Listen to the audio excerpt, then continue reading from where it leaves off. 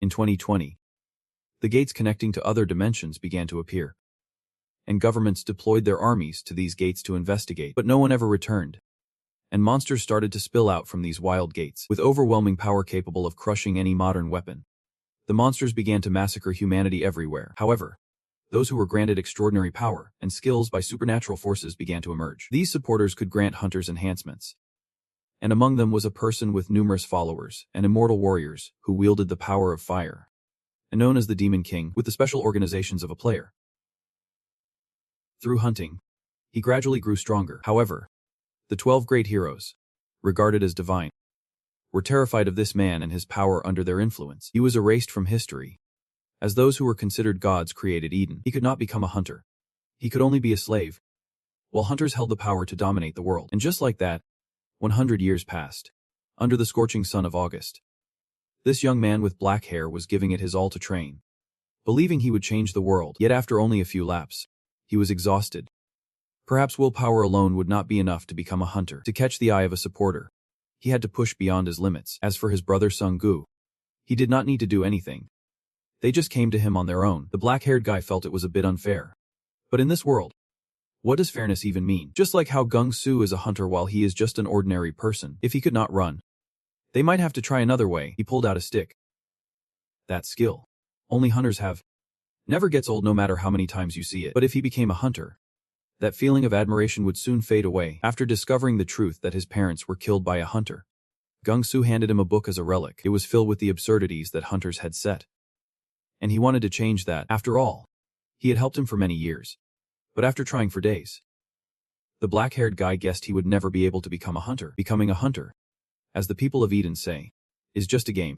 He thought so, and Sung-gu felt those silly words were truly ridiculous. He assured him that he would become a hunter, and that book he always reminded him to keep safe was the memoir of a forgotten hero, erased by the 12 great heroes. If he were still alive back then, the world might have been a better place. While the black-haired guy and Sung-gu were talking, a girl was watching them from afar in the sky. "Found you," she said, reaching out and shooting a beam of purple light toward them. Sung-gu could almost instantly sense the magic. The moment he saw the streams of purple light heading straight for him, he cursed under his breath and pushed his dark hair away. Just a few seconds later, a massive explosion occurred right where Sung-gu and the dark-haired guy had been standing. While the dark-haired guy was still trying to understand what was happening, he suddenly saw a girl flying down from the sky right in front of him, causing him to panic. What is a hunter doing here? The girl glanced at the dark-haired guy, and if one looked closely, they could see her eyes changing color and kneeling down. The dark-haired guy immediately dropped to his knees, not because he obeyed, but as if some force was controlling him, forcing his body to move at her will. Moments later, several lights flew in from somewhere, and the black-clad figures that had just appeared knelt down, saying reverently, "Lady Athena, we greet you." The name Athena made the dark-haired guy even more terrified. With the highest noble rank, what was Lady Athena, one of the 12 founding gods, doing here? He definitely has not gone far. Bring him back to me. Yep. My lady. The black-clad figures replied in unison, quickly leaving to carry out their task. Finally caught this guy. What a pity. But Athena looked at the dark-haired guy. I can sense any magical power from him. At the same time, the dark-haired guy was silently praying. The journal of the fallen king that he held contained the dirty secrets that the 12 heroes wanted to hide. I hope she does not notice and just walks away, just a lowly slave, Athena said, then turned her back to the dark-haired guy. Is she gone? While the dark-haired guy was wondering, suddenly his body was freed. The dark-haired guy thought he had escaped, but as soon as he lifted his head, he saw Athena standing right in front of him, looking at him with evaluating eyes. I almost missed this. I can feel the magic coming from you, even if it is just a few small traces. Your heart is pounding, and your breath is ragged. Seeing how stiff you are, I guess you have something you can show me. Right, take out what you are holding and tell me what it is. My body is moving on its own. This is the command of the goddess. Stop. If she discovers this book, I am done. Ignoring the dark-haired guy's inner thoughts, his hand uncontrollably reached into his pocket and pulled out the book, holding it up in front of him. It is a book, the dark-haired guy said, cursing silently. Damn it. My body just won. Listen. The story about the Demon King being the true hero of humanity. Eden does not want the world to know the story about the Demon King. Everyone connected to me will have to sacrifice. If things get worse, the whole neighborhood will be wiped out. That is how Eden operates. The power of Eden. They eliminate anything that displeases them or gets in their way. I can give this to her, please. Just as Athena was about to touch the book, It suddenly flipped open, and a magical flame burst forth. Athena quickly used magic to create a shield, narrowly escaping the flames. At that moment, her eyes lit up. She found it. The Demon King's memoir. I do not understand how a lowly slave got this, but I will take it. Just then, Song-gu appeared like a god and knocked Athena out of the chicken coop. With black hair, could not hold back his emotions and burst into tears. Boys should not cry. Still, you did a great job. You handled it very well. Song-gu picked up the book, grinning teasingly. Who are you really? How did you defeat Athena, one of the 12 gods? Song-gu handed the book back to the black-haired one. Sorry about that. I have not had time to explain this to you. I did not think I would find this so soon. You have been saying for a long time that you want to change the world.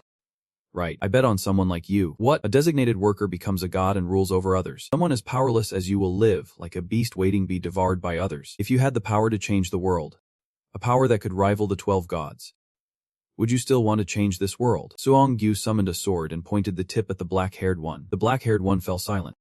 And at that moment, Athena's scream echoed from afar. In Lizio.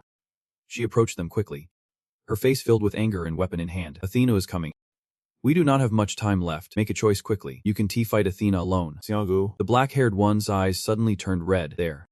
If you had such power, you would change this world. Good. Song-gu smiled contentedly and suddenly stabbed the black-haired one through the chest with the sword. If I see you there, remember to treat each other well. What are you talking about? In Lizio. The black-haired one's body along with the sword in his chest hovered in the middle of the stage and slowly disappeared. Execute the pact. According to the pact, the fallen angel will support you. By the time the black-haired one regained consciousness, he found himself transported to a cave. Looking at his body with no injuries, the black-haired one could not help but feel confused. What is this? I clearly got stabbed, but there are no wounds on me. My body feels different. The power within me and the voice told me I was being supported. Had I become a hunter now? Exactly where am I? The flow of magical power is coursing through my body. Could it be that I am inside the gate? As the dark-haired one was contemplating, he suddenly heard footsteps not far away. Lean quickly hid behind a rock to assess the situation. As a result, he saw a goblin approaching. Looking around in confusion, I am definitely inside a dungeon entrance. Goblins are the lowest level monsters, but they are more dangerous than we think. That is why they are also called the killers of rookie hunters, thanks to their keen sense of smell and hearing combined with their reckless hunting style. Many rookie hunters with little information end up losing their lives. I hope it leaves without finding me. Unfortunately, thanks to its sharp sense of smell, the goblin quickly caught a whiff of the dark-haired one and slowly approached him. Will what I have learned work on it? Either way, I have no other choice. I can only rely on the skills I have learned to become a hunter. The dark-haired one gently bent down to pick up a stone and threw it in the opposite direction of where the goblin was walking. Hearing the strange noise, the goblin turned its head. Taking advantage of that moment, the dark-haired one grabbed the goblin's weapon hand and swung the other hand directly, knocking the goblin out. My power is as follows. At first, I just intended to scare it and steal its weapon. But did I really become a hunter? Just as the dark-haired one was confused, the notification board appeared once again. The angel Sangha is paying attention to you. The angel Sangha is the Lord King. At this moment, a group of goblins appeared, seemingly drawn by the noise the dark-haired one had made. Oh man. To make matters worse, the one at the back is the goblin leader. It is the boss of this goblin dungeon. It is. I woke up to become a hunter, but I am not worthy to stand beside it. Wait. The dark-haired one remembered the promise he made to Song-gu that if he had the power to change the world, a power that could stand against the 12 gods, he would definitely change the world. That is right. I can leave like this. I can die before I get a chance to change this world. The angel Sangha applauds your fighting spirit. The angel Sangha is paying attention to me. This is a once-in-a-lifetime opportunity. With determination, the dark-haired one charged at the group of goblins. In the path, when he saw the dark-haired one slicing accurately at every falling leaf, Song-gu could not help but exclaim, "Impressive, looking at you. I suddenly understand what genius truly is. Ordinary people have their limits. But if you are supported, I am sure you will become a more outstanding hunter than anyone else, just like now. With my intellect combined with my trained skills, I single-handedly wiped out nearly all the goblins, and my level has increased as a result." Just then, as I was thinking this, I sensed danger nearby. I quickly rolled to the side, successfully dodging a surprise attack from the boss. Damn it. Even though it is just a goblin, it is still a boss-level monster. According to the information, to defeat the goblin leader, you need to be at least a C-rank hunter to hunt it. If someone has just awakened as a hunter, they usually start at level E or F. Can someone like me, who just awakened, really take it down? I glanced at the spear in my hand. All right. I will put everything I have into this. The angel Sangha cheered for your decision and granted you the authority to dominate fire. The spear is the weapon of the Demon King, and also the weapon I am most confident using. Moreover, I powered up the spear and charged forward, sending the boss off to meet the Grim Reaper with just one thrust. You just leveled up. Has the durability of the spear dropped to 0? Did it? But as expected, after defeating the dungeon boss, this is all I can do in the battle. Not only the goblins, but I also took quite a bit of damage at this point. I could no longer hold on and passed out. A little while later, 2 other people appeared in the dungeon. There is Goblin Blood, who killed this many goblins. Even the goblin leader is dead at that moment. One of the 2 newcomers saw me lying in a pool of blood. There is a survivor. There is someone still alive over there. When I woke up, I found myself in a hospital bed receiving a healing IV. A hospital. So it was not a dream. Athena appeared and seemed to steal the Demon King's memoir, and after being stabbed by Sungu, I woke up inside the entrance of a dungeon. I encountered a goblin leader and ended up dying. However, I passed out again due to severe injuries afterward. Did the hunters come to eliminate the dungeon and save me? While I was pondering, a nurse came over and smiled, saying, "You can't move yet. How are you feeling? Are you feeling dizzy at all? The hunter team sent by the Alliance found you and brought you here. If they had not done that, I can't guarantee what would have happened to you." I suspiciously asked. "Alliance." Nurse smiled and said, "That is right. You were seriously injured. It is a miracle you are alive. You encountered a Tannen inside the gate. Someone from the association will have to come. Until then, just take a good rest." Then the nurse turned around and thought to herself, "He is so handsome. I have to tell everyone." The guy with black hair suddenly spoke up. "Man." The nurse turned back and asked, "Yep. "What year is it?" The nurse replied, "It seems your memory has not fully recovered, so you are probably still a bit dizzy. It is now the year 2022. Hearing that, the guy with black hair could not help but be startled. 2022. More than 100 years after I was born. The gate started appearing in 2020. 2022 is when special hunters began to make a name for themselves. The Age of Heroes. At this moment, Sungu's words flashed back in his mind once again. Hunters began to call themselves gods and dominate humanity. People like you and me are forced to live like refugees, barely surviving and waiting to die. What would you think if you could change the world? Would you do it?" The heartbeat of the guy with black hair started to race. "It is not like you have to be chosen by Eden to become a hunter. This era is when hunters awaken through support from sponsors, and this is my moment of change." Thinking of this, the guy with black hair decisively pulled out the IV and disconnected the line attached to him, then jumped down into the forest. The nurse saw this and anxiously shouted, "Wait. Getting up like that is very dangerous. I am not dizzy like before anymore." "Forget about that. Could you tell me where the restroom is?" The nurse replied. "The restroom is next to the entrance." I thought to myself, is it really me? I never had this kind of muscle, and I must be around 6'3" now. I guess my face still looks pretty much the same, but my body and appearance look completely different. Just then, someone outside called out, "Is anyone here?" A few minutes later, the guy with black hair, dressed in patient attire, sat across from a young man. This guy introduced himself as Kim Sujong, from the association. Sujong smiled and said, "You were rescued by the Alliance after the incident at the gate. I heard you had some issues with your memory. Is that right?" The guy with black hair thought. The nurse must have told him. "That is good," without any emotion. He replied, "Yep. "That is right." Sujong asked, "Can you tell me what you still remember? Your name or family? How did you end up in the gate? Or anything else you remember?" After the guy with black hair was transferred to this hospital, both the hospital and the association tried to extract information from him. However, of course, they could not find any information about him at all. No name, family, or anything. The black-haired boy thought, "There is no way my information could appear here in the future. They say that memory loss can happen after an accident at the gate, or after awakening as a hunter." Then, my uncle smiled and replied, "I am 23 years old. My name is Lee Jun Jaiwang. I can't remember anything else." Just now, the moment for the black-haired boy. Now it is Jun Jaiwang. About to say his name, for some reason, the name Demon King popped into his head. Somehow he confused his name with the Demon King's name, but for some reason, he felt it was the right thing to do. Hearing Jun Jaiwang's answer, Surong sighed softly, feeling a bit of a headache. This is a big issue. Then, he looked at Jun Jaiwang and asked, "If that is the case, did you feel anything while you were inside the gate?" Jun Jaiwang replied, "I heard a voice saying, 'I will support you.' That is what I heard." Upon hearing this, Surong's hands on the table tightened a bit. After a few seconds, he spoke up. "I understand. It seems you have become a hunter. Lai Jaiwang. Do you remember anything about the hunters?" "I do not know either. I remember they are special people who are chosen." Surong stood up and said, "Thank you for talking to me. After this, there might be others coming, but the association will contact you later." Then, he suddenly bowed deeply. "I know you must be very confused, but you have become someone very necessary and important to this world. I wish you all the best." The conversation ended. Surong said goodbye and left. Lai Jun Jaiwang stood by the window looking down at Surong in the parking lot and thought, "He is quite nice, is not?" Then, he quietly called, "Status." Immediately, A status board appeared in front of him. Status of Lai Jun Jai Wang level 9 traits, player green affectionate assassin, strength 31 stamina 20, 8 speed 34 magic power 30, 8 authority fire domination level 2. Looking at the status board, Jun Jai Wang thought, this is one of the qualities of the Demon King. The reason 12 heroes must be wary of the Demon King. And the reason the Demon King can develop faster than other hunters. Fearful of this, Eden erased all traces of him. The Demon King is very special. To be precise, he is not a hunter. A player. He is a player. Unlike hunters, who need sponsors to grow stronger, he could become powerful on his own. He is the only one who can grow stronger by hunting. And now I am a player. The day Jun Jai Wang was discharged from the hospital, the nurse came to his room and said with a smile, Lai Jai Wang, congratulations on becoming a hunter. Thank you. But is becoming a hunter really something to celebrate? The nurse replied with a smile. Of course.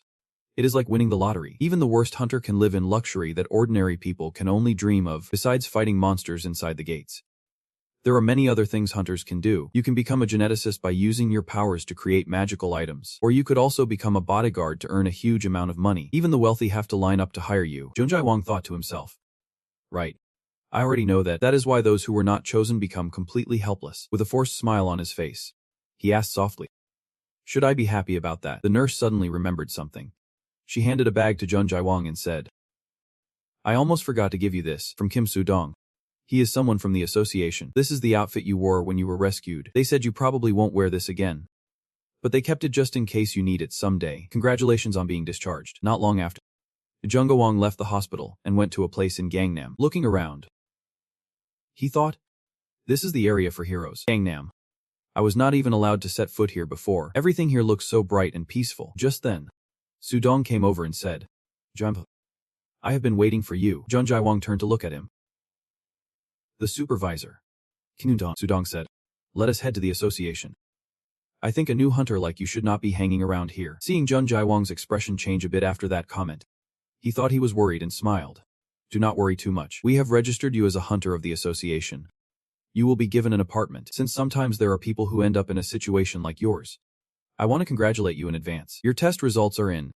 You are a C-ranked hunter. You should be happy because not everyone in our country gets a C rank right off the bat. Then he pointed to the car with the door open at the Lidong and said, it is about to leave. I will explain the rest after we complete the registration process. Thank you. Saying that, Jun Jiang got into the car with Su-dong to go to the headquarters of the Hunter Association. Here, he was guided by staff to complete the steps of the registration process. Usually, ordinary people receive an E or F rank after awakening for the first time as a hunter. Hunters are ranked with letters. The higher the rank, the greater your potential. You will also receive special benefits. In the afternoon, as the sunset descended, Jun Jiang followed Su down from the Hunters Association headquarters and headed to apartment 802. We completed the registration process for you without any issues. And this will be your apartment, Su said. And Jun Jiang opened the door to step inside. Next, he was stunned by everything inside. In fact, it even made him a bit emotional. Almost in tears, Su was standing behind. So he did not know that. Do you like it? The interior is quite outdated. Jun Jiang replied. Yep. I love it. Thank you so much. In his heart, he thought, today is an incredibly special day. I finally have the chance to become a hunter. So this is the feeling of owning an apartment for the first time in my life. Su spoke up. I almost forgot. There is one thing I have not told you. There are a few people who want to meet you. Lai Jiang. Hearing that, Jun Jiang was a bit startled. He turned around quickly and asked, they want to see me. At the same time, he worriedly thought, who could it possibly be? There is no way anyone knows that I am from the future. Su was quite surprised by Jun Jiang's somewhat overreacting response. Nevertheless, he answered, he is the leader of the alliance who saved you. It seems he is very interested in you. You can decline his request if you feel uncomfortable with this meeting. Jun Jiang asked. The leader of the alliance. That is right. They are quite a lively group and have been attracting a lot of attention lately. The alliance. Jun Jiang thought for a moment and then replied, okay. So Su led Jun Jiang to meet the leader of the alliance. When the two sides met, Su immediately introduced them. First, he gestured towards Jun Jiang and said, Lai Jiang. Next, he gestured towards the bald man. And this is the leader of the alliance. The group that saved you. The bald man spoke up. I will introduce myself. You may know me as a tall and impressive person. I am the leader of the alliance.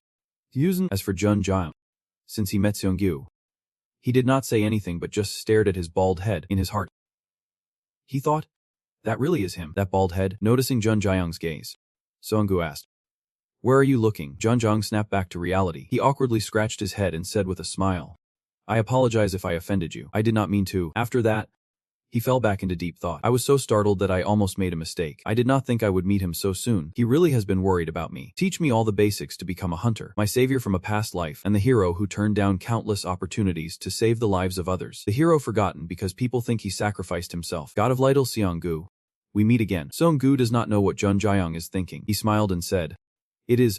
Have we met before? You feel a bit familiar." Jun Jaeyoung replied, "I lost all my memories after becoming a hunter, so I am not really sure." Then, you sat down deeply and said, "Thank you for saving my life." Seong-gu saw this and chuckled to himself, thinking, what a polite person. That night, Jun Jaeyoung lay in bed thinking, this is real, but what happened to my body? It feels like a completely different body, but my moles are still in the same place.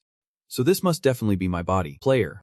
The Demon King is a badass hunter. He is also a forgotten hero. Why do I possess his powers? I gained that ability because Angel Sanga granted me strength. In my past life, Angel Sanga only sponsored one person. So what happened to the Demon King? I do not know.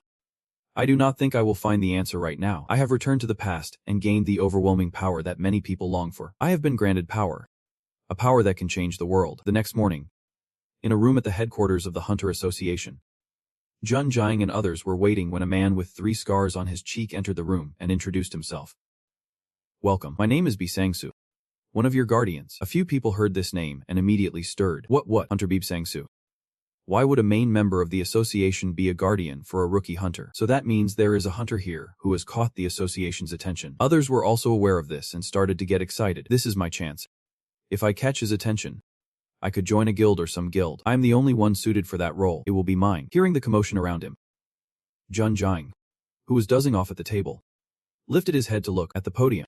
Sang-soo, today there will be a seminar about hunters. After that, you will choose your weapons and move to the area to take a combat test. However, you do not need to worry. You know how awakened hunters are chosen. A young man in a blue shirt quickly raised his hand and said, "Don't we need to be chosen by our sponsors?" Sang said, "That is right. Besides, a hunter's strength is assessed as soon as they awaken. However, a hunter can develop themselves." A brown-haired girl stood up to speak. "We can either close the gate or attract the attention of sponsors through our outstanding achievements. We can receive items or skills that have greater power through additional sponsorships." Sang-soo clapped and smirked. "Great job. It seems you all are ready. Next, I am going to ask you a somewhat difficult question. What is the goal of the sponsors?" The room instantly fell silent. Sang-soo thought to himself, just as I thought. No one can answer this question. All the hunters are very curious about this. But no one knows why. Who are the sponsors? And why do they choose people to become hunters? Suddenly, Sang-soo noticed Jun Jaeyoung. What is up with that guy? Everyone is trying to get his attention. Curious. Sang-soo pointed at Jun Jaeyoung. You there? Resting your chain. Can you answer my question? Jun Jaeyoung looked a bit surprised, then fell silent and lowered his head. Not sure what he was thinking. Sang-soo laughed and said, "No need to worry. This is a question without an answer. I just want to hear what you are thinking," Jun Jaeyoung said. Is not it just set up for entertainment? The people in the room gasped. What did he just say? Sang-soo asked. What do you mean? For entertainment, Jun Jaeyoung replied. You pick a character and ask them to hunt, and you feel entertained when they level up and become stronger. It is like a game. Sang-soo was left speechless, thinking to himself, that is quite an amazing thought. Meanwhile, Jun Jaeyoung thought, the Demon King hypothesizes that the sponsors see this world as just a game, and because of that hypothesis, he remains open even after achieving ultimate power. This could be the most important secret of the sponsors. A moment later, in the testing area, Sang-soo looked at the brown-haired girl and smiled. You chose a sword. That is a great choice. Are you ready? The brown-haired girl, looking focused, gripped the sword tightly and said, Yep. Army, you will have to fight the hungry demon. It is okay if you can defeat it. I will set conditions for you to pass this test. Do you agree? The brown-haired girl smiled and replied, I agree. Don't worry too much. It has been brainwashed to have no thoughts of killing humans or causing fatal wounds, and now, the official test begins. Without further ado, Sang-soo pressed the control button to open the door that trapped the hungry demon. A second later, the hungry demon burst out, screaming and charging straight at the brown-haired girl. The brown-haired girl took the initiative to rush in and slash with her sword. But the hungry ghost dodged and used its claws to swipe at her with one hand. Taking advantage of the moment, the hungry ghost jumped in to attack the brown-haired girl with its claws once more. Sang-soo observed from the outside and muttered, It is too dangerous. But then, he was astonished to see the brown-haired girl suddenly turn around and slash horizontally at the hungry ghost's back, splitting its body in two. Afterwards, the brown-haired girl lay on the ground, panting as if all her strength had been drained. Sang-soo approached and praised her. Really impressive. You turned the situation around and outsmarted the hungry ghost. You passed the test. Well done. The brown-haired girl left the testing area. Sang-soo then called out loudly. The last person. Please come in. A few seconds later, Jun Jae-wong entered, holding a shield in one hand and a spear in the other. A spear and a shield. An odd combination. Sang-soo silently assessed. As for Jun Jae-wong, he thought to himself, I can only join the graduation course after completing this test, and if I perform well here, I will gain a few extra benefits. At this moment, Sang-soo spoke up. The test will begin right now, but first, since all the goblins are dead, you will have to practice the test with a different monster. Since the monster has changed, the rules will change accordingly. You do not need to defeat it. The conditions for passing this test will be decided by me. It is similar to the ones that have been brainwashed before, so it won't cause fatal injuries. Moreover, I am a Class B hunter and am here, so there will be no issues. Are you ready? Another monster. It must be something similar to a goblin. Maybe a troll. Thinking of this, Jun Jae-wong spoke up. Army, Sang-soo smiled as he pressed the control button, saying, Good. Your test will start right now. I was impressed by your answer earlier. I hope you won't disappoint me. The monster that the last contestant Lee Jun Jae-wong has to face is an Awak, with strength twice that of an average man and an incredibly strong vitality. It is known that a Class C hunter can fight and hold their ground against it at the gate. The other contestants in the waiting room, upon realizing that Jun Jae-wong's opponent in the test was an Awak, could not help but feel fearful. What? An Awak? No way. Since when were Awks included in tests like this? Outside, Sang-soo watched as Jun Jae-wong's entire body was enveloped in blue light. Feeling even more intrigued, many Class B hunters in their first awakening appeared wrapped in a bright blue light, like a shooting star, and are now the strongest hunters in the world. Jun Jae-wong has managed to become a C-rank hunter by himself. He was able to block monsters at the D-rank gate. How can a newly awakened hunter do something so incredible? I can't miss out on something this exciting at the association. Show me what you have got. The angel Sang Nego is watching you closely. At the same time as the notification came, the owl began to lose its balance and lunged to attack. Jun Jae-wong firmly held the spear in hand and thrust it straight into the owl's shoulder. It really is a monster. It charges forward without a second thought. This is simpler than I thought. But of course, reality is not as straightforward. The owl let out a painful scream, and then grabbed the spear that was piercing through its body with one hand. Stuck. What kind of power is this? While Jun Jae-wong tried to pull the spear out unsuccessfully, the owl suddenly started wildly punching at him with its other hand. Fortunately, Jun Wong raised his shield, just in time to block the owl's dangerous attack. The other contestants in the waiting room witnessed this, and began to worry. Is not this too dangerous? From the start, dealing with an owl, this situation is not too surprising. The Guardian should stop this fight. Meanwhile, Sang-soo still has not rushed to act, and just stands back to observe and assess. This is a perfect attack.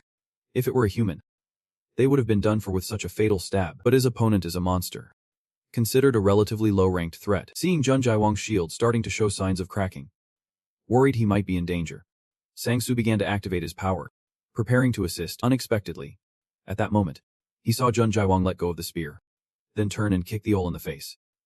Finally, he jumped up to gain momentum and used the enhanced shield to stab directly, causing the owl to officially disappear. The durability of the shield has returned to 0. You have leveled up. Your fire domination power has reached level 2. Is he really a new hunter? He managed to pierce through the balance of that monster with a spear. This is truly insane. He defeated the owl that the Guardian had sent out. Not just the contestants, even Sen, a B-ranked hunter, was taken aback by Jun Jae-wong's display. What kind of skill is that? How can a new hunter like him possess such skills without even an activation code? Could this be a high-level skill? There has never been a case like this since hunters have existed. I can't afford to lose him. I will bring him to the association at any cost. I can't believe it. Hunter Jun Jae-wong, you have passed my test. Thank you, Jun Jae-wong replied, thinking to himself. The equipment seems like it can only be used for a short time. Fire domination. What an amazing skill. The power of fire domination is the source of power that the Kneeling King uses, as well as a feature to become a hunter. This is not just a skill. It is a source of strength. Unlike other skills that can be leveled up, the power can be leveled due to sponsors, and players can upgrade their strength immensely, but the equipment won't last long due to its absolute force. I need equipment made of metal to use this skill. After the test, Jun Jae-wong went home and organized a small housewarming party. The guests were just 2 people, Seong-gu and Soo-dong. A small conversation while they enjoyed the meal about the test guardian for tomorrow, and the direction to guide him. Clearly, Seong-gu has been appointed as Jun Jae-wong's guardian. The final test from the guardian is tomorrow. Right, I know you will get through the gate, but I need to make sure you won't have any problems. Soo-dong said, tell us about your upcoming plans. Have you thought about our proposal? I do not know why, but I feel like I should not let you go. Anyway, I do not want to put too much pressure on you, Seong-gu said seriously. Sudong secretly looked at Seong-gu, thinking to himself, I am too worried. The most promising alliance association in Korea is trying to keep an eye on him. This is a once-in-a-lifetime opportunity for Hunter Lee Jun Jaewong. Jun Jaewong was silent for a moment and then replied, But I have to decline. May I ask the reason behind that answer? I just can't understand. I think it is a great proposal for someone deciding to become a combat hunter. You are right. But when I look back at the past, I had already planned for all the situations that would occur during this time, in this circumstance. It would be extremely dangerous for me to get close to you, Seong-gu. Right now, I think that... But Jun Jaewong simply replied, But right now I do not want to associate with any organization, but if you need my help at any time, I am more than willing to help because I owe you a favor. Hunter L. Seong-gu. Seong-gu was silent for a moment. Then I laughed. I will remember these words. Although I looked at Seong-gu and then at Jun Jaewong, I could not help but feel confused about what was happening. A new hunter is asking for help from an A-rank hunter in Korea, and this A-rank hunter is taking it seriously. I really can't understand these hunters. The next morning. Today is the graduation exam for the Guardians. Before we start, I need to tell you a few things about the graduation exam process for the Guardians. The graduation exam will be held at this gate. However, you do not need to worry too much because I will be accompanying all of you. At this point, Sang-soo unleashed his power, showing his authority, which impressed the candidates. As a B-rank hunter, his strength is far superior to the hunters here. Jun Jaewong thought to himself. After the candidates received their power supplies, it was time for them to begin entering the dungeon. This place seems quite damp, Jun Jaewong thought, just as Sang-soo spoke up to explain. You all feel the dampness, right? That is because the magical power inside the gate is very high. If you are all here, then let us get started. Follow my instructions, and we will head to where the monster is. After that, Sang-soo led everyone deeper into the dungeon. Soon, they encountered a group of goblins. They are coming. Hunters 1 and 3. Prepare your weapons. Understood. Hunters 1 and 3 responded with a shout and charged at the monsters. As a result, neither of them was able to take down even one goblin. Next up, Hunters 8 and 16. They did better, each taking down one goblin. Hunter Lee Jung-goong. As soon as his name was called, Jun Jaewong dashed like a gust of wind, taking out the goblins with just a few basic moves, making the others suspicious. Is he a newly awakened hunter? Was he part of the guidance? Damn.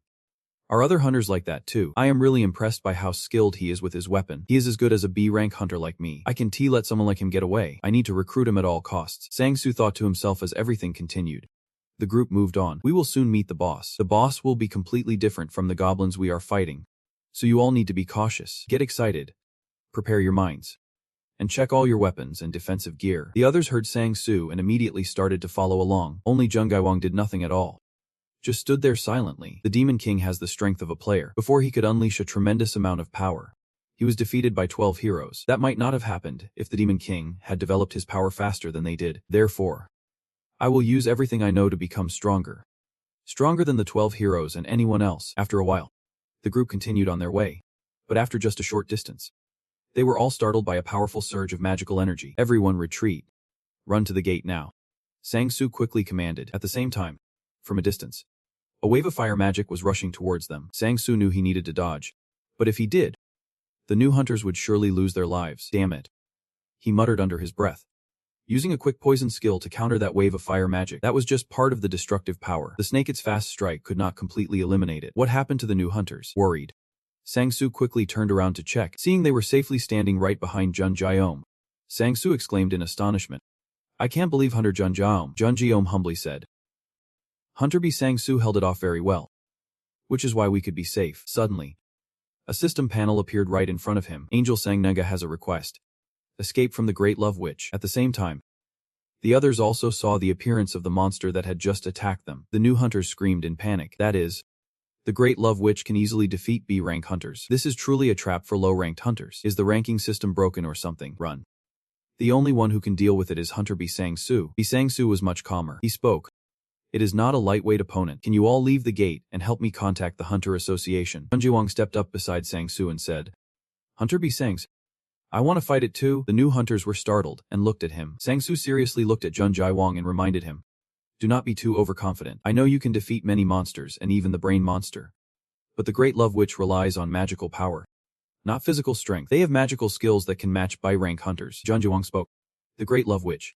B-rank opponents are encouraged to upgrade their main skills like fire arrows, fireballs, fire walls, and fire shields. I know it is a strong monster, And I know how to fight against it. Not all monsters of the Guardians can be dealt with. Just give me a chance. Sang-soo wondered. What is that blind confidence? Then, he spoke up. Good. Immediately. An announcement appeared in front of Jun Jae-wong. The mission begins. Jun Jae-wong walked alone towards the Great Enchantress. The Great Enchantress instantly shot several fireballs at him. Jun Jae-wong raised his shield, blocking all the fireballs. The hunters exclaimed. It is unbelievable. The fireballs were completely stopped. Sang-soo was startled and thought. It is not being blocked.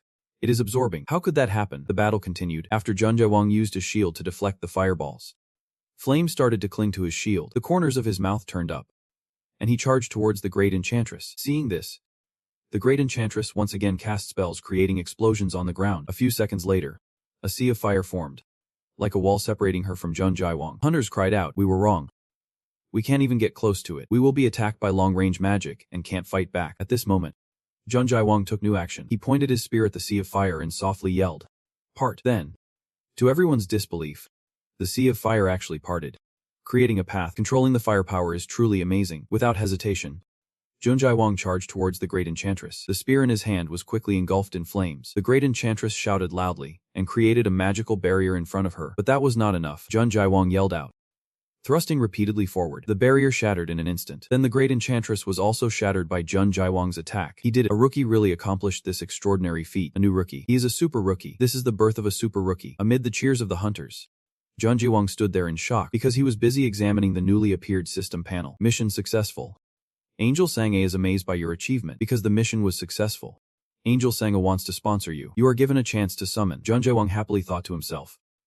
Finally, I got this. Is exactly why the Demon King is so powerful. Late that afternoon, at the headquarters of the Hunters Association, Sang-soo went to the office of the association president to report everything that had happened. After listening, the president of the association laughed and said, so this is the reason why you wanted to see me, Guardian. It is because of that C-rank hunter. Right. Yep. Just as you said. The president of the association asked, is he at the lowest gate? Sang-soo replied, he has already gone beyond that. If that is your judgment, then it is not just a wrong assumption. How far do you think his potential can reach? Sang-soo thought for a moment and replied, to a level that can help you achieve your goals. President. The president of the association turned to look at the scenery outside the window and said, I see. I want to meet that guy as soon as possible. At the same time, at the entrance, as Jun Jae came out, he saw Guzkar and Su Jiang waiting. Su Jiang smiled and said, you made it? We have been waiting for you, and the leader of the alliance. I was really worried after hearing that the ranking gate upgraded from E to C.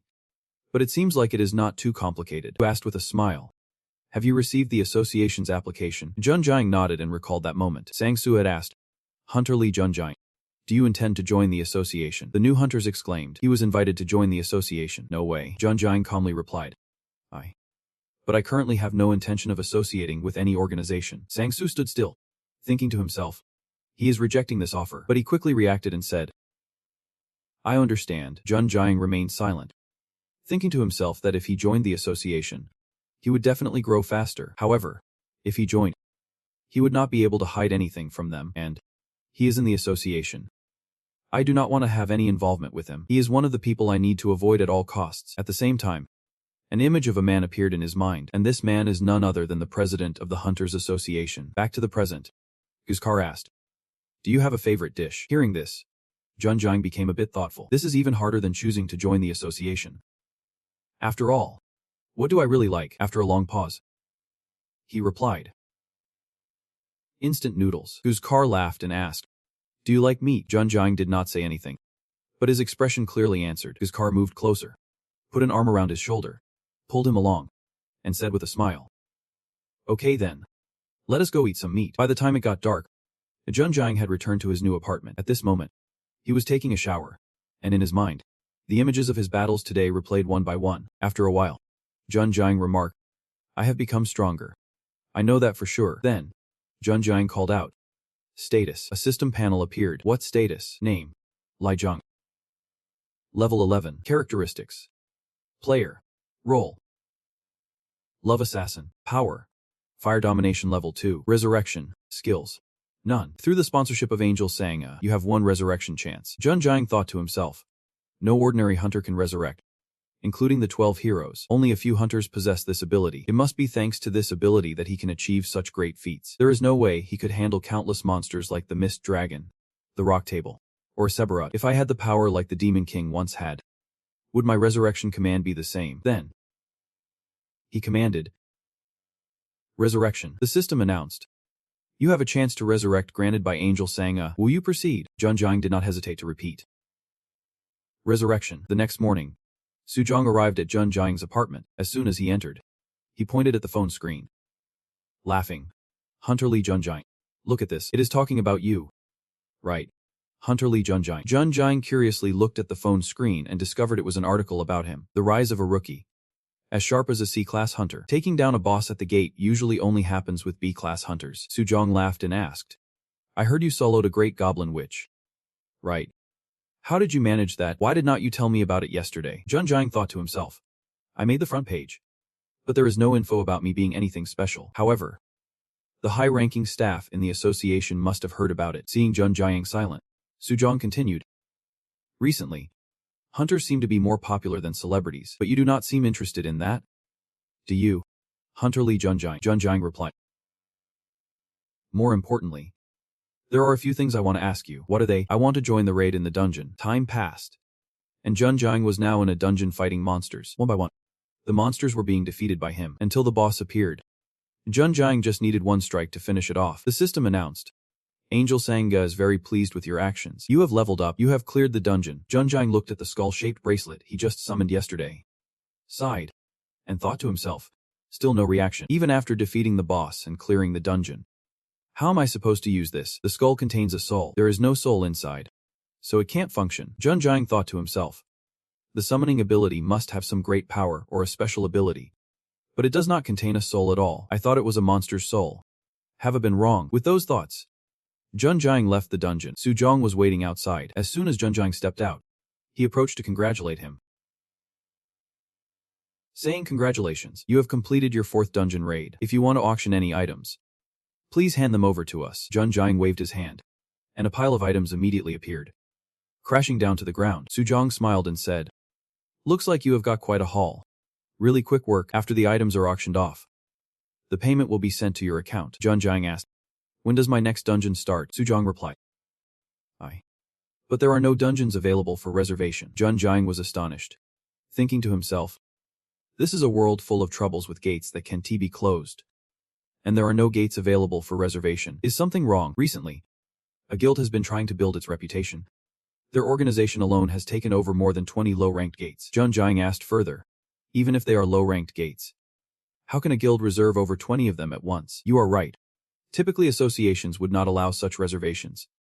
But since the dungeon has been cleared, they had no choice but to accept it." Hearing this, Junjiang suddenly remembered something. He quickly grabbed Suzhong's arms, panicking, asking, "Do not tell me the leader of that guild is Koi Youngseong." Suzhong exclaimed, "That is right. You know about that?" "You are right. That is the Northern Guild. That is the guild run by Choi Young-song, who became a hunter before you, also known as a super rookie." With the correct answer, Junjiang widened his eyes and thought, he will soon gain fame as a hero and will spread his name as a subordinate of the 12 heroes. But above all, he will brutally slaughter people and become a tyrant. The warlord Ganser.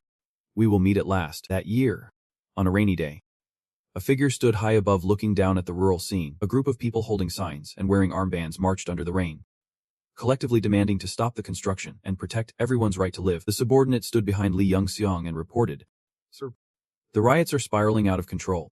What should we do now?" He frowned in anger. "All those lowlifes. If we destroy their homes, they will know to retreat and find another place to rebuild. Why should we care about the existence of those little pests?" He adjusted his weapon. "These lowly female slaves.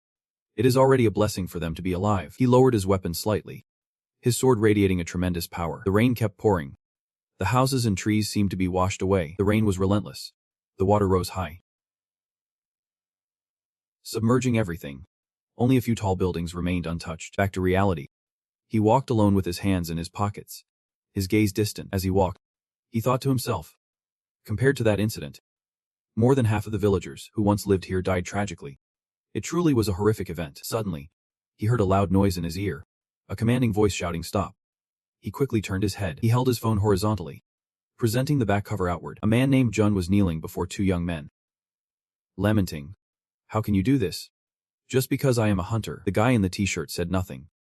Kicking over the cart, he panicked and pleaded. Please stop. Powerless.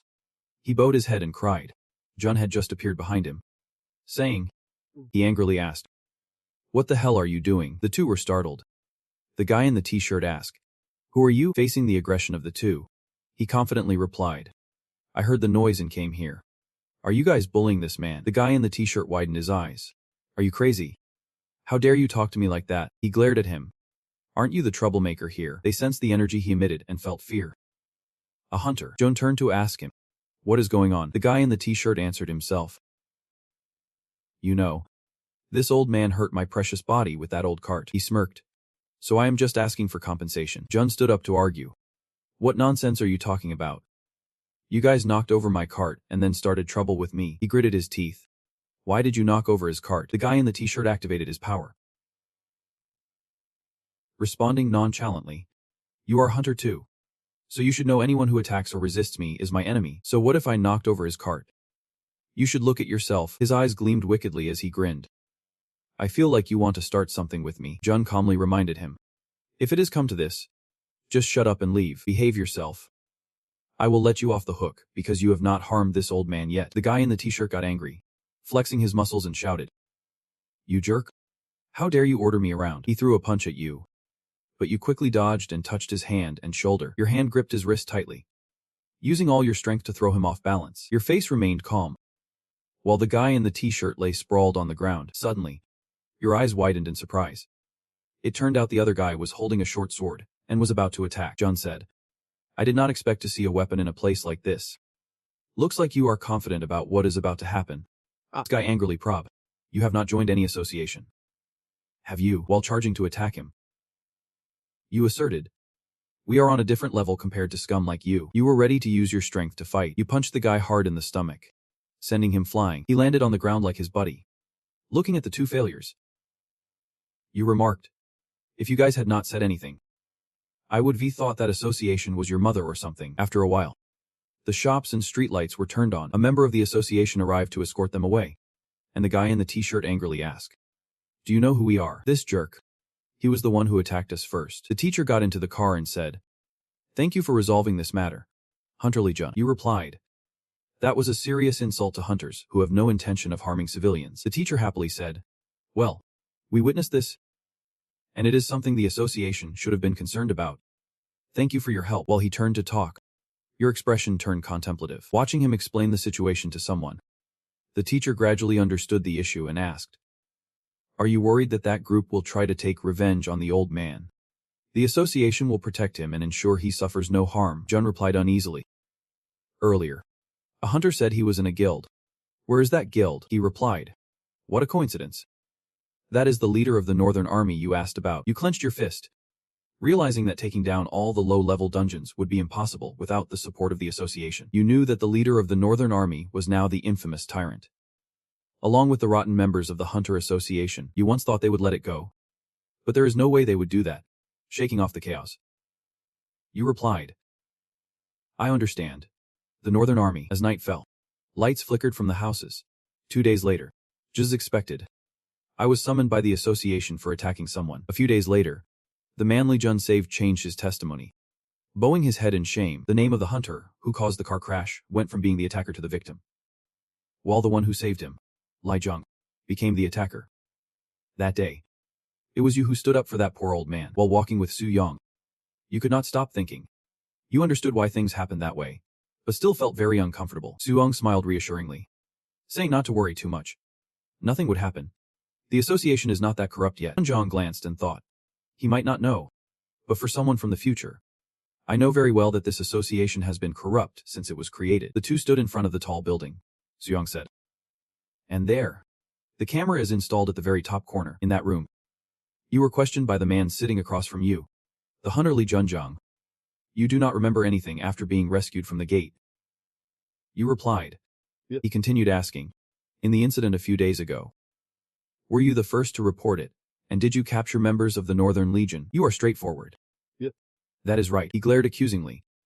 So you did threaten the old man Li Munsu to give a false testimony that the members of the Northern Army attacked you first. You protested. That is not true. He asked again. Are you saying this never happened? Junjiang quickly replied. Yep. That is correct, he spoke up. I will conduct a cross-examination. Right after that, Munsu quietly stepped into the room. Munsu stood behind him. This man asked, in the incident that happened a few days ago, is it true that Li Junjiang, the one in front of you, threatened you to testify that members of the northern gang attacked him and the hunter Li Junjiang? He lowered his head, his eyes glancing down, not daring to speak. Seeing that attitude, you thought he must have been threatened. What a despicable bunch. Just as I thought. You reassured him. Just speak comfortably. Munsu trembled. Yep. That young man threatened me, as if achieving his goal. He waved for him to leave, not forgetting to say, "Thank you for coming." His feet moved heavily. He had approached the door. Tears streamed down Munsu's face helplessly. The door was closed. He smirked. "Do you have anything else to say?" Suddenly, you pulled the phone in front of him. His eyes looked down at the threshold. The phone had recorded images of those two hunters along with the sound. What were they doing? Like a comeback? You confidently stated, "This is what I want to say." The main door slowly swung open. Junjiang clenched his fists as he stepped out of the building. You thought the association must know about the change in testimony. But only that old man is being accused of lying. And I do not know what else to do in this situation. The more you thought, the angrier you became. I lack strength. Suddenly, Song-gu appeared. I heard the news. You turned around in surprise and called, Song-gu. So he scratched his head and explained, I contacted him just in case. I have no connections in the association. He is the most influential person among those I can reach out to. You happily replied. You must be really busy. Thank you both, Song-gu joked. I can only tell you that it is a relief now. Munsu. Where did you come from? You looked at him. Old man. He quickly knelt down in front of you. I am sorry. I am really very sorry. He trembled and cried out. Those bastards.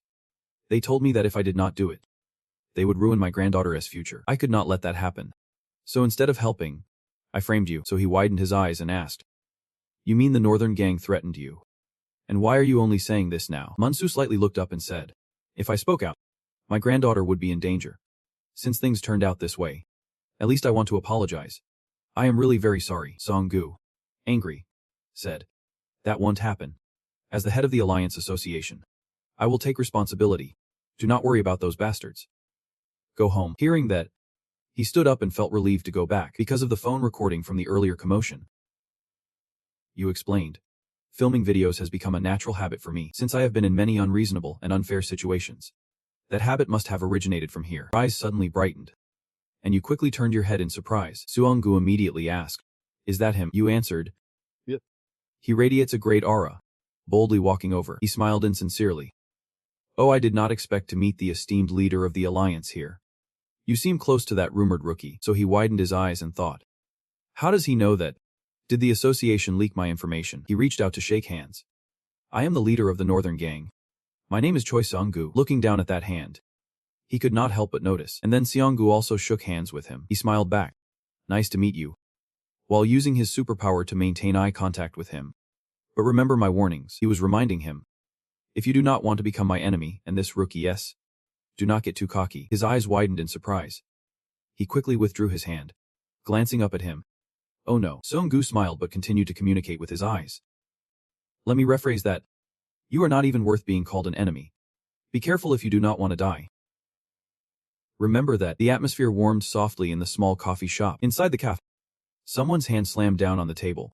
Then spoke up. This is ridiculous. So he angrily asked why they were only fined while he had threatened a civilian. Jun recalled. In the future, punishing hunters would never happen. More importantly, he had no idea what that old man was up to. Su continued to tell. Lying to hunters is a serious crime. But thanks to you stepping in, the whole situation was resolved, and the Northern Council often acknowledged their wrongdoings. That old man was released with just a warning, holding a cup of water. You pondered. It seems Song-gu did something. And you replied. I know how the northern troops have been these past few days. His eyes grew worried. And they fell silent. A chill ran down your spine. There is no way they would just let everything go like that. Remembering the fierce image of Sewang, the cold-blooded killer, destined to become a warlord. He firmly believed in the law of cause and effect. So he would definitely act against me, with a worried expression. You pleaded. Can you help me keep an eye on the northern troops? Even though he happily agreed. Of course. I will. Inside. You were gritty. I won't let it go either. Your face was cold. The law of cause and effect is something I have always believed in. Outside, the sky was blue with white clouds, trees, and fresh air. Jiawang stood next to Sawang. He turned to you and said, I did not think you would contact me to conquer the dungeon together. You looked up and replied, this dungeon is for high-ranking individuals. So I need your help. Please, Sawangu cheerfully said.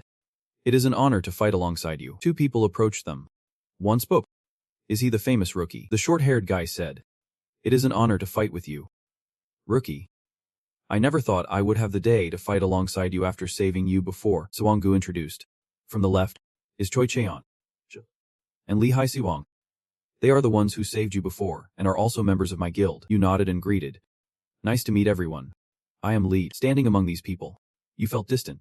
You did not remember anyone here, which was not surprising since King Kwai, Hindle, and the Alliance were wiped out in your past life. Probably. Once everyone was gathered, Sawang-gu announced loudly. All right. This is the entrance to Dungeon C. We will begin conquering the dungeon. The dungeon door opened, and everyone focused on observing at another location. A fierce tiger painting was mounted on the wall of a large room with 3 people inside. The red-haired guy turned and snapped. Are we just going to let things slide like this? This is where we start expanding our territory. He is the gang leader. Sue, deputy gang leader, the masked person replied. Is not the more important task right now stabilizing our territory before expanding? He continued to explain. Is not this situation making our guild members seem out of control? He is the gang leader in charge. Deputy gang leader, Jansu shouted angrily. Nonsense. They did nothing wrong. Civilians are just bugs living off the hunters. How can they expect us to bow down and apologize to creatures like them? The eye behind the mask glimmered.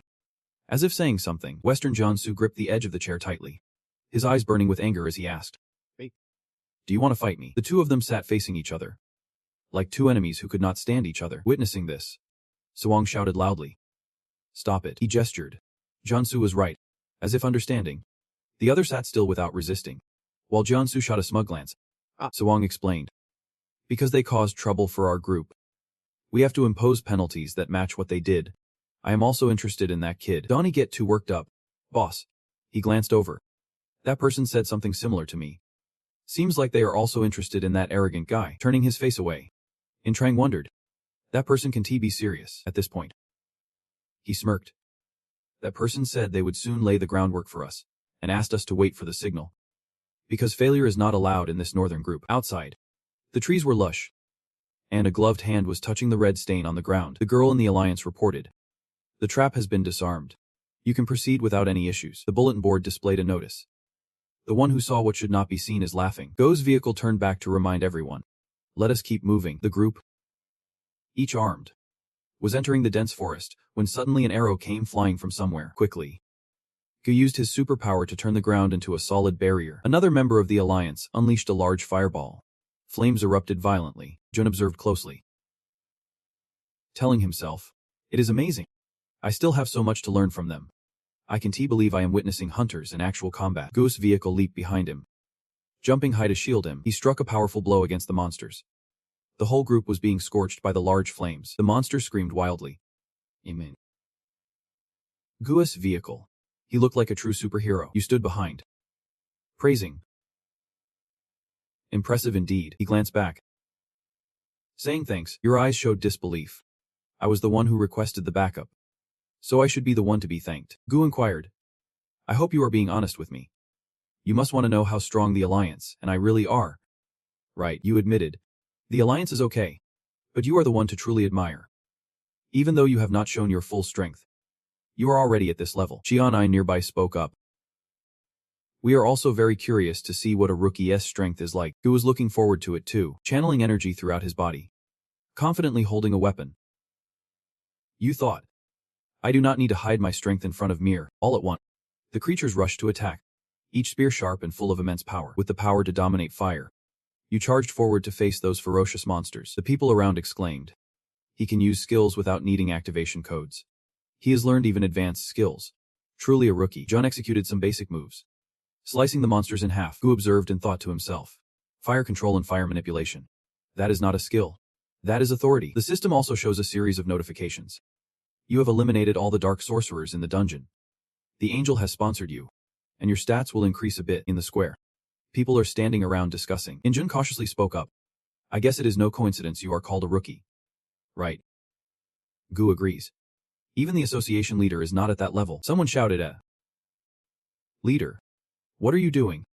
Why are not you recruiting a talent like him? He smiled subtly. Turning to me, Guan said, my offer still stands. As you can see, our association is very strong and is getting even stronger. He continued. From what I have observed, your upcoming journey will likely be challenging. Jun thought to himself. He is being vague. Has he realized the direction to his goal? It is something I can see through. Gu kept trying to convince him. Those bastards from the Northern Guild won't just sit still. If you stay with us, they won't be able to harm you. He spread his hands, making an incredibly tempting offer. Join the Alliance Association, and I will let you be the vice leader. Everyone around gasped. Leader? Oh my. Jun was also stunned, thinking to himself, suddenly becoming the vice leader of the association.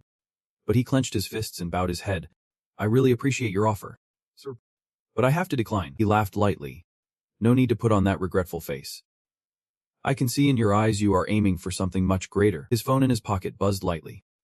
He pulled it out to read the messages displayed on the screen. The message was sent from the Hunters Association, stating we need a withdrawal to eliminate a portal, the Northern Army, and about 100 lone hunters. He looked at the messages, a lot of thoughts running through his mind. The Northern Army. Ganja. Yeah. Sung won't let anyone who stands in his way go easily. Who stroked his chin thoughtfully. The order to mobilize the hunters, the Northern Army, and 100 lone hunters. As for the scale of this hunt, the only guild participating is the Northern Army. Something feels off. Jun was shocked, thinking. Yeah. Has Sung exploited the association? I see. This is the origin. The scene changes. Elsewhere. Night has fallen around the brightly lit building. Someone slammed their hand on the table. The person sitting at the table was thinking. Since when have they changed so much? Remembering the old days. Sanchon, his childhood friend, and his brother. Yeah. Sung. Frustrated. Everything has changed since they met that person. The portrait of each person flashed in his mind. The aggressive yet warm Choi Jong-soo. No longer looking down on civilians as if they were nothing. Remembering the association leader, who considers everyone under his authority, whether they are civilians or hunters. He was annoyed. They are trying to kill a hunter for that reason. He questioned the irrational actions related to the Northern Army. People should not act like that. The Northern Army has become so corrupt that it can't be fixed. But I can't leave those two behind. The phone screen in front of me suddenly lit up with a few notifications. Conflicting thoughts raced through my mind. Fairness or friendship? Shifting scenes to a different space. Jun Jaim stood up straight to introduce himself. Very pleased to meet you. My name is Lee Jun Jaim. The guy in armor replied. I won't introduce myself. He thought to himself. Brave. I can't sense anyone else with him. Did he come here alone to meet me? Jun Jaim seemed to understand his thoughts. It is just the two of us here. There is no trap. So relax, let us get straight to the point. I won't talk about anything else besides this issue. You must have received the mobilization order from the association. Refuse it. You stopped singing. Wow. He continued. Did you know our association was also mobilized? You replied immediately. I know. He spoke sincerely. You probably do not know the new position of being a hunter recently. But a hunter is something more than just a human. Especially the leader of our association back then was not someone great as people often think. Meeting him on the street was already dangerous, let alone going through the gate with him. You coldly replied. Are you saying you can't be sure what he would do to me? You put your hands in your pockets. Meeting him on the street was already risky. Going through the gate with him is also risky. So what about the Northern Army? Your face became frightening. It is a chaotic guild. You added.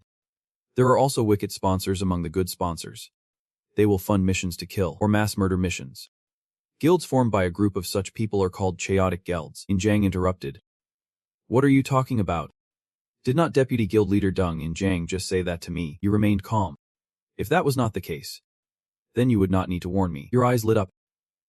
I understand.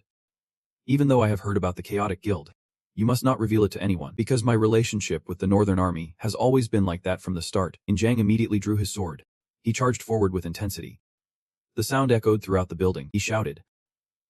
You bastard. You are not allowed to insult our guild any further. You would not back down either. A green aura surged from your body. You should have known this already. You opened your mouth wide. The Northern Guild is rotten already. Guild Leader Choi Wai Sung and Deputy Guild Leader Choi Jong-soo, whom you trusted, have changed since meeting that person. The one that all of you serve. He flinched at those words, then regained his composure. Calming down, In Jang thought to himself. He has only been a hunter for less than a month. No matter how light it seems. I can't believe he could be equal to a great hunter like me. I thought we had gathered all the information about Han. He is hard to understand. And he even knows that I do not intend to attack. Am I the one being seen through? And he knows who that person is, looking up at you standing there. So many thoughts ran through my head.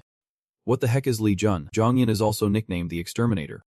But he is often referred to as the immortal Siegfried. He killed the son of the Demon King, a notoriously brutal demon. After slaying the Mist Dragon, he received unmatched power from his sponsor. He was granted immortality in future battles with the Demon King.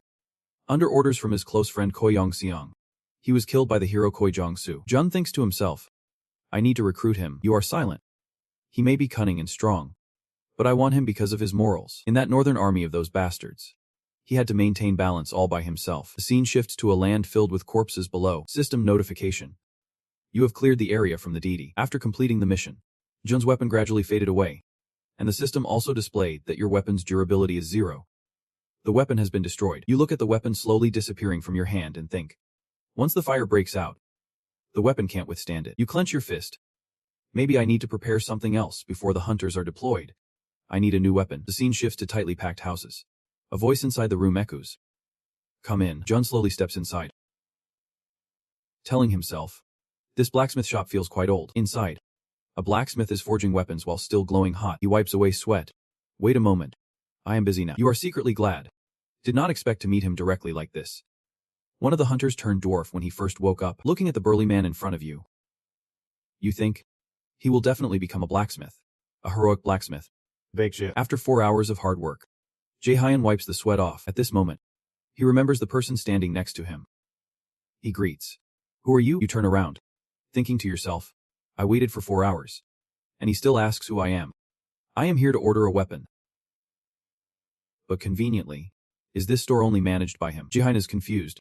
Who are you? And why are you ordering weapons at my shop? An unknown blacksmith. He thinks it is strange. And now he asks me if I work alone in this shop. You casually reply. I ask because I see a strange hammer over there, above the wall behind Jae-hyun. There is a hammer hanging upright. He responds.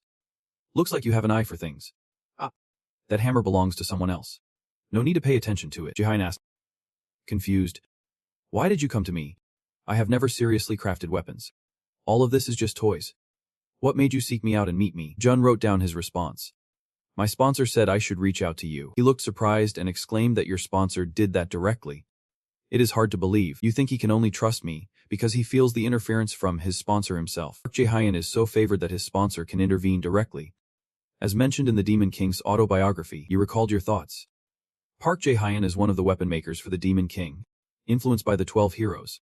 They separated and Park Jae-hyun only supplies weapons to the 12 heroes. The Demon King noted. Park Jae-hyun.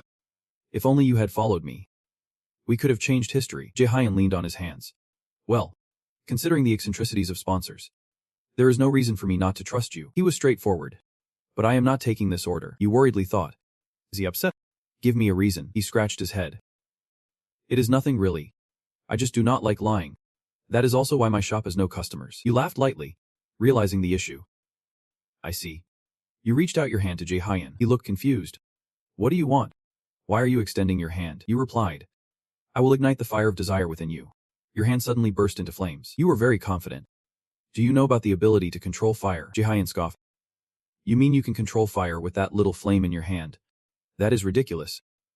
If that is all you have, then even a blacksmith like me could do it. He suddenly widened his eyes. Ah. The flame in your hand suddenly turned blue. You asked again. How about that? You closed your hand around the flame. I can control fire as I wish, and have complete control over it. Jae-hyun smiled happily in agreement. A week passed. Jun held a spear in his hand, a weapon radiating an eerie aura. You looked in astonishment. This is... Jae-hyun sat with his arms crossed, unable to shield as requested. It is something I can't do alone. But the spear's fire resistance that you requested is the best. The spear was finely crafted, showcasing a strong power emanating from within it. He explained. I hate to say this, but with my ability, it is the best I could do. System status displayed information. Muspel Spear. Level 1. Special grade. Increases fire control and fire resistance by 30%. This weapon will develop even stronger if exposed to fire. You thought to yourself. He said this is the best he could do. In a good forge. This is probably the rarest item. If he is a renowned blacksmith, then this is super rare. To get it you can only rely on the sponsor's support. You smirked. Above all, this developing weapon. 1 million made and only one exists. If I own this weapon, I will never need to change weapons again. Juhu interrupted your thoughts. It is still not finished. You start to talk. That guy is not here. Compared to your flame, it is just a low-level weapon. Remember to come back, but not too often. If you leave and come back right away, I will upgrade your weapon for you. I will leave it for you. You bow your head in front of Juhu. Seeing something, you pause slightly. The skull-shaped ring on John Jime's hand is a bit strange. You immediately ask back. Wait, that bracelet was provided by your sponsor. Right. Your sponsor is not an ordinary person either. You hesitate. I'm not sure. But this is concerning. It will be a bit difficult to use. The system displays information about the ring. The skull holds the soul. It is supposed to revive. But since there is no soul in it, it can deactivate. You ponder. That is just a guess. Like if I am right. John Jim puts on the gloves. You think? The skull holds the soul. It will be very hard to revive if I participate in the mobilization gate. You grip the weapon slowly appearing in your hand. But this is a much bigger discovery than expected. You are holding Muspel's spear. You lower your head in thought. If there is a page line next to me, I would have a higher chance of winning. Right now everything is difficult. Like if what I read in that book is true, then he will help me. John Jime's eyes begin to glow. 2 weeks until the gate is mobilized. A distance. Many shadows appear. They must be numerous to create such a dense cloud of dust. You tell yourself, right now, I need to be stronger. Beyond those shadows are the monsters with fierce looks, weapons in hand. They are rushing up to attack. You jump really hard. Leaving the ground shattered, John Jim flies in the air. One hand holding a shield, the other a spear. Each spear radiating a source of energy, controlling the monsters below. Your eyes with red pupils are suspicious. While I can become stronger by hunting, 2 weeks is too short a time. Even sleeping takes too long. 2 weeks later, at a place with many tall buildings, the bulletin board displays an announcement. Sister Bosong is paying attention to you. All preparations are complete. Inside the building's room, everyone is gathered here. Wai Wang Suang clenches his fists, showing determination. All preparations are complete. Henho shouts, from now on, we in the northern team must rise up. Team members excitedly listen. In Korea and around the world, everyone will know our name. The northern team. As he finishes speaking, Han's complexion changes. A tremendous source of energy emanates from his body. Yen Trang sees this and is very surprised, thinking to herself, a power beyond imagination. The one who crafts for Wai Wang Song has finally become a class crafter. Don Su smiles smugly.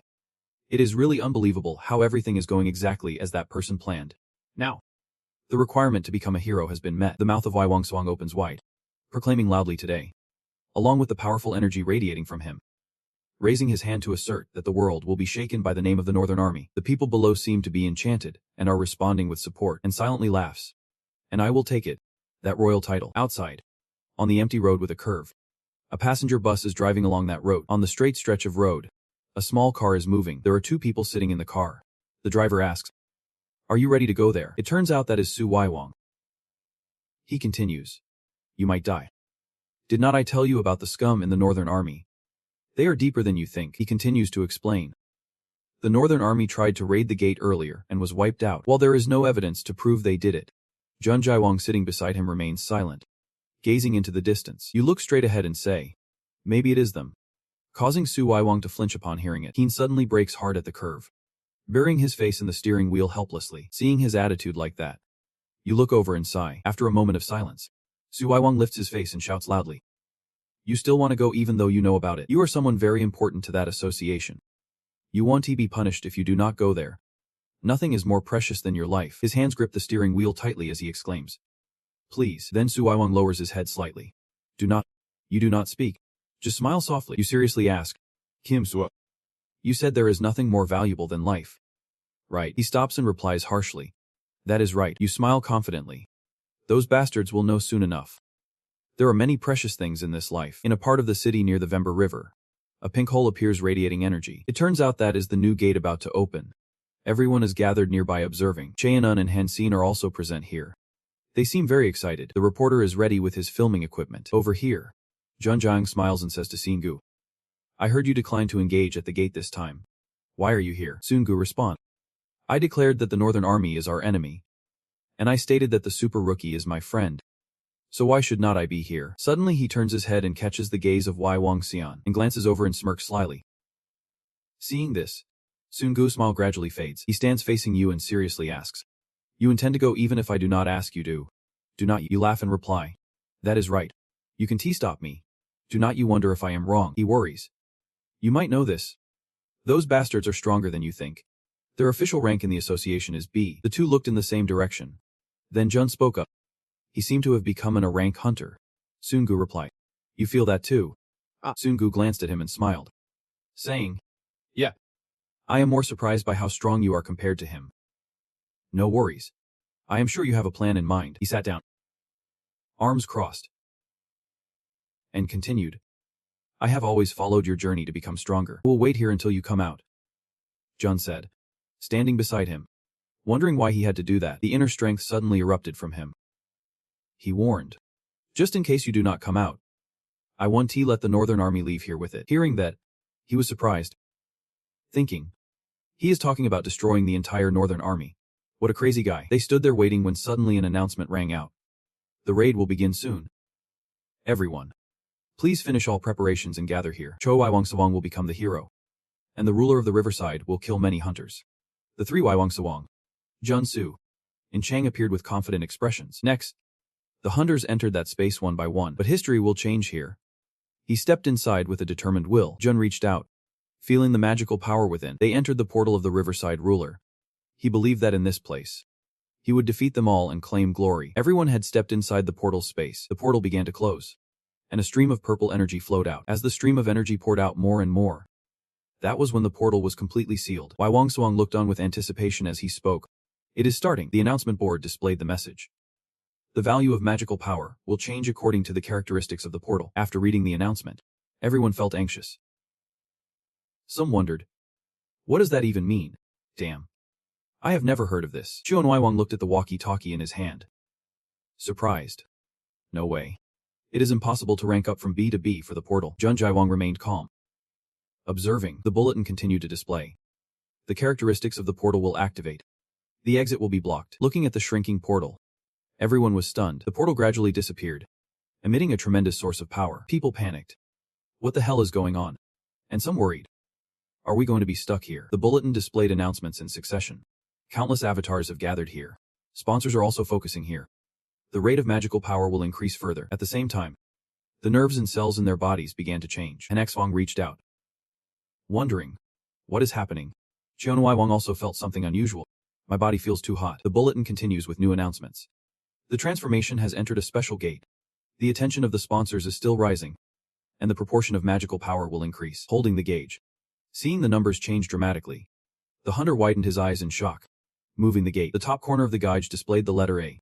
Cheon Waiwang gasped and dropped the device, exclaiming, Rank A. And Xwang raised his fist at Cheon Waiwang and shouted, what the hell is this? Cheon Waiwang immediately swatted Han Xwang's hand away and yelled, let me get out of here. The rank A cannot be completed without heroic hunters.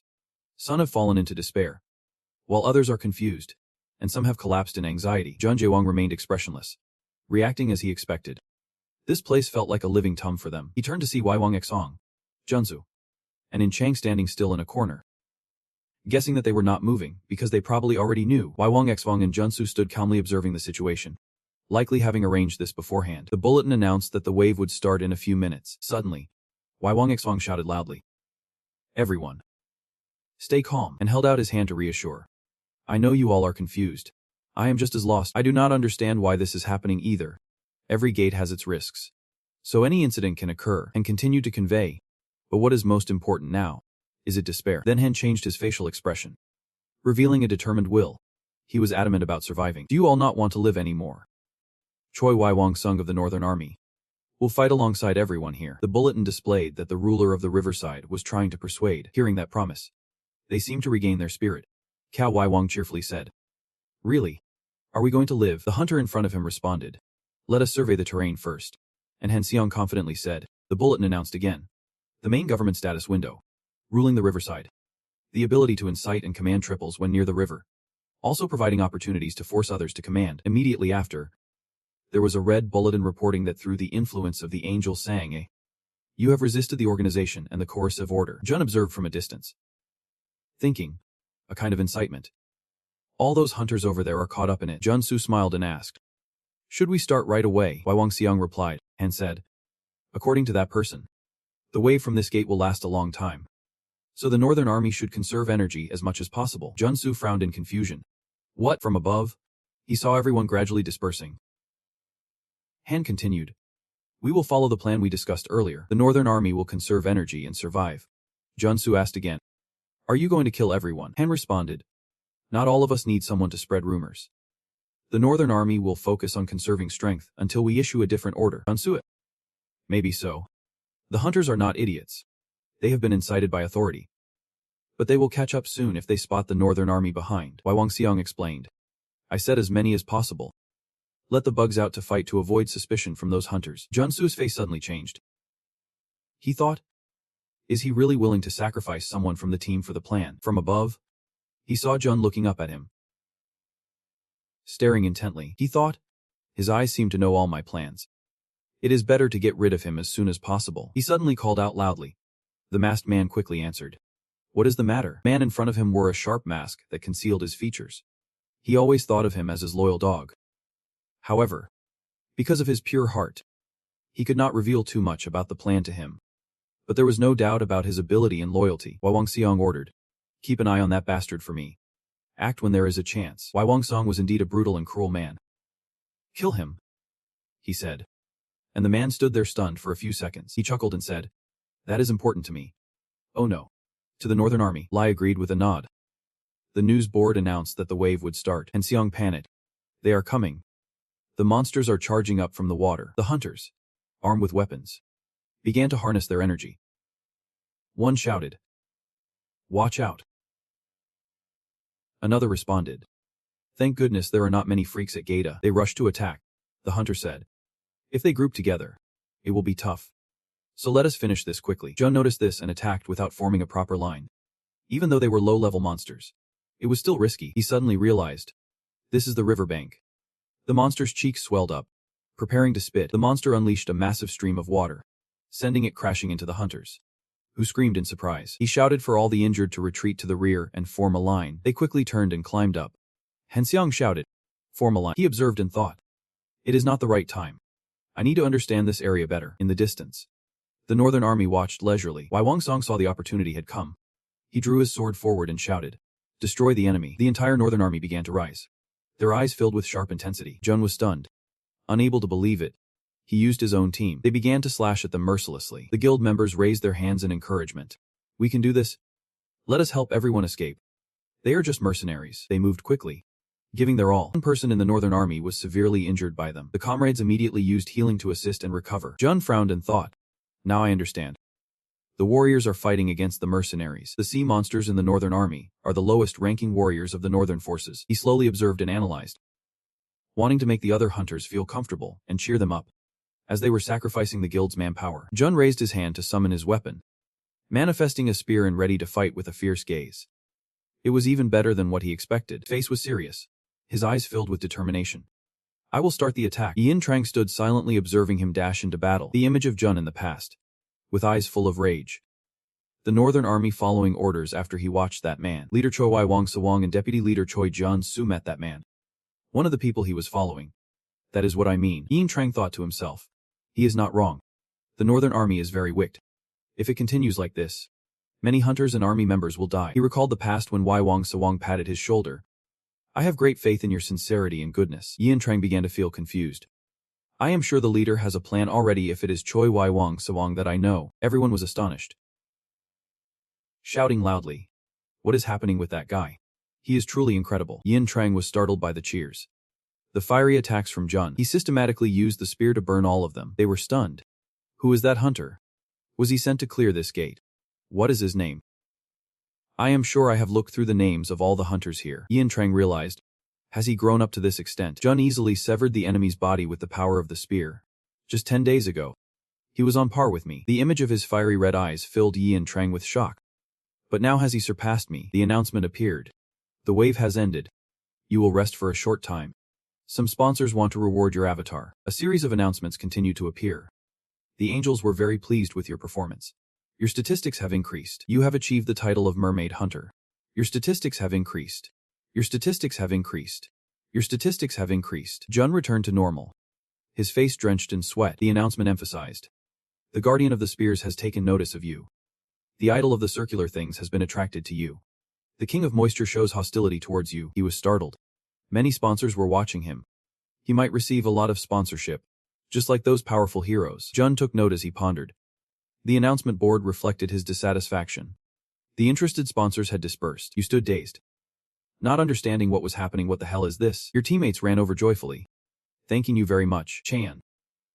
And Henseon kept asking, who is your helper? Where do you come from? Are you part of the association? Jun replied sternly. It is not over yet. There are still many waves yet to come. You all should hurry up and prepare thoroughly. The gate is currently grade. Don't you want to survive? They raised their hands with determination. I understand. We are starting to conserve our energy now. Everyone began to turn and leave. Yunxian stood silently, his face darkening, revealing his anger. Jun wished he could smile. He was sure that he intended to wait for an important moment and take down all the hunters here. I will completely overturn his plan. Over time, all the hunters will stand by my side. You ordered in your mind. Status board. Jun happily noted. I am at level 24. This harsh gate will be the foundation for my strong development. I must reach level 30 here. You observed your teammates. And these hunters will always follow me. A moment later, the monster shot water columns at you with his powerful fiery gaze. Charged forward, slicing them in half. The system announcement appeared. Wave 4 has ended. You will have a short break. Jun paused. Sweating, startled to see his teammates, they began to collapse. Damn it. 4 people are dead. Are we really going to survive? Jun's face darkened with tension. That is impossible. But I want to get out and no one should leave anymore. You clenched your fists.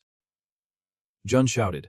Well, why is only the Northern Army not fighting? The military officer replied in surprise. What are you talking about? Jun showed a fierce gaze. Do you think we are a bunch of idiots? I know your plan is to always stay back to conserve the strength of the members in the army. Chan. And Henseon agreed and protested. That is right. If you think that way, then it must be true. No member of the Northern Army should die. They are not even injured, Jun emphasized. At least fight decently. Can you just sit there and watch hunters sacrifice their lives for you like that? Jun approached Einstein and asked. Hey, are you okay? He gritted his teeth and thought. My plan has failed. Einstein furrowed his brows. Thinking. After overcoming the waves, using the useless members of the group and the dispatched hunters, I had intended to raid the hunters.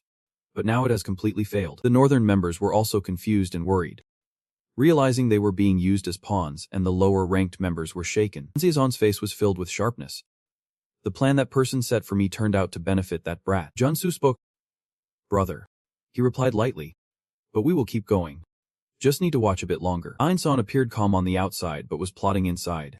With the power he has shown so far, there is a big gap between him and me. I can dominate him. His face turned extremely sinister. Moreover, he was wasting energy fighting on the front lines. Right. Just good at talking nonsense. He will face death soon. The announcement board appeared. Wave 5 has begun. Switching to a scene at the coast where something is about to emerge. The system announcement stated. A mid-level bot has appeared. A giant water monster is approaching. They screamed in fear. Sea monster. What the hell is that? What is up with its size? It gathered strength, ready to unleash its attack. The sea monster shot out a massive column of water. Jun shouted loudly in warning. It is coming. Everyone get back. Everyone quickly dodged the strong attack. The monster continued rampaging, shooting out a huge column of water. Hanzo exclaimed in astonishment. What is that?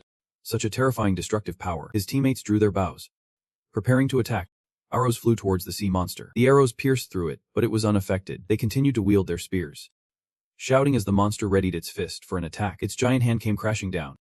They tried to slash at it. Take this. The sea monster waved its hand lightly, sending his teammates flying. They started to get scared. Our attack could not even harm it. Damn. What are we supposed to do now? Jun Jing, holding the spear, charged forward with strength. A bright red glow surrounded him as Jun Jing soared at a tremendous speed. He jumped down from above, ready to stab the monster right in the head. The strike deformed the face of the sea monster. The monster fell over. While he landed gracefully, Cheon-ong and Han Seong gaped in astonishment. All right. Who is that upper tier guy?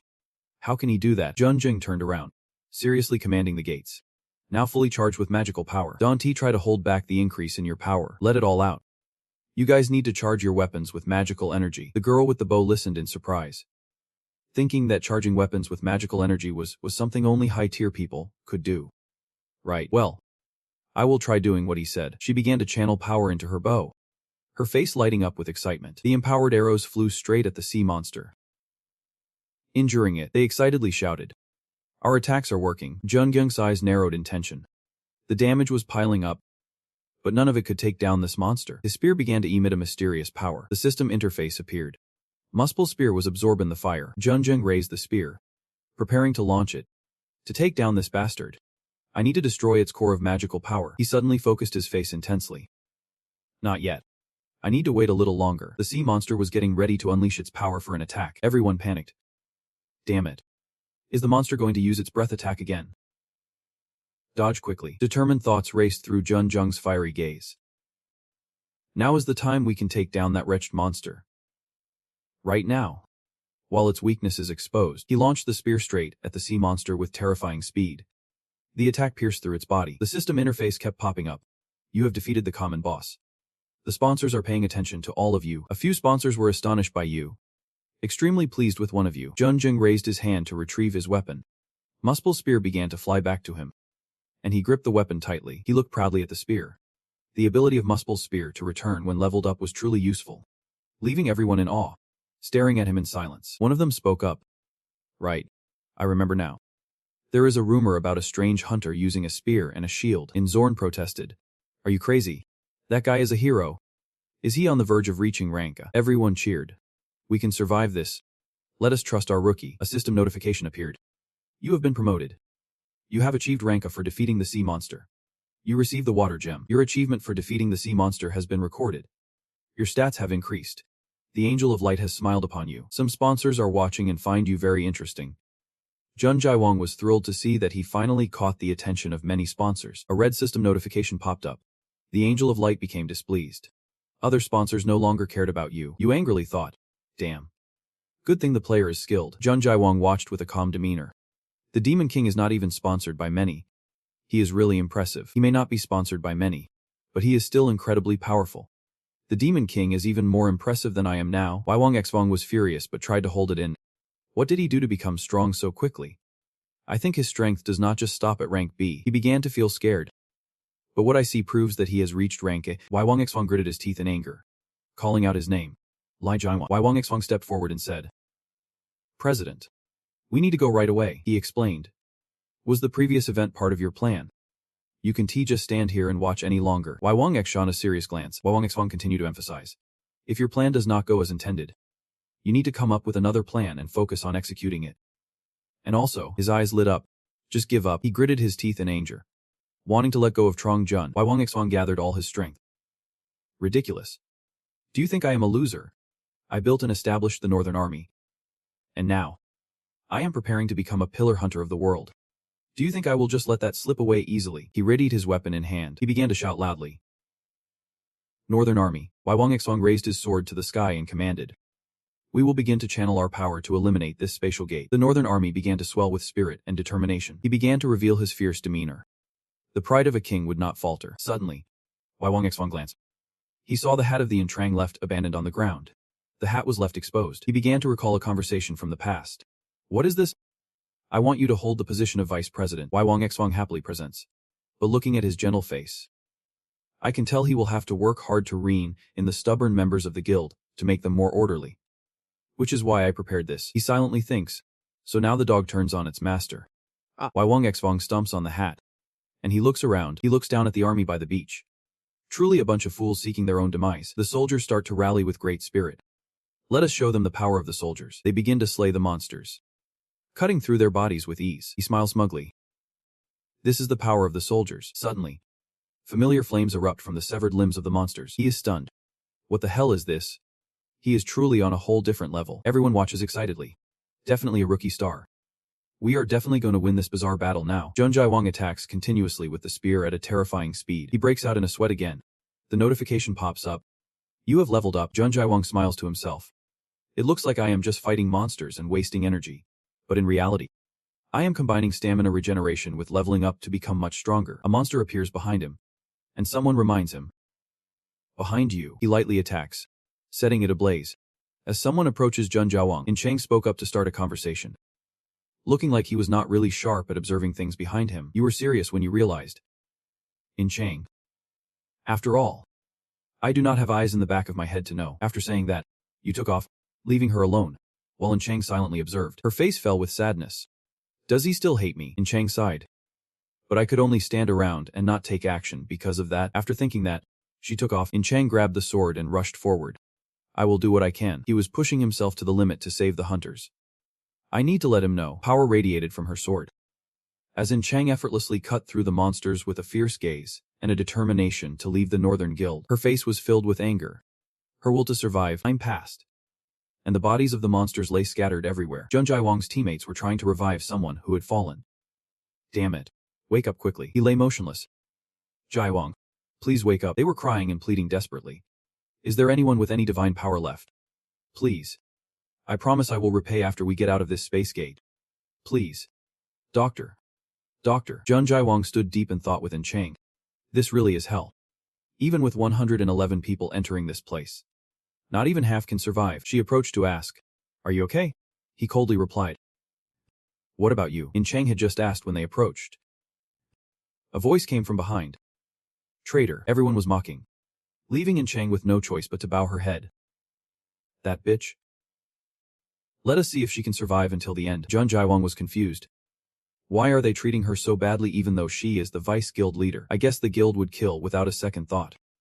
They would witness what is called justice for her. You asked In Chang. Do not you regret it? Being a vice guild leader, Jun Jaiwang emphasized. And yet you fight alongside me here. It is like completely turning your back on them. In Chang calmly smiled and replied. That is exactly why. Her words startled you. Because I felt I depended on them and provided value to them. But when I saw you, she explained, I can close my eyes and ignore it anymore. I can continue down the wrong path. Jun Jaiwang clenched his fist in response. Ein Sung will soon do something on his own. She replied, do not worry. I have freed myself. Just after finishing the conversation, a warning appeared on the notice board. The last wave of monsters will begin. Boss appears. Warning. Boss from the Spirit River Gate, the Gwim River, has appeared. A tremor shook through, causing the warriors to panic. A group of people is crowded on the beach. And at that moment, a large shadow rises from the water. They all stare wide-eyed in shock. As In Jun stammers. Wait a minute. What is that? Is the river rising? What appears is a monster with a mouth like a man eating flour. Its whole body and eyes radiating a fierce blue light. It stretches high to reveal a massive size, further proving the gap between superior species and ordinary humans. The warriors are so scared that all their movements are momentarily frozen. Some even collapse to the ground from the pressure. Despair rises sharply. Oh God. What are we going to do? Li Jun is also one of the witnesses present here. He curses under his breath. Damn it. A member of the Northern Guild speaks up. Koi Junseong has a way to kill Hatrung. She hesitates to express her guess. He must have given that monster something. I am sure of it. Choi Junseong has a method to defeat that giant monster. Then she shifts her attention elsewhere.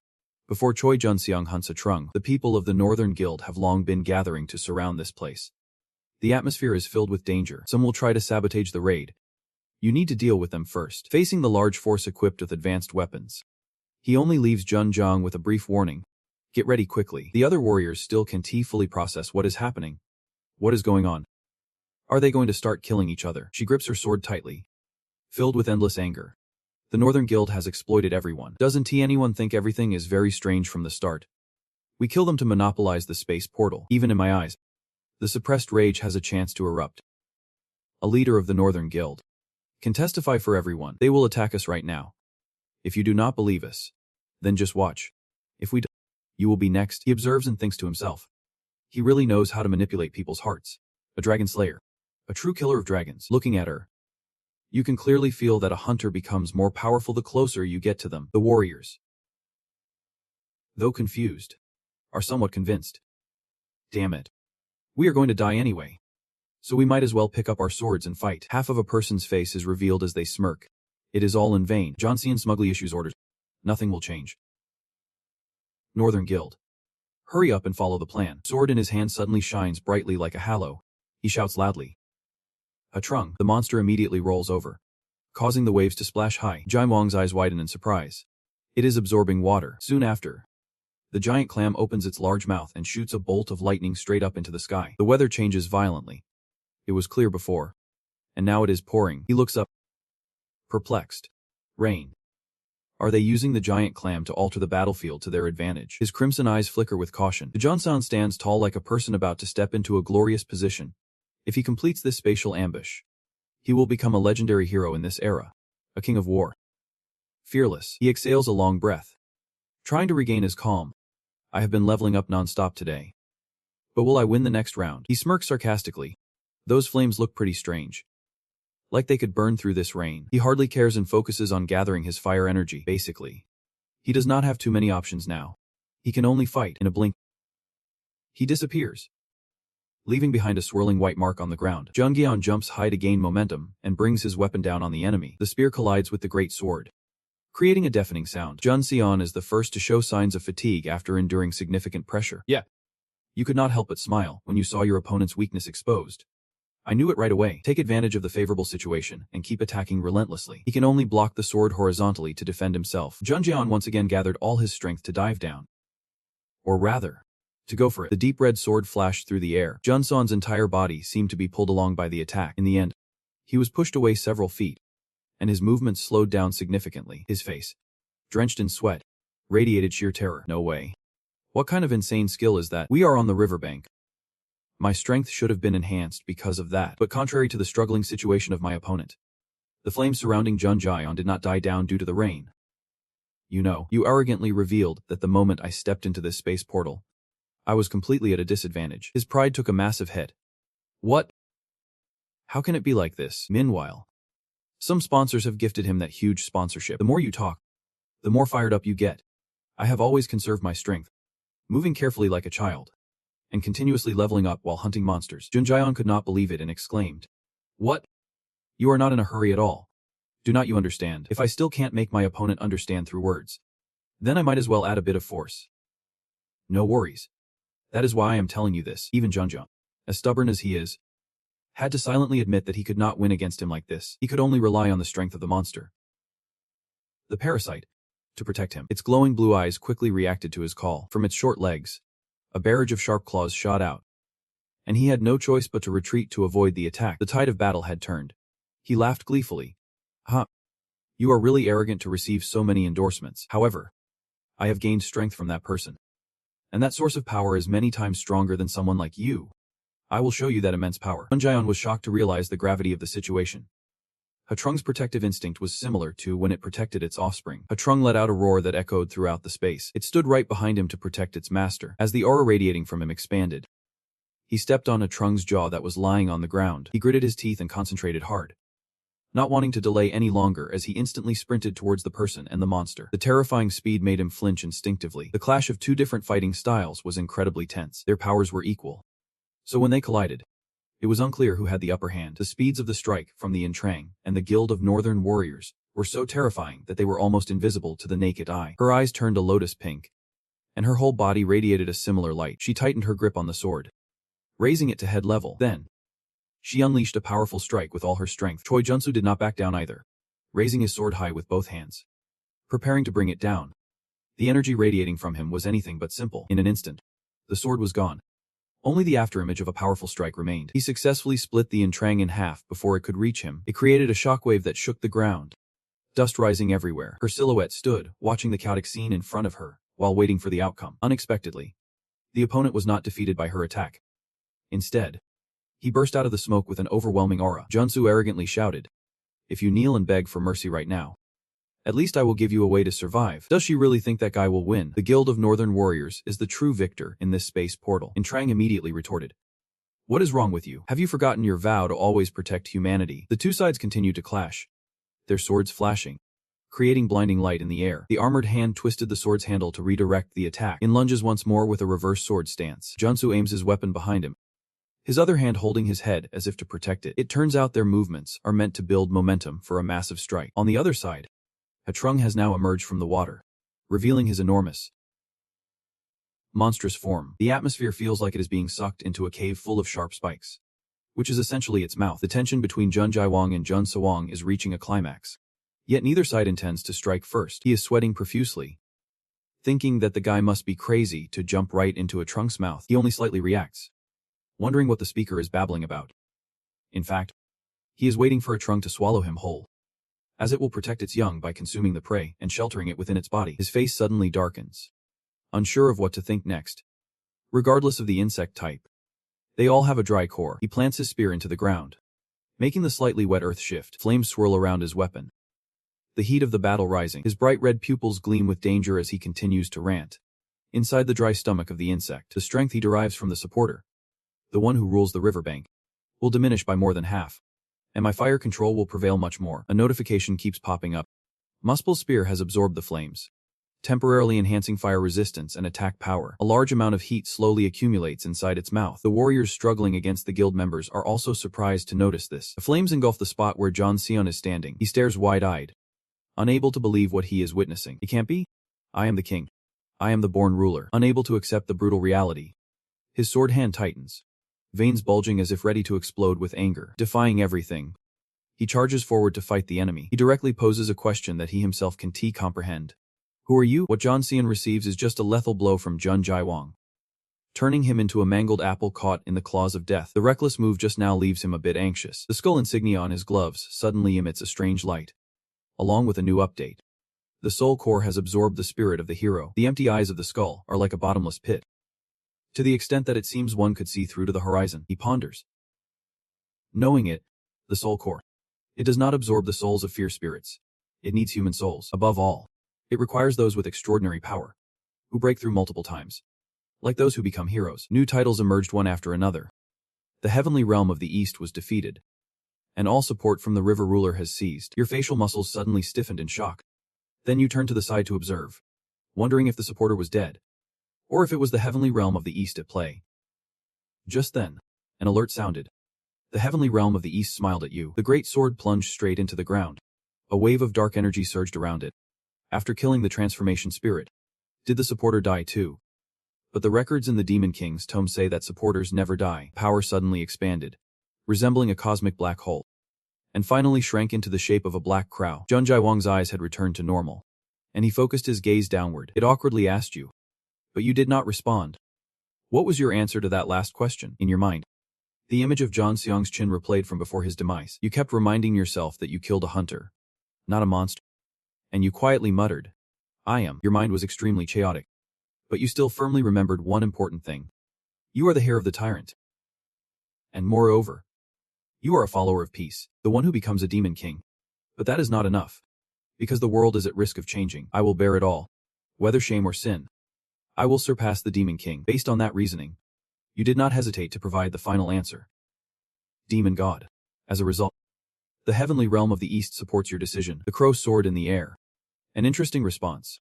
I will see you again soon. With that, its whole body turned to nothingness as if it had never existed. Jun Jae-wong muttered to himself, be sure to report everything you saw and heard to your master. Battle has come to an end. The boss of the spatial portal, Hatrung, has been defeated. Hatrung's whole body was engulfed in flames, causing it to howl in pain, and it collapsed into the water. A series of notifications continued to display on the screen. You have received the greatest contribution. You have received the essence of water.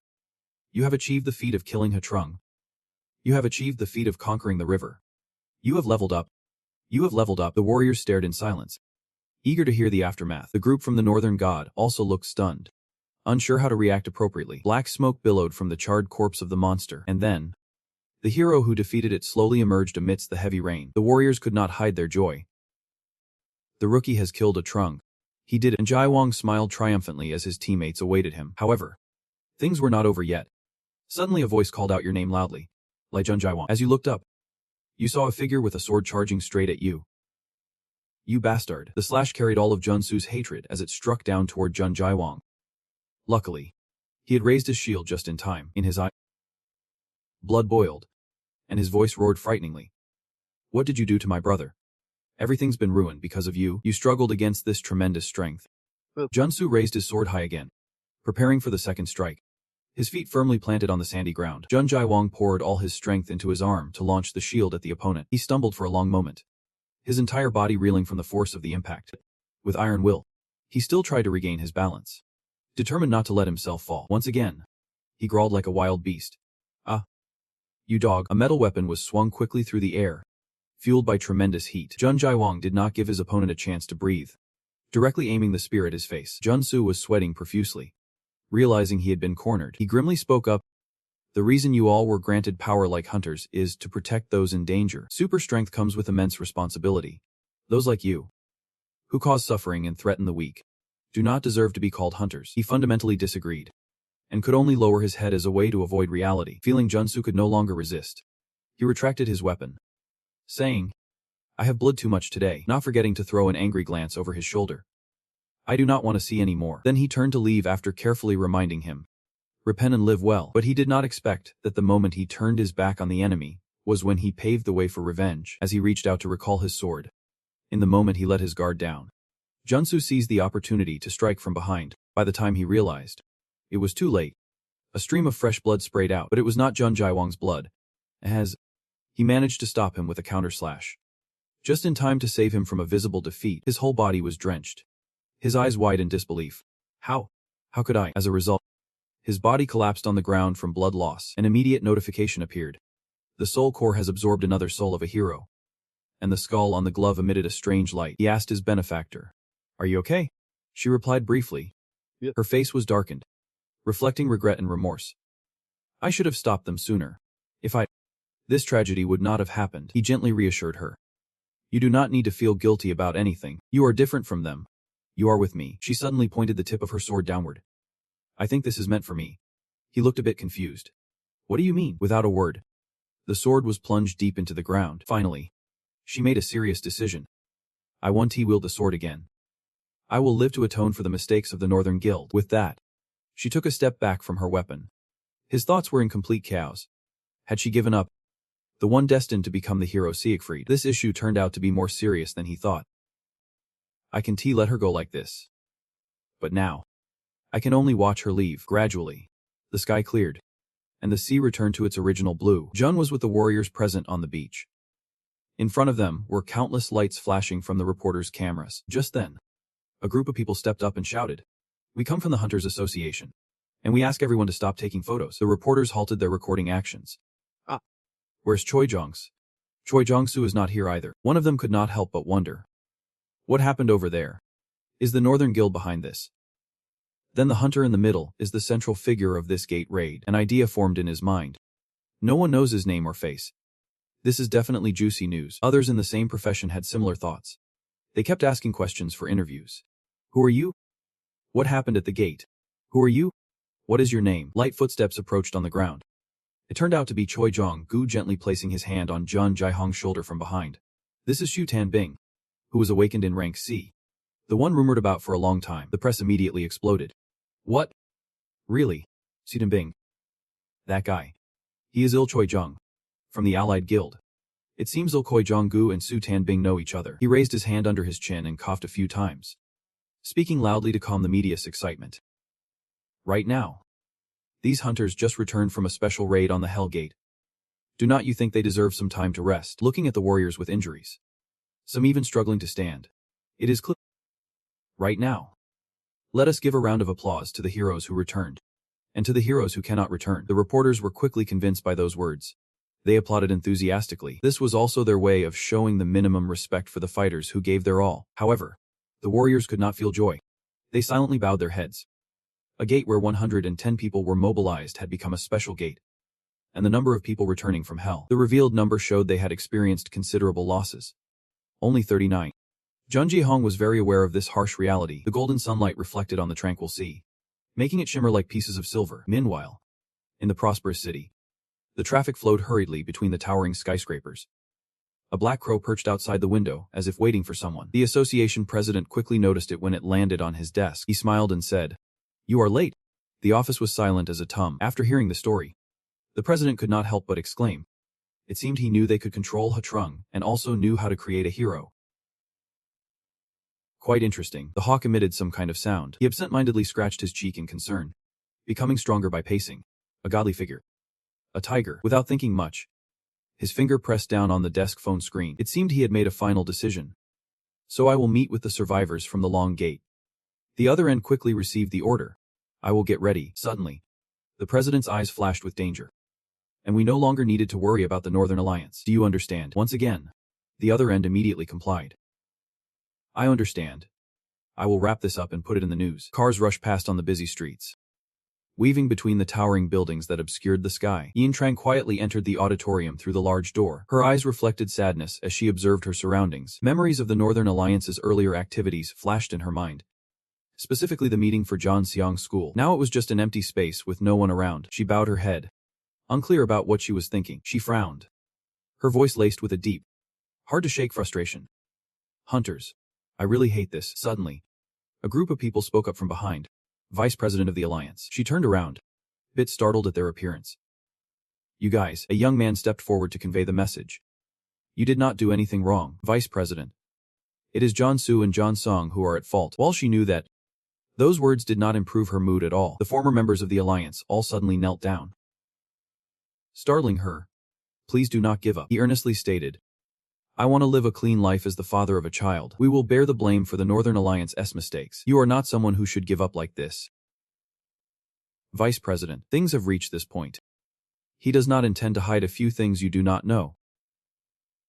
Vice President, her lover still seemed melancholic, not caring at all. However, his next confession changed everything. We are the true monsters. This shocking new information hit her like a lightning bolt, causing her mind to tremble. Switching to another scene. In a luxurious apartment. A hand tightly gripped a can of soda. Du asked again to confirm.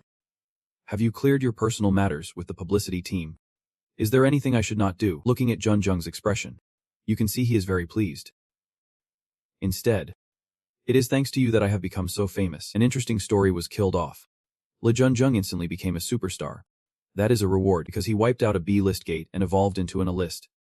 He took up countless front pages of newspapers and television channels. The news spread widely with no signs of stopping. That is a reward. A C-list hunter became an A-list in the blink of an eye. A hero overcame adversity. Will this underdog only surpass expectations and wipe out the A-list gate? Now, everyone calls him the underdog. Gu placed 2 fingers under his chain. Looking contemplative. The term underdog refers to the weak. So I do not think it fits you very well. You seem polite. For a powerless hunter like me, it is not completely inappropriate, he expressed. Anyway, I was worried you might feel this was pointless. Thank you for accepting it like that. In his mind, Jun thought to himself. I think I need to tell him. For my next plan. Finally deciding to hint. By the way, how did you know? He was confused. What do you mean? You replied seriously. The thing I used to create heroes for my own benefit because the meaning of creating heroes is not something known in this era. He murmured. Creating heroes. Xingwu clarified your question further. Do you mean you can create heroes?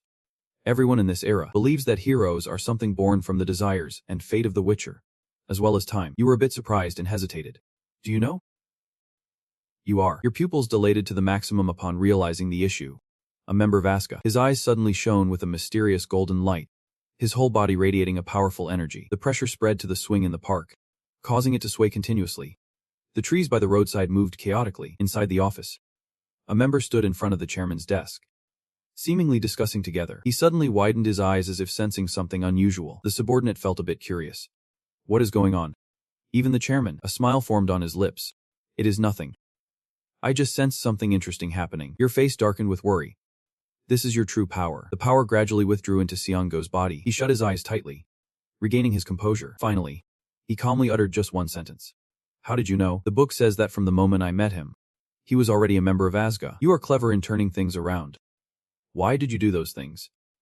It makes me think you are acting while knowing my plan. The corners of his mouth slightly curled up. Perhaps I have gotten you figured out, he answered frankly. I have my doubts about you and your unusual rate of development. Your loss in action suggests you know something. Jung could not help but exclaim. So you set a trap, and I fell into it. You thought to yourself. Although it was just deliberate. Why do you think I did that? Zguzkar sat silently for a long time, patiently waiting. What you claim is something he never expected.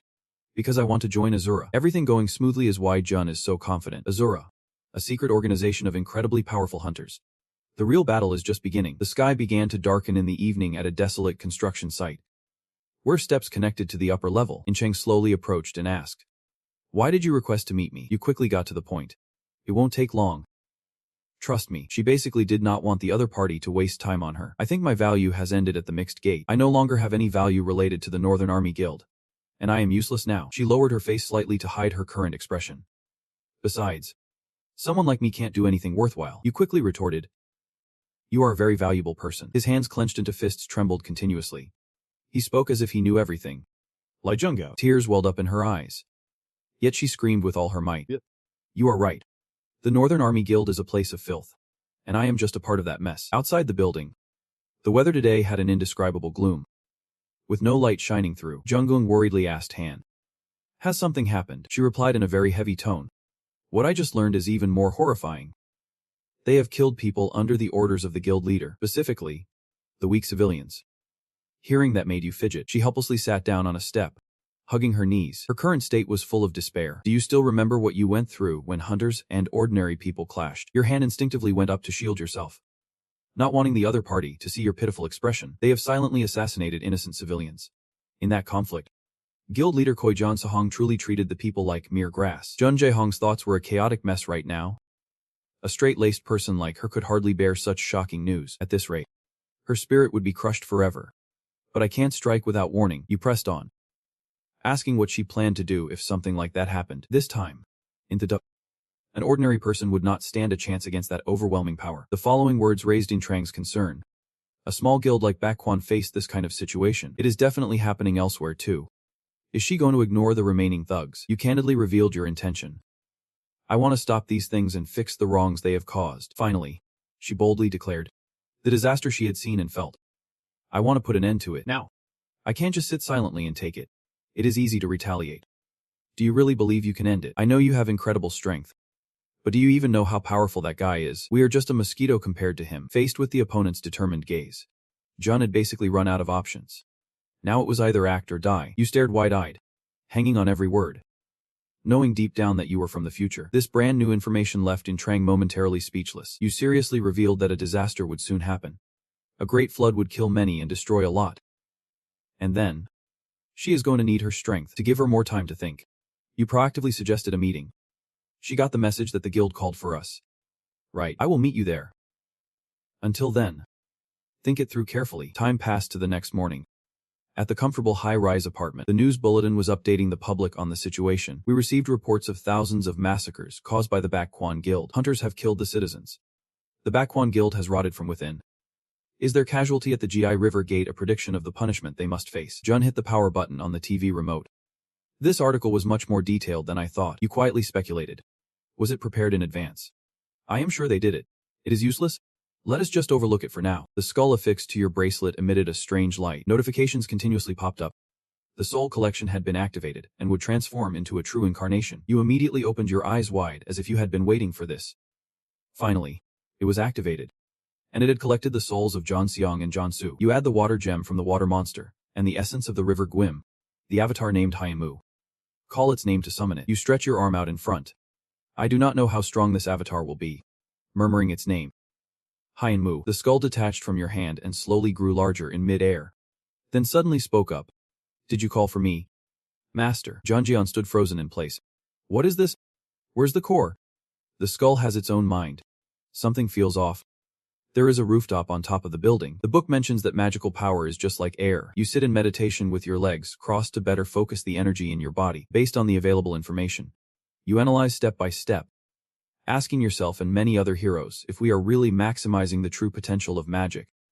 Wondering how we can generate the true power of magic. Even though I was aware of the existence of mana, I still realized this was impossible. I could not do it. You sweat profusely. The method that the Demon King guided to generate maximum magical power is not detailed, making it very difficult to succeed. In my mind, countless calculations for the future are forming. An unavoidable catastrophe is about to occur. And at that time, today's A-class hunters will become C-class. Before that happens, I need to become stronger. But it seems really difficult. Just then, a message from Kim Soo-young came through. I was waiting outside to take him to the association. My hand tightly gripped the phone, which had gone silent. Deep down, I had already made up my mind. Finally, we meet. A new day has come. The sunlight glaring down on the glass of the skyscrapers. The streets are bustling with vehicles moving back and forth. Soo-young was driving while chatting with the person in the back seat. I had never seen him worried before. Jun Jae-wong just smiled a bit. Am I not a person? He bluntly admitted. Yep. I do not think of you as an ordinary person. Am I wrong? Even after going into all the dungeons and the chaotic river gate, you never seemed worried. I unconsciously reflected on my actions. Is that... Well, he kept rambling on. But if you are worried about meeting the chairman of the association, I guess he may not be someone you meet often. A mysterious smile appeared on his face. But do not worry. He is not calling you in because you did something wrong. I am sure this is just an occasion to talk about your achievements. Your expression suddenly darkened. Over 50 hunters died in the chaotic river gate, including the chairman of the Northern Alliance, a guild with a very high status. Jun Jae-wong firmly asserted. I am sure this is not a regular meeting to reward the survivors and report on the situation. In fact, it is an unusual interrogation. Hearing this, Soo-young suddenly looked concerned. I understand now. I am sorry for thinking so naively. Remembering the conversation with Seon-gu not long ago. I wanted to join Asuka. This is not something I can decide. I do not know if you are aware of that. The story in the diary said that Hindu was very disappointed with the current situation of Asuka. Their original goal was to protect humanity. But Asuka has collapsed. I pondered over the connections. When Seon-gu met the Demon King, he was already opposing Asuka. But he still had not found a way. The Demon King also joined Asuka for a brief period. But he left with Hindu. Suddenly, your eyes widen with determination. You will join Asuka before the Demon King and quickly develop by utilizing all the resources they have. Until there is nothing left. Outside the towering building, a voice calls out. You can come in now. Jun holds the man who is now in front of a large door. The moment you step inside, you see the association president examining the bookshelf in the office. He quickly turns his face. Sorry. Even though I invited you here, I was not well prepared. I suddenly got very busy today. He extends a hand forward. Nice to meet you. Even with the shortcomings. But right now I am the president of the Korean Hunters Association. My real name is just now revealed. I am Jang Hyojin. You continuously think. This is the person the Northern Guild worships to the point of reverence. And he is the one the Demon King mentioned hundreds of times in the diary. Based on the available information, you conclude that he is an incredibly powerful figure to the point where you can do nothing but acknowledge it. He is very strong. I can win against him. The two sides shake hands to express goodwill. You introduce yourself. I am Lee Jung-gi-han. And Hyojin's lips curl slightly. Then let us set aside the details and get straight to the point. Who are you really? Hyojin is enveloped in an overwhelming aura. It seems you already know everything. So do we need to waste time playing around? I am the one who backed the Northern Guild. Jun Jae-hong's expression remains unchanged. Recalling what was written in the diary. Don't he believe anything about Auden? Everything about him is a lie. You respond straightforwardly. I know. The dark energy surrounding him gradually lessens by half as the president raises the sign in his hand. I am a bit disappointed. You do not seem like what I imagined. Did I say something wrong? Then he focuses on the G-Chef board. Murmuring. Truly a special young man. He reviews your impressive past achievements. According to G-Chef, when you awakened to become a hunter, you killed hundreds of monsters, and even the monster leader inside the gate. You were saved by the Allied Guild and rated as C rank. But only within 2 months. Next is the fierce battle at the beach not long ago. You became a rank hunter and could defeat a Trung on your own. Finally, the president concludes. An astonishing rate of growth. I like that. But I want to ask you something. The G-Chef board suddenly ignited with a blue flame. Along with that was his sudden change in attitude. Why did you kill him? When he is someone I am training, under the invisible pressure from the opponent. You did not show any signs of wavering. So you have been observing everything through the crowd. It is just that I killed a hunter who was trying to eliminate me. What is wrong with that? Voice remained hoarse and serious like that. Of course. There is. You destroyed a piece I was nurturing without permission. You are not so innocent either. He was just a pawn, as you said. Chairman, I will only focus on the main issue. I want to join Asuka. Your assertion made Hyojin pause for a moment. Then he brought his hand up to stroke his chin in delight. Oh. You really have a talent for surprising others. You want to join? But do you even know what Asuka is like? Jim replied frankly. This is a faction established by the first hunters, aimed at helping humanity. Is not Asuka like that? You added seriously. And you are Auden, the king of Asuka. Let me remind you once again.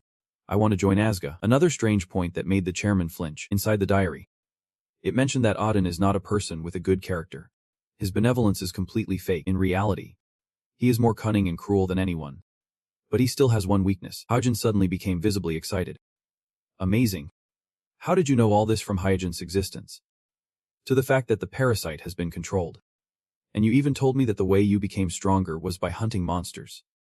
As if you were teasing me. There is still a long description left. Odin's curious nature and his desire to know everything is an endless pit. He would not hesitate to sit in a boat with his enemy if it satisfied his curiosity in his heart. He concluded. A gamble with one's life. But it seems effective, just as the book stated. Odin could not refuse his offer because of his curious nature. He kept asking more. More importantly, my eyes do not work on you. You know about my eyes too. You continue to show your understanding. Is it the eye of truth? This detail can be explained as follows. Since his eyes do not work on me, Odin is very intrigued. Moreover, the timely announcement displayed.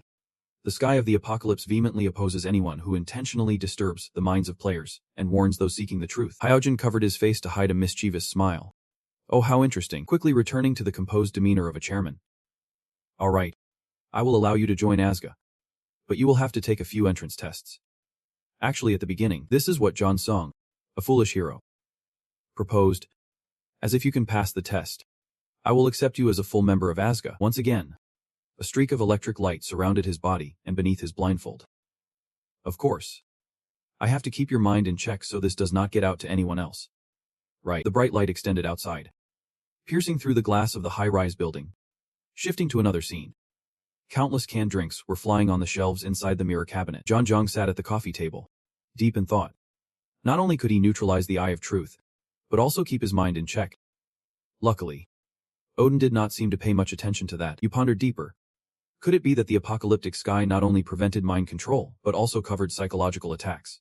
If that is the case, it is even more than that. A shadow moved closer. It was John Jong. You snapped out of your daydream. Sorry. I was lost in thought. Please have a seat, you inquired. You met with the association president today. Right. Did he say anything unusual? In Cheng's expression was not very promising. He just said he felt very sorry about what happened to the Northern Guild. She lowered her face, hesitating. I can ask why he did that at this point. John Jong did not beat around the bush anymore. In Cheng. In fact, the president wants to eliminate you. After all, you know his identity well.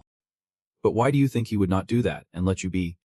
Because you are innocent, she inferred based on her understanding of Hyojin. I am sure he would also go after innocent people. You quickly agreed. That is right. The only reason you are still alive is simply because, you bluntly said, you are of no value, living or dying. He thinks you are not a threat, although the Northern Guild posed no danger to him. They were all killed to warn other guilds that he had returned. In Cheng clenched her teeth, trying to hold back tears that were about to spill. Her whole body trembled. I understand now. So I am nothing at all. While she was crouched down in despair, a hand reached out in front of her. That is why you should cooperate with me. You presented a lengthy explanation with a very serious expression. I intend to change this world. You can think I am being loud or arrogant, but for someone who has reached a dead end like you, is not there nothing left to lose by cooperating with me? These words seemed to touch In Cheng's heart, causing her to look up slightly. The corners of her eyes were red as if she had just awakened from a long, bitter despair. Everything was finally resolved beautifully through a handshake of cooperation. Time passed.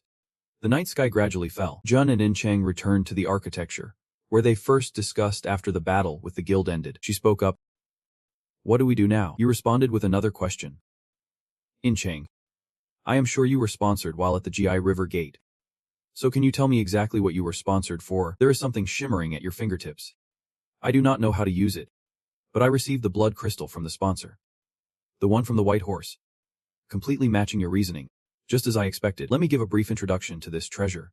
The blood crystal. A super rare gemstone. The only one that appears 3 times in the Demon King's diary. And it is the catalyst that enhances the free budget. In Cheng did not hesitate to move it away, but she wanted to offer it as a gift. I will give you this blood crystal. Do you know the value of that stone? It feels like I have not seen her bright smile in a long time. Looking at your reaction, I am sure you know its value much better than I do. You took it while thinking deeper. Even though I really want it. But is she really giving it to me so easily? This is the item you were sponsored. Are you sure you can give it away so easily? It is something that could help you a lot. She still held her ground. This is a gift for you. Someone who has trusted and recognized me. From now on I will follow your guidance. You held it tightly in your palm. I understand now. I do not know why I can receive the blood crystal. This is also the moment you realize the shocking truth. Could it be? Could it be her? Looking at her innocent and excited appearance, it is clear that she is an easy target. Someone so gullible it is surprising. Just then, a notification sounded. The sky of revelation was smiling down at you with a smug grin. Right now, Jun Jong is at a weapon shop. It has been a while. Ji Hyan wondered. So what brings you here? You slightly lifted your head to observe the room. Information about the swords hanging on the walls appeared on the screen. You thoroughly examined other weapons in a corner and finally exclaimed just 2 words. Amazing, Ji Hyan added. They are not finished yet. Thanks to your help, the fire in the forge has been managed. But the material supply is still unstable. Jun Jong could not help but sweat, thinking to himself, it can't be avoided. The skills of the blacksmith are very important. But the materials are equally crucial, because right now, before the Great Flood happens, there is no way to have enough materials like he does. The blood crystal suddenly sparkled on your fingertips the moment you presented it in front of Ji Hyan. The other person's movement froze for a moment. Their excited hand slammed down on the table. The blacksmith could not hide the extreme astonishment on his face. What? What is that? I have never seen a crystal like that before. To avoid confusion, you quickly denied it. It is not that much. Ji Hyan turns around and says. Well, who does not know that? What kind of person in this world would be fooled enough to give away a valuable and rare item like that? Hearing that, Jun Jihyun was unsure how to react. I think there is. You picked up an item. Can I borrow the hammer for a sec? Without saying a word, Jihyun approached the forge. Feeling anxious. Wait. What are you planning to do? You raised the hammer high, preparing to strike down on the gemstone. Look sharp. Your hands were tense, showing you were concentrating a lot of strength. And the hammerhead began to glow as if electricity was running through it. At this point, Jihyun could not stay calm any longer. Wait. Let us not do this. I am telling you to stop. However, it was too late. The powerful swing of the hammer had already been executed, striking the table and producing a deafening sound. As a result, the bloodstone was completely shattered in half. Jihyun shockingly held his face in disbelief. No way. After recounting everything, the blacksmith regained his composure and examined the two halves of the stone. So this is how it is used. The diary mentioned that the bloodstone can regenerate when it absorbs a certain amount of blood. In other words, it can reproduce. Jun Jiwang stated his request. Place half of the bloodstone into the spear. The bloodstone is not easy to handle or refine. Then he hesitantly turned his head to the side, eyeing the remaining half of the bloodstone. His gaze suddenly became serious. This blade resembles Siegfried's magical sword the most. A large weapon submerged in the water caught your attention. Place it on that blade. The opponent politely responded. This time I will do it for free. Thanks to you. I not only get to handle a rare crystal but also uncover its secrets. The scene shifts to another place. Looking from above, it was almost impossible to capture the mountainous landscape below due to the dense fog. A large eagle was cut in half by a beam of light crossing through. Another one took a cross-cut path that could not have been more beautiful. Notifications kept popping up. The bloodstone had absorbed a sample from the eagle.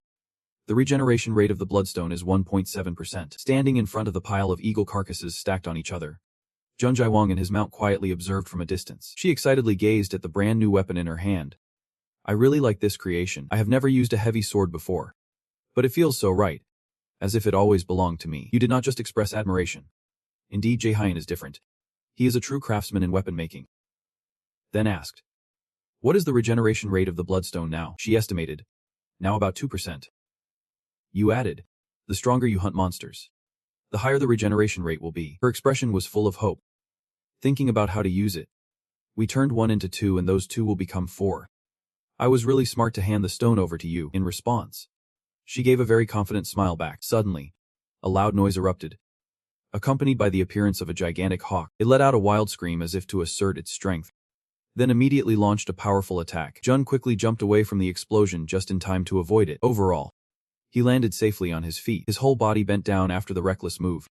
The boss of this gate was a warrior hawk, a formidable force. But where's In Chang? Thinking hard, he called out loudly. In Chang. The other side seemed to struggle a bit more. She had to use all her weight to block the hawk's attack with a heavy spear. Her teeth were clenched in resignation, because if she relaxed even a little, she would be crushed instantly. Luckily, she managed to escape the pincer grip, and with a strong swing of her sword, she knocked it back. This time it was the hawk that found itself in a tough spot. Its movements significantly hindered. The main reason was that Siegfried's spear had blocked countless attacks from the monsters, and his lips curled into a proud smile. Just as expected, even the monster was surprised that a human could withstand its strength. In Chang continued to quickly move under its feet, finally making a vertical strike from below while it could not react in time. Not stopping there, she jumped high to gain momentum for a finishing blow. Her eyes were wide open, showing intense focus. Using the same technique but in the opposite direction, the fate of the warrior hawk seemed to be sealed. The sunset gradually descended, and In Chang sat down on the ground, feeling a bit tired. Jun spoke soft. In Chang, you have no idea how relieved I feel with you by my side. Those words motivated her greatly. Her cheeks flushed with joy. He awkwardly mentioned something only they knew. The exam is in 2 days. We have to get there. She agreed. It is almost time. He did not forget to remind her carefully. In the next 2 days, let us keep hunting non-stop and coordinate well. It will maximize our chances of survival. Even if just a little. She continuously nodded, showing she understood, her face betraying an indescribable excitement. Jun's gaze turned to the distant land, lost in thought. Finally, the day for Odin's test has come. The sky was gradually turning to evening, and the entire floor of the apartment building was lit up. He tiredly sat back on the sofa for just a short while. Countless chaotic thoughts formed in his mind. We have done our best, right? If Siegfried gets the title, that would be great. Oh well. She will receive much more than that in the future, so asking for too much now feels a bit greedy. Suddenly, the doorbell rang, pulling him back to reality. Someone's here. At this moment, you and Seongu are sitting opposite each other in front of the glass window, able to see the streets outside. I basically do not want to waste time beating around the bush, so I will get straight to the point. Do not go tomorrow. If you go, you will die. This time is completely different from the river gate. Your face can hide the awkwardness. Seongu is being serious. He calmly connects the dots, saying he has thought it over many times. Wondering how you found out about Asga, why you want to join Asga, and what your true purpose is. A pure smile involuntarily forms on my lips, but I decide not to dwell on those things anymore. I trust you. Jung can't help but wonder why he trusts me so much. He closes his eyes, showing no signs of regret. I do not know either. Something inside just tells me to do it. Then, he stands up from his seat after carefully emphasizing his point. Anyway, you must not go tomorrow. Odin has taken notice of you. Even if you do not take that test, you can still join Asga as you wish. You have not received your title yet. Right. He repeatedly emphasizes that you should be careful. If you leave tomorrow, you won't survive to come back. However, it seems that these words do not sway you at all. You thank him for his concern, but ask him not to worry. Indeed, the determination you have had for a long time cannot be easily extinguished. You confidently assert that no matter what happens, you will survive and return, as there is still much for you to do. Time passes quickly. Inside a large hall designed with countless vertical bars sticking to the walls, two figures quietly walk in side by side. It is Jun Jiang and In Chang. Dressed head to toe in black, Sujong warmly welcomes the esteemed guests. This way, please. Pointing to Jun Jiang and In Chang, you lavishly praise your counterpart, congratulating him on his promotion. Kim Sujong, he politely places a hand on his chest, saying, seeing you doing well, as your manager, I also benefit from it. More importantly, the opportunity to participate in the overseas expedition is truly amazing. It is an honor to represent the country. He even respectfully bows at a 90-degree angle in front of Jun Jiang, saying, if you wait a moment, the gate will open. I hope you return safely. After saying that, he turns and leaves, leaving the two of you free behind. In Chang suddenly comments, he is a good person, and you agree, saying, yeah. He has not changed at all. A spatial gate suddenly appears in mid-air. A man in a mark vest announces that the gate leading to London has opened, and the two of you can proceed. I hope both of you stay safe. The magical array emits a dazzling, endless light. The two Englishmen are already waiting for them. It is an honor to meet the famous underdog in person recently. Welcome to London. Let me explain a bit about the term underdog, which refers to those who are at a disadvantage but ultimately achieve a spectacular victory. Jun Jiang politely responds, it is nice to meet you. We were sent here by the Korean Association. I am Jun Jiang and this is Jong In Chang. She is a bit surprised by his language skills, so he can speak English fluently. That is impressive. Unpleasant memories briefly flash through his mind. I only learned it because in Eden, if you do not speak English, you are not considered human. He humbly replies, it is not that great. I just happen to have the opportunity to learn. The other party introduces themselves warmly. We will take you both inside. Moving through that gate must be tiring. Tonight, there will be a party waiting for all the hunters gathered here for the expedition. We hope you two will join us. The moon hangs high, clearly visible behind the drifting clouds. The dark sky spreads wide, not too gloomy but adorned with a soft light from the lamps in the vast architecture below. There are a few guests standing around chatting and enjoying drinks together. Some people say they are glad to meet us, but there are also some making a few racially discriminatory gestures. A loud sound coming from afar catches the crowd's attention. The group over there is startled. One fan jumps in surprise. Demetrius's sudden appearance makes everyone instinctively step aside to give way. Suddenly, he pays special attention to a certain direction. Who are these two? I thought there were some idiots from Korea. But why are these two old birds here? Jun Jae-hong and In Chang then realize that his words are aimed at them. A massive figure towering over him stands firmly in front.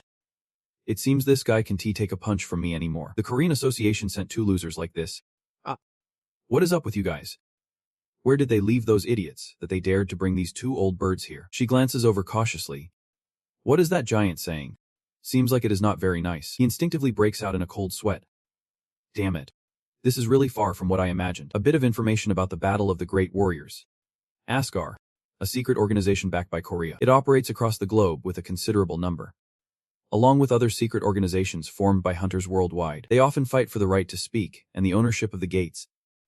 That is the grand battle. The diary states that the goal of protecting humanity by hunting monsters has vanished without a trace. They have completely lost themselves in the struggle to see who is stronger. Demichi stares wide-eyed and threatens. You ask but you do not answer. He looks up while pondering. But why is this guy here? He has nothing to do with this. Your confusion is completely justified. In origin, this great battle is where John Seahawks plays. He will participate under the name Gunzer. But due to my interference, history has changed and Gunther has died. Finally, there is the meeting with Hyojin. Odin's plan has been disrupted. So he must have sent me here to take Troy John Seahawk's place. Your face suddenly darkened. Gunther can't compare to this guy. So why? Is this the outcome of changing the past? Suddenly, a voice rang out from behind Demichi Chut. Just let them be. He actually stepped back to let the newcomer step forward. George extended a hand. Pleased to meet you.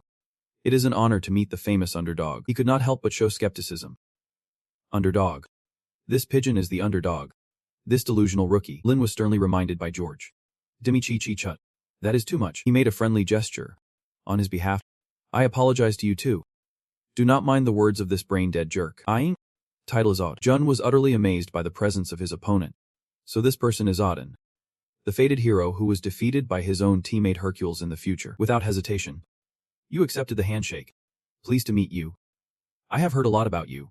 Odin. He appeared polite. I am really sorry. I can't compare to your underdog fame. And do not forget to apologize. Demichi Chut.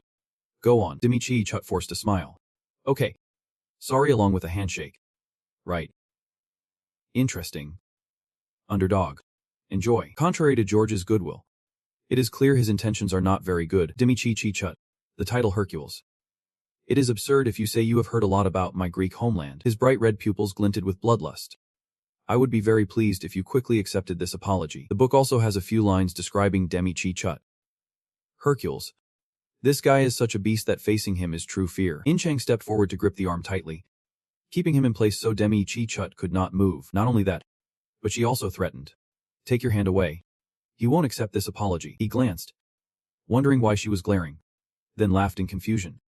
What are you talking about? In-Chang did not answer but pushed his hand away harder. George watched in surprise. He widened his eyes in shock. Can't believe it. Is she really wrestling with Hercules? Suddenly, Demichi Chut tensed his muscles to resist. Then, she was pushed back by his overwhelming power, slowly retreating, trying not to fall. She stared in shock at her still trembling arm. In-Chang anxiously looked ahead, thinking to herself, I have been pushed back. Demi chuckled at seeing her lose. Haha. So besides underdog, there is also a pretty useful guy. Impressive? Awesome. He smiled with interest. See you later. George also nodded politely. I am sorry about this. I will come back to chat with you two next time. The sound of heavy footsteps echoed. So the other two have left this place. In-Chang was still uneasy about what just happened. So Jun asked him, Are you okay? She felt a bit anxious. Not exactly. Do we really have to defeat someone like Han? The Demon King's memoirs say Han is an invincible monster. He frowned and said, Right. We do not have a chance to win, but there is still a loophole. However, Han has a fatal weakness that prevents him from being on top of the world. So Jun glared and said, If we use the usual method, every day there is a party for members of the secret organizations to get to know each other and understand each other's strengths. The city scene right now is very peaceful, but Underdog's team is not attending any parties. The gate opened to welcome the two inside. The man introduced. This is the place. Then praised. You are really amazed. Even abroad you still get to explore dungeons. Jun happily responded. These tours can be done anytime. However, he did not forget to remind her. But I still feel worried. You should pay attention to your strength when going to the important dungeon coming up. Anyway, I will support you. The system announced. You have entered the Oxford clan. The sponsor is paying attention to you. Then the two were immediately transported, arriving at the place. He looked at In-Chang and instructed. We will stay here until we achieve our goal. And if this is not the place, we will also be transported to a similar dungeon. She slightly nodded in agreement. He advised. Just do like in Korea. So In-Chang smiled and replied. Practice your defense skills. Right. Jun smiled and said. With my abilities, I do not think I can withstand even one attack from Hercules. That is why your role is very important. He turned to leave but did not forget to say. Wait a moment. This left In-Chang puzzled. Are not we going together? Jun tilted his head to assure her. It is not the time yet. Just wait and you will understand. I will be back soon. So In-Chang stood still watching him rush away. She could only feel helpless inside, looking up and reflecting on herself. It is not like before. Always feeling uneasy because of the guilt caused. Now I feel much more comfortable. The system announced. The White Prince is smiling at you. In-Chang was happy with her thoughts. Even to the people at her market. Before, I only sent messages like you seem angry. Now I have sent more messages expressing satisfaction.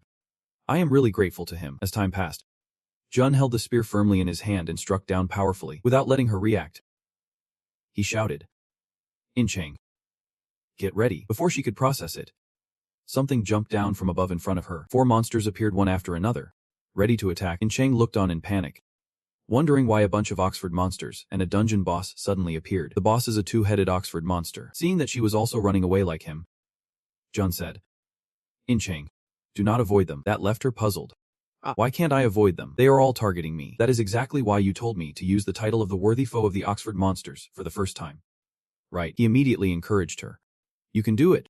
I know you can. In Cheng began to understand his point and realized this was why he asked her to equip herself fully. That is right, Jun replied firmly, glancing back with a bit of worry. After a moment of hesitation, In Cheng gritted her teeth and stopped, turning back around. Okay, I will do it.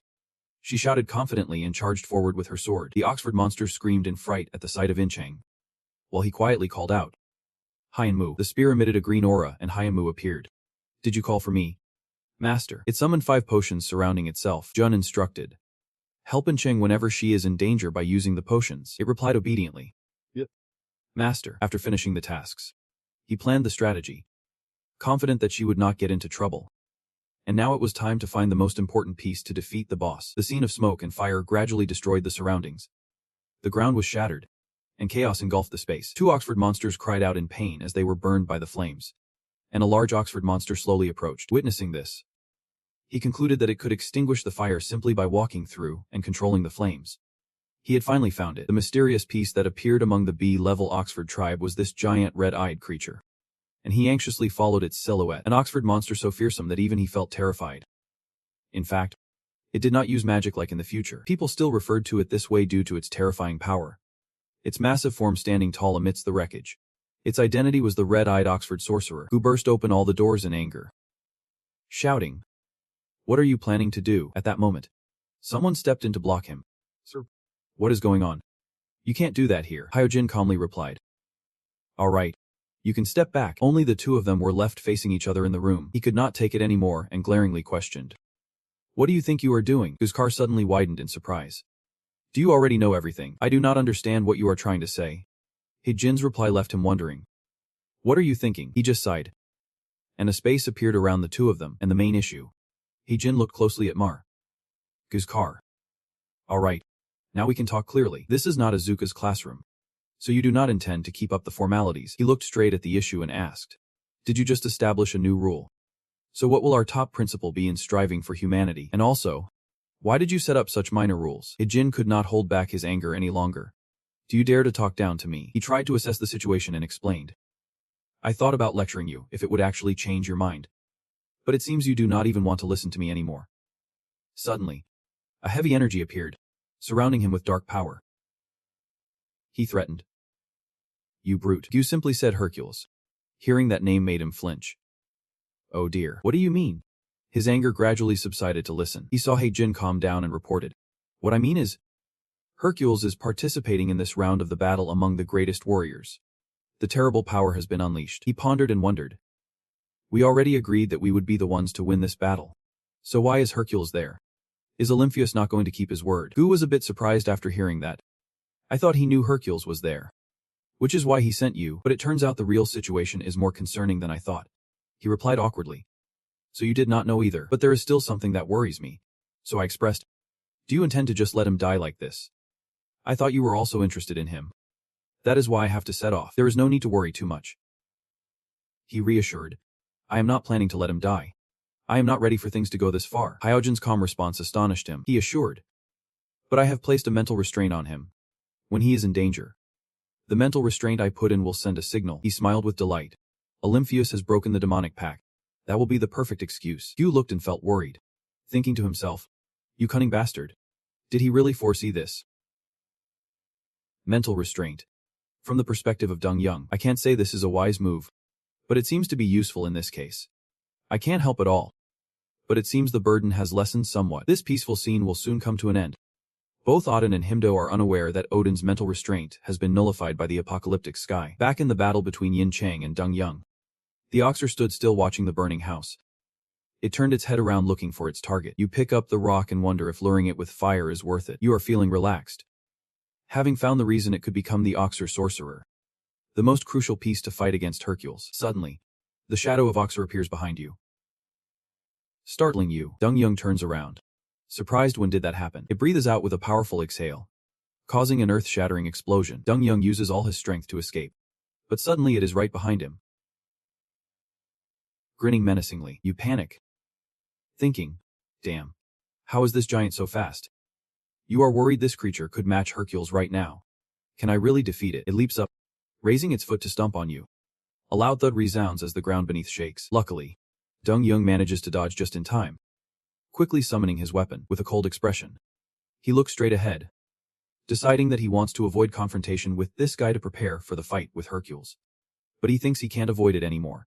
He has to defeat it. Instead of standing still, Dong Young prepares to throw a punch. The punch lunges forward, and you hold your spear to confront it directly. The system announces that the gate has been successfully breached, and the officer suddenly becomes immobile and changes color. At this moment, he stands still in disbelief. The scene before you is astonishing, and you breathe a sigh of relief. Phew, that was close. You feel a lot more at ease. If you were injured to the point that even divine wings could not recover, it would be beyond imagination, especially with the fight happening tomorrow. Thank goodness it seems the team managed to take down the boss, just in time. She is really reliable. Calm sense. Birds fly across the deep red sky. In front of you, two people are conversing. Demetrius looks surprised. After that first day, he has not shown up at all. George shares his thoughts, saying he must be preparing on his own. He can't take it anymore and shouts, damn it, I am feeling so sluggish. Can't I just go activate the gate or something? George calmly turns to explain, I do not want a headache from you anymore. You are the one who caused this trouble by joining the fight of these great warriors, disregarding Olympus' orders. Demetrius angrily retorts, how is this my fault? We have more than enough to win. Why would we intentionally lose? Is that reasonable? I am a warrior who can stand this injustice. He replies, then fight against that real injustice. Why are you being so dirty about it? George expresses his worries, saying, you are giving me a headache. The fight should be started long ago.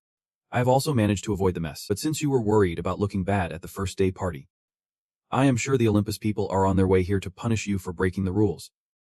And me for helping you too. Demetrius arrogantly puffs up. Do not worry.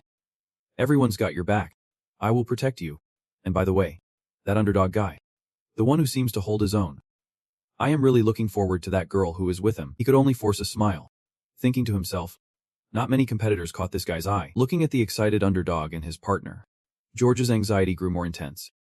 I felt like something explosive was about to happen. This seemed like the calm before the storm in the apartment building. He anxiously looked at you. Are you going out hunting again? Do you need me to come along? Jun quickly interrupted.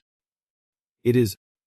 You look a bit off right now. In despair, you asked, who made me like this? You just laughed and replied, but thanks to that, she gained valuable experience that helped her physically and mentally. Let us go again. You were startled. Seeing that you smiled slightly. I was just joking. Take a good rest. I will go alone today. You blushed looking at him. Okay. But if anything happens, contact me right away. Okay. The sky was clear, and the gentle sunlight shone down on the tall buildings. Jun walked while thinking, she must be somewhere around here, where I can feel most of the magical power. You move straight ahead. It seems it is just nearby. Suddenly, Jun's eyes turned red as if realizing something. There it is. That is it. You opened the door and stepped in. Excuse me. Jun cheerfully welcomed you. Welcome to the phone box store. Seeing her, you were overjoyed. I came to the right place. Jun looked at you and smiled brightly. You are Korean. Ah. There are not many Koreans around here. So what brought you here? A special artifact, or an item to deal with demons? Jun extended her hand and asked. You are Park Jujin. Right. She was surprised mixed with anger. Who are you? Unfortunately, I just opened this shop. How did you know my name? You smiled triumphantly. Her hammer has not been damaged yet. You thought.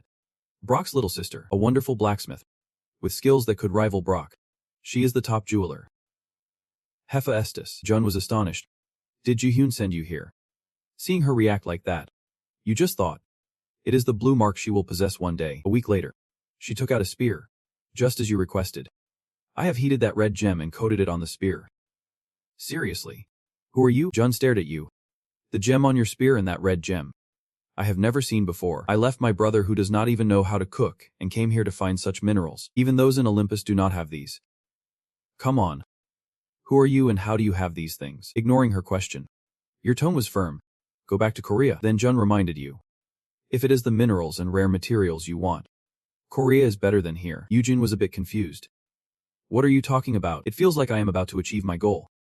You are scheming in your head. If we finish the date together, we could get even stronger. And then you laugh. Because I am in South Korea. Seeing you so pleased makes her visibly uncomfortable. What? You are claiming you can possess resources that even Olympus does not have. How arrogant. But then her expression changes. Interesting. I like outside the city. A blue light appears among the hunters. There are some who look mysterious. They look very sly and cruel. George walks over to the soldiers. The guide picks up the mic to announce. The raid will start soon. Hunters from all over the world. Please be ready. In Chang, along with Jun Jaya, asks. So we have to fight all of them? You shake your head and reply. Not all of them. Although this is a battle between great warriors, there are still some who do not desire victory. And clearing the dungeon is also one of the victory conditions. She rejoices. How lucky. So that means the hunters do not have to kill each other for no reason. I am not so sure. Suddenly, a loud noise erupts. Demetrius approaches. Han sneers. Ah, just a minor skirmish. Everyone fears when they see Han. Demetrius angrily shouts. What are you looking at? Han is about to strike but is stopped by George. Demetrius. We have not even gone through the gate yet. Han turns back with a haughty expression. But those weaklings are staring at me. No matter what. Then he points directly at Jun Jaewoong. With him here. The underdog. You glance away. Seeing Jun Jaewoong's face only excites him more. I like the way he looks. It gets me pumped. Demetrius exclaims. Well. Good luck. Hearing Han's wish. You scoff. At this point, the guide calls out. Everyone. Please proceed through the gate. And they immediately line up to enter. You anxiously look at her. In Chang. Seeing Jun Jaewoong call. She hurriedly replies. Thanks. Your face turns serious as you remind her. When we go inside. First. You need to run really fast. In Chang looks surprised. Wait. He wants me to run away. The announcement appears. You have entered the Catalan Mountain Gate. At Catalan Mountain. Something shines in the distance. Then boom. An explosion goes off. Followed by screams. Awe. In Chang uses her sword to protect herself. She anxiously looks around. What is happening? He warned me to run first. She dashes forward. Suddenly In Chang pauses. She sees a man lying motionless on the ground. He is pleading. Help. Help me. She recalls Jun's reminder. When we go inside. First. You need to run really fast. Even though she heard your warning. She disregards it and continues moving. In Chang gives the man his medicine. A miracle drug. What happened? Just finished taking it. He suddenly collapses. She is in shock. Unable to speak. What the hell is going on? Suddenly. In Chang darts back. She blocks Demetrius's attack. Both powers clashing together. Demetrius emerges from the smoke. So she managed to block it. In Chang looks at him with worry. Gripping her sword tightly. Then she thinks to herself. Demetrius. An attack even stronger than the Oxer monster. He smirks confidently. She is the one who was with Underdog. Hee. I am so glad I decided to join in. A massive cloud of smoke erupts in the forest. The heavy attack tears through space, sending rocks flying. A swirling power surrounds Demetrius. He clenches his fist, ready to unleash a devastating blow. In Chang quickly dodges to avoid the incoming force. She grips her dagger tightly. Moving to the side, the red magic explodes, blowing up the ground where she just stood. Chang turns around. Astonished. What the hell is this terrifying power? Demetrius shows no intention of stopping. Another attack immediately follows. He scoffs. What is wrong? Scared I am gonna crush you. She swiftly raises her dagger to block in front of her for defense. Demetrius's raging magic collides with the dagger, creating a massive explosion. Watching the chaotic scene unfold, he laughs. Pay attention now. As the dust settles, In Chang stands firm. Gripping her dagger tightly, she spits out a mouthful of black blood, thinking to herself, this is indeed destructive power.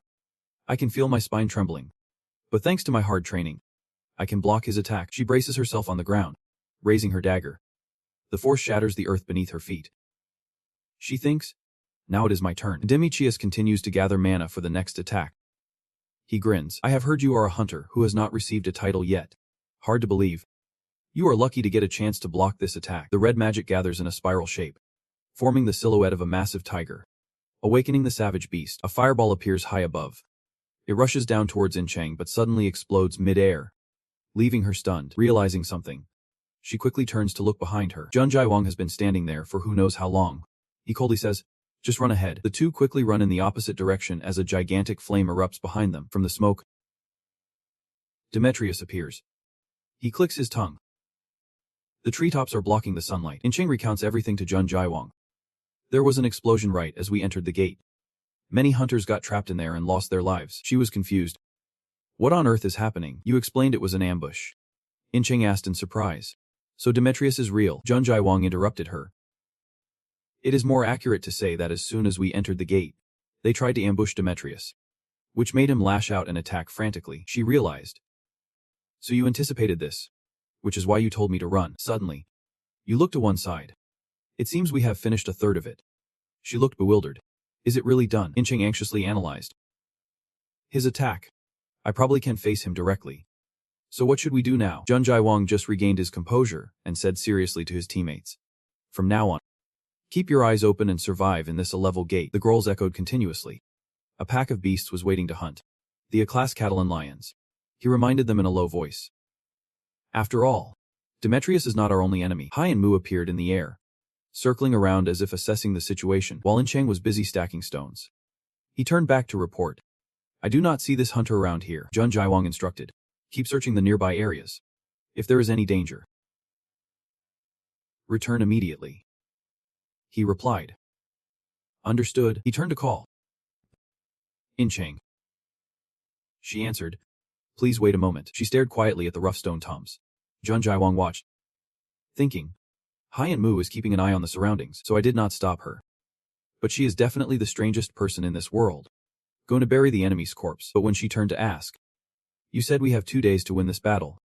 Right. So are you going to face the boss, or focus on fighting this battle? He analyzed. The boss must be incredibly strong. Just the two of us would have a hard time against it. She agreed. That is right. But is not Demetrius stronger than you? Incheng wondered. What should we do then? You have a plan. Right. He confirmed. That is right. We will. A victorious smile spread across his face. He whispered. We will take down both of them. Hundreds of question marks surrounded her. She was shocked and speechless. Hai and Mu suddenly landed. Catching the attention of both, he announced. There are 3 hunters with skull tattoos nearby. Hearing this, he pondered. So they are the ones who caused all this chaos? Incheng asked in confusion. What do you mean? He explained. They are the ones who ambushed Demetrius as soon as we entered the gate. Get ready, she hesitantly asked again. Are we really going to fight those hunters? Would not it be better to avoid them? Jun Wang replied. Usually. Yep. But they are different. I have a plan. A gray smoke rose into the sky. A fire igniting in the middle of the vast forest. 3 men were tied tightly to a tree. The ground revealing 2 different-sized shadows. Demetrius and George stood against the sunlight. He wondered. I have followed the fire trail of the underdog. But who the hell are these guys? He observed the group and said. They belong to Boran. That name makes him suspicious of Boran. The guy with the skull tattoo on his head listened in fear to every word George explained. A dark organization roaming the northern regions. They are known to be extremely brutal, often trafficking drugs and kidnapping children. And those guys, he shifted his gaze to Demetrius. The one who ambushed him as soon as he entered the gate. He looked grim, darkly staring at the 3 tied up. That look made them panic. Please do not kill us. We were wrong. The contractor breathed a sigh of relief when he saw him smile. I do not hate those who do anything to win. On the contrary, I actually like people like that. The smile suddenly changed. His eyes lit up, radiating killing intent. As long as they follow the rules. That is enough. The Demon King's memoir states that ambushing others, right after entering the gate, is strictly forbidden in the grand battle. Demetrius now focused his magic power into his fist. He smiled wickedly. Remember to follow the rules in your next life. An explosion shook the entire forest. Rocks and dust flew everywhere. The notification system announced. The lead monster slayer approves of your actions. With dust clouds swirling, George folded his arms, watching Demetrius savor his victory. He closed his eyes and sighed. Rules. You ignored Olympus's orders. And still plan to cheat your way to ascension. So I think you should not say those things. Hearing that, he sneered. So what? Anyway, that underdog is definitely an interesting guy. Suddenly, George opened his eyes in alert. Can I consider this a gift? 2 unfamiliar hunters appeared. The one on the left had a familiar skull insignia on his shirt. Following that, a group of armed people with murderous intent looked this way. Demetrius stepped forward with interest. Powerful magic swirling around him. Are these guys allies of those 2? I guess I am not the only one who has a burning passion. Power erupted fiercely. He smiled excitedly. I really like this gift. The hunter's body was charred, lying still on the ground. George looked at the twisted corpses in front of him and said warily, Your taste is too extreme. Looking at his companion, he remarked, Can't you use a weapon? That is really tiring. The white in his eyes turned bright red. He looked down on him. You should use your hands to fully experience the thrill of the hunt. A coward like you would not understand. Demetrius was not just a lunatic. He was a warrior with an intense desire to fight and win fiercely. Once he entered battle, he would turn into a killer addict, ignoring the blood on his face and body. Demetrius excitedly said, "Let us go meet that guy." Which made George very anxious about Demetrius encountering underdog. Suddenly she spoke up. A dense magical power. "Perhaps we are in the area with the boss monster." She was surprised to see him raise his hand to interrupt her. He sensed carefully. There are hunters here. Not enemies. No smell of blood mixed in this magic. At that moment, a group of strangers appeared in front of them. Two people in ethnic attire spoke up. "So you are underdog. Were not you supposed to arrive late? We have been waiting for you for a long time." Junjiang thought to himself. Waiting for me? Then he asked, "What do you mean? Your attitude is making that guy hesitate. Were not you sent here by Asuka? You are serious?" "That is right." The two of them went back to discuss something with their teammate. Then the guy stepped up to explain. "I am Inib from Nin. We are here to help you, but it seems you still do not know anything. This great battle has already been decided in favor of Asuka." Junjiang quietly wondered. Nin is in Egypt South. An international guild. Like Asuka and Olympus. Ineb continued. "I do not know what happened with Olympus, so even though the journey there is quite difficult, we are still waiting here to make sure you achieve victory." You thought to yourself. So that is the reason why Troy Johnson could win the great battle. It is because of this. He introduced them to the group, saying, "We will help you too. So let us go take down the boss right away. It would be very difficult with just the two of you fighting." John flatly refused. "I am going to defeat Demi Charit." This left everyone stunned. What? Even Ineb and Numik could not believe it. Inching glanced at his teammate. Seriously thinking. Winning just by defeating the boss is like being Odin's pet dog. Always following his orders. She opened her eyes wide in confusion. Why is everyone so surprised? You turned to explain. It seems this great battle was predetermined for Asuka to win. That is why they initially planned to help us take down the boss. She added, so avoiding a fight with Demi Charit and defeating the boss to ensure victory is the surest way to win this great battle. You agreed. But they were all surprised that I wanted to take down Demi Charit. Jun frowned, thinking to himself, which Yincheng opposed to. She cheerfully responded, "Okay. Let us move forward together. You have a plan. Right. I will follow that plan." Your teammate's attitude made you smile. You remarked, "She is really reliable." Suddenly someone spoke up. "I'm out." Two people turned to look toward the voice. Another raised their hand. "I am out." The other group agreed. "We will also sit this one out. I am not going to hurt myself fighting Demi Charit." People around protested loudly. "What the hell is Asuka sending someone like this for?" "I agree. Let us get out of here quickly." Inap spoke up. "The boss is a lion, similar to the Catalan species, but is gigantic and much stronger. I won't fight Demi Charit, but at least I will give you some information." Numaisi declined to participate. "I am leaving too." The hunter beside agreed. "We will also stay back and observe." Jun Jaiwang entered with an empty page. She said, "We are back to square one." You smiled reassuringly at her. "It is all good.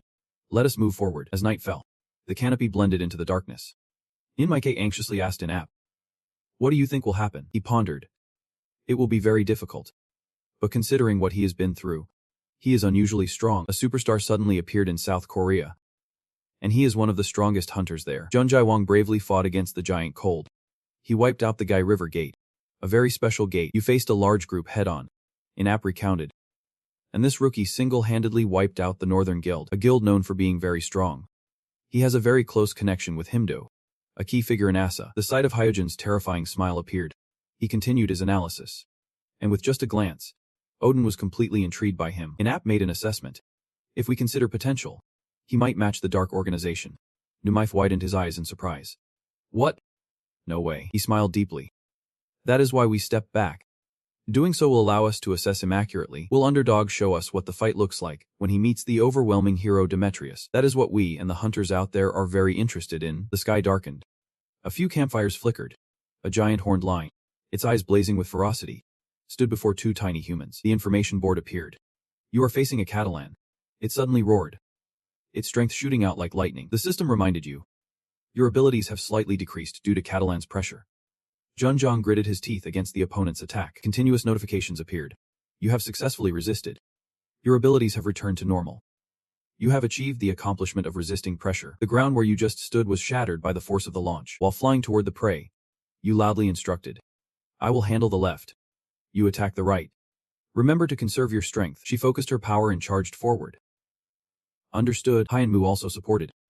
I will take care of the belly. Their group attacked from 3 different directions, while the boss opened its mouth wide, revealing sharp fangs, ready to greet the 3 small beings. At that moment, as Catalan charged at high speed, Inap managed to strike it down with a sword, but unfortunately, it noticed and immediately countered with its foot. Ultimately, in shock, Inap still got hit by Catalan's strike. Even though she raised her sword to defend herself, she could not help but feel terrified. Its overwhelming power came from the side, and Jun Gaiyong seized the opportunity to grab his weapon and assist her, but in the blink of an eye, she was thrown straight down to the ground, and dust spread from that impact. He quickly stepped back to avoid it. Hai and Mu immediately unleashed his energy to help them, and it struck right in the remaining eye of Catalan. The other 2 were able to land safely thanks to it. Jun Gaiyong turned to remind her not to push herself too hard, saying, "We still have a second target." Demetrius. In another scene, a conflict was erupting like an earthquake. All those around affected by the explosion collapsed and fainted on the spot. Man enveloped a person's entire body, his arms covered in blood as if he had just tortured someone. Demetrius, blinded by rage, grabbed his opponent angrily. "I will continue to face people like you while searching for that guy's flame." He quickly threw the other person aside and said a few words to George. "Thanks, man. Save your strength. You still have the battle you want to face." Hearing this, he flared up and shouted, "Shut up." Seeing this, he sweated nervously, wondering if he was losing control in his bloodlust to wield such incredible power. The more Demetrius got lost in his thirst for blood, the more people he killed. Amidst the stillness of the forest in front of him, George was still lost in his thoughts, wondering if that rookie had seen the confusion within him, and whether to leave these guys here for him or not. That can't be. This is top secret information, even in Olymp. A secret that not even Odin from Asgard knows. Then he called out to him seriously. Demetrius. His eyes were red and filled with rage. He slowly picked it up, glancing toward him. Finally, his eyes stabilized, asking him, "What?" He questioned doubtfully. "Are you sure you are sober?" He firmly asserted. "I told you not to worry. I have controlled my bloodlust." Suddenly, an energy burst from the other side. Seeing this, Demetrius was excited. Now it is time for the main course. George was still lost in his thoughts. He was one of Olympus's most capable heroes, and one of the only SSrank hunters in the world. Then he smiled. "I trust you." "Demetrius, over here." Catalan was slowly approaching. Inchang, witnessing this scene, was stunned. "It is motionless. Have we succeeded?" Jun replied, "Maybe." Suddenly an explosion occurred. Its energy shot straight up into the sky. The mighty Catalan with its endless swirling power slowly approached the 2. Suddenly, the entire herd of Catalan charged forward at lightning speed. Up above, Numex could not help but exclaim, "It is truly unimaginable." They defeated the boss, just the 2 of them. Inep chimed in, and as if reacting to Catalan's dark energy, the Catalan lions began to gather around the leader. He bent down, gradually analyzing. "But generally, you need to attack the leader as much as possible while it is disoriented from the phase transition." "But why did that rookie stop attacking?" Back in the fight, Incheng also laid out his strategy. "I can feel the dark power surging from my very core. Is this okay?" "We are doing great." "Right," Jun also admitted. "Yeah. You remember." And just then, the main character appeared. At this moment, Demichius was rushing down. Then he landed, causing the ground to crater deeply. He stood up with a confident smirk, looking quite happy. "Now's the time. You should keep fighting." George also followed up. "I told you to wait for me." Suddenly, he jumped up, and everyone ran ahead to escape from Catalan's pursuit. Looking at the scene before them, the group was shocked. What? They seemed to doubt their own speculation. Could it be? It roared, its body exploding with bright red lightning, and shot forward. The impact shattered the surroundings, rocks flying everywhere. The tremor was so intense that it pushed everyone back. Catalan stood still as if deep in thought. Then it opened its mouth wide and roared fiercely. The sound successfully summoned the pride of lions, and they all charged into attack. Everyone quickly drew their weapons, not forgetting to exclaim, "Those 2 are really scary." The boss is completely overwhelmed by its own magical power to the point of losing its mind. Catalan opened its fierce mouth and lunged with a powerful strike. Demetrius clenched his fists, ready for battle. He was excited. "Haha. Good. Very good." Dunjong and his teammates stood on a high ledge observing the situation below. He assessed, "Thanks to Demetrius we got out of there. But it won't last long." Suddenly, a mysterious pink potion appeared in his hand. Incheng noticed. "What are you doing?" He focused on what was in his hand, replying shortly, "It is a secret weapon." After pouring the liquid from the bottle, the spear immediately emitted a red light, along with a notification. Muspel's spear is temporarily enhanced. The gem on the spear absorbed power from the pink liquid. The system continued to display. The blood dragon stone is enveloping the magical stone. The announcement surprised Junjiang. Blood monster enveloping the magical stone. What the hell is going on? At that moment, Lai Junjiang was unaware of the consequences of the blood dragon stone enveloping the magical stone. He stood up, holding the spear now covered with a layer of pinkish-purple power. The scene before Incheng made him worried. It looks very dangerous. The power wrapped around more and more. You raised your weapon in a throwing stance, answering her. But this is our only chance. Catalan gathered strength, forming an energy ball in front of him. Then it was launched, creating a blinding purple light. At the same time, Demetrius launched a final blow at Bisabri, creating a massive fire column that shot straight ahead. Two streams of red-purple power clashed, resulting in a huge explosion. The flames and fury of Demetrius pierced through Catalan's attack, hitting him squarely in the face. His eyes flashed with realization. Here, maintaining his attack stance, he called out from above. How about that? Not my usual style. The roar of a predator. Hearing the noise, he cautiously glanced back. In front of him, a spear flew toward him at a terrifying speed. Damn this. But George suddenly appeared to block in front of him, swinging his arm to deflect the blow. The spear was knocked away by him, flying far off, following the direction the spear flew. He said, "That is why I told you to carry a weapon." Demetrius paused, scratching his face. All right. This action made George smile slightly. That kid. He looked at his teammate and warned. Seems like Underdog's spear is very different from usual. I have a bad feeling about it. It might even rival the effect of the predator's roar. But he did not let those words get to him. Dodging that kind of attack is impossible. He was too annoyed. Like a power surged around Demetrius. He excitedly said, "Then I will take care of that fly. I will go hunt the real prey." With that, he dashed off, leaving George alone. He frowned. Yeah. Power flared around him. He turned. You look like someone who acts impulsively. Incheng stood silently holding her spear. She coldly asked, "What do you mean?" Without waiting for a response, she immediately leaped forward. Incheng's eyes flashed with murderous intent, striking and sending his weapon straight toward the target. Just before the spear's tip came down, he jumped up to dodge it. George swung his sword to attack, and she immediately evaded like a pro. Without stopping, he continued to strike fiercely, sharp green magic shooting out. Incheng frowned, steadily parrying his consecutive slashes. Her eyes flashed with danger. She raised her hand, concentrating her magical energy around her, forming a swirling vortex of power around the spear's tip. And this now, Hein suddenly appeared, unleashing a torrent of wild magic from his mouth. The magic struck George's back, causing him to stagger. And at that moment Incheng swung her arm to attack. Roaring, the purple magic exploded violently, engulfing everything in a storm of dust and chaos. A surge of power erupted. George searched. Did she run away? He was confused. She should have taken advantage of his moment of weakness to deliver a fatal blow. Why do I have to run? And what is that thing shot out from that skull? Why does it have this sweet smell? Could it be? George suddenly looked ahead, channeling his magic into his fist. A horde of monsters was advancing toward him. The pheromone monsters. George speculated that they must have used a type of poison specialized for hunts like this. They would not escape my grasp. Meanwhile, a showdown was taking place elsewhere. Continuous attacks came in, and Junjian was stunned. How could this be? Demichia boldly attacked the monster. He could not believe it. The guy could use a Catalan that consumed demonic energy. That is insane. Could he really be strong enough to turn the impossible into possible? Suddenly, a figure appeared behind him. Junjian turned around, and it seemed she had locked Odysseus' arm. She praised the skull. Haimu helped me a lot to make this. You plan. We need to finish everything before Odys comes back. The figure responded. I understand. Demetrius' gleeful laughter echoed. He was going insane. Perfect. So perfect.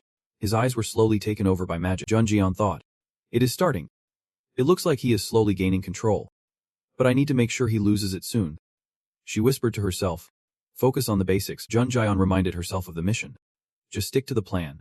She was in charge of stopping Catalan, while I handled Demichia. Junjian concentrated her strength. She did not need to take him down.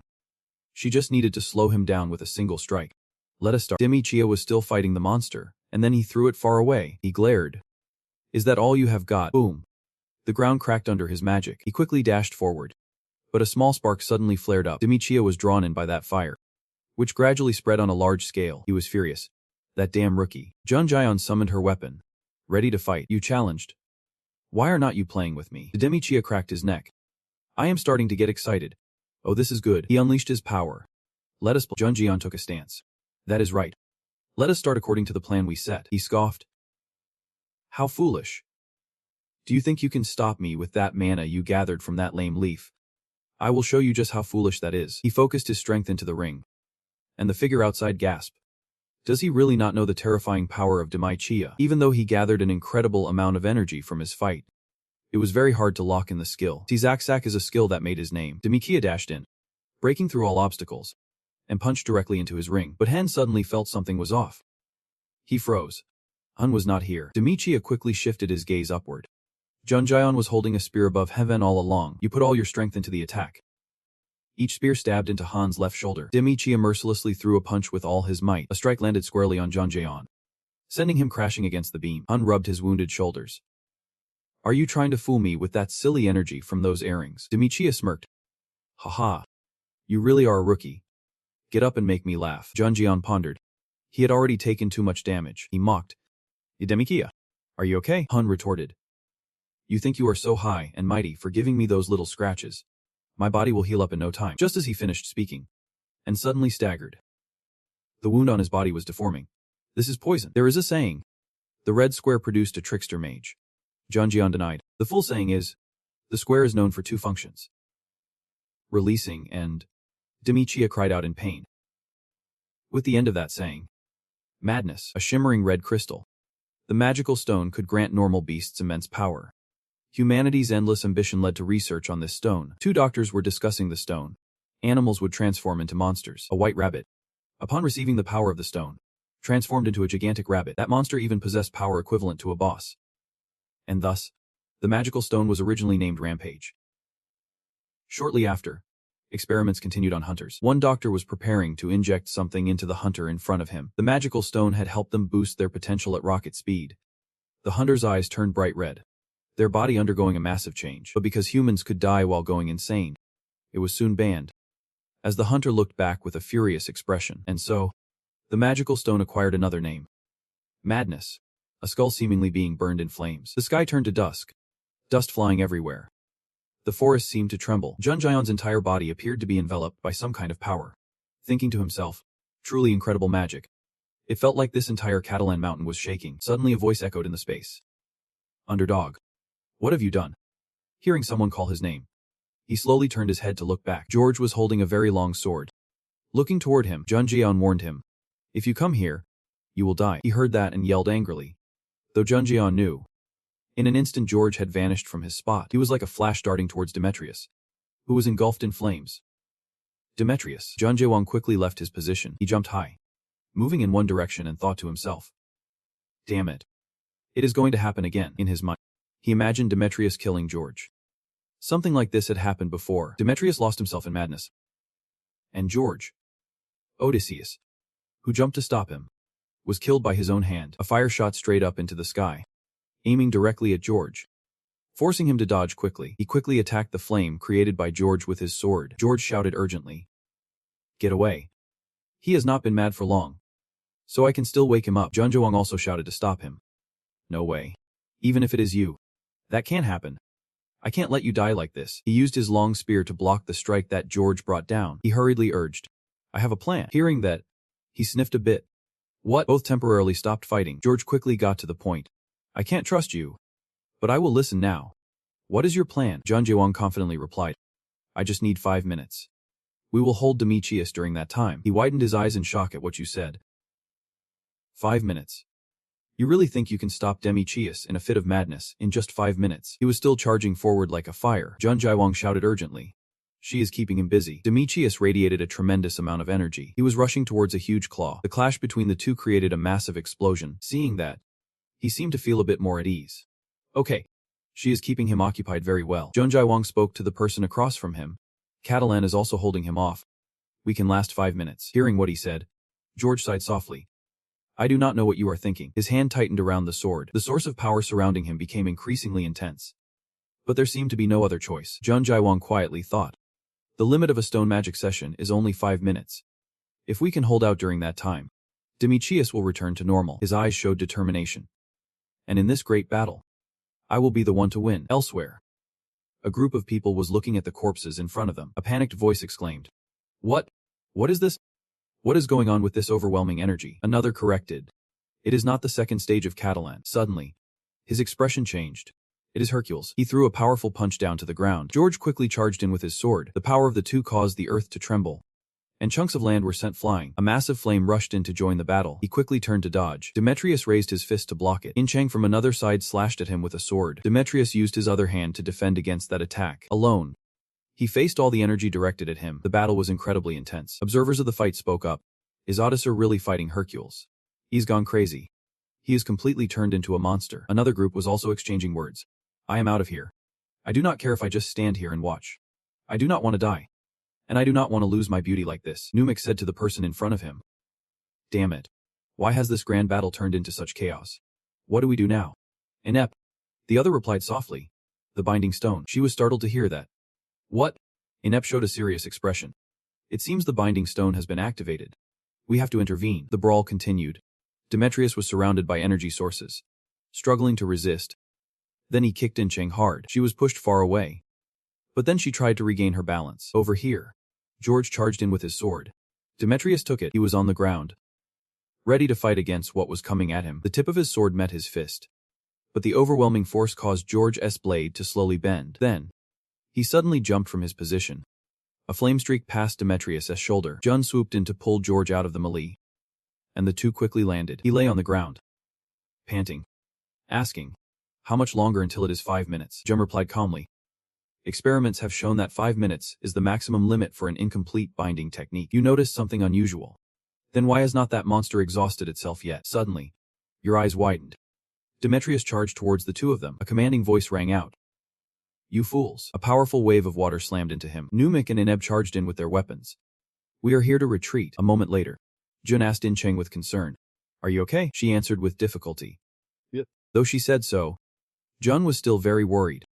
It seemed In-Chang could not hold on any longer. You tightened your grip on your weapon. Wishing you had a bit more strength. Suddenly, a system notification appeared. The blood flowing in the bloodstone had reversed, regenerating from 0.3%. Jun felt a chill upon seeing that. You raised your hand to cover your mouth, coughing up a mouthful of blood. In-Chang saw your body swaying and panicked.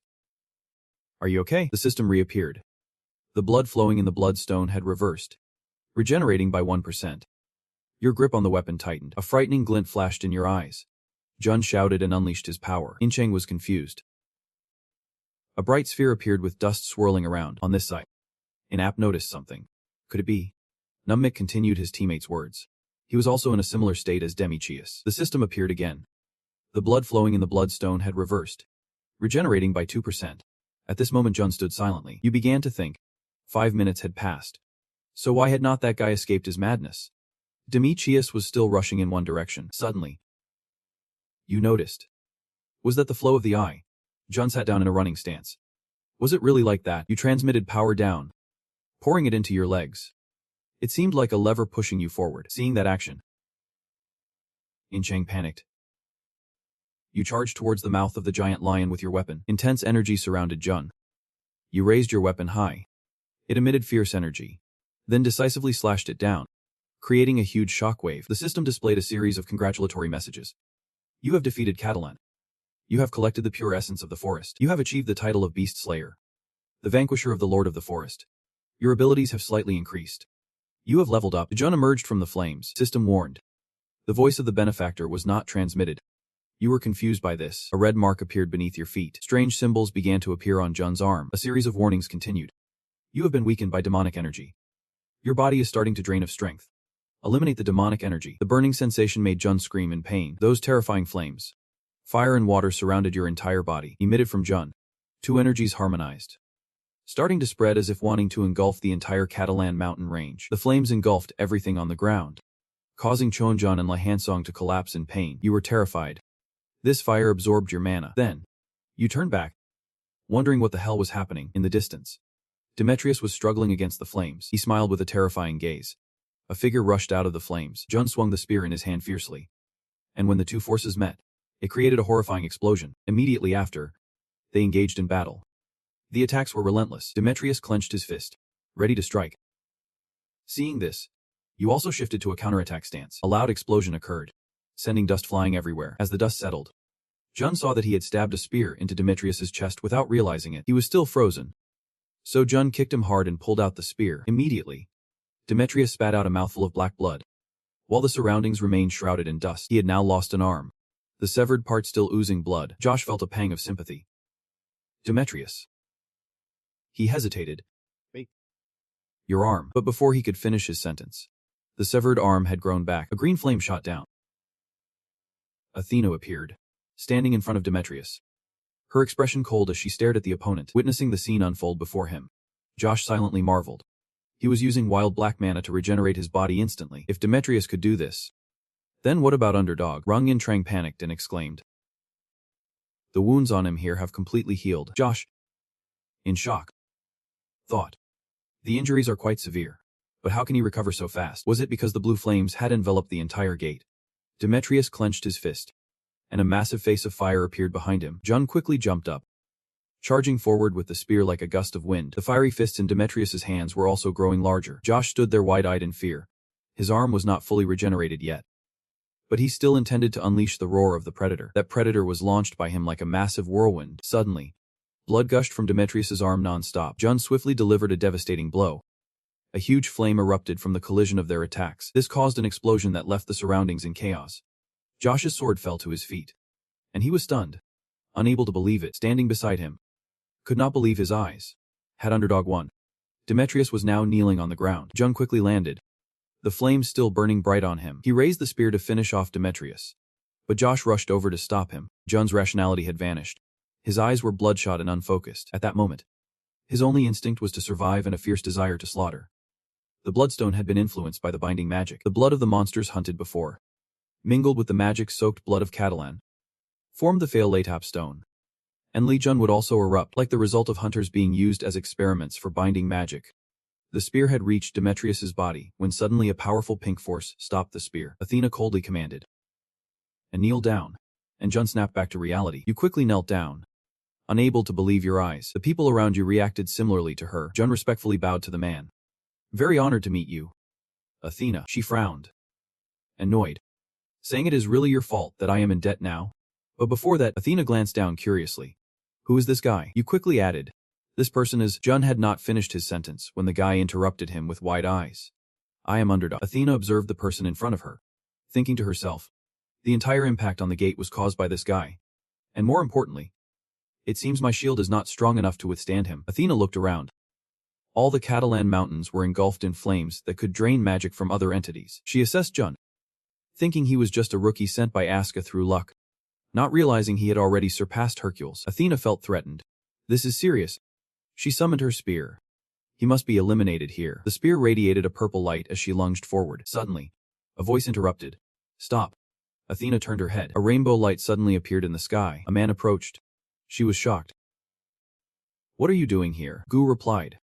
That is what I wanted to ask. Athena, annoyed, asked. Did you follow the plan? He did not explain and stood in front of Jun. She was furious. Get out of the way. That guy must be killed right here, you said sternly. If you intend to kill him, I will consider this a declaration of war against Asga. Athena's expression immediately turned grim. She scoffed. A declaration of war? Is he that important to you? Ridiculous. I thought you did not care about anyone. He remained silent. Inept spoke. Can you give me a moment? Esteemed Athena, I am Inept from Nin. Athena glanced at him. You are the ACAB warrior. I know. He placed his hand over his chest. It is an honor that you recognized me. Athena, Inept explained. We received a mission from Nin to protect Underdog. She was astonished. He revealed a mysterious eye. You must know. This is the Eye of Azaris. Inept held the eye up. Since I am currently representing Nin, I request that you accept Nine's plea. Athena, the system announced. The gate will soon collapse. It began to activate and grant new skills at a magnificent castle. From the window, one could clearly see inside a room. Incheng was slumped in a chair. She suddenly lifted her head. Then she ran to the bed. Lai Jun. Incheng was in tears. Thank God. Jun hears the old man's voice. But inside he realizes something. His vocal cords are not working. She explains. Maybe his body has not recovered yet. Please wait a moment. I will call someone here. As soon as she finishes speaking, she goes outside. And he looks around. The round certificate with 2 swords. So this is definitely the round table. Jun thinks. Not all powerful hunters create secret organizations to control the world. Many secret organizations are formed to serve noble purposes. He continues to think. And the round table is one of those. Jun speculates. But in the end, they do not take action. They still conceal themselves and operate under a facade of danger. Even though the yoki is on the brink of collapse, they continue to hide like this, despite having tremendous power. They do not make any effort to change things. He sighs. Anyway, his body has become a mess now. His body is in a state of exhaustion. This dragging body can't speak, and his legs can't move. The system suddenly speaks. Higong. Huu is tearing apart. He thinks to himself, if I am right, then there is no issue that requires Hyongu anymore. Status window. His stats, abilities, and levels appear before him. Junjing remarked, his level is still above 50. But it seems his skills have declined due to the effect of the Fail Latep stone. He can't even speak. The status board displays new skills. He is amazed. He has gathered skills that can rival unique skills. Junjing feels proud. I will make you even more pleased. Playing the apocalypse. Then, Gu visits. How's your body? He sees him sitting up, calling out, brother. He smiles. I have heard that the invasion of magical power is happening. This is a rare case, so there is currently no treatment or specific solution. But seeing your current condition, I think we do not need to worry too much. Junjing calculates. With the support of the apocalyptic sky and the flow of mana, he thinks the elimination of magical power won't be difficult. Gu encourages. Make sure you recover. I have something to ask you then. At this moment, he is standing before the council. Athena commands. The power that Li Junjung has demonstrated is too dangerous and anomalous. I request that you investigate Li Junjung's power. Gu counters. Asuka has not infringed upon the power of the hunting members. She interrupts. But are not you the ones who need to clarify this matter? He does not back down. But the newcomer is the one who broke the treaty between Olympus and Asuka Karma. Asuka was promised to bring victory in this great battle, which is why hunters were sent. Du recalls the image of Junjing losing control. If we had known Hercules would participate and break the treaty, we would not have sent Li Junjun either. In this situation, our hunter was just fulfilling his duty. You insist? Therefore, the request for clarification is very unreasonable. And I think you all are the ones who should provide an explanation. Olympus. Athena remains calm. The power that Li Junjung possesses is already threatening enough. She gives an example. The entire gate was engulfed in green flames, even stealing the mana from other hunters. This is something unexpected. Athena insists. So we demand that you surrender that new underdog. If you do not accept, Olympus are ready to fight Asuka. Guzkar fell silent upon hearing that. Guzkar explains that we are very aware that the flames can absorb the mana of other hunters, which is very dangerous. And it is not a skill that has existed before. However, she does not think the mere existence of the hunters is a dangerous deception. Everyone is aware of it. The murmurs of gossip are unending. He continues. All of us are entities that have never existed before, and the skills that hunters possess are very frightening and dangerous to everyone. Guzkar firmly states that. Therefore, you from Olympus, who have mentioned the possibility of conflict, must take responsibility for your words, as it shows contempt for the hunters. Athena remarks that everything is for you. Her face darkens. How on earth did you appear here? Facing you, making me lash out and unable to think clearly. He looks at her and is about to speak about this matter. Athena turns away. After this, I hope we never meet again. Guzkar feels a bit troubled. The system announces that the mana flow has been activated. Junjian is now meditating. Feel the mana flow and use it. He studies, observing Demetrius's mana flow, noting that he has amplified his power by channeling the magic energy available throughout his body. Jian senses the magic energy. The name says it all. When applied to attacks, the destructive power will increase. And when applied to defensive armor, the defensive power will also be enhanced. This is the power of the mana flow. First, I need to use the mana flow to heal. The system begins to activate the skill, and beams of light gradually radiate from Junjian. He suddenly feels uncomfortable. Junjian suddenly coughs up a mouthful of blood. He's confused. Are these impurities that have invaded my body caused by the blood jade? Thank God. With the mana flow, I just need to heal the spots contaminated with impurities. John slowly feels his body. He's surprised. Has the mana flow been blocked? He sees the magic energy surrounding a black sphere. Junjian is disappointed. A black sphere in his throat is blocking the flow of mana. This won't do. I have to try redirecting the mana flow elsewhere. At the training ground, two streams of power collide. The purple stream of power is at a disadvantage. George continuously slashes with his sword. In Cheng is struggling to keep up, and George is coming in fast. You are too slow. She is taken aback. Too slow. Immediately, In Cheng strikes several more times, but George dodges just in time. The force of the blows scorches the ground. She jumps up and brings down her weapon. He cheers her on. That is right. Keep going. Attacking someone is not like just fighting. You need to understand that. In Cheng is flustered. I can grasp it that deeply. She decisively swings her weapon horizontally, and George ducks to avoid getting hit. His green blade rushes toward her, grazing her cheek. She steps back, and he suggests, "Maybe we should stop." In-Chang feels disheartened.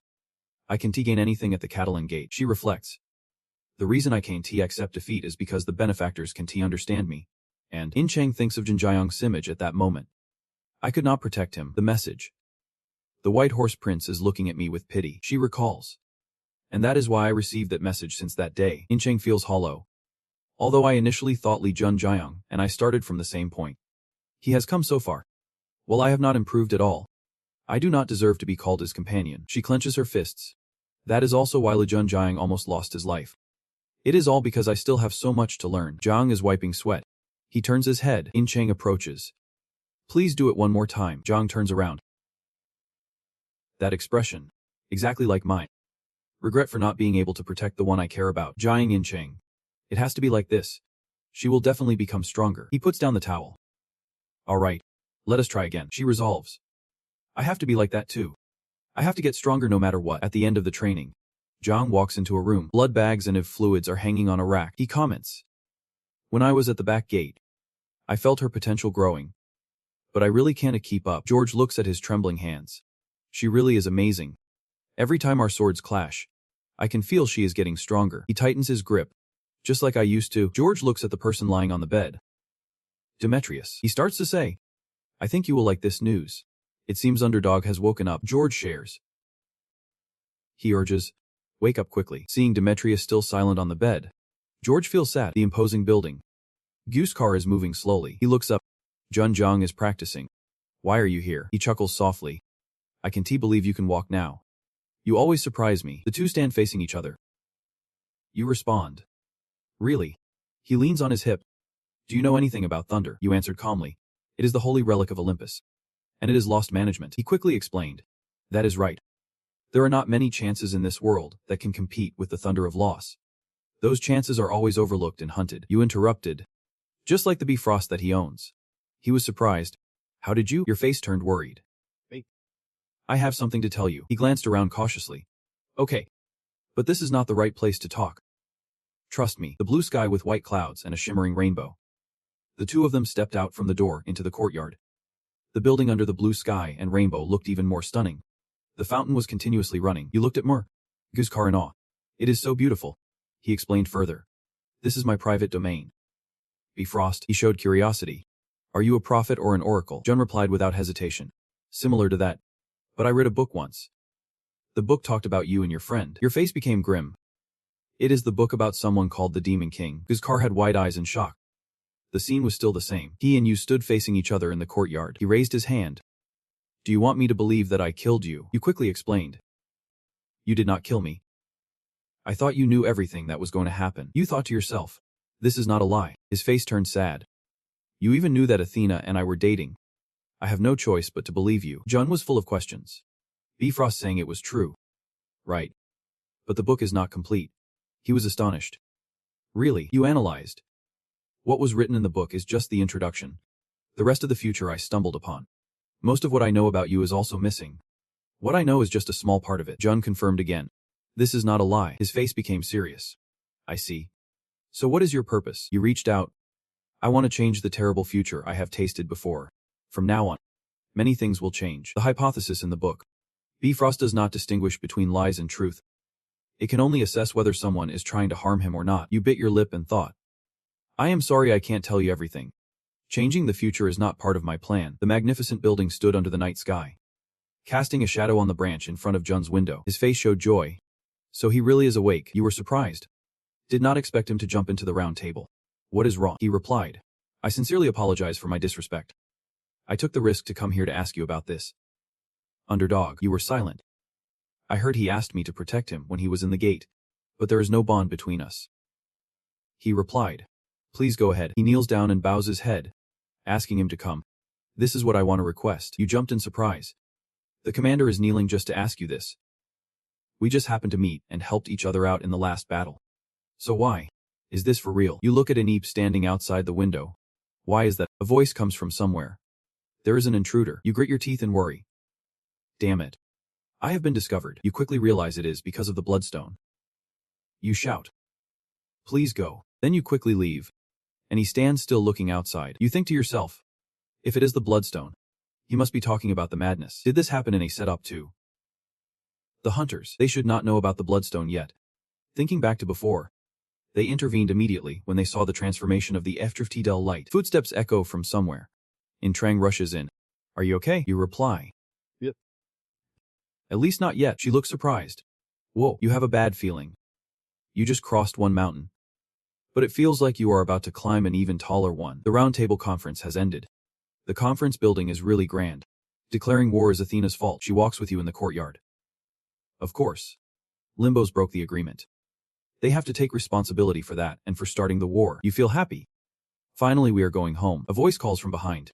Wait a minute. As soon as you hear her, you recognize it. You turn around. Jockey. She quickly grabs the sword in her hand to protect you. Step back. Junjun. Her eyes turn purple. What is going on? Jockey appears in a cloud of dark power. His face is gloomy. Jockey stands on the steps looking at Trang and Junjayang. You reassure. She is just Trang. It is. She looks confused. What is going on? Junjang explains. Although he shows a hostile expression, it seems he wants to talk to me. Trang looks up shyly. She sighs. I understand now. You and he face each other. Jockey starts. He is recovered, but you have not. It seems this time, Dimitrius is completely lost. You frankly say. Thanks to you I have learned a lot. However, next time I won't be defeated. Junjang repeat. Next time. Alright. But I am not someone who easily lets go of old grudges. You mumble. Bastard. Jockey asks. I can't communicate with her. So please relay the message. You wonder. You mean her? Trang. He turns. She has potential. She will definitely be able to become stronger. Jockey reminds it. It seems she wants recognition. Reputation and prestige are very important. But remember that knowing the sponsor well is just as crucial. Try to think carefully about the identity of the sponsor. In a confusing situation. What is he talking about? Jun notes he wants to be a Prince Charming. She is at a loss for words. Jockey leaves. Waving goodbye.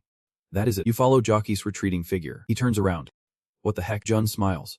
In the future, Hercules will become a stronger beast than before. He will definitely wake up. Jockey is shocked. You continue. I told myself I am not the type to let things go easily. So next time, Jun suggests. It would be great if we were on the same team. He silently watches the two walk away. Jockey clenches his fist. Then relaxes. His face darkens.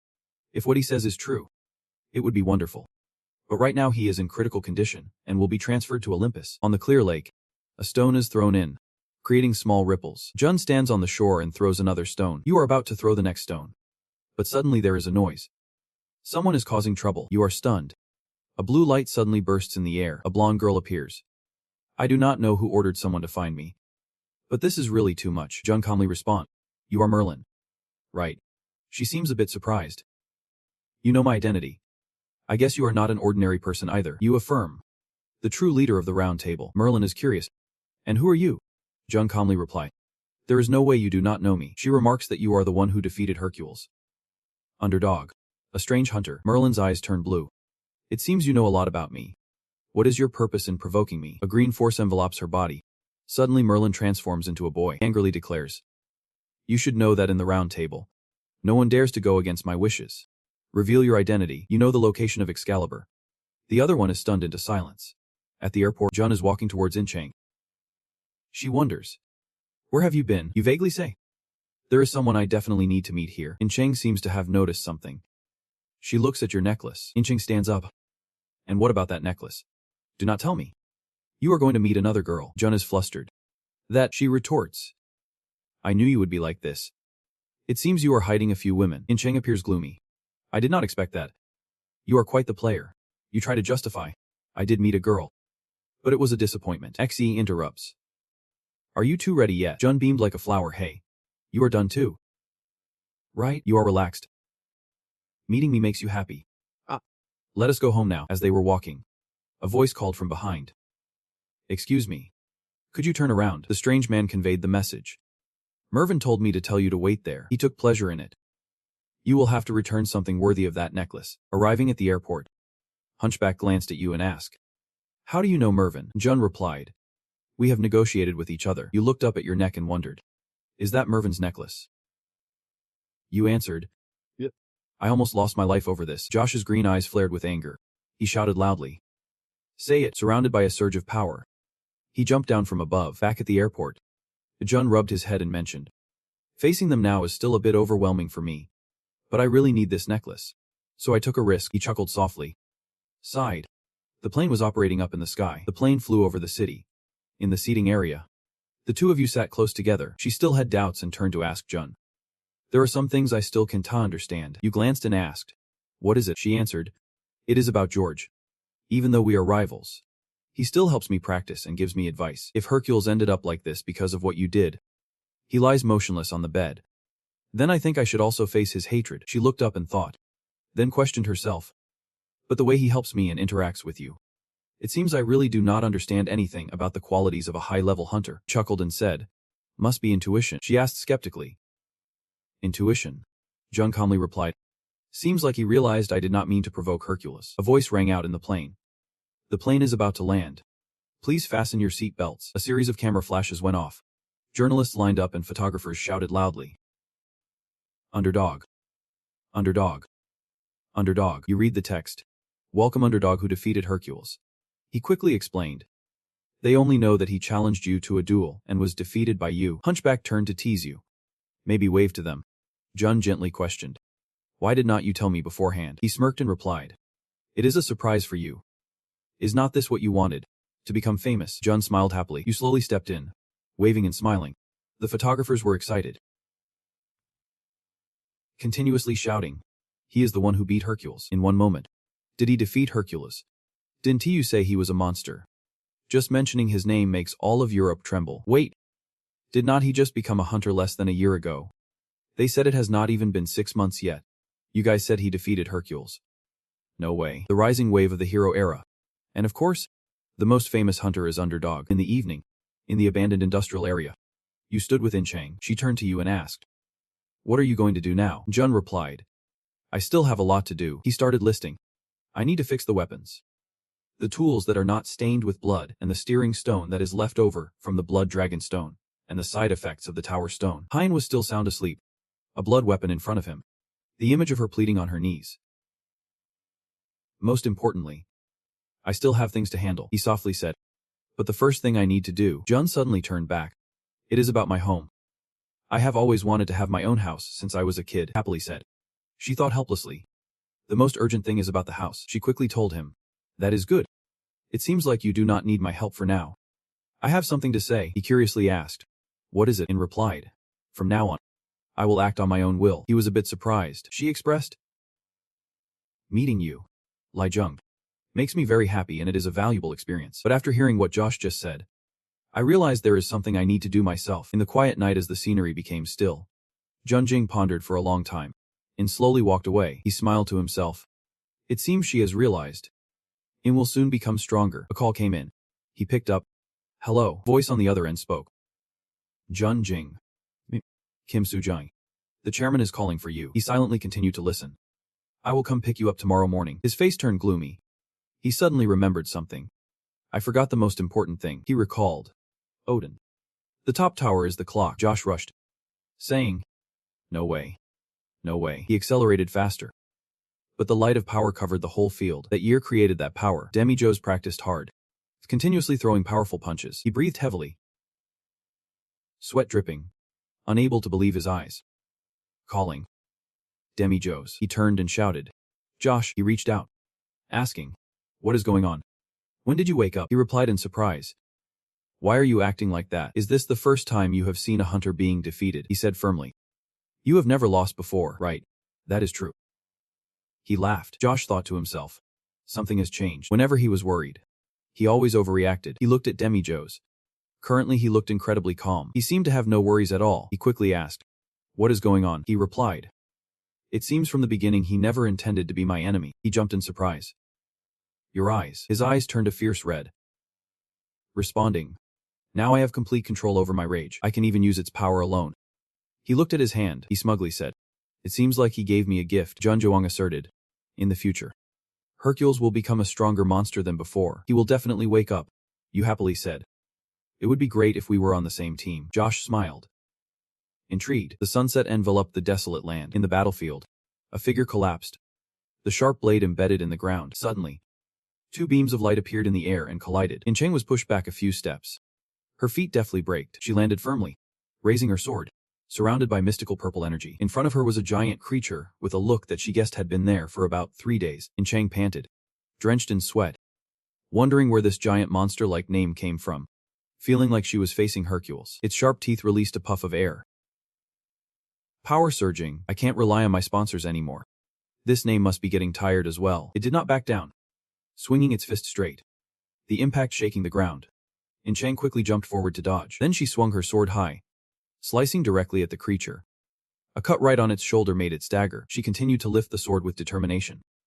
I am not sure what saving the sleeping princess in the woods means. Then she gathered strength from the air and jumped down, ready for anything that could threaten the princess. Chang shouted, I will kill them all. The slash came down, creating a column of purple energy. She dove onto the red creature, stabbing her sword straight into it. Injured, blood spewed from its mouth in pain. It immediately retaliated, swinging its energy-wrapped fist. The strike hit her left rib, shockwave spreading out. Chang's figure was thrown far away, dragging a long path on the ground. It lay sprawled on the ground with the sword embedded in its chest. Body was covered in wounds, struggling to rise amidst the smoke. Her eyes stared ahead, checking the situation. She only saw the red monster lying unconscious amidst the chaos, her hands trembling, supporting her body. Finally, she relaxed and fell to the ground, at ease to rest a bit. Chang silently thought, I am out of medicine, and even if I had some, I would not have the strength to take it out. Am I really going to die with that guy like this? Suddenly, Heen appeared from somewhere, holding a vial of medicine floating in the air, asking, Do you need medicine? She exclaimed in surprise. Wait, as the notification system popped up across. Prince Charming is praising your achievements. Prince Charming is giving you a nickname. Prince Charming will reveal his true name. Congratulations. You now have the nickname Siegfried. The sky gradually turns pink as the indifferent clouds drift by. Then, Junjong stepped in front of her and asked, You are awake? Ah. She straightened her back, wide-eyed with confusion. Where? He chuckled lightly. Where do you think? We are right at the gate. She continued to not understand what just happened. My body feels strangely better. Did you give me a miracle potion? He confirmed. But congratulations. He extended his arm as a surge of energy was drawn into the bracelet. Chang still felt confused. Congratulations for what? Chang looked around searching. I forgot. I can't find my sword anywhere. Junjong spoke up. I had a feeling you were going to be killed. Her gaze turned to it, confirming. But right now, I do not think it is a monster. The red monster still lay in a defeated, pitiful position. She approached it, holding the sword and expressed, Thank you. I have achieved a nickname. Partly thanks to you. She tightened her grip on the sword and pulled it out forcefully. System displayed a new notification. You have saved the princess. The fairy prince Siegfried has sponsored the fairy mage for the princess. The fairy prince Siegfried will punish the fairy mage. She glowed brightly, connecting directly to the center in front of the two. Chang stared blankly. Fairy prince Siegfried. The sponsor. Wait, is it a girl? The red monster shrank from its muscular form to that of a tiny person. She was puzzled as it ran up and climbed onto her shoulder. He explained. It is yours now. It sat awkwardly on her shoulder while she was confused. Mine, he assured her. That is right. It is just like a pet. Once again. Congratulations. Now you have a nickname. You have become a true hero. The red monster was very excited to hear that, and Chang wondered why she felt attached to it. It was kind of cute. Junjong reminded her. Take care of the princess and Prince Charming. Have you decided on a name yet? She stood opposite and replied. Not yet. The tiny monster squeaked out some incomprehensible sounds. She still did not understand, and the tiny monster continued to tug gently. She realized what it wanted. Gung. Is that your name? Are you talking about what I said to the princess? It responded in its own language. She protected the princess, finding it amusing, laughing at the peculiar situation. Junjong chuckled thoughtfully. She has triumphed in a confrontation with that fairy mage. The growth in Chang and the black soldier is quite similar. She continued to inquire. How did you get here? He reluctantly replied. Are you still asking? You analyze for her to understand that cleaning the gate usually takes about 1 to 2 days. But on the 3rd day, she still has not come out. She is aware of that. Junjong. You add an important point. I have a few things to discuss with her. Be careful of this guy. The two-headed monster, wielding 2 swords, approaches, and you encourage her because she is in charge of this gate. Just hold on. There is only one more left. Chang bows respectfully. Okay. The energy aura surrounding him intensifies. And after receiving the alias, his strength increases significantly. I can feel the energy flowing through my body. The boss of the goblin. The two-headed goblin. She smiles, biting her lip, Deciding it is a strong enough opponent to test her hero's strength, Cheng leaps forward towards the monster. Raising his sword from the sky intending to chop down right in the middle of it, suddenly jumps down, enlarging his body back to its original size. Astonishing her, the two-headed boss roars, energy radiating from it. Lunging at the monster with 2 strikes while roaring powerfully, the system displays a notification. You have defeated the final boss of the dungeon, the two-headed goblin. Jun feels helpless before its retreat. I did not think we needed that prince much. She can't say a word and just laughs a bit. Haha, the system announces. The gate has been cleared. The white horse prince is observing all your actions and smiling. The angel shook his head. She turns to ask. Surprisingly. What wind blew you here, you say? Now I have to go to China. Come with me. Before you said that, she is startled. The Auden experiment has successfully concluded. He appears joyful in his eyes. I wondered if the taboo would be activated. A blue crystal appears. But we managed to deceive it with Mulan's necklace. So I leave Jun behind. The scene of the White Castle appears. The 2 figures standing on the lower roof looking up towards the dawn, welcoming them to Azra. They will join the secret organization controlling the world. The Black Piece will continue to develop until it obtains a complete body. You recall a line of undead. Although they are not as powerful as the army of undone dead of the Wicked King, I can create 7 more skeletons for the army and 1 more appears in my hands. On your hand is a bracelet with 2 skulls displaying the status. The skeleton is inactive. You have met the Zenbrock Smith. Your spear has also been repaired thanks to Baki J. Yun, a sword wrapped in blazing fire. It has a flaw that it can backfire and kill its owner. And memories of thousands of skeletons moving in a line. Now let us head to the most dangerous place in the world. China. China cannot stop the gates and has become the kingdom of monsters. But it is also the only place that holds the one who can repair the Black Piece version. The middle-aged man with a mustache stood far away, observing the battlefield, and this war will take place in China, at the location of the battle. On the northern front, many enemies armed with weapons advanced. When the rivers ran red, they charged forward without hesitation. On the other side, the group stood ready to face the enemy. Saojin identified it as a flock of snow owls. And another person complained. Damn. It has been 3 hours already. A small flame ignited from somewhere, then flared up strongly, creating a wall of fire between the 2 sides that astonished everyone. It was slowly incinerating the flock, and they were being burned in agony as they realized the source. The 2 turned around to confirm. About 12 meters away, 2 figures stood on a hill. Jun noted the residual energy in his right hand, his eyes marked with red. Zhang Yin-Cheng and Xian Gu approached the group. Xiaojin felt grateful, thanking you for your support. But are you really going to go over there? You did not hesitate. It is nothing. We thank you for contributing to the defense of this country. I have a few things to say to them too. He hesitated. I know you defeated Hercules, but I am still very worried. This is a barrier that no one can cross. So even if we wanted to, we could not go any further. He stood behind, thinking, while you comforted him. Don't worry. I know what to do. The landscape changing before them was a hazy water barrier. He suggested, let us, even if we thaw it out, we still can move it. It is something very mysterious. Yin-Cheng, wearing a coat over his shoulder, looked puzzled. What is that? You explained. It is a portal. All of China has turned into a portal. She repeated. A portal. Your words sound a bit mysterious. But you will see soon. Sun Gu's hand touched the water screen, making it ripple. He informed the 2. Starting from now, his vision turned yellow as a warning.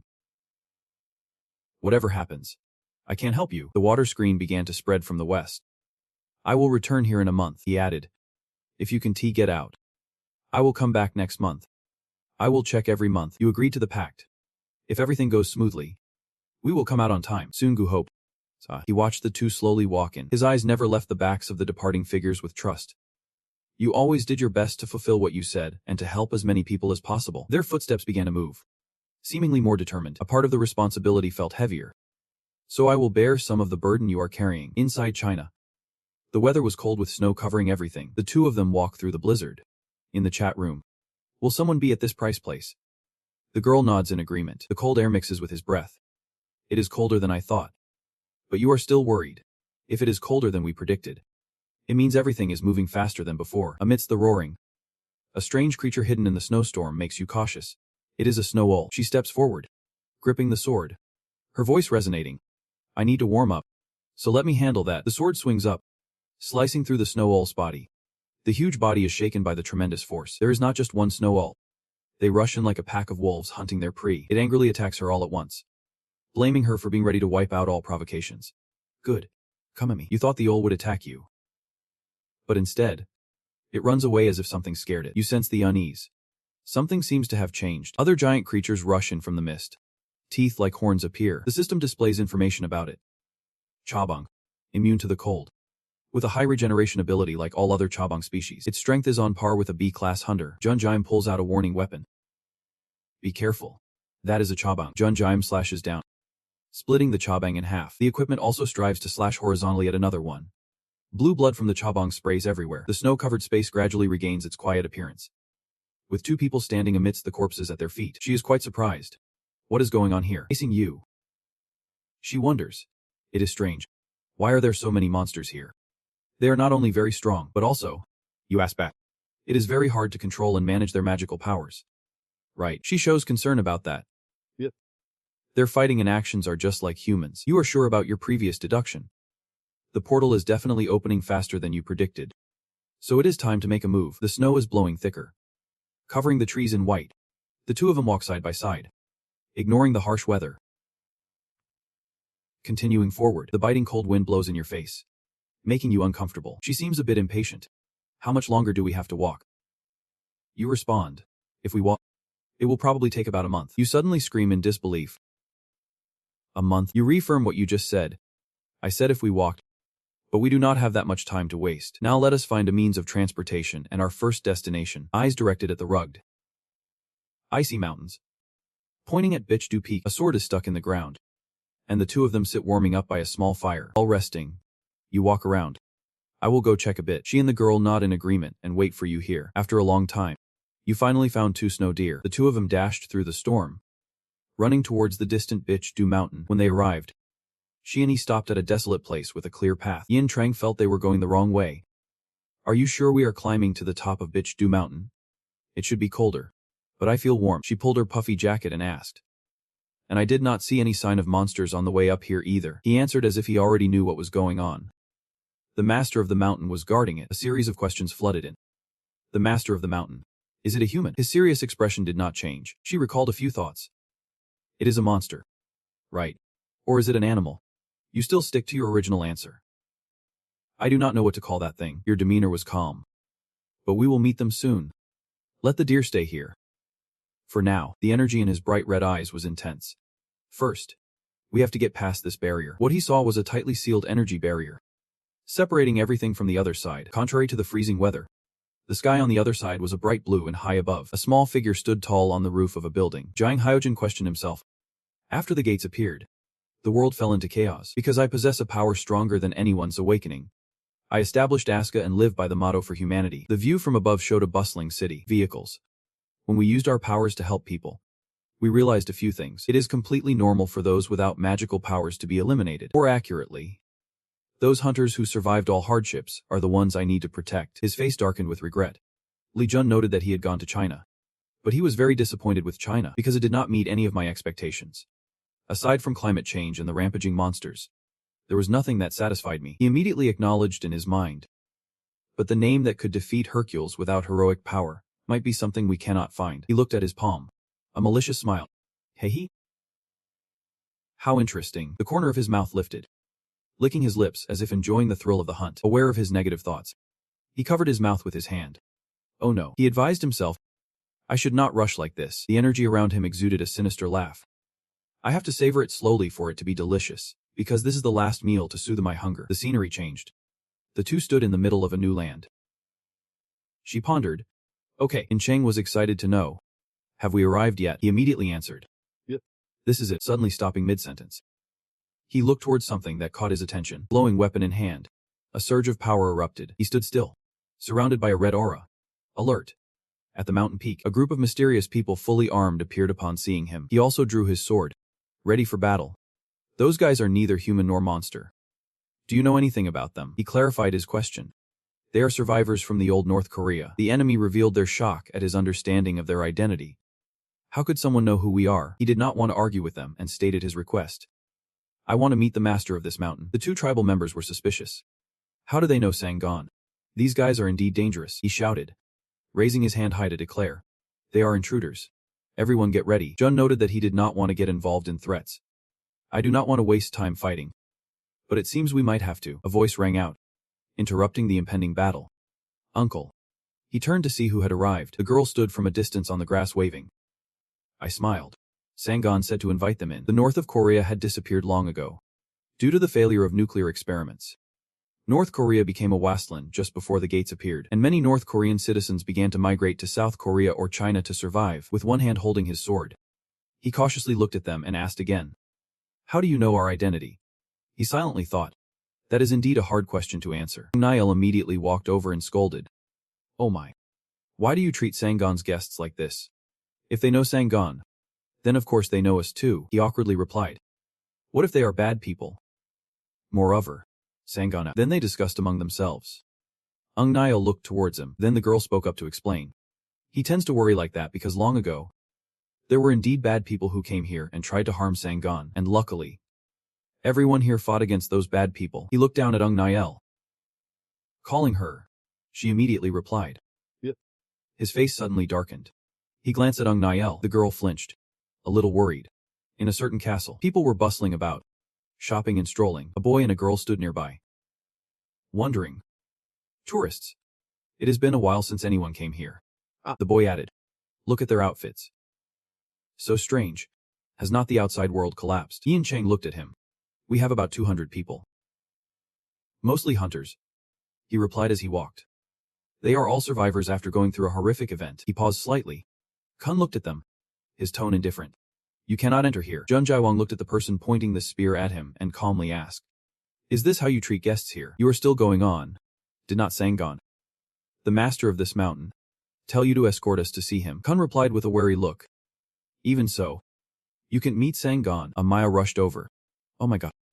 Kun coldly looked down at her. You know the situation with him. Jung Gaiwang looked at him. Bright red rays of light began to appear around him. What is going on with Sangon? Something must have happened to him. You have no say here. Kun immediately became angry, getting into a fighting stance as green rays surrounded his spear. You bastard. Are you trying to provoke me? Miao yelled angrily. Stop. Then looked at the girl. Be quiet. Kun also stopped and looked at the girl. Maya ordered angrily. The mayor of Junji. Command you to step aside. Kun immediately bowed his head and stepped aside. I will follow your instructions. After calming down, Mia looked back at the two. We are going to meet Sangon. As they walked, Jun Jaiwang asked in Chang. Do you know the legend of Dangon? She curiously repeated. The legend of Dangon, he slowly explained. There is a national legend that has been forgotten. It is called the legend of Dangon. Honung came down from the mountain and established Korea. Our country. In Chang then asked back. Why are you bringing this up all of a sudden? Mao cheerfully led the way as he continued. This girl could very well be a relative, or someone connected to that legend. Then she exclaimed, joyfully running inside. Sangon. Waves of green energy spread through the air, originating from deep within the tunnel. A white tiger lay there, and that energy was coming from him. He slowly approached, standing before the giant tiger. Speaking. Are you Sangon? Sangon looked at him. You dare to defy my military force and seem to know about me. You really are a special guest. Then he slowly stood up. Yep. I am the master of this bitch-do mountain. Sangon. Why have you come here? Yin Trang was somewhat taken aback by Sangon's aura. Feeling that this power was terrifying, Jun Jaiwang replied nonchalantly. What a mess. Which made Sangon silent. He continued. The protective power of your Degru mountain could disappear at any time. Is not that right? Sangon. He looked up at him, silently calculating in his mind. He is gradually sinking into death, due to his magical power. And even bitch-do mountain is slowly being destroyed. Sangon looked down at him. Who are you? Jun Jaiwang answered. Someone who can help you. But the person I want to meet is not you. He slowly stated his main purpose. I want to meet the true master of this mountain. Sangon roared in anger, rude and defiant. Your face darkened, a hint of impatience. He had succeeded in capturing someone. But there was no way a dying jerk could be the master of this mountain. Tell me where he is holding that person, and then I will rescue you in this Changji too. Sangon glared at Jun, the scene outside contrasting with the clear blue sky. Jun and Yen Chang stood together in a small path under the tree canopies. Yen Chang finally voiced her curiosity. Tell me, who is Sangon's Jun? You said he is not a monster. You smiled lightly and replied. You could think of him as similar to the deer we sent here. But he is a much higher being. You recall the time you went with her, and those two deer. Simply put, after absorbing magical power from the ground caused by the portal, their personalities and appearances changed, she said again. But being able to talk to humans and possess such immense power is impossible. His attitude is the same. You looked down and agreed. She was right. but because before absorbing the magical power, he was different from other animals. Do you know about the Manhwa species? They are creatures with massive, strong bodies and brains that are much smarter than other species. Over time, those Manhwa creatures can become the main characters in legends. And Sangun of Jonji is a testament to that. You continued explaining. Because he has a sponsor. Trang was immediately stunned. You explained again. He is a type of worker and he is currently injured because the intruder has invaded bitch, do. You looked up at the sky and revealed. He is not our only target, but also that intruder who harmed him. Nael raised her hands in front of her, streams of energy continuously radiating from them. Then the girl suddenly shouted. The world opened up. A bright ray flashed across the clear blue sky. The beam of light shot straight down to the ground, creating strong winds in the quiet mountains. Jun Jiang and Trang stood on the edge of a cliff, silently watching that beam of light. Then they jumped down, Trang following right after Jun Jiang, leaping into that beam of light. A shockwave spread out right after that. Then the girl pulled her hands back. The world closed up. The beam of light slowly vanished. Nael exhaled and said, "Come back safely." Immediately after, a notification appeared. You have entered the rapid portal of the ceiling realm. They reappeared in another tunnel, darker. Trang was still in disbelief. What is a rapid portal? Jun Jiang calmly explained while creating a small flame in his hand. It is a portal that appears inside another portal. Because both North Korea and China are affected by the gate, almost all the gates here are considered fast gates. Trang complained. It is too hot here. It was freezing before. You just laughed and replied. Just think of it as training. Do not you see that thanks to this we will get stronger? A skill notification popped up. The prince on the white horse has sponsored heat resistance. He thought to himself. Indeed, the hero inheriting from Prince Oxford Siegfried is sponsored without any hesitation. Trang continued to wish. If only it could also grant cold resistance. Trang was quickly eliminating the monsters blocking the way, her sword in hand. After defeating that monster, she sighed and looked at him. Phew. Finally done. 2 notifications rang out.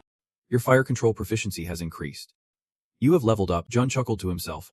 Just as I thought. The celestial gate with strong firepower is great for leveling up. Trang looked up and hesitantly asked. But, that clan leader. Who is that kid? Could it be?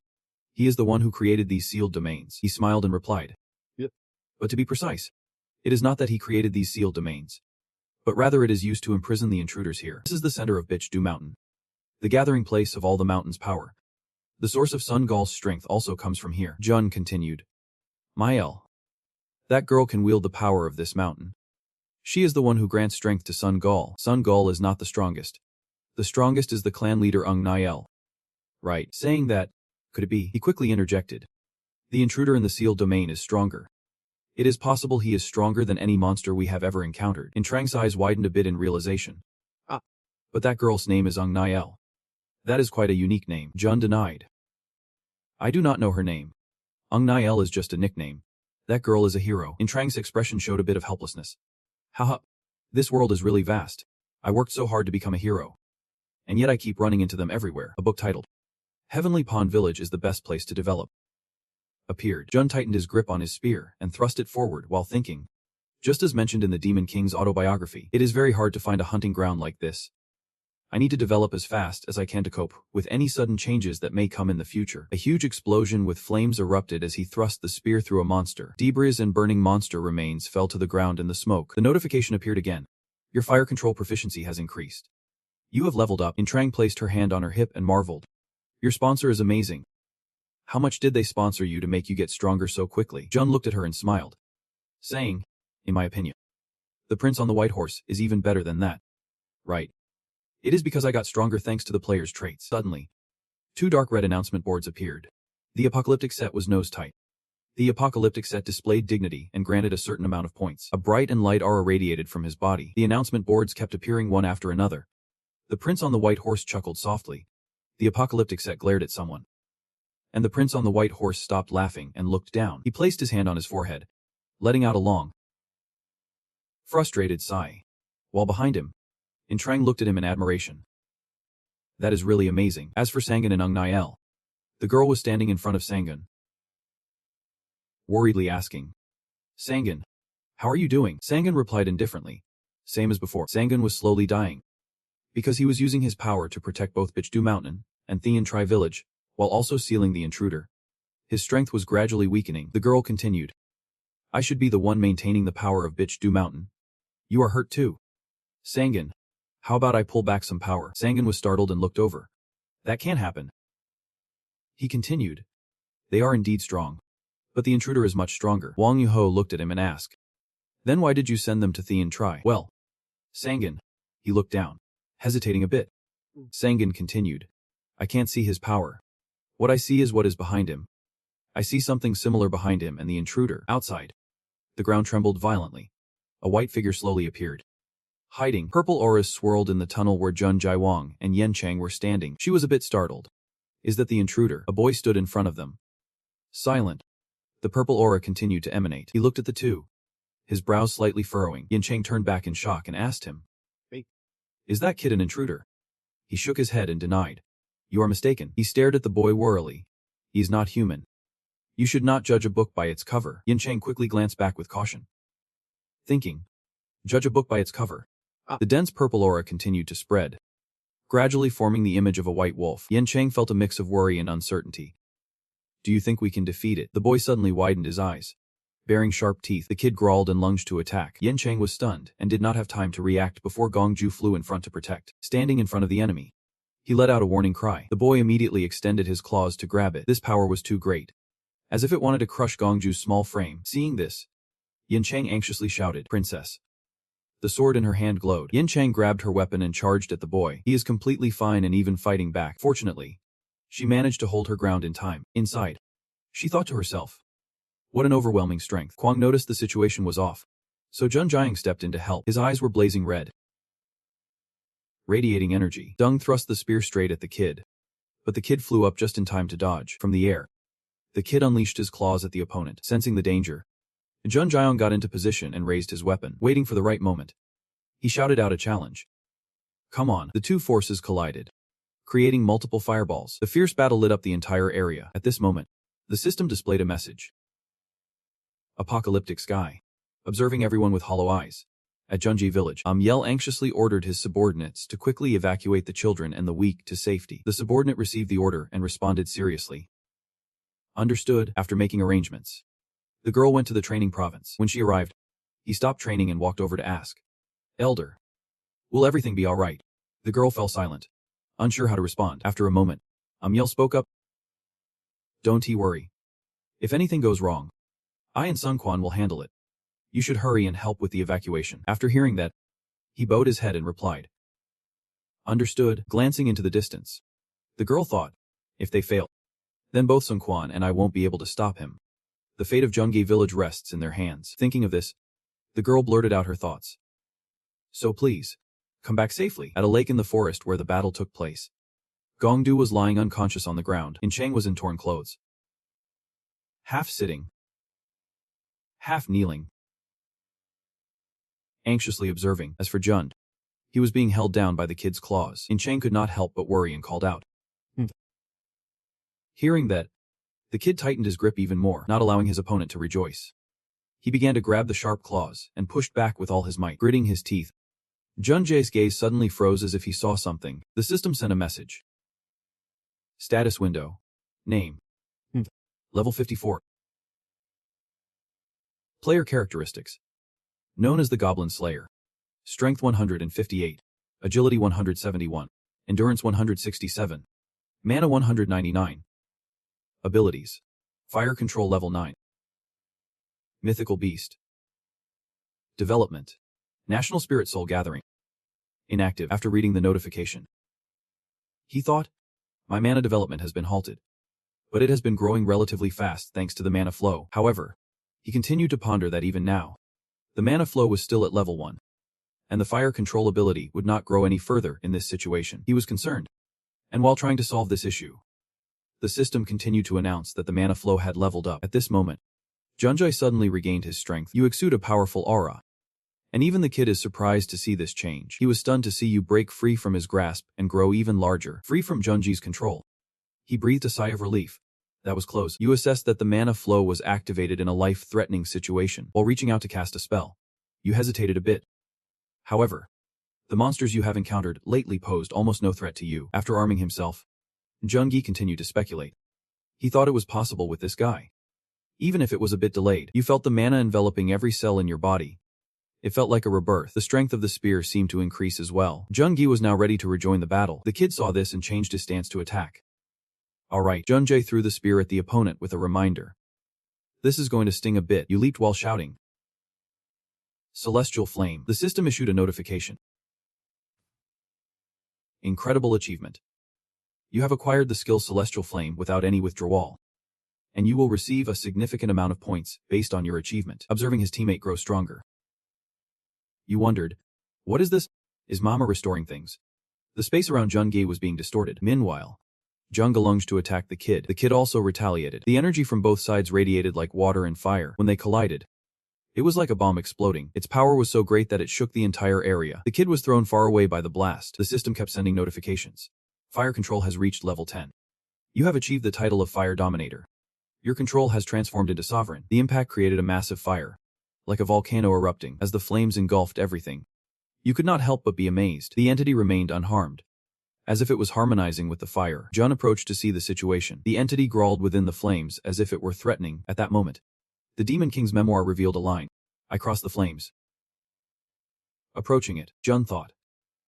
After all, because of its origin, this beast cannot defy me. The notebook provided information. It was a wounded beast, its eyes filled with rage and pain, now clouded with sadness. Suddenly, the beast widened its eyes again, and the memoir displayed the next line.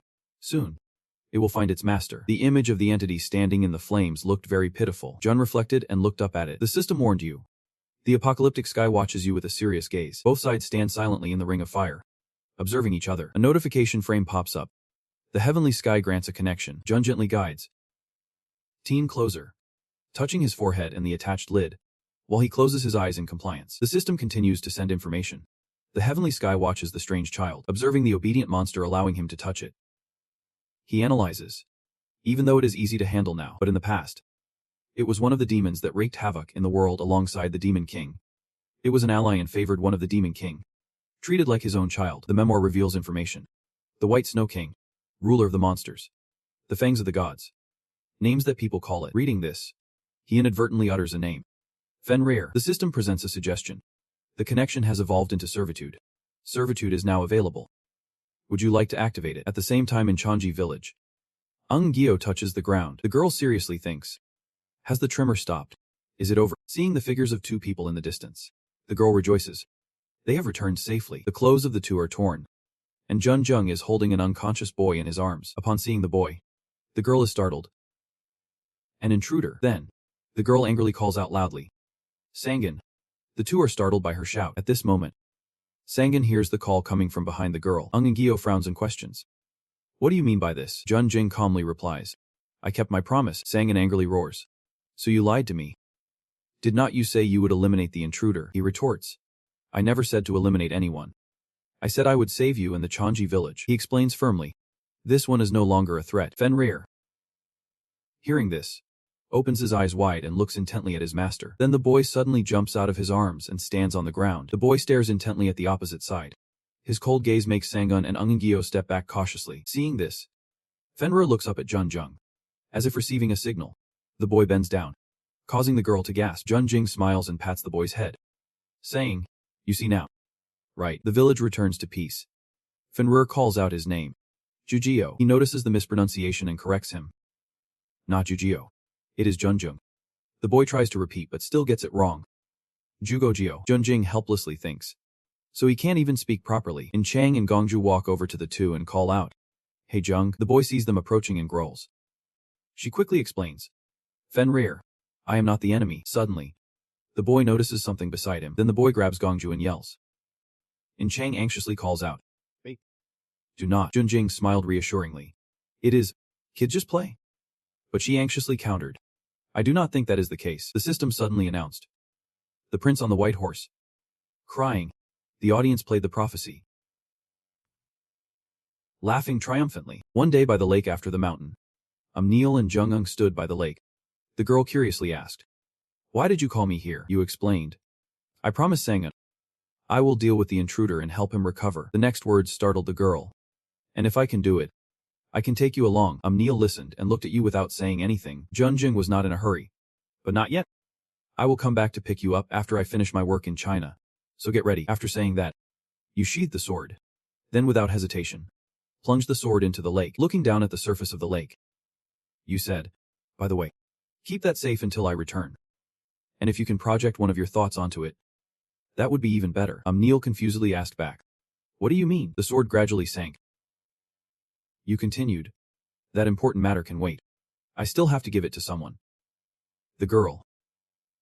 Hearing this, looked sullen and said nothing. The village. Everyone gathered densely. 4 people stood at the village gate bidding farewell to the villagers. The Yuni spoke on behalf of everyone. We apologize for what happened before. All the outsiders who came before wanted to rob us. Junjing smiled and replied.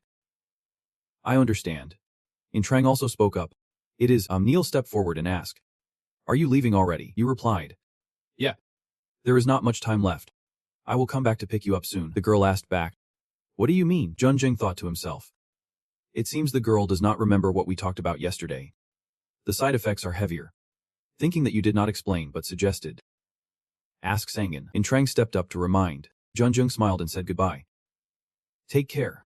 Sangan. The flickering light illuminated somewhere in the tunnel. A pair of bright blue eyes suddenly appeared. A voice from the darkness called out. Hurry up. The scene became increasingly desolate. The snow blanketing the forest. The group continued to step forward. Suddenly, Intrang stopped. Junjing looked over in confusion. She bowed her head sadly. I feel so heavy-hearted leaving them. Hearing that, you reassured her. We will come back. Intrang exclaimed in disbelief. Ah. In your heart. You sighed. She really is a compassionate person. You continued. Once the work in China goes smoothly, we will come back to visit the Jian'ai village. Intrang asked back. But are not you going to personally resolve the issue of the integration gate? Lei Zheng. If so, would not it be more convenient to return through the gate or by plane? You pointed at yourself. She elaborated. Have not you achieved countless incredible accomplishments by now? After a moment of laughter, she said. You took down Hercules and transformed Fenrir. You went to China not to stop the assimilation gate. Right. You hesitated and replied. I can't do it. Intrang was surprised by the answer. Okay. Ijun analyzed. I can stop the assimilation gate alone. There is no one in the world who can prevent the assimilation happening with China. Right. Intrang suddenly understood. I get it now. Intrang asked. So we are walking there directly. Right. Inside. She thought. The Whitehead Mountain is really majestic, but it is so cold. You smiled and explained. I said we are going up the mountain to find a mount. Did not. Intrang wondered. But everyone else has already run away. You did not answer her but called out. Fenrir. The teacher is calling you. The boy replied. Yep. Jun ordered. Take us there. The boy looked back in confusion. When Fenrir returned. You told her. The group sped forward like the wind. It sped through the forest quickly. And the two sitting on its back had to hold on tightly to avoid being blown away. The scenery no longer rushed by as quickly as before. Fenrir stopped on the high mountain. Looking down at the source of the sound. At the foot of the mountain, a group of brain monsters and Cha were fighting. A chaotic battle was happening at the foot of the mountain. You told Intrang. The brain monsters and Cha are fighting. Jun suddenly realized why we stopped. Thinking that, he called out. Fenrir. The boy immediately appeared in the form of Van Apken. Jun firmly commanded. Eat them. As soon as he finished speaking, it jumped down the mountain to attack the enemy. The battle at the foot of the mountain became even more intense. Intrang awkwardly smiled at the scene below. It is extraordinary. Jun spoke. It must have been starving for a long time. While waiting, he turned to Intrang. There is something I want to teach you. Intrang quickly replied. Yep. Hearing this, she seriously wondered.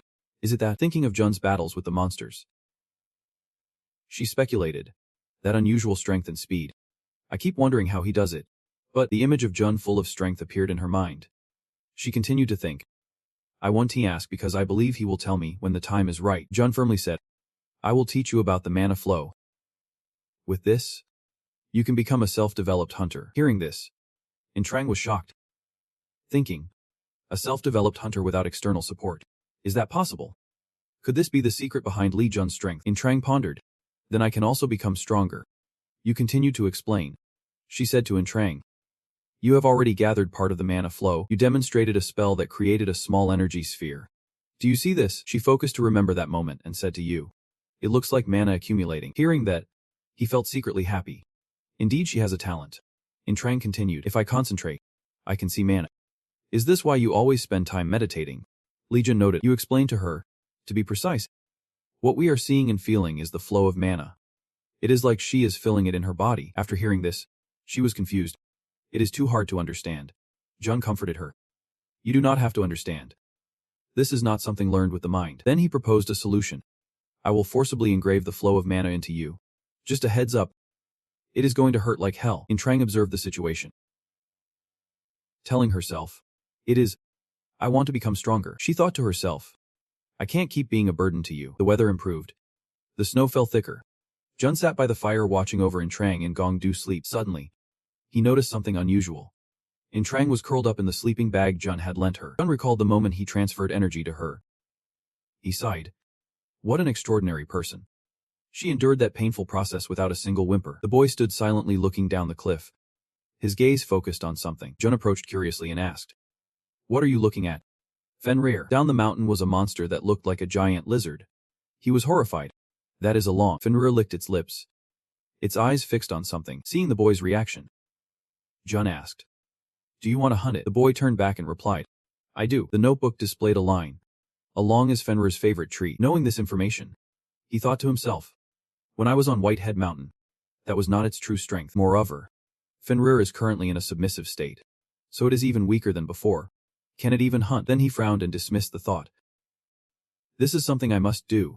I need to assess its current power. After making up his mind, he said to Fenrir, All right, let us go hunt along. Fenrir charged straight towards the target.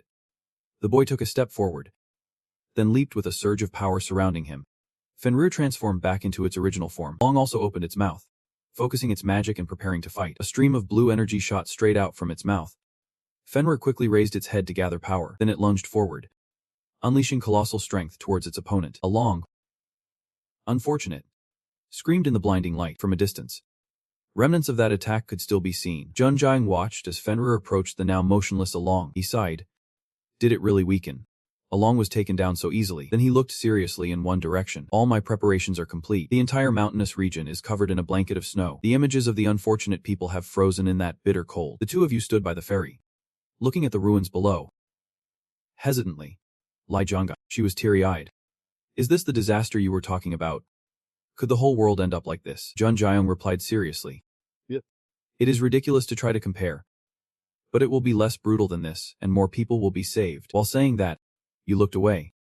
Outside there are countless other hunters and heroes and organizations like Asuka. To survive, they can risk everything. I will do my best too. So do not worry. Trang wiped away a tear. She smiled. That really lightens my heart. I will do my best too. Jun Jiang continued. The river is frozen. We can cross it. Once we get past the river, we will reach where we need to go. She wondered. Where is that place? You replied. The Guangdong region is where I need to find someone. Trang worriedly said. But with this climate, are there any survivors? Jun Jiang said firmly. Yep. I am sure of it. You furrowed your brow. I am still sealing the black stone with the flow of mana, but I can feel the power of the gemstone growing stronger. Jun Jiang clenched his fist. Is this my limit when sealing it this way? Thinking that, Jun Jiang arced. Let us quickly cross the river. With the thought, I need to find them soon. After crossing several mountains, you finally arrived. The two of you jumped off Fenrir, you explained.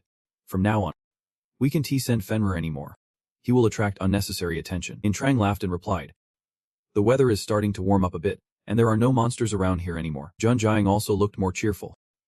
That means we are heading in the right direction. Fenrir pointed ahead. This action caught the attention of the two of you. Following the direction of your hand, you saw a shadowy figure. Trang exclaimed. There is someone here. Jun Jiang frowned and ordered. Draw your weapon. She confusedly asked. What? Jun Jiang's eyes glinted with alertness. From this distance, one should not be able to see anyone. But as he drew his weapon, the true identity of the figure in front of him was revealed. A giant. Bright red, covered in snow. The fight was over. Trang stood next to the giant's hand, stained with red liquid. She voiced her suspicion. It is strange. It has the appearance of a human. But she remarked with a frown. It behaves like a hungry beast. Jun Jiang speculated. It might be an exiled creature. He continued. Whether they are sick or just too weak, the exiled ones will die alone. This giant is probably the same. He is too weak compared to the others. Observing the bodies of the two giants lying on the snow, Trang sighed. That is indeed a frightening thought. A sound from afar startled her. Ahead, the snow was kicked up into a cloud. Jun Jiang was also observing. There is not just one. Trang complained. I do not even have time to breathe. Several giants wielding axes riding on the backs of monsters appeared in front of the group. Trang was astonished. He is riding a dragon. Is not his presence a bit unreasonable? The giant glared at the group. Who are you? Why are you hunting us? Is there something in this small group that scares him? A human. A terrifying thought crossed his mind. Humans are special. Meanwhile, Jun Jiang was speechless. Fenrir was salivating. Is he really thinking about eating that dragon in this situation? Then a net suddenly dropped down. And Trang was startled. A net. She crouched down, regained her weapon, and calculated. I will cut this net. And at the same time, unexpectedly, someone suddenly grabbed her shoulder. It was Jun Giant. I do not feel any sense of danger at all. Giant holding the net had captured the two of them. He looked at the group inside and seriously said, you all need to come with me. A massive group riding the eye-long crossed through the snowy enchanted forest. And a few people in front briefly turned back towards the cage behind. Sachi stepped forward and asked, are you from this place? You give him an answer. We come from somewhere else, he replied and explained. I understand now. Do not worry. The one captured is only because they are next to a special person. Jun Jion leaned against the iron cage, thinking. They are different from the giants in legends. Unlike the image of them being described as monsters, they are actually quite intelligent. Then asked, we are heading to the ghetto. Right. Sachi laughed and said, it is interesting that you know about our city. And confirmed, you are right. We are heading there. But do not worry. I have no intention of harming you. Then he introduced himself. My name is Seichi, and the French symbolize power. I am the captain of the great ice giant army. You responded in kind. I am Lai Junja. On the way, they encountered a few other Naz and took them down, one by one. They were finished off in a single blow. They fell under the sharp blade of Sachi's axe. Junjung silently observed everything, and Sachi briefly glanced back. Then he suddenly turned around and smiled, causing Jung to be surprised and pause. Sachi approached the iron cage. Trana said, we will also ask you a few questions. And when you want, you can leave. You frowned. It seems like he is hiding something. Yet there are still survivors in the giant city, just as I thought. Meanwhile, Sachi raised his hand to his forehead and said, I swear on my honor. You will be safe and free to do what you want. In the name of Sachi. Upon hearing this, you clenched your fist tightly and smiled. It seems getting to where we need to go is easier than I thought. Plus he will be there too. In Trang, paying attention to the situation outside, suddenly shouted, oh, Sachi proudly announced. This is our city. In the distance is a castle standing proudly amidst the snowy forest. The ghetto. Moments later, the herd approached the ancient castle. The gates opened to welcome them back. One person in the city saw and shouted, there is Saichi. The person next to him was also very excited. It has been a while since he returned. The two of them quietly observed their surroundings. There were young men covered like sorcerers, muscular hunters, and a woman in a long dress. In Trang sweated and joked. It feels like we have gone back to medieval times. Do not tell me we traveled through time or something like that. She suddenly glanced to the right when something caught her attention. A giant was wondering, are not they human? But why are they locked in a cage? Another one was also questioning. Could it be that they did something wrong? The boy turned towards a direction. Trembling, looking at the enemy, he followed their gaze and thought. An enemy, at a castle surrounded by swirling dark magic. Sachi announced to the two giants on guard that Sachi was here. The large gate opened. He held the iron cage and stepped into the palace. Sitting right there was the giant leader. Loki, he questioned. The person returning with the intruder. The boy observed closely. Is that the enemy Fenrir mentioned? Then he must be the one who injured him before he moved to Mount Bitch Do. Sachi knelt down to report. My leader. I have brought you Vanapgan and its friends. He held the iron cage and entered the palace. Sitting right there was the giant leader. Loki, he questioned. The person returning with the intruder. He glanced to the side and hesitated. It seemed like this Vanapgan wanted to stay with its master. Those words startled the leader and darkened his expression. He doubted. Are you saying that Vanapgan has been tamed by them? Sachi replied. Yep. My leader. Magic surged around Loki. Warrior. Let the intruders stay and go back. Hearing this, Sachi immediately said. My leader. I promised them on the honor of a warrior. So I ask you not to harm them, and please help them return to where they belong. Causing a dangerous glint in the leader's eyes, Sachi lowered his head. My leader. Please respect the honor of a warrior. My shadow has fallen upon Agat. Lights were gradually lit. Someone's hand attempted to pull the iron bar, then looked back and said, it won't open. Although if I wanted to, I could still open it, making Jun Jaiwang tense up immediately. You will have to fight the entire giant clan. No matter what. We are still in their territory. In Cheng does not think so. Do you think we are not in danger? No matter how you see it. That king does not look like he will treat us well. She glanced to another corner. Especially when he looked at Fenrir. The kid with the shackles is warming himself by the fire. I can see he is really worried. What do you think we should do now? Jun Jaiwang was casually lying on the bed. Do not worry. If we want, we can leave right away. Is not this a perfect time to rest? Just take a break, as if anticipating something, he said. It seems we will have to stay here for quite a while. The whole city is engulfed in a sea of flames. The high-rise building has been smashed. Fire is everywhere. And the inhuman giants are rummaging through the ruins. Jun Jaiwang stood by the window thinking of those scenes. In the Demon King's journal, the giants' war is described as the most brutal. So I can't really understand. He pondered in doubt. I am sure that King is incredibly strong, but each giant's fighting ability is inferior to humans. How could they pressure humans? A sound came from the closed door, surprising him enough to look back. The one who entered is the maid. I am here to serve tea. The jade green tea is poured out. The girl nervously asked, Is this enough? Hearing that, Jun Jaiwang asked, Do you usually treat people who come here like this? Causing the girl to correct herself, he straightaway asked, Then why do you treat us like this? But the girl just hesitated. About that, Jun Jaiwang noticed and reassured her. It is. No one is watching. That made the girl very surprised. Wow. In the distance was a very ordinary hourglass. No one had ever paid attention to it before. He chuckled to himself. It is a magical item used to monitor the room. I could not have noticed it by myself. But thanks to the great wizard Morland's necklace, I discovered it. Jun Jaiwang knelt down in front of the girl. Your name is the maid. Right. Here. You can talk freely, but you need to keep it a secret once you leave here. Then he asked, How long have you been here? The maid replied, About a year. Most people say they have been here for about a year and a half, Jun Jaiwang concluded. That means it has been about a year and a half since Uthgard was discovered. And asked further, I see. Why have we been treated so specially? The girl now clenched her fists. Because you are strong. The giants like the strong. And the one over there is very special. Last time, Uthgard was attacked. Lunas attacked. But that child turned into a monster and killed many giants. The main character mentioned is sitting on the sofa, hugging his knees. Fenrir looked over when he heard his name. Then the king fought the monster. The king fought alongside other giant warriors and won.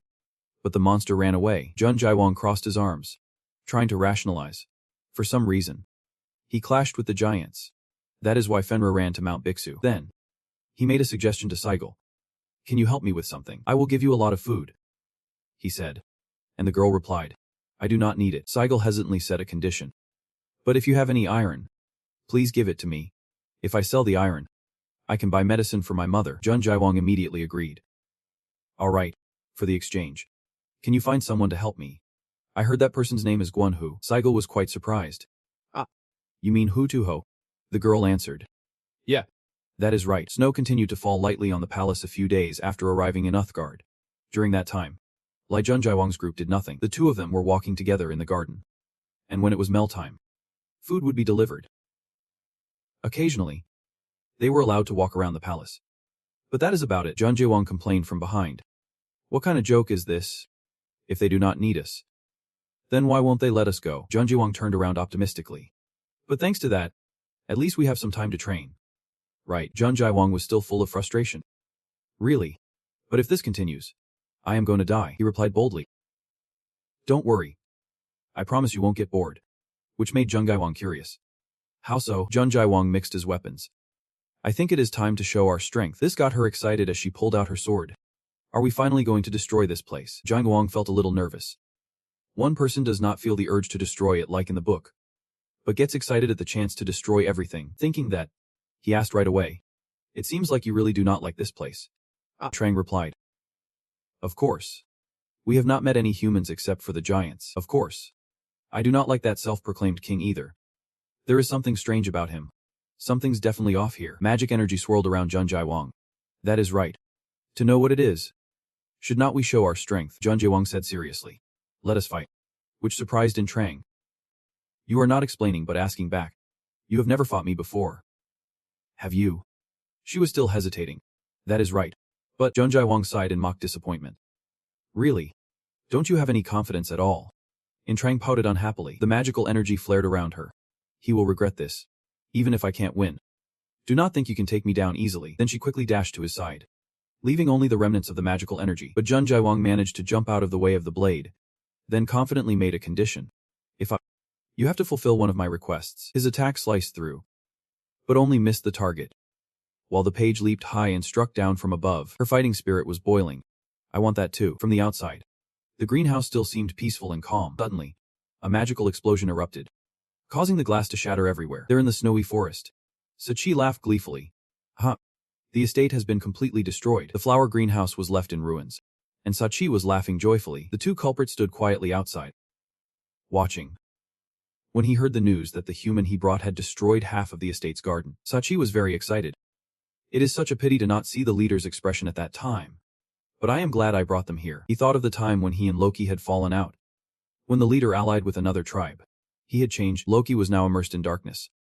He demanded that his title be changed from leader to king, and as soon as he harnessed the power, he called for the warriors to enlist. His eyes were no longer bright. However, no one knew that the leader had planned to start a war once again, filled with pride and honor. Sachi fought for those noble reasons. Realizing that it was truly difficult to understand his purpose, the current him stood far away looking at the castle. I hope you choose your path wisely. Leader, a subordinate hurriedly reported. Captain Zaijian. It is Lo. He returned to a fighting stance. The scene shifted to another building in the castle. In Chang was sitting across from some giant. He exhaled heavily, then Saren spoke up. Causing damage to the castle's garden is a serious crime. But we are also at fault for not inquiring about your customs. In Chang sincerely bowed his head. I then said, I am not sure how much you know about our tribe.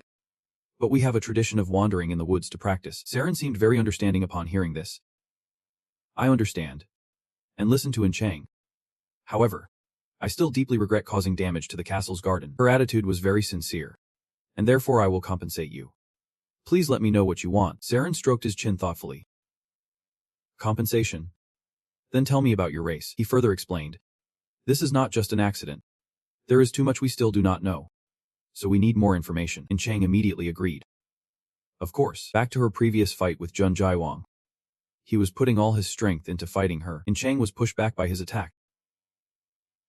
While struggling, she thought to herself, I can't see the timing of my strikes. I need to be faster and more precise. She knelt down to swing her sword. The magic of the two clashed and created an explosion of smoke. Jun Jaiwang seriously thought. Indeed, she isn't Chang. She is no simple opponent at all. He found an opening and knelt down to gather magic for a boost, and Chang on the opposite side also noticed. Here's the chance. She sprang up from her standing position and dashed to the side, cutting through the flames raging from Jun Jaiwang. So you just hit them and jumped high. And you appeared behind her with a spear pointed at her. In Chang conceded. I give up. Jun Jaiwang gathered his magic and the spear again. It was a great training session. Then you asked again for confirmation. You are still going to keep your promise. Right. And Chang responded bluntly. Okay. So what do you want? Hearing that, Jun Jaiwang made his request. Gather information while pretending to cooperate with the giants. And In Chang listened intently. Just a moment later, the guards had arrived. What is going on? In the castle garden, startled by the scene before him, the two Jun Jaiwang fought so fiercely that he was injured all over. A giant hurriedly shouted, call the doctor. At that moment, the doctor was lingering by his bed. Seems like Hoduo is not too pleased. Your injuries are not too serious. Really a pointless trip, Jun Jaiwang thought to himself. Even though the giants might fall from these injuries, I guess this is not any big deal for him. Then said to him, please treat me. He brought his hand closer to Jun Jaiwang's wound and used healing magic. As the magic glowed, the wounds began to heal, and the bloodstains disappeared. Jun Jaiwang sat up to check his body. He not only stopped the bleeding, but also made my wounds heal naturally. Then said, thank you. Hotuo stroked his beard and replied, it is nothing. Jun Jaiwang officially greeted him. It is an honor to meet you. Hearing that, the doctor was quite surprised. He raised his glasses and asked with a dangerous look, do you know me? But he immediately denied it. I do not know. So Hotuo understood it differently. Then I guess you have heard about Si-gun. Jun Jaiwang continued to deny it. Not that either. But would not it be great if we got to know each other right now? Which left Hotuo confused and assessing. Really a clueless guy. Then he turned away unhappily. However, Jun Jaiwang stopped him. My treatment is not finished yet. Hotuo turned back and replied, look at you. You have no wounds at all. Jun Jaiwang raised his hands to explain. That is not an external wound. You have not checked my pulse yet. How can you decide that? This made Hotuo fall silent for a moment before saying, my fault. Then he reached out to check the pulse, looking dangerous while examining him. Then he let go and said, even after checking again, I still did not find any issues. I need to leave right now. The door slammed shut with force. Jun Jaiwang was still pondering. I can completely sense the magic from him. Which means he is a hunter. Has not he awakened his powers yet? He felt disbelief. Did not he notice anything after checking my pulse? No way. I am sure he is Watuo. The one called Watuo, and at that level, Jun Jaiwang remembered what was written in the memoirs. One of the last surviving hunters in China. The man who treated many heroes. including Kaiwan. You think about the records from that time. The king of Ku created the mana flow in the land of the giants right from the start. The book says he had to face a reverse mana flow, similar to the side effects of the Bloodstone, Jun Jaiwang heavily remembered. However, the king of Ku overcame it. With the assistance of Hoatuo, the notebook noted that he had enough divine energy to be called a god. You speculate. Could it be that I came too early? He has not developed enough due to lack of time. Trun and Trang appeared in the room. Lai Jun noted. Seeing her, you felt somewhat relieved, thinking she would have to go through a lot of difficulties since we destroyed the garden, but it seems like nothing serious happened. Then you asked, how's everything going? In Trang smirked. Well, after meeting me, they want me to become a warrior. Snow is still falling on the towering tower. In Trang recounted that recently. The ice giants called Naz are building a city, and they are looking for opportunities to attack Uthgard. Right now, they are lacking manpower to protect Uthgard from them and other monsters. They need our assistance. Upon hearing this, Jun thought to himself that there are fewer giants here than he thought, meaning the number of giants has decreased because of the Naz. But that still would not pose a threat to humanity. In Trang continued. Besides that, he also asked a lot about the outside world, its population, culture, characteristics, and armed forces. After hearing this, you praised. Well done. And did not bother with pleasantries. Thank you. Have you found the person you were looking for? Jun thought to himself. That is why this is effective. It seems I need to search a bit more. You confided. The original plan was to find the person I am looking for and then go back. However, now we have been asked to become warriors.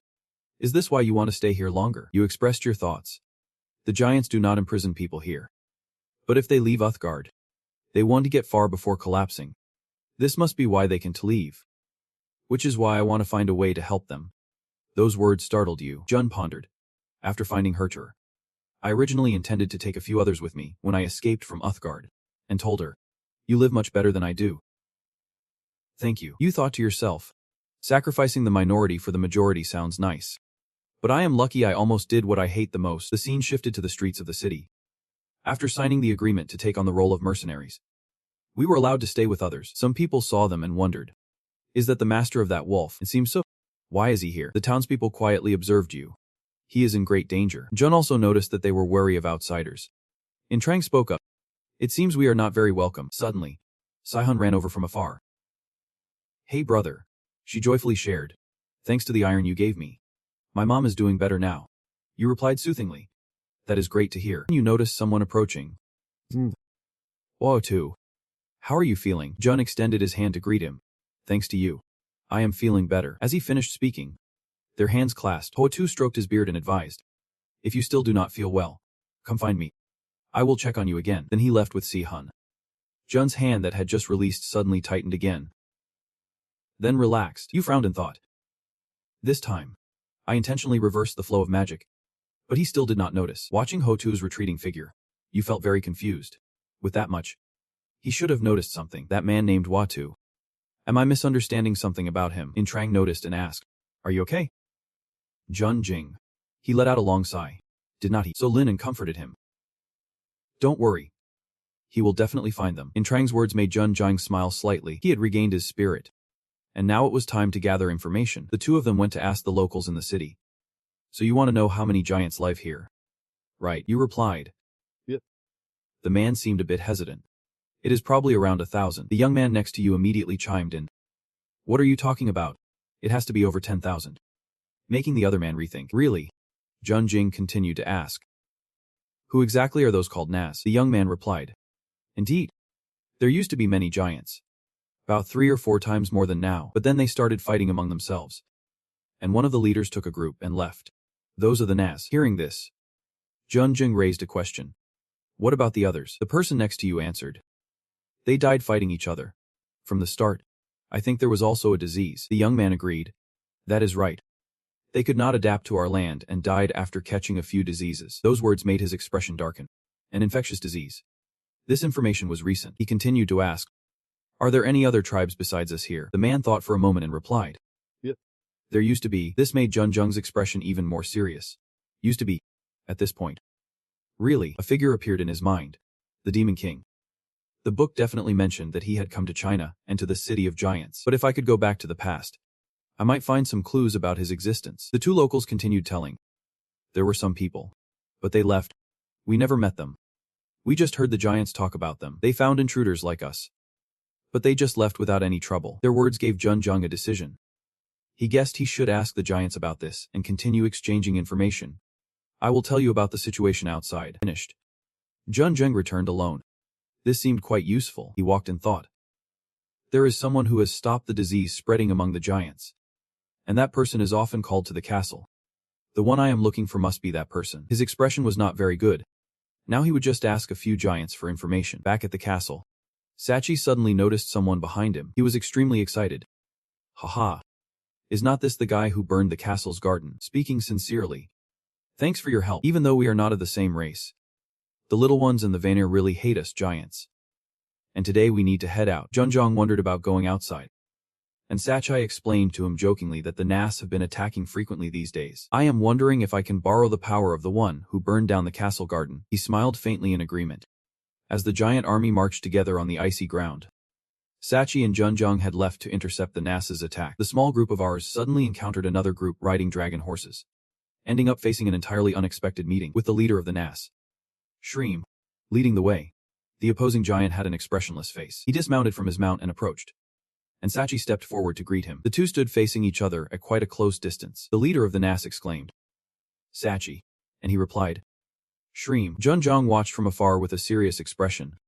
This seemed dangerous. The Nas giants were led by Shreem. He sensed a powerful magical aura emanating from Shreem. He was very strong, Junjong observed attentively. He was stronger than Sachi. Perhaps on par with the king of giants he had met at the castle. Would he be able to learn their language? He did not understand what they were saying. Seeing the announcement that the Apocalypse Sky supported his language Jotun startled him. It was quite a surprise. Sachi and Shreem stood facing each other, looking at one another. Shreem was irritated, asking why he had decided that. Sachi was blunt, stating there was no reason for him to listen to a traitor anymore. He angrily retorted, Did you really want to continue listening to that foolish king? It was disappointing to see your tribe so degenerate. You are the shame of a warrior. I am not a traitor. We simply do not belong to your lot. Suddenly he shouted, Enough. And a swirling power enveloped Sachi. He too unleashed his power. Yep. That is how we solve problems. Suddenly he looked the other way, seeing Junjong and Fenrir clearly watching them. A special species. He was a subordinate of that human. Film smirked. This is interesting. See you later. Sachi aggressively swung his axe, asking what he was saying. But he easily dodged to the side. The axe he swung down caused a tremor on the ground. Unexpectedly, he lunged like an arrow towards him. Sachi's eyes widened in shock as he faced the 5 punches about to land from Stream. The shockwave from his punch spread across the ground, while he calmly laughed. See you later, Sachi. He shot a glare in that direction. At the special species and the special human, a man rushed over. Captain, we can chase after him. Sachi sighed deeply. He turned around. Stream is following them. If we attack now, we will lose soldiers. It is really frustrating. But the commander said we must avoid attacking Stream in the snow and wind. The group riding the dragon entered the forest. Everyone's faces showed a hint of sadness. Their eyes cast down in despair. You quietly followed their gaze. They looked defeated. But Sachi was right. The giants love to fight. But there is a clear power gap here. The figures of Sachi and Stream facing each other appeared in your mind. Only Hoinas and Sachi seemed to have a connection. Perhaps friends or family. Junjong was distracted. Someone. Looking thoughtfully at that person. The giants must have seen him. But they did not react. What was he doing here? You were curious about Sachi. Who is that person? He looked down casually. A mercenary type. He is helping the little one. Sachi looked over with concern. Wait. Are you looking for herbs? Junjong could not believe it. Herbs. He looked up and replied. Yeah. Sachi kindly suggested. The Nas are nearby. It is dangerous. How about coming with us? He was not panicking. Anyway, we were planning to head back soon. Who is that person next to you? He smiled brightly and introduced. This is Junjong, the new mercenary for the little one. And this is Wada, a mercenary and doctor. Junjong suddenly smiled. Found you, Elash. The ancient fortress stood firm against the relentless snow and wind. Trang happily stepped out. You are back, curious. Happy. Right. I will let you know. Today I achieved something. I went hunting and got ambushed by the Nas. But they ran away when they saw me. Junjong was not very happy. I had the opposite experience. There was no fighting. But I met the enemy commander, and he seemed very strong. She hurriedly worried. You must be exhausted. By the way, one of the Nas attacked me, Zen Jing. A human. Trang explained seriously. Yep. He looked Chinese and blocked my sword easily. He used a spear just like you, but had a strange face. Jun Jiang was astonished. A Chinese hunter strong enough to block your sword. I did not expect someone like that to exist. Then said, I also found the person I was looking for. She clapped excitedly. That is great. But is there a problem? You did not seem very happy. Gradually you calmed down. I am worried that something bad might happen. I plan to talk to him. Do you want to come with me? In Trang did not care. Me going would not solve anything. Jun Jiang took out a necklace. Can you help me with something? You explained clearly. This is a necklace of the dream spirit. It helps you understand different languages. I think you will know how to use it. The snow-covered house and the lanterns hung silently. A long line of people queued in front of the house. Ho-Tu called out urgently. Wada. Wada. The please help. Jun-Ho was sweating profusely. Just wait a little longer, Jun noted beside. Everything will be fine. In China they say the most skilled doctor is named Wada. Now I understand why. Suddenly you approached him from behind. But why are there so many patients? He struggled to turn his head back. Jun handed over a blood bag. You smiled warmly. So I think this might help. Won-Ho was stunned. Really that many? Thank you. A long line of patients lay on the hospital beds. With the medicine that Lei Jun brought, Won-Ho was able to treat the patients. And then he talked with Won-Ho. The house with the curved roof welcomed a bit of gentle sunlight today. And finally, he nonchalantly said, if it is not too much trouble, could you let me take your pulse? Jun was puzzled. Wow. Won-Ho said seriously. I thought about it before. There is a strange feeling when I shake hands with you. Jun found it. Won-Ho took your wrist and pondered for a moment. Won-Ho advised. It might hurt a little. Let me check a few more things. Jun casually replied. Okay. His eyes suddenly lit up. Transferring energy from himself into your hand, suddenly remembering when in Chang and you shared magical power. Even though he allowed it. Having someone else's mana in your body is a burden. That is the magical injury that San and Chang left behind. You feel amazed. He is checking his condition just by taking your pulse. So the mana does not hurt at all. It feels just like your own mana. Could it be? Suddenly, you pulled your hand away from Won-Ho. He was confused. Wondering why you did that, looking serious. Said, I understand now. You do. Won-Ho. Bewildered. Asked about learning internal energy. At the same time, you exclaimed. Learning about mana flow. Both of them were stunned by these two new phrases. Under the creaky roof between the sky, sitting across from Wada. Asked where he learned about mana flow. Wondering. Mana flow. We call that internal energy. Briefly pondered. Mana flow. Internal energy. Do other people know about it too? Won-Ho calmly explained. Yep. You recalled a previous conversation. The people that Xian and Chang met. There was a secret, looking serious. Said. We need to deal with the black stone orb first. By the way, did you see anything unusual in my pulse? Won-Ho was very attentive. The pulse is not clear and has an unusual aura. I have only glanced at it so it might not be accurate. But, do you have any health issues? You admitted. You are the one treating the Demon King. I can trust you. Jun sincerely said. I did have some issues while practicing energy, recalling the time you unleashed intense energy. The demon aura from the monster was released, flooding into my body. The shining black stone appeared as described. The demon aura in the body combined with other energies and formed the stone orbs. And those orbs emitted a powerful energy so it hurt even more. Jun earnestly explained. I do not know what those orbs are. And the aura can change anything. Won-Ho slowly opened his mouth. Then, he said seriously. Can I check your pulse one more time? This time for real. It might be dangerous. You seemed calm. It is. Jun lay on the bed neatly. Waiting. Won-Ho wiped the sweat off his forehead, feeling like his intestines were being torn apart. But he endured very well. You looked up. Is that so? Ho said seriously. Your stone orbs are very special. Usually, they take the lives of others like a contagious disease. But your stone orbs are completely different. They actually stimulate internal energy. Jumps. What do you mean? Won-Ho carefully chose his words. They do not cause too much harm. The reason you feel pain is that they are forcing your internal energy to work. He became more worried. However, that is still very dangerous. As you grow stronger, the black stone orbs will also grow stronger. You were surprised. Stronger. Won-Ho's expression gradually worsened. Yep. If one day they become stronger than you will be overloaded. When you remembered the time you fought the giant, he continued, it could lead to a demonic possession. But strangely, you managed to defeat it. Jun wrote that those who had been possessed by the spirit were all left behind by Naz on the starry ice. Kwanhua hesitated and nodded, thinking about the images you have seen. Those who were part of the Demon's Fire group. The internal energy and the area beyond Naz have a lot of new information that I have not clarified yet. But I can say I have gathered quite a bit. The black orb appeared as you murmured. The stone statue was still safe and was stimulating its energy. Jun was lost in thought. When stronger, people definitely have to face danger.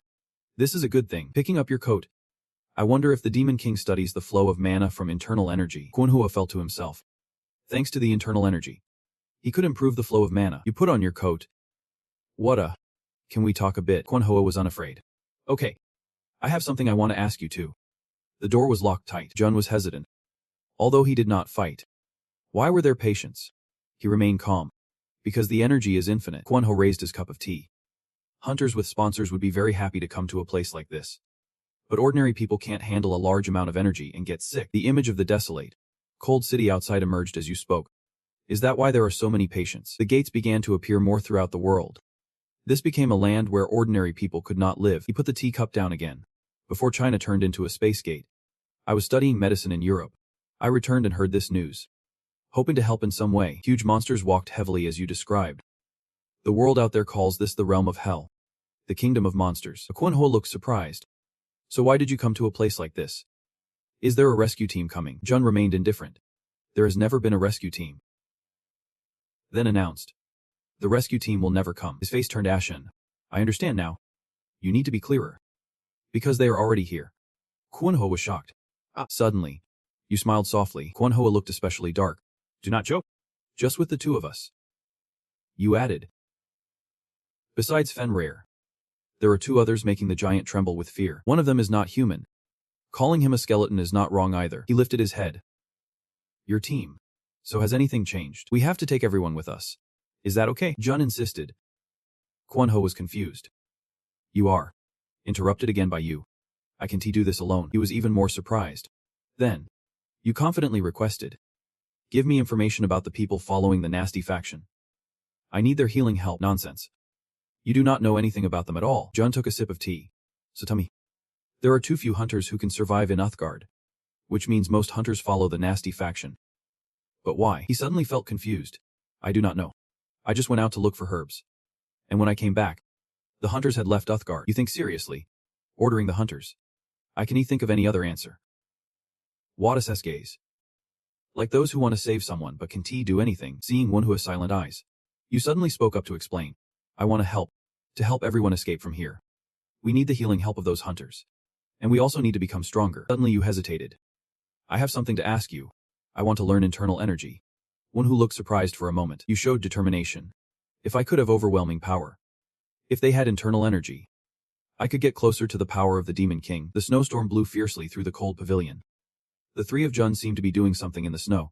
A barrier was set up. It was all done. Manhwa proudly said. I have made a protective barrier around this place to ensure that the internal energy does not escape.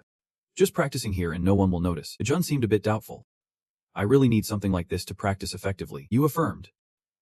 Of course. Internal energy requires you to absorb energy from your surroundings. During that process, the energy change will be significant. Giants might take notice. Manhwa looked worried at you.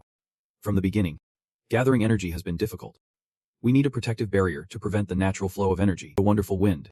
What is going on? Jun replied calmly. I always feel and can absorb natural energy. You asked with disbelief. Do not tell me you know how to gather energy around you without any proper skills. Who is your master? What internal energy have you learned? It can be. You vaguely asked. What is it that sounds so profound? Manhwa hesitated. It seems you have internal energy potential equivalent to a wizard. I had a feeling you were extraordinary. But even more than I thought. Suddenly you laughed. Then that is good. Jun asked curiously. Good for what? Manhwa confidently clenched his fist. Although the skills are excellent. But after hearing you say that, I think I understand why. I believe we can solve the problem of poisoned internal energy now. The distant snow-capped mountains flickered. Outside the tent, the three of them discussed eagerly. Zobi questioned. There are no skilled hunters. Ambai replied sadly. That is right. You anxiously asked. What? Have they finally sent help? Manhwa pondered. I do not think so. If there was help, Naz would have recognized it. It could be a small team of more than 10 people. Zobi frowned. What is happening? You felt uncomfortable inside. I let that happen. But now I do not understand why things turned out this way. Zobi questioned. How long does it take for a hunter to become stronger? Manhwa smiled. Progress is going very well. After re-establishing the spirit, the resources are also relatively sufficient. You doubted. What about the two of them? Both replied in unison. We are the same. Zobi. The two of them need to be stronger. Unexpectedly, he raises his sword for a common purpose. He is determined. For a common purpose, Yangbai is also doing his best. For a common purpose, the weapons of the three clash powerfully against each other. The branches covered in white snow gently tremble. Jun and Wenhua are doing their best to transfer power to Jun. You focus and close your eyes. Unexpectedly, the flow of mana feels so warm. Creating the flow of mana feels like creating a storm tearing through the body. He is using all his strength. Focusing on my speed. We are about to make it. It might hurt a bit. The emerald stone emits a ray of light. You grit your teeth and endure. Sweat pours down him. Trying not to make a sound. Suddenly he opens his eyes wide. His pupils gradually constrict. Unexpectedly it feels so wonderful. The dark stone radiates dark energy. The toxic energy is much stronger than he thought. It is not only absorbing the mana inside his body, but also draining him from the inside out. Veins pop up all over Jun's body. His eyes serious. I can stop now. He grits his teeth. Once it is started, I have to be responsible for finishing it. The barrier around them glows brightly. Fenrir is on high alert. A source of power shoots out from the barrier. Sachi looks up in shock. What? I can feel a dynamic energy source in Jun's ice domain. He feels restless. Both of them should not be this strong.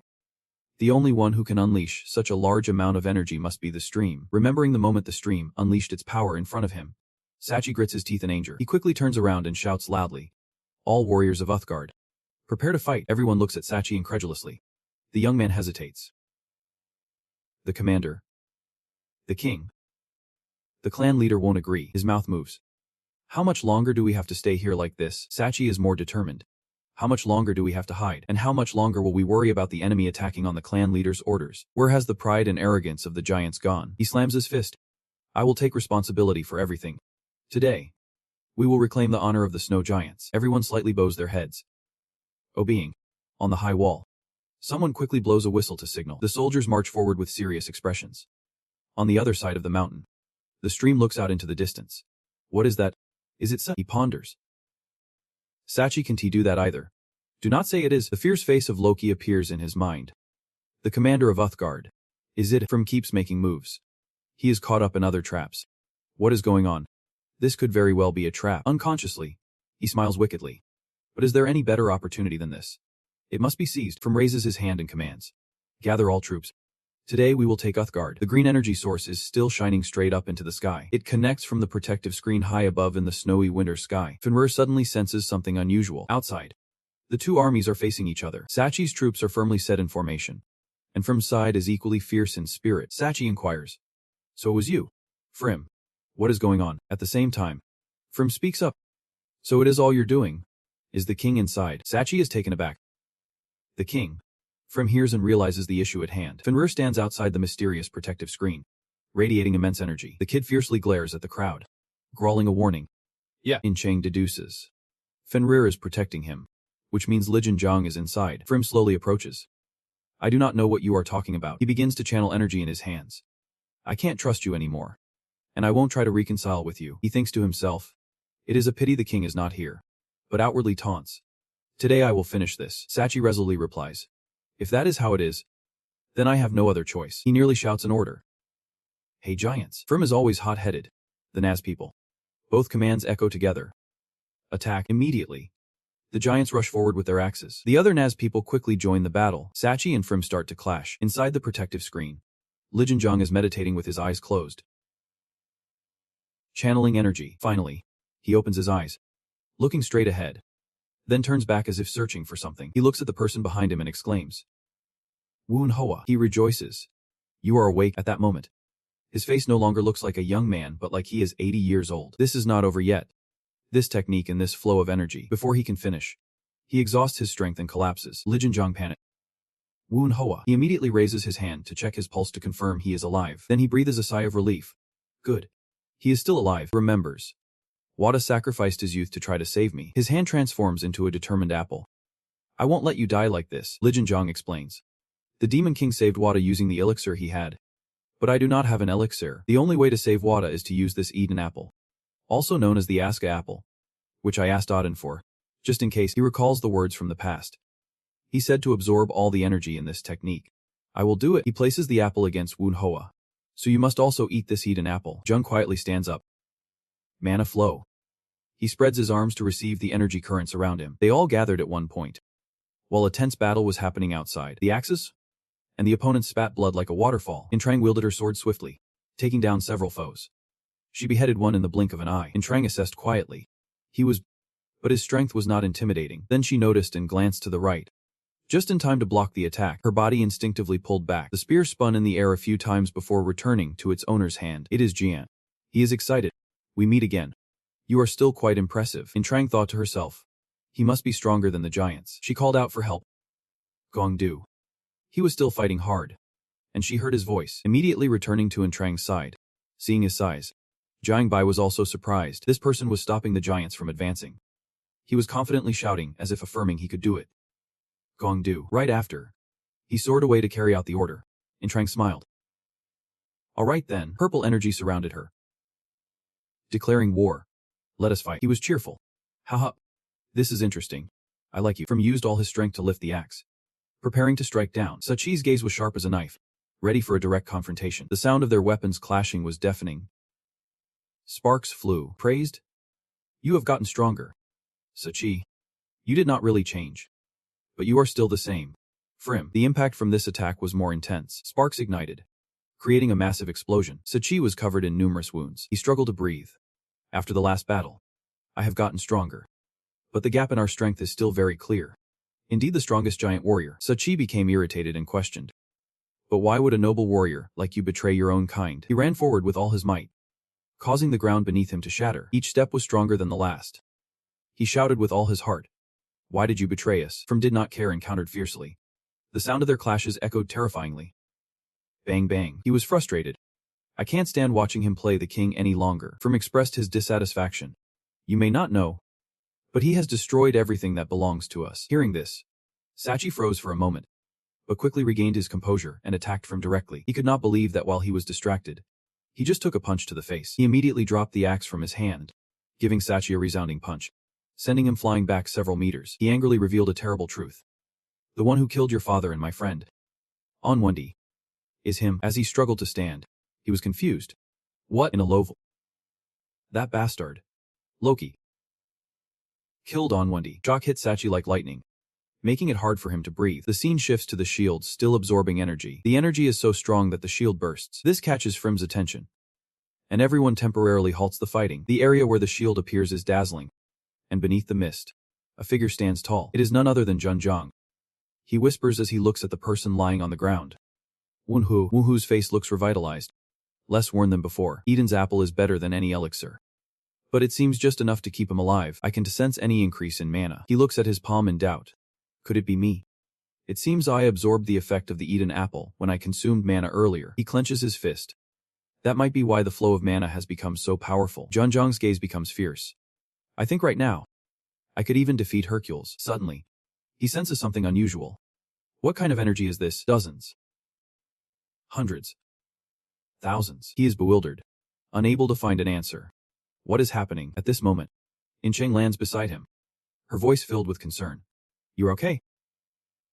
Thank goodness. The system panel appears. The collapse of heaven, showing contempt for the individual. He's surprised. Contempt. Continuous notifications ring out. Unbelievable. A great achievement. The flow of mana has leveled up.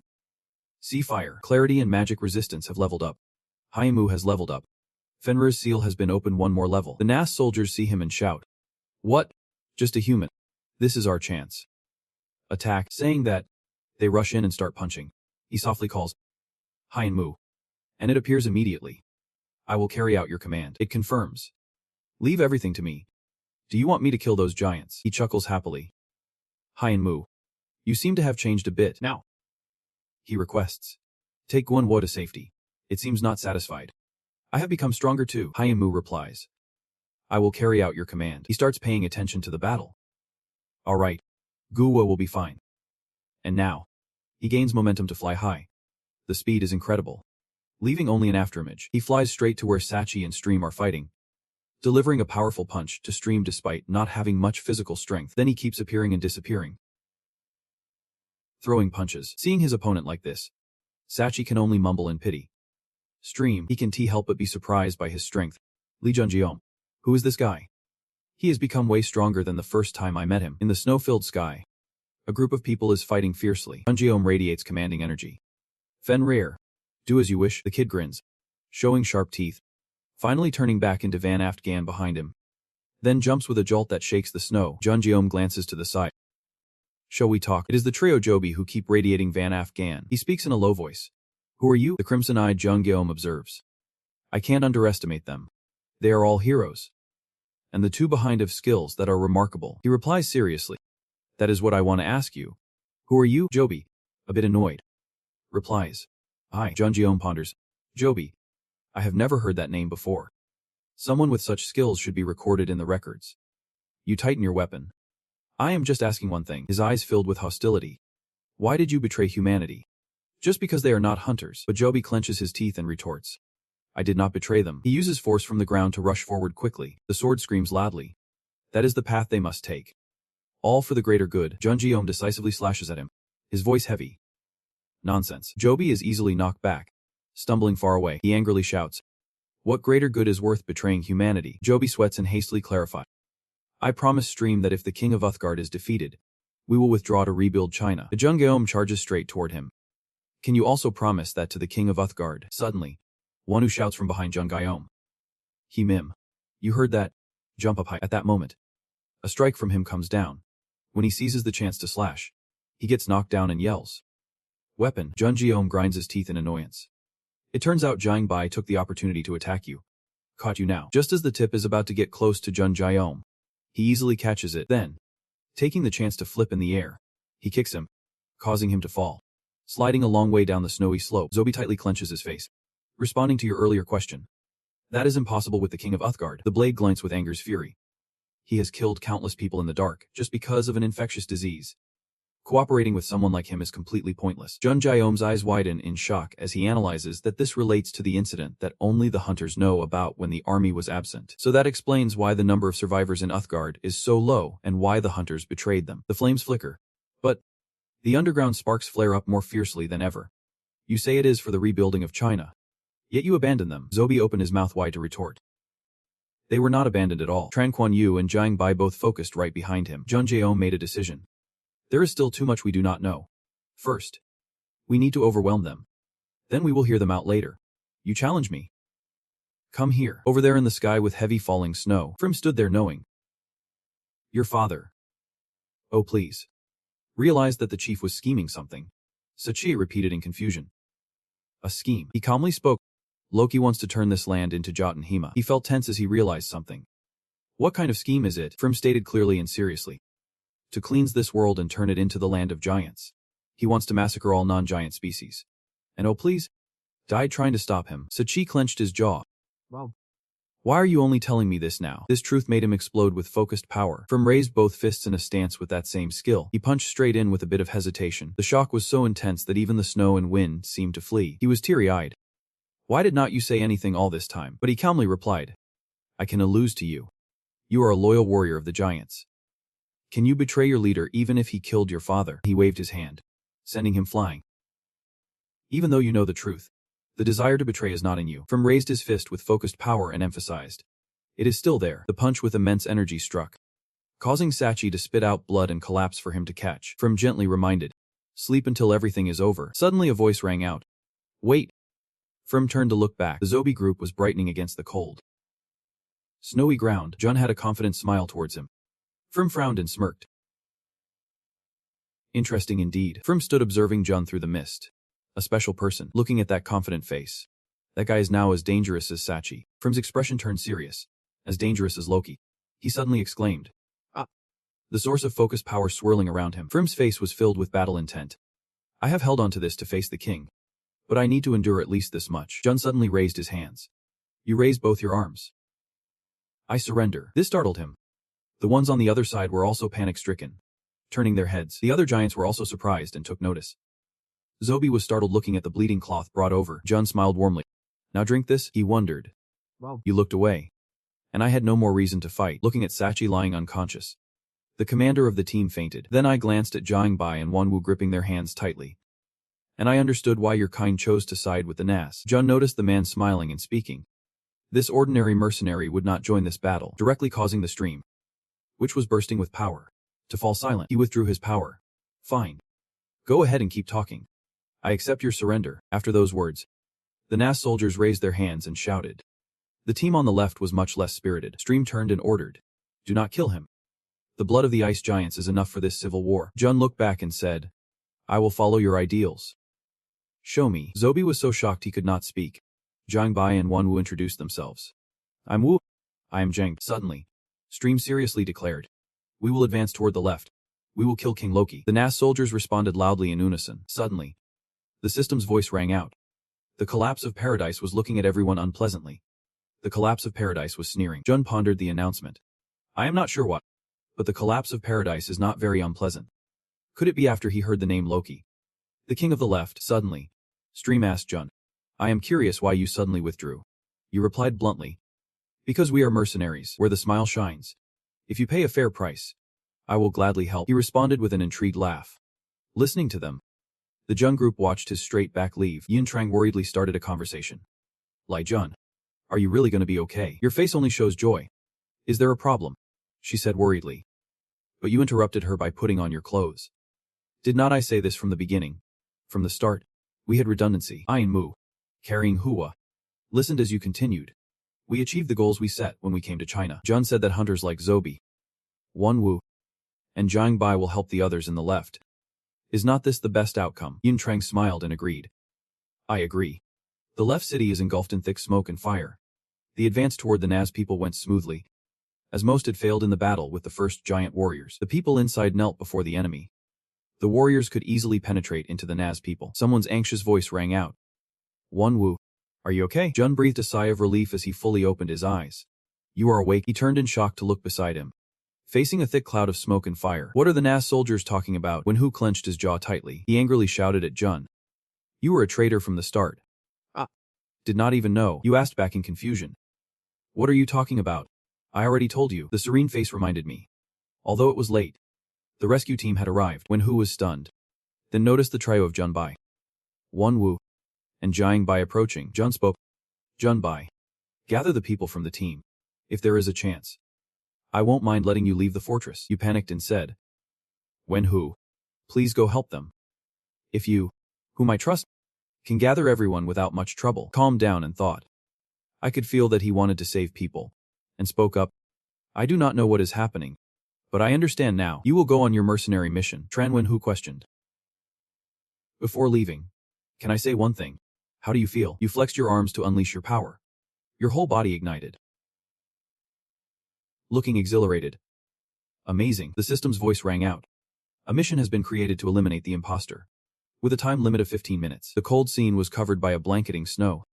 A flame ignited at the castle, adding a red hue. People in the area evacuated at the command of the rescue team. When Hu looked toward the fire, thinking, "Be careful. The king is very strong." Over here, a group of people radiating bright red energy was confronting the Dark King on the throne. Loki growled angrily. "How dare a filthy traitor set foot in the castle?" Frame glared at him. "Loki, it is your turn now." He showed no sign of fear. "I should have killed him while I had the chance." Jung quietly assessed. He remained calm despite facing hundreds of giants. The energy emanating from the king was indeed very strong. Did he have any trump cards left? How could he be so calm? Frame scoffed. "Do you regret not killing me like you did old Vanny?" Loki's mouth involuntarily curled into a smile. He deliberately poked at the sore spot. "I knew the reason for the rebellion was old Vanny." Instantly, Frame was furious, grinding his teeth. That bastard. Then he braced himself to balance his level to prepare for the confrontation. He remained calm and complimented. "Impressive." His hand suddenly raised a thumb to cast a spell. The massive coffin nearby shook violently, then shattered. A fiery red hand emerged. The monster broke free from its hiding place and charged out. Another one jumped in through the window, and they all landed with a loud thud. So a massive army of monsters gathered before their king. Jun raised an eyebrow at the red creatures. Were those the heartless giants we saw here for the first time? Loki's laughter echoed eerily in the air. Frim could not help but bite Jiang and asked, "You jerk. What have you done?" He used his analysis. "I heard that most giants died from a contagious disease. Is not that true? They are too strong, they are heartless.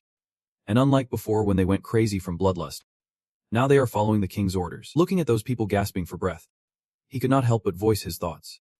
Finally, the pieces were falling into place. The king sacrificed his people to create his own army. Loki laughed out loud as if confirming your guess. "We need an army that only listens to us. And they have become his army. How glorious is that?" Suddenly, someone darted up, creating small flashes of light. Frim, with a clenched fist, charged through the monsters toward him. Seeing this, he quickly balanced his level. His aura immediately radiated around him, then unleashed a beam of dark purple energy forward, hitting Frim, who was in the center. The energy column was so powerful that it did not stop there, continuing to shoot through the roof. After retracting his hand, Loki confidently called for his loyal warriors. His gaze was frenzied. Tear that traitor apart. And his subordinates all roared in response. Then, one by one, they rushed forward at his command. The two Nas were still in shock. With just one strike, Frim had. What should we do now? But, contrary to their thoughts, a hand suddenly reached up. Following was Frim, slightly battered but still full of spirit and strength. He shouted an order. Nas, take down the leader. He has lost his dignity. Goat. They heard their brother's words and immediately charged. From his back. Goat. At this moment, Intran could not digest what was happening. Legenjima. What the hell is going on? You explained that the king needed his own army, and it seemed he had transformed the giants for that purpose. Hearing each word made her feel a little heavy. You mean he has killed his own people and experimented on them? You glanced at her and repeated. He is a mad king, seeing the people only as tools. He is a monster. And the battle continued. A Nas just successfully slashed twice at the monster's body, but it did not seem to be affected at all. Its eyes even rolled back, crazier than before. Suddenly, it lowered its head and bit into the Nas's shoulder, causing him to scream. Get away. You monster. But the creature just yanked the flesh out amidst his pain. The remaining ones also jumped toward other targets. You observed the situation in front of you. The transformed giants were mindless, so they rushed in like crazed beasts. With this situation, the Nas would not win. The only way was for you to stop thinking right here. But your eyes glimmered with something. Loki leisurely stood from above. Do you know what you are getting into? I will wipe everything out. Suddenly, the system announced that Muspel's spear was fully charged with magic. You gripped the weapon tightly and made the decision to defeat the king. Right after that, you kicked the ground to jump up. She jumped over the battle between Nas and the monster below. Your ear sent the spear back, delivering a strong strike, then immediately brought it down on Loki, who did not even notice you. Junjong's powerful attack was easily sliced by Loki, who then stuffed his mouth with contempt. His whole body radiated an aura as he said, I have been watching you all this time. With a fist ready, the one with the strongest mana here. He threw a powerful punch forward while shouting. The aura spread around. The move was so strong and fast that Junjong was pushed into a corner. A hint of worry appeared in your eyes. I can't dodge this. Suddenly, Junjong's gaze flickered as if he saw something. Someone else's move mirrored his, charging directly with intensity. The two moves collided, creating a chaotic scene. Loki froze for a moment, thinking to himself, he neutralized my extreme thrust, and then looked again. Who is that? Sachi appeared through the mist, sweating profusely and panting as if he was exhausted. Sachi paused slightly, and Junjong saw him and shouted, Sachi, his whole body shaking. He said, I leave the giants to you. Then he collapsed to his knees, falling to the ground. Stream saw this and shouted angrily, Sachi. Loki's face darkened malevolently and he mocked, you weak piece of trash. Begging for help from a human. Fine. Once this battle is over, I will turn you into a warrior first. Junjong, irritated, shouted, Fenrir. It immediately lunged at Loki, startling him. Fenrir moved around him so quickly that he could not see its shadow. Loki seemed to be driven mad, looking weaker than before. His move was like an explosive blast, sending rocks and dust flying everywhere. And Fenrir was also knocked far away. The system announced, you have 5 minutes left to complete your mission. A red message updated. Apocalyptic toy, requesting you to eliminate this shameful entity. Inchang, seeing this, worriedly asked, what a brutal bastard. What do we do? You immediately replied, hold him off for 1 minute. The girl, full of concern, said, hold him off for 1 minute. The guy who defeated Fenrir in one blow. At the same time, Stream charged at Loki with her fury. Ah, Loki. The two of them dove into a fierce fight. Seeing this, Junjong did not want to stay idle either. Stream alone won't be enough. I need you. Jiang Inchang. Not sure if Inchang heard, but in his mind, he only remembered, I need you. She seemed to gain strength. All right. I will do my best for 1 minute. A loud bounce sounded, and Junjong firmly grasped the spear. The warning system. Moonspell's spear is reaching its limit of magical absorption. Your whole body is filled with determination, your eyes full of resolve, thinking that this still is not enough. I need more. Loki has beaten Stream into a pulp, and the system is warning again. It is exceeding the threshold. Suddenly, a move slices through the armored arm. Loki quickly manages to block the attack coming straight at him, then redirects it back toward Inchang, who is charging at him. A huge explosion occurs, making the scene chaotic. The system announces that Moonspell's spear has leveled up in extreme heat. Junjong, holding the spear, radiates extremely powerful magic. It is still not enough. Your eyes spark with determination. Just a little more. Just a little more. I need to end this with one move. The system turns gray. Moonspell's spear has reached the limit of fire it can hold, and it begins to shatter. Its body is covered in cuts. At this moment, Junjong, with determination, charges forward with the spear. He uses all his strength to hurl it at Loki.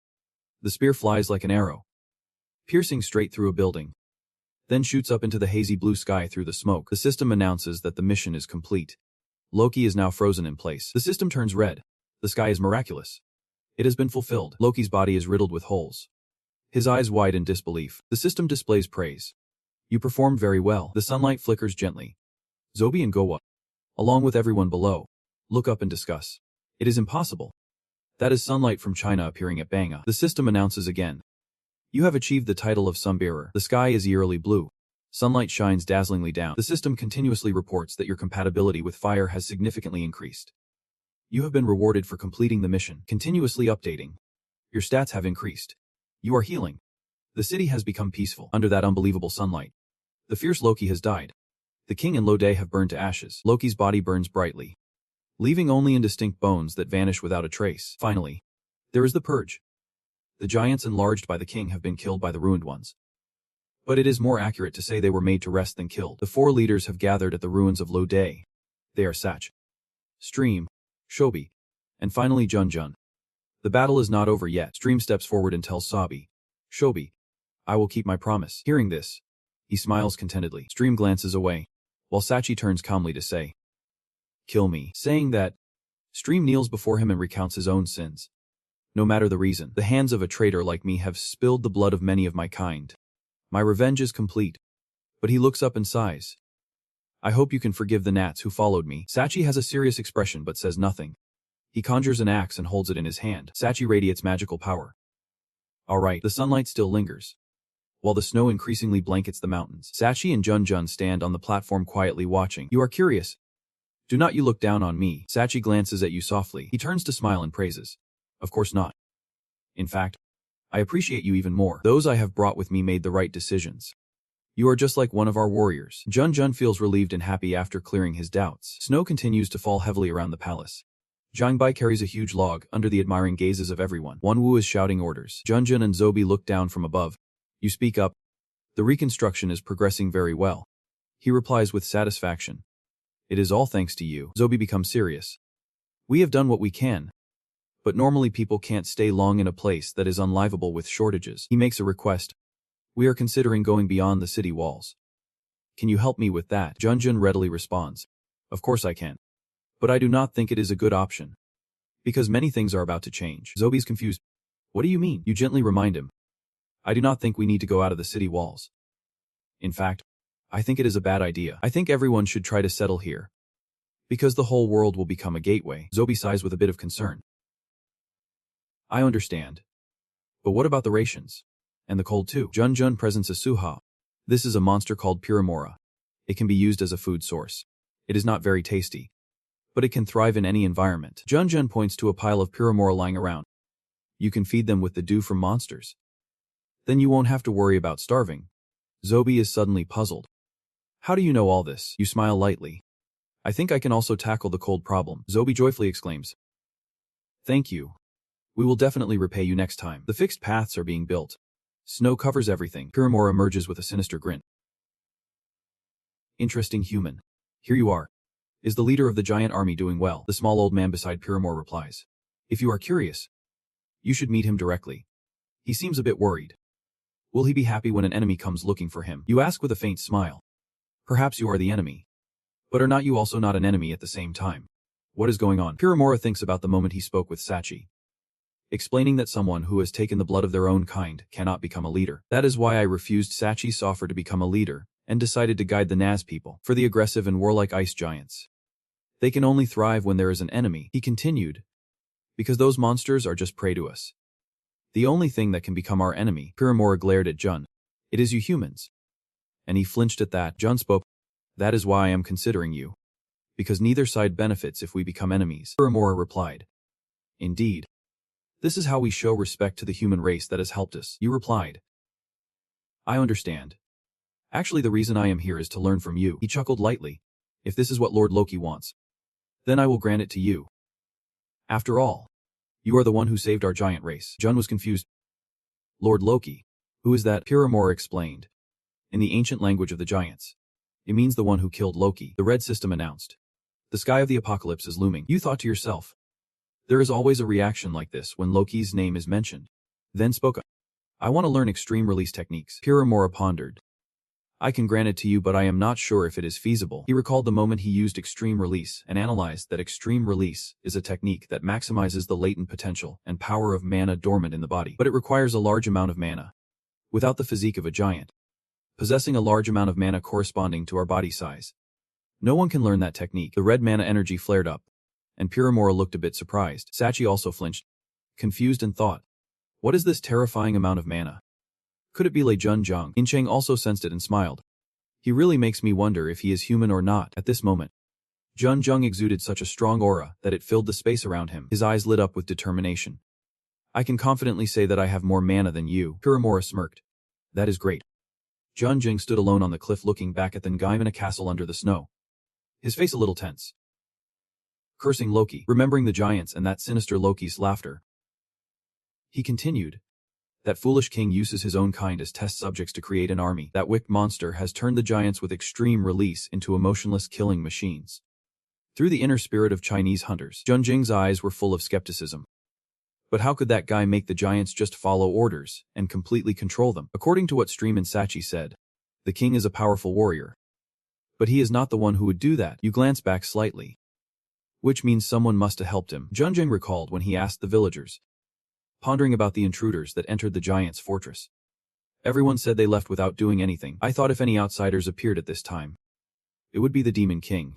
But if it is not him, then you looked up at the sky and thought about the mysterious dark figure emitting eerie black smoke. You wondered if it could be the guy in the black cloak. That guy confused Junjang. What kind of monster is he? And what is he planning? The entire mountainous area was covered in white, snow drifting lightly in the sky. A voice echoed, breaking the quiet space. It was Lei Junjung. You noticed someone gliding over, happily approaching. She cheerfully said, there is a festival. Let us go together. You hesitated, seeming not too keen. A festival, but not letting Junjung linger. She grabbed your wrist and pulled you along. You were still in a daze, unable to react. She urged, hurry up. Everyone is waiting. Over here.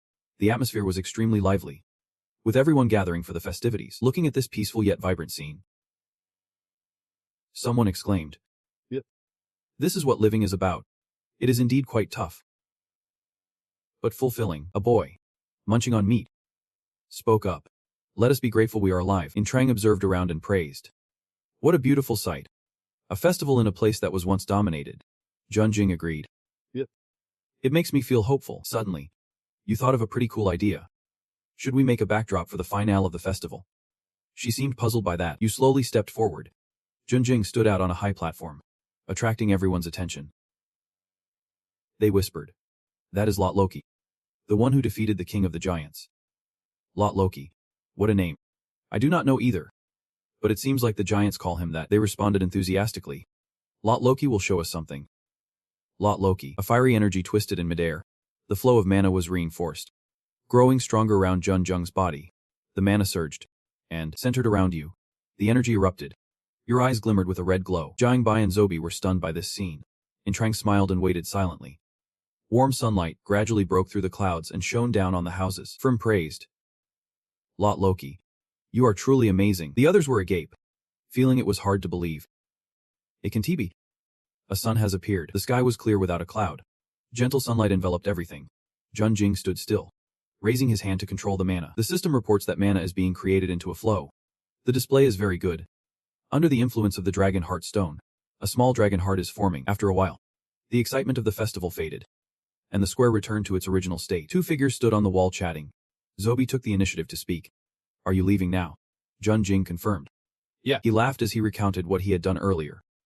I injected heat into the metal structures outside the settlement. From here, you can see the metal mass in the distance giving off heat waves. I used the mana injection method I learned by observing Park Jae-hyun and with Molin's necklace. I used protective magic to keep the heat from escaping. If the structure is still intact, The heat will always be there. Zobi's expression was serious. Do you really have to go? I really want to repay this debt. Jun Jing promised. We will meet again. He jumped down and landed lightly. 4 people were waiting below. In Chang said teasingly. The one who lifts the sun. Here you are. He felt awkward. Are you joking? She recalled the scene earlier. It is. You really lifted the sun when we were out there. Jun Jung shyly scratched his head, not thinking that was how others perceived him. In Chang changed the subject. But are we really going? He could tell she was worried and reassured her. Don't worry about them. I made sure the heat will always be here. He admired her character silently. She was really a kind person. He turned to call the kid. Fenrir. And a blue mana sparkled. The kid transformed into a giant wolf. Its glossy fur shimmering brightly. Jun Jing gently slid back to say goodbye. I hope when we meet next time, you will have made progress. Zobi began to look forward to their next meeting. I hope we will meet again. The scene was of desolate mountains. Snow and wind obscuring everything. Nature hidden behind the mist. Time gradually passed. Night fell, bringing with it a biting cold. Jun Jing's group temporarily stopped to rest after the tiring journey. Only he and Chang sat opposite each other by the fire to warm up, while the others had already scattered. She shared her thoughts. This trip was chaotic, but not too bad. In contrast to her, he sighed tiredly. If traveling like this wears me out, I do not want to experience it again. She sighed and turned her attention to the side. It has been a while since I heard you joke. You really enjoyed it, did not you? Gongju said, raising 2 fists in enthusiastic agreement. Jun Jung's face became serious as he thought. In Chang, how's the training going?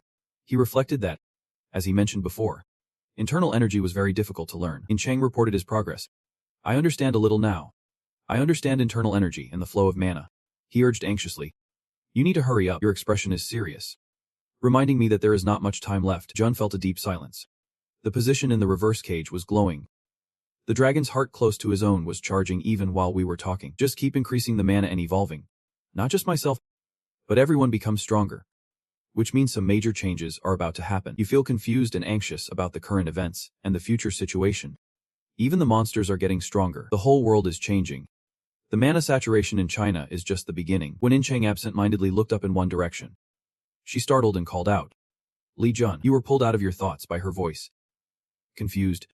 Yeah. She pointed in front of her and hesitated. There. Both of them stood up simultaneously. Shock narrowing your eyes. The highest mountain in the distance shone brightly in the late night and was shrouded in thick smoke.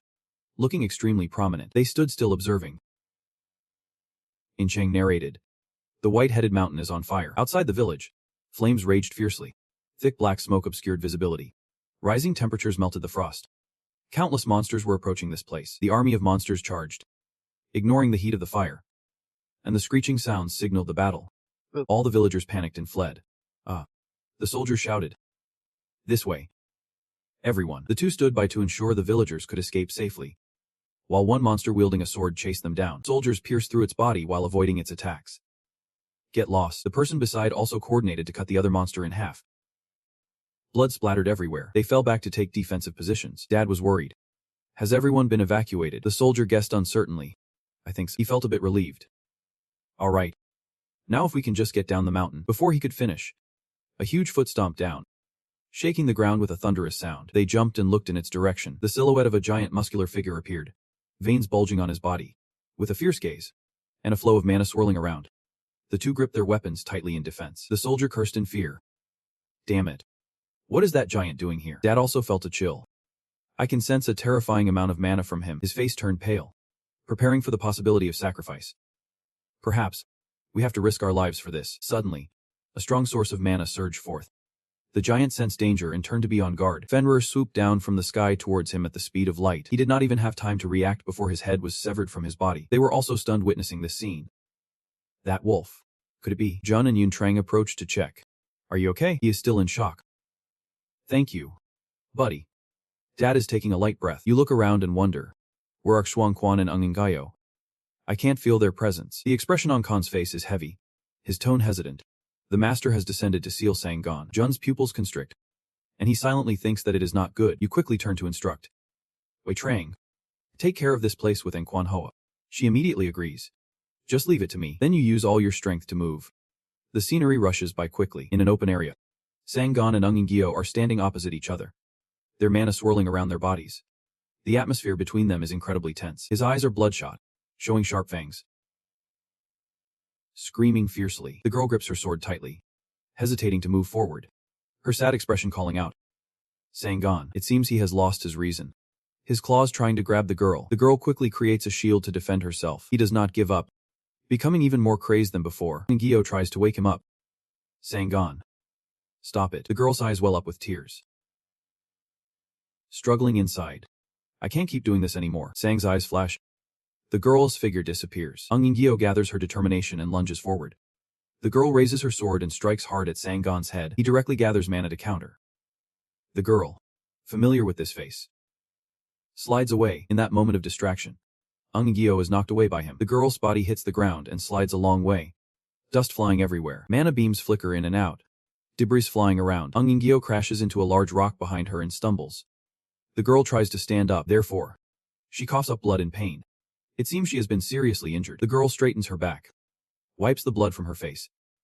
"Sangon, you are like a father to me, having raised an orphan like me.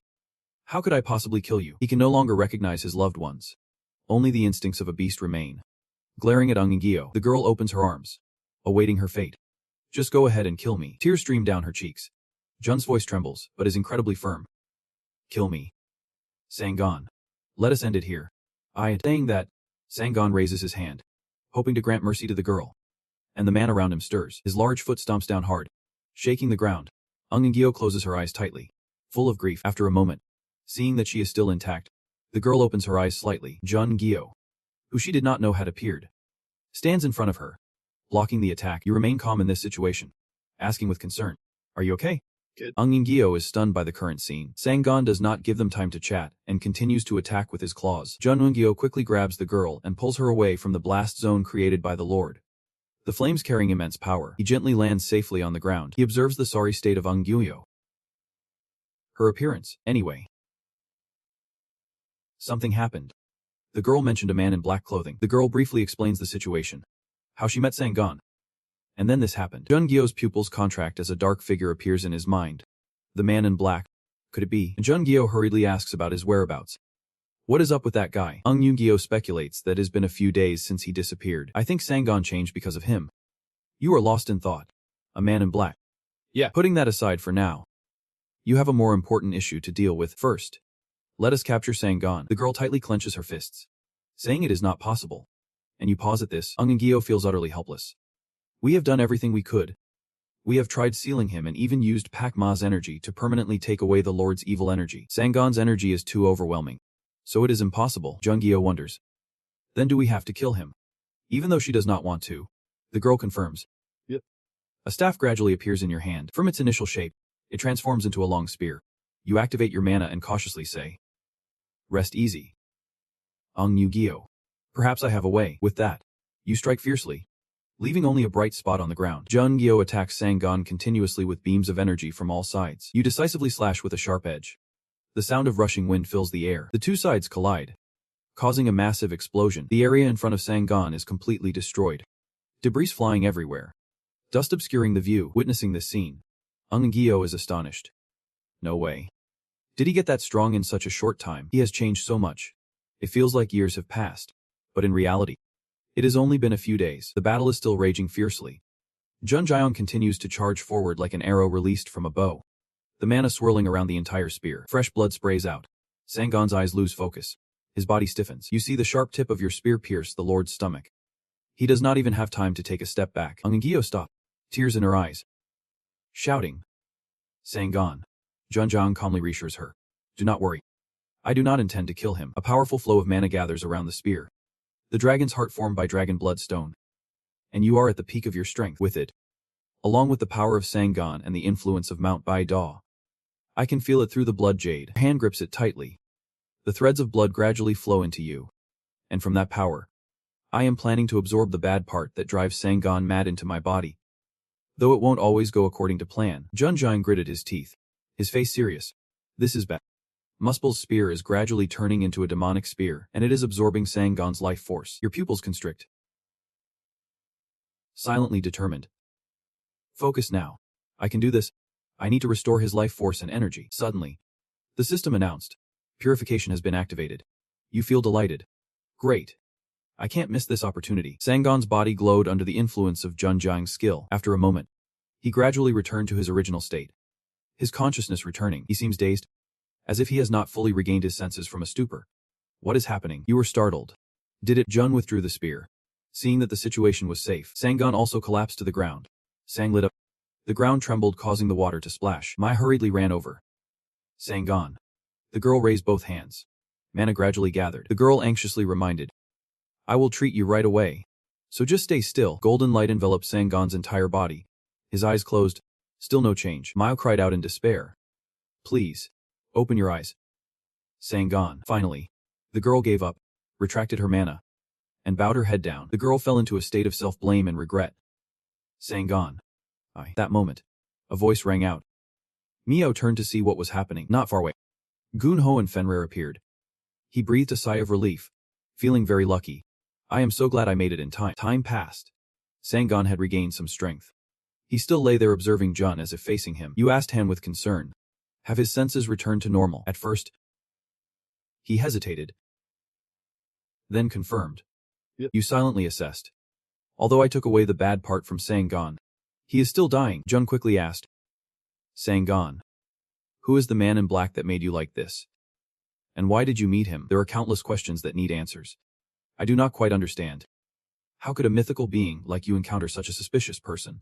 And above all, why did you take that power? He reminisced. I will slowly tell you. Then turned to another issue. Is Neil okay? Jun replied honestly. He is.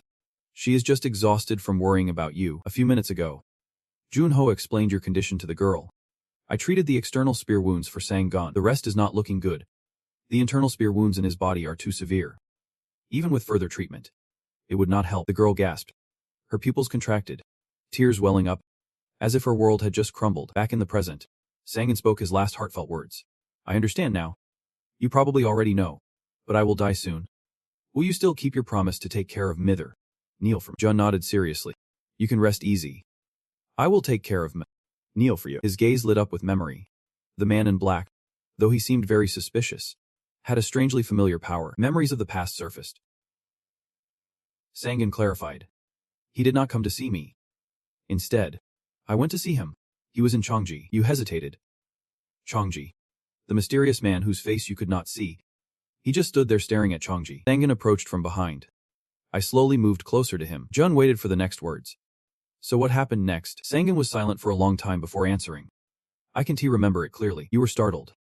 Never expecting the outcome to be like this. Damn it. He gently closed his eyes in recollection. I am sure I met him in Chongji. But still can't he remember clearly? You pondered thoughtfully. He does not remember the important part. So we have no way of knowing how Sangon changed. Who that guy was. Or where he had been. After a moment. In the devastated village. Remnants of a fierce battle were evident. Trang stood on the bridge observing. Below were the survivors. Well, I will give you two choices. Her attitude was calm. Choose whichever you prefer. She began to speak. It will be very difficult. But that is the choice that allows everyone to stay here. Everyone listened seriously as she continued. The second option is to go to South Korea with us. We will need government permission. But everyone will be provided with complete housing. Trang reminded them about the time. The moving plan is in 3 days. So make your decision soon. Meanwhile, as Jungyang sat alone, Neil approached. Uncle. The girl's face showed her anxiety. I am really worried about Mother. Sangon. He always trusts you. Can you go visit him with me? You immediately agreed. Okay. They moved. This was an underground passage. Sounds echoing in the empty space. Sangon. He lay still. Lifeless. Neil sat beside him. Asking. Sangon. What is wrong? The girl tried to wake him. Wake up, sir. She attempted to channel mana into his body, but it slowly faded, and Sangon still showed no response. Sangon. Nal paused. Tears streaming down her face. Expressing her feelings. You were once an important member of my family. A friend. The girl could not hold back her grief over losing her beloved family member. Her father too. Sangon's body began to glow. The girl whispered. Thank you for everything. I will never forget you. Jun stood nearby silently, giving them their final moment of privacy. The figure of Sangon gradually faded away. Neil knelt down, bowing respectfully. Thank you. Sangon, you completely transformed into a flow of mana that drifted out along the path. The villagers all knelt down to bid farewell to Sangon on his final journey. As the mana gradually merged with the earth and sky, after a moment, everyone stood in place, gazing toward the village of Dunat. Some were worried, wondering if leaving this behind would be a problem. But the soldiers smiled reassuringly, saying we will come back. In-cheng stood in front of the reindeer lined up neatly, shouting instructions. Elderly and children first. She raised her hand to direct. Once we leave the mountain it will be very cold, so dress warmly. And then get on the reindeer. Suddenly she noticed something. Jun gently said kneel down. He softly placed the little girl down, still holding on to the baby tiger. Her mood much improved. In-cheng observed and exclaimed, "A baby tiger." The little girl happily lifted it up, saying, "Sangan," he calmly explained. "It looks like that phenomenon of the broken chain." The little one now looked very weak and harmless. A protector named Big Male who had placed Sangan into Neil's family, yet had been revived with almost all memories and lost abilities. Jun expressed his anticipation, saying we will return to the north soon. In-cheng agreed. Just thinking about it is already exciting. She was a bit curious, asking what he planned to do when we arrived there. He fell into deep thought, saying there are many things to do. A sword appearing in his hand. It radiated a shimmering golden light with an imposing presence. In-cheng curiously assessed. What kind of weapon is this? The witch's magic. The amount of mana is astonishing. Jun quietly admired it, saying, Neil did really well, while also answering her. It is a gift. It felt like a heavy stone had dropped straight onto her head, causing her to flinch. She gritted her teeth, repeating each word. Gift. Present. Her face darkened. Her mood soared. Realizing, what are you planning to do when you step foot in the north? In-cheng said with a tone laced with jealousy. You are giving a gift to your secret woman, right? You jerk. After regaining his composure, Jun awkwardly scratched his cheek, avoiding her gaze. Yeah. I will give it to her, In-cheng angrily said. He felt confused as she silently turned and walked away. What was that reaction? The group marched through the cold, snowy weather, stopping at their destination. A Westruck. This is the wall. The sound of footsteps echoed as Jun moved forward toward it. He reminisced about the past, remembering he had said he would open this wall once a month. Had not he? It has been over a month now. Then placing his hand on the surface, the flow of mana dispersed around him. Waiting would be a waste of time. He had progressed much more than expected. His gaze shifted, realizing he could open it without assistance. He gathered his strength while calmly reminding. Step back. With that, Jun focused all his energy. The wall trembled, as two sources of energy intertwined. The entire wall lit up. You are grinding your teeth. Feeling stressed. Not enough with the mana flow. If you use the Heart of the Dragon, it will drain the energy of the battlefield. Heart of the Dragon seems to be showing signs of shattering. Mana is becoming chaotic. At the northern front, it is covered by freezing snow and wind, like a fog making it hard to see the scenery. A figure is faintly visible on the watchtower. Saojin seriously assesses. It is really rare lately. The guy next to him looks confused. Rare? What do you mean? He explains. Those monsters. Who are they? It has been a long time since that person arrived at the front. He suddenly realizes. Is it that underdog? Must be just a coincidence. Saojin does not say anything more, thinking about how Jun's cold, ruthless figure appears in his mind. He smiles casually. Who knows? Maybe he has escaped from the monsters in North Korea. He hears this and immediately denies it without hesitation. No way. No matter who it is, that is impossible. There have been so many heroes for a long time. He does not deserve it. Right. Suddenly, Xiaojin jumps in surprise. Wait. Look at that. He asks. What is this? They both widen their eyes in shock. The boundary is changing. A bright red mana is burning the wall. It is spreading more and more. The wall gradually disappears before their eyes. Inside the barracks area, the buildings are solidly constructed with modern architecture. Steam rises from the fragrant coffee mug. A voice exclaims, "This coffee is warm." Someone picks it up ceremoniously and says, "Oh my. Is coffee always this good?" Jun Jihong agrees. Exactly. When suddenly someone approaches, Saojin shows curiosity. The group walking with the Lord. Do you know who they are? He calmly introduces. They are the remaining residents of North Korea. Very reliable. He looks shocked. North Korea. Does that mean? It seems Saojin knows what he is thinking, so he confirms. Yeah. They are all hunters. Saojin is taken aback. Are they all hunters? Meanwhile, inside the barracks, all the people are gathering, directing their attention to Ung Nael and Kun standing on the stage. The girl begins to speak. Everyone, please be patient. It will be very comfortable from now on. They respond cheerfully. Yep. Jun Jihong observes from the side. That girl. Her curse must be ineffective now. The power of the curse gave her the ability, but has also trapped her in a child's form no longer. The girl naturally stands before them to present. He steps forward and asks, Nami, are you free? The girl turns her attention to the voice calling her, her cheeks turning red in embarrassment. Jun Jihong takes her hand and politely asks, Can I borrow your master for a bit? They respond enthusiastically. Do whatever you want. No need to come back. Kun looks on with concern. Feeling anxious, the two went to a secluded place. Seeing no one around, he was curious about the kid's appearance. Nael explained. The spell has changed. Jungahong stroked his chin thoughtfully. Then grabbed the girl's wrist. Wait a minute, he gently reminded her. It might hurt a little. The girl startled and looked at him fiercely. He focused his mind. Realizing he needed to use the flow of mana to check the girl's physical state, the air around them vibrated. The source of mana connecting the two, Nael cautiously pulled Jun Jaihong's hand away and questioned him. What are you doing? He seriously commented. The kid has weakened. The girl was shocked. What? Then she decided to confirm it herself, activating the mana around her body for a test. A moment later, Nael looked worriedly at her hand. I am really weaker. Why is that? Jun Gihong analyzed. I see.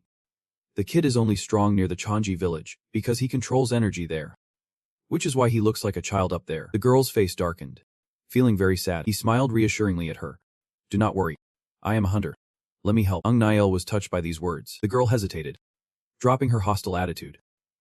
What exactly do you want to say? He spoke up. It is Jun Jihong informing them to prepare mentally. People from the government and the association will soon come for the kid. They will ask a lot about the kid and the people in Chanji too. The image of facing the brainless crowd appeared in his mind. Their abilities were much stronger than expected if all of them joined the association at once. And the fierceness of a father cutting the enemy in half. His voice steady. Everyone would be very excited. But the problem is Nael knows what Jun Jihong is concerned about. Can they be trusted? He nodded affirmatively. Yep.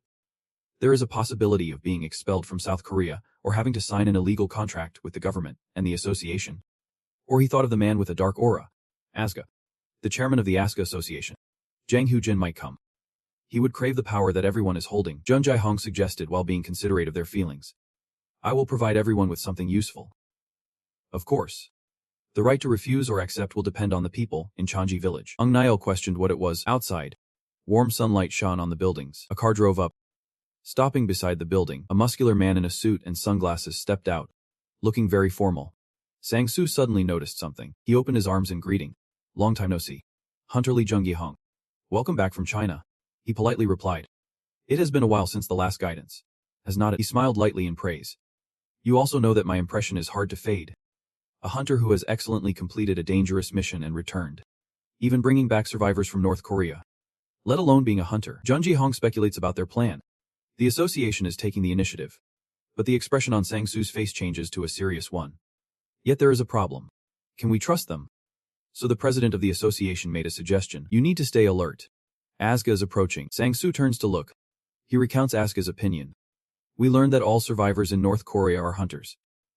That is why the president of the association wants to sign a contract with them. Jun Ji-hong wonders what the mana contract is. He hesitates. Yep. The mana contract is one that allows them to use people as slaves by enforcing the penalties stated in the contract. You remember its contents. Then he chuckles politely. Sorry. But they signed a contract with me first. Sang-soo is taken aback. Yep. Jun Gi-hong calmly explains.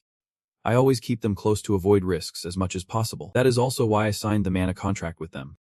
You know each person can only sign a contract once. Hearing this, he strokes his chin thoughtfully. Then decides to report back to the president. Please wait a moment. You feel curious? Wondering how Auden will react. I guess I will find out soon. Inside the auditorium, the people of Junjai are gathered in one place. They have changed into sportswear, feeling how comfortable these outfits are. Some agree. Yeah. They are easy to move in too. The trays of food with various dishes placed on the table look incredibly appealing. Everyone is both polite and moved. Shedding tears while chatting. Back in Chanji village we only ate potatoes. It was paradise. And Chang also has to praise. The food here is really delicious. Junji nods in agreement. He thinks to himself. Back when we were together, we hardly ate anything good. Her current state is very relaxed. This kind of relaxation feels nice. But every time I move, I feel a bit guilty. You chuckle softly. You really want to go hunting now. You assess in Chang's skills. She really is a great hunter. After eating, Junjae stands up with the tray. It will be very busy when we return. Like when we were preparing for the Hercules competition. She immediately gets flustered. Go on. A moment later. You stand on a rock not far from the building observing the situation. You predict the future. This place. The whole world will soon turn to ashes. It is unavoidable. Junji turns away, deciding in his heart. I should enjoy this. Suddenly, you freeze. Your face turns pale. Cold sweat trickles down your cheek. feeling an unprecedented danger. In front of you is Ung Nael, who does not know how long she has been standing there. She calmly speaks. Choi Ansu. Drizes? Ah. She explains. That is my name. His expression was serious, unable to hide his doubts. Choi Ansu. So that is how you managed to hide it, even now. He was still shocked. I could not recognize her until she got closer. Even though I could sense most of the mana flowing, a sense of danger surged within him. If she was the enemy, I could die. Ung Nael introduced herself. That is my skill. Jungi was confused. A skill. Anyway. What did you come here to find me for? She specified her purpose. I'm still curious about what your next plan is. We do not know what you want us to do according to the mana contract. Many are worried about that, Junji calmly replied. We will go to Seal first. He thought of Hyojin's calculating expression while planning. Odin must know by now that the people in Gyeonggi village signed a mana contract with me. That means I am still allied with Asga. The people there will also be allied with Asga. So they won't be able to stop me. This is not the issue you want. Ung Nael insisted. I want to know what happens next. Jungi did not hide. I want the people in Gyeonggi village to fulfill their obligations. She flinched at that word. Obligations. He knew what she was worried about. So he reassured her. Do not worry. I won't make anyone do anything. But power must come with responsibility. I just want them to fulfill their duties. Ung Nael then sighed in relief, temporarily placing her trust in him. All right, after all her questions were answered. She left, and the system displayed a notification. Long Tam has been stabilized. Junji exhaled a puff of smoke. The latest absorbed power had been stabilized. He clenched his fist. A bit curious about how strong he was now, he recalled Demetrius's powerful form and tremendous strength. Not sure. But he thought he could defeat Hercules when he solidified. Junga smiled, feeling a surge of confidence. He was definitely stronger now. At that moment, Saojin ran over calling. He announced that someone from the association is here to see you. Just as you hoped. Back in the auditorium, a bald man's head shone as he stepped into the light. Junji asked about his acquaintance. How are you doing? Gu replied in a friendly tone. Better than you. You have not hit the right nerve yet, said Ma. Stunned. What? Junji rubbed his neck jokingly. I always wanted to say that. I work hard with diligence to get by. He was angry but still let you off the hook. Fine. Just this once. You felt it was enough small talk. So you shifted to the main issue. So what did the association say? Gu took a deep breath. Then he exhaled heavily with a look of frustration. It is a mess.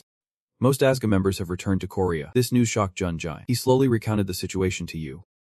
What I heard after that was even more shocking.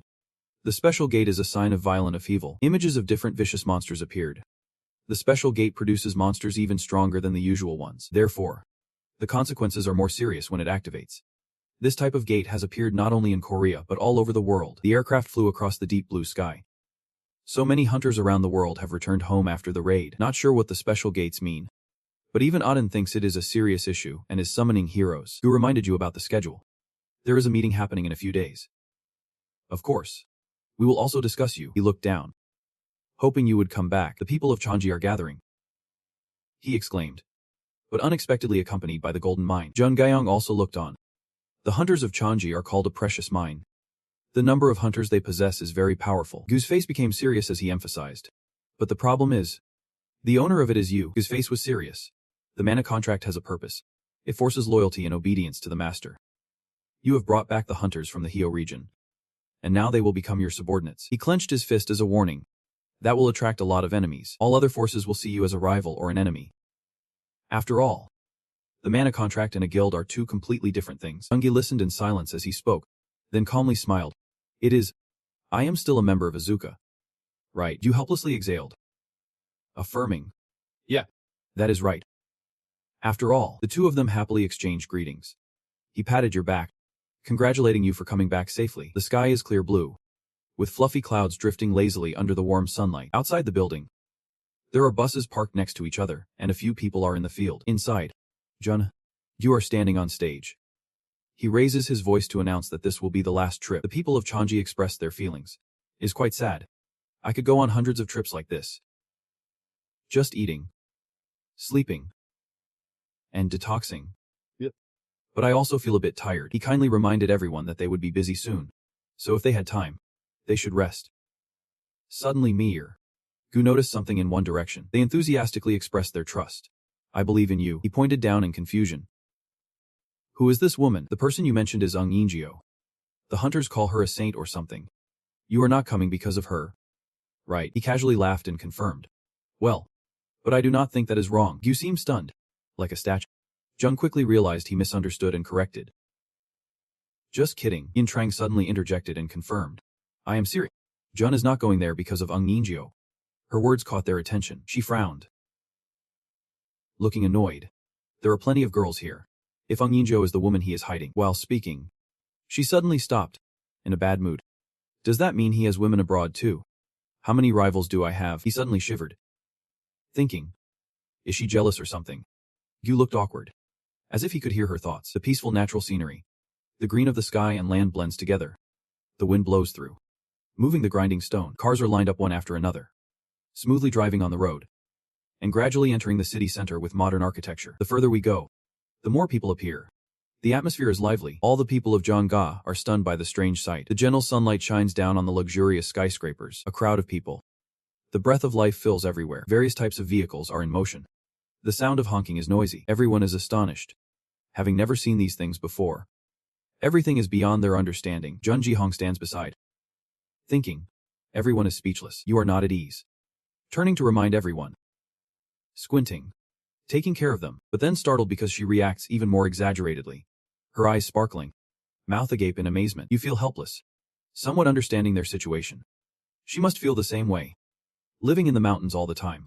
So this must be her first time in modern civilization. Jun Jihong reluctantly assigns the responsibility to others. She can just follow the people from the association. She immediately agrees. Okay, you remember the one you need to worry about the most. Fenrir. The one you have to listen to in this situation. Remember. The kid looks up and grinds his teeth irritably. Jung Gahong gently pats the kid's head to reassure him. You can feel it too. Right. A dangerous aura is emanating from the rooftop of the building. Zooming in. Hyojin is standing with his hands clasped behind his back, silently observing them. You look up and meet his gaze. He smiles with interest, his face sinister. Jun Jihong has no idea what Hyojin's intentions are.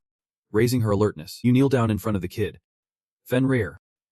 There is something you need to understand from now on. You seriously guide him on how to use his fangs when necessary. The kid listens attentively to every word from Jun Jihong, who also needs to keep it hidden. Fenrir responds without hesitation, full of trust. Sure thing. Jihong. This modern city is completely different from the small village where Jun Jihong and the group lived before. Hyojin has been waiting for a long time. When you appear, he shows a friendly attitude. Welcoming, he sighs. You bring so many interesting things. Jun Jihong is a bit puzzled. He calmly lists hundreds of hunters, 2 heroic figures, and 3 strange things. You speculate in your mind. Your face remains unchanged. He is definitely talking about Yeo and Jun Hu as the heroic hunters. The strange things are Fenrir and Sun Gu. But what about the third? Seemingly aware of your doubts, Hyojin steps forward and places a hand on your shoulder, explaining. You are that third one. He is really curious about your trip. I want to talk to you about China. But there are a few things we need to do first. Suddenly, a golden manosphere appeared, centering around them and spreading outwards. In the blink of an eye, they had moved to another space. Hyojin led the way, with Jun Jaehong and Sahong Gu slowly following behind. He felt a mix of anticipation for what was about to happen. Today is the day we introduce you to Asuka, just like organizing a conference. They must be curious about you. All the heroes of Asuka are here. You have sparked their interest.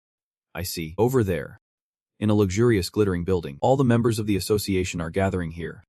And someone spoke in a mocking tone. Heard they are about to introduce some idiot. A person nearby complained. What is Auden thinking? Approving some fool into Asuka. They gathered in groups, chatting animatedly. It seems he is progressing quickly. Even went to China. What a crazy idiot. Suddenly, one guy noticed. Over there. I can feel a source of energy approaching.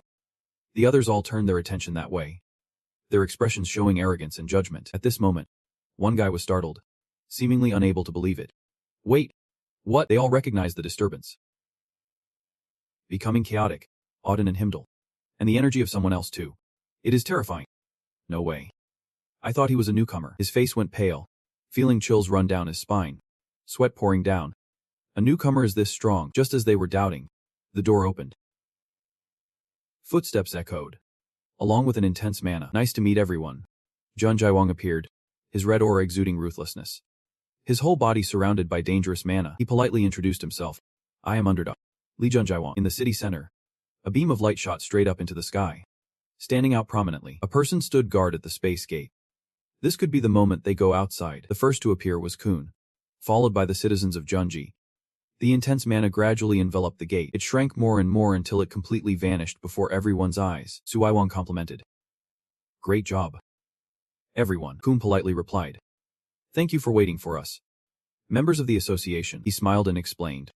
Because everyone can protect the gate, the citizens will feel at ease. He silently marveled. This white tiger group is pretty impressive compared to the others. Good-natured and skilled. Amayo hugged Sang-gun from behind, reminding. There are still many places to set up the gate. Right. Let us go to the next location. Su Waiwang was surprised, thinking they did not understand the work process. Well, but does not everyone want to take a break? They do not have to work all day. She smiled cheerfully and declined. No need. We are fine. Lead us to the next place. He was made awkward by her smile, hesitating a bit. Okay, at the special gate position. The sky was covered in a blood-red hue. Eerie, with sharp rocks jutting up high. In Chang was rushing to confront the monsters. She wielded a sword bigger than herself, slashing them into many pieces. The system announced. Prince's magic power supports the statistics. A monster took the opportunity to sneak up behind her with sharp claws aimed down at her. At that moment, a giant hand grabbed its head, tightening the grip with a powerful punch. Thin strings of mana wrapped around it, pulling and tearing it to shreds. The system pops up. Great Dr. Fuang Dong, supporting the evolution of abilities. A person jumps really high. Jun Jun grips his sword and charges into the midst of the monsters. From above, you unleash a decisive strike. Mana scattering annihilates all the surrounding ones. The sound of the system continues. The sky is apocalyptic. A sign. You fly out with a blank expression. Why is it just me? It cuts into your thoughts. You have leveled up. Junjing sighs in acceptance. Can't hate it. A moment later, the horde of monsters has been wiped out. Not a shadow remains. All 5 members gather together. Yin Trang expresses her opinion. Perhaps it is because we are hunting at a high-level gate. But the sponsors are definitely interested in us a lot. You are also very confident in your team's strength. That is a special gate containing S-level monsters. But with our numbers, it is more than enough. Then replying, I am sure everyone feels the same way. She and the others nod in agreement. Yi Junjung does not want them to get arrogant from these small victories. So he warns them, the stronger we get, the more special gates will appear. The world now is full of magic. Your face slowly becomes serious. Soon, the great flood will begin. Hearing that, he is startled. Yun Trang has a similar expression. You turn around, praise them and remind them. Both of you are strong but need to work harder. Suddenly she chases after you, stopping you. Lai Jung. Wait a minute. She feels curious. Where are you going? Looks like you are about to leave. You calmly state your plan. I am thinking about short-term travel around the world. Yun Trang is a bit surprised. She hesitates. Short-term travel. Around the Asian world. She studies Jun Zhang's face to check if you are lying. He seriously warns about the Great Flood. And now he wants to travel around the world. Of course. He has the right to rest. After confirming there is nothing wrong, Yin Trang accepts this answer. Yeah. Resting is the best. She smiles back at you. Alright. Junjing sees her reaction and chuckles. Definitely if I explain more detail, she will misunderstand. I am going to meet other girls. Your mood has improved thanks to her. You instruct. From now on, everyone can accompany the Silver Tiger team. I will let Fenrir stay there. The kid shows curiosity. Okay.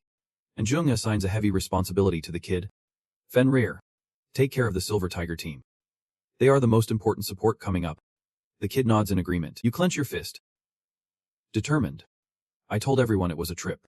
But this is a responsibility. It is my duty. You look out at the horizon and tell yourself. With me, the knowledgeable one from the future, I have to take on that responsibility. The sky is a romantic shade of pink at dusk. Jun's voice echoes in the wind. I need to go see Auden. A few days later, he borrowed the use of Bifrost from Yil Xianggu for a while. And he thoughtfully reminded me. Be careful. You know, Odin surprisingly agreed. You explain the reason. It is because I made an agreement with Odin. He keeps saying. The agreement. You confirm. That is right. I gave him what he loves most. Songgu looks at you intently. The serious image of Hyojin appears in my mind. You know, Odin does not easily allow others to use Bifrost. However, since the two have made an agreement, Jun Jaiwang is the only one permitted, and that agreement is that the man in black. He is surrounded by dark mana, making it hard to see his face. After returning from China, he told Auden some information that was completely different from what the survivors had back in time. Jun Gaiwang reports what he learned on this trip. There is someone referred to as the man in black who is moving. He has devastated China and destroyed the village of Chongji. This information is enough to ignite Odin's desire for strong individuals. His eyes shine brightly with excitement. Eager to find out the identity of the man in black, Asuka will fully support you without hesitation. Meaning the entire Asuka will cooperate with Underdog as much as possible in the clear blue sky. A multicolored bright spot appears, shimmering like a star. The rainbow bridge stretches across the sky, and Jung Gawang lands calmly. At this moment, someone approaches you and speaks. I have been waiting for you. Although a bit surprised, you still show calm on the outside. Nice to meet you. The one-sword knight. Lancelot internally sighs. It is beyond imagination. He thought they would only send a manager from the council. He politely replies. Me too. Underdog. Nice to meet you. Jun Jaiwang thinks to himself. Lancelot. One of the knights of the council. I will meet him. Before the shield and two crossed swords appear, it symbolizes the Round Table, an organization in England with a worldview different from others. Unlike other organizations that try to manipulate humanity under the guise of saving people, Asga, led by Hai, is completely an outsider. Those who wield power but remain silent on the sidelines. Neither good nor bad. The reason the Round Table is so powerful is thanks to Merlin, who is the center of the entire council. A girl with golden hair and a personality like an emerald. On the other hand, Arthur appears as a child, but excluding her, the Round Table remains very strong, as it has a line of special knights. The few who make up this line of knights are stronger than ordinary heroes, and the knight commander is the strongest, playing a crucial role in crises occurring in England. Turning to the present, the city scene is quiet in the warm sunlight. Lancelot smiles friendly and expresses his opinion. Since Merlin is interested in you, everyone is quite curious about you. Underdog. I am very curious about you. However, the attitude he shows cannot deceive Jun Jaiwang. His gaze is full of resentment towards him. Perhaps this is because of Merlin. Lancelot is famous for loving the head of the Round Table, Merlin. However, Merlin does not reciprocate his feelings. Thus their relationship has been completely destroyed. He has gone mad, seemingly losing his reason. Not because Lancelot is a traitor or anything else, but because his obsession with her has gotten out of control. You recall the gossip everyone was saying. I heard that most of the problems the Round Table faces stem from Lancelot. Feeling unlucky. It seems I stepped into it. Junjong tried to explain to salvage some impression. I just want to keep my promise to Merlin and... Before I could finish, he rudely interrupted. Promise. Did you just mention a promise? You let out a sigh full of helplessness. Who would have thought this could provoke Lancelot? What does he mean? Your face grew serious as you warned. I came here to meet Merlin for my official work. I know you are here to guide me, but you are being quite rude to me. His attitude remained calm, not admitting he was wrong while volumes he retorted. When have I been rude? Junjong wondered, full of implications. If a knight does not even realize he is being rude, is he really worthy of being called a knight? Lancelot slammed his hand down on the table in anger. The cup shook and flew up immediately. His expression darkened, a fierce glare threatening. Do you dare insult me? Junjong casually crossed his arms, confidently asserting. Merlin, you are definitely watching all of this, right? After all, in the Round Table, the only place she can TC is the private lounge. He gritted his teeth, holding back his rage, declaring, Underdog, I do not know how high your reputation is, but as a knight, I can ignore your insulting actions. Suddenly a loud voice commanded, Stop right there. Lancelot turned in shock. You were not surprised because this was expected. She has appeared. Glimmering lights hovered in mid-air. Merlin gradually appeared before the two, sitting upright behind her desk. He respectfully lowered his head to greet. My lady Merlin. Junjong also stood up to look at her. She coldly reminded, Lancelot, you are being disrespectful to our guest. He was taken aback, as was Merlin. This triggered jealousy within him. In a moment where emotions overwhelmed reason, he provocatively said, Underdog, I want you to duel with me. Merlin quickly shot up to stop him.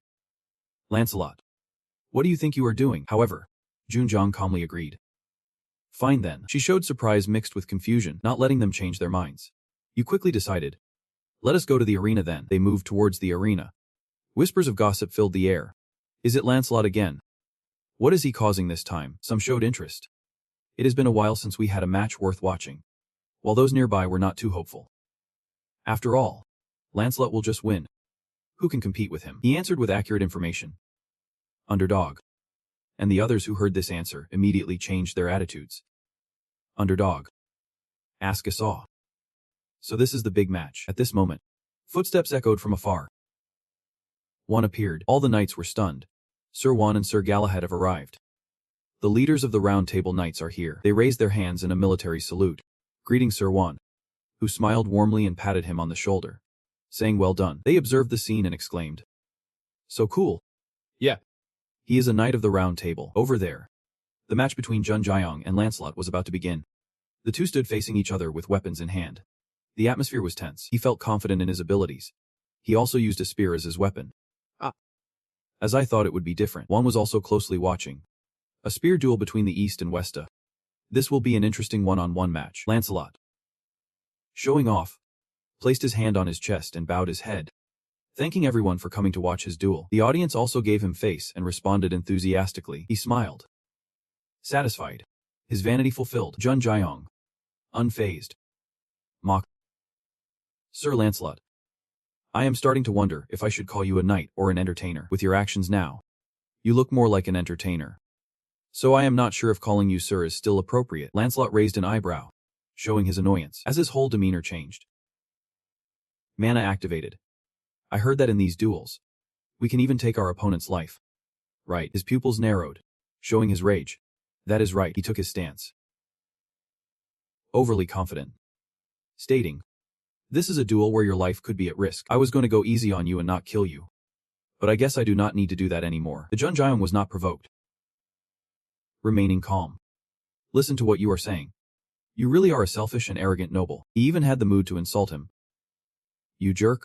Fake knight Lancelot. He got infuriated and charged at lightning speed. Full of rage, Jungung stood still. His eyes lit up.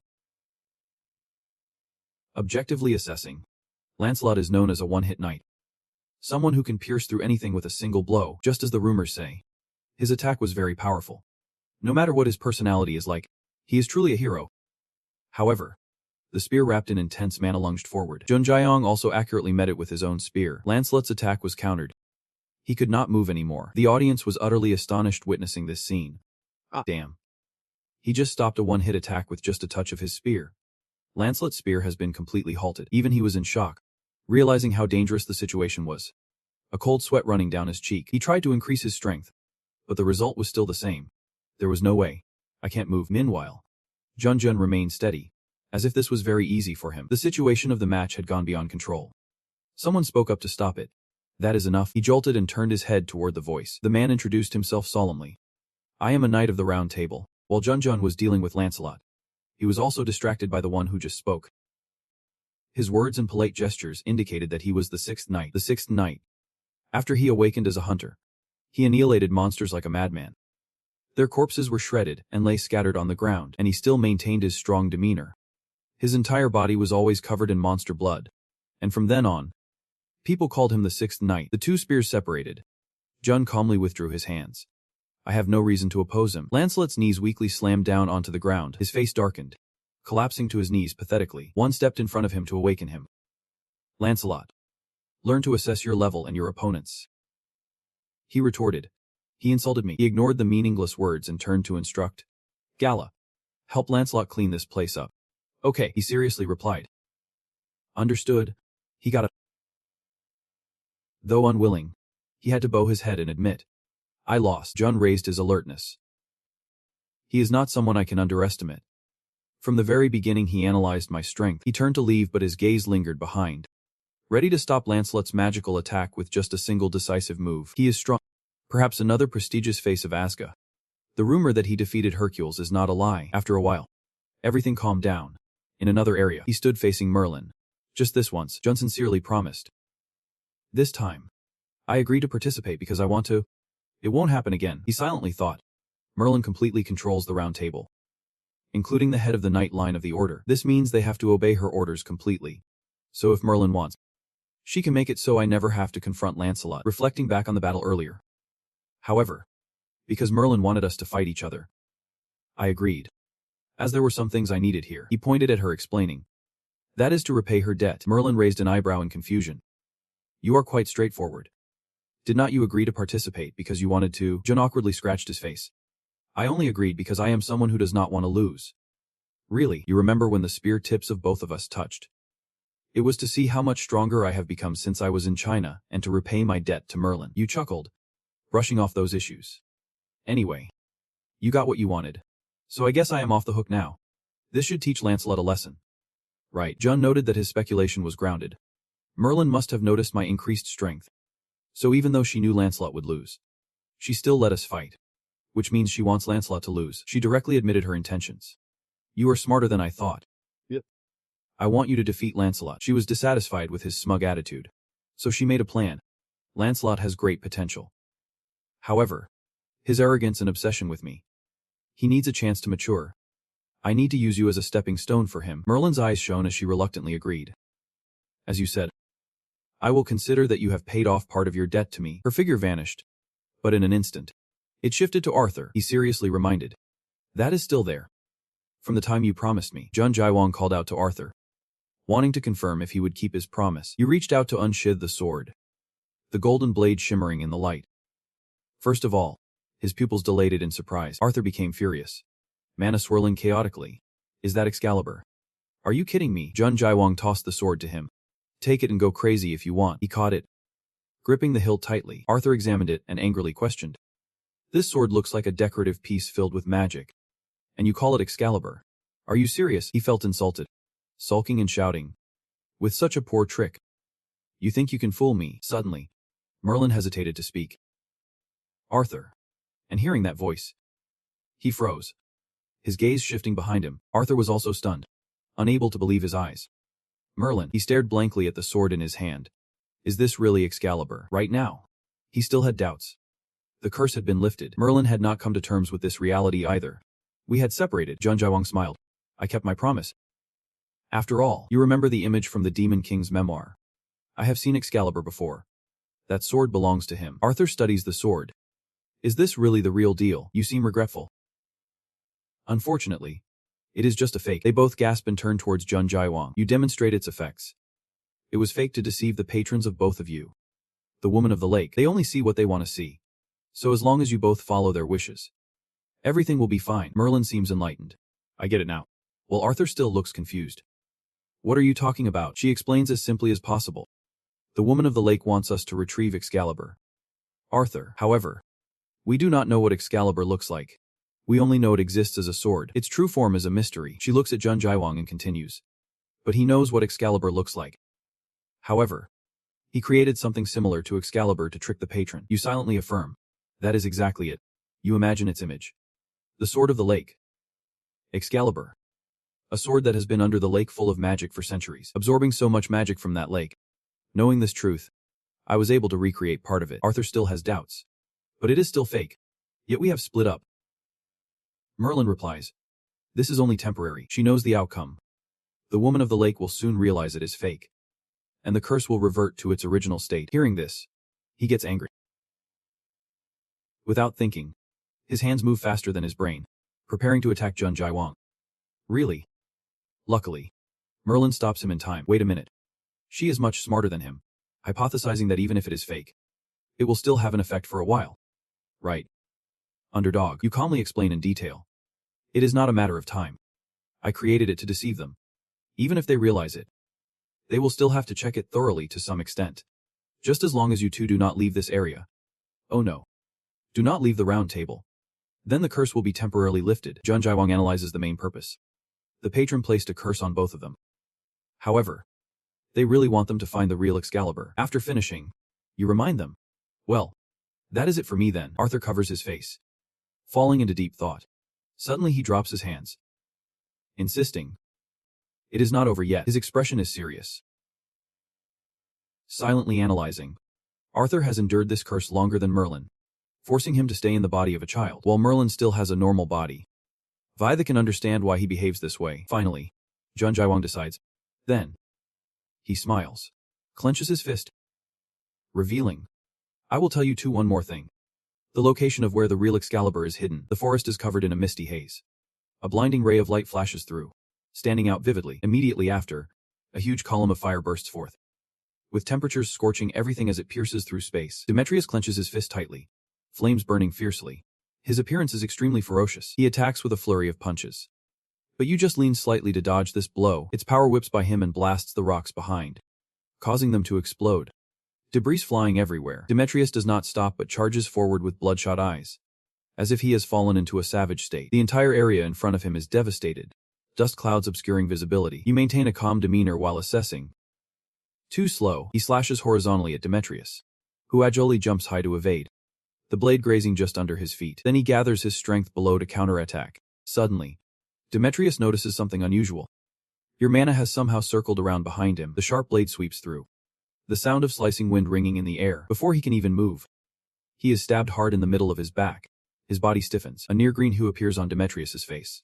His expression distorts and he screams in pain. In his eyes, which were originally covered with a blood-red hue, a white spot suddenly appears. It then gradually spreads.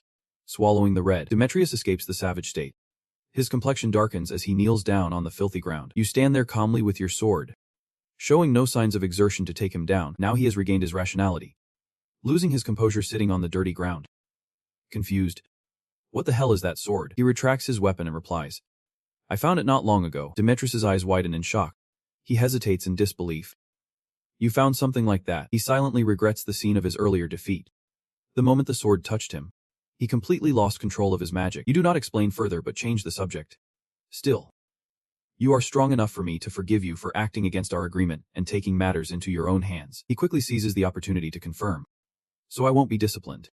Right. However, you brutally shatter his hopes. Wrong. I am the only one forgiving you. Athena seems really keen on disciplining you. Hearing that, Demetrius is startled and turns his head to see her standing there silently, arms crossed like a ghost. He panics. When did she get here? I did not sense her at all. Athena looks over here with a blank expression, seemingly uninterested in what they are discussing. It is also suspicious. What is going on? Athena. Now you are speaking up. I have a few things to report. You brought up the topic they discussed in the past, about what he said a few days ago. Underdog. Demetrius was surprised. He was very familiar with that name. Underdog. Right. He put on a contemplative expression, not sure what he was thinking about. Athena continued to narrate. After returning from China, he is currently in England. It is quite confusing. England, she seriously affirmed. Yep. We still do not know why he went there. And added that he has joined the round table. He frowned in thought. After a moment of analyzing the situation, he decided. All right. Let us keep an eye on him. And do not slack off on your training. Athena respectfully placed her hand on her chest. I understand now. Demetrius also solemnly agreed. I see. They spoke in unison. Falling. His gaze turned far away. Planning for the future. The sky was clear, with dreamy white clouds drifting lazily. At the same time, in the territory of the round table, a voice rang out. So now what? Arthur leaned against his palm standing opposite Junjiam. The one who fell is holding Excalibur. Right. You confirmed that? Yep. He could not hide his doubt. But he already had the Seth Olympus ray. So why did he need that sword? Junjiam awkwardly smiled, thinking. Many people have such impressions of the fallen. He honestly replied. I do not know. Arthur narrowed his eyes at him with a displeased attitude. Why are you not speaking respectfully to me? He retorted. You are the same. Junjiam feigned innocence, asking. What is wrong?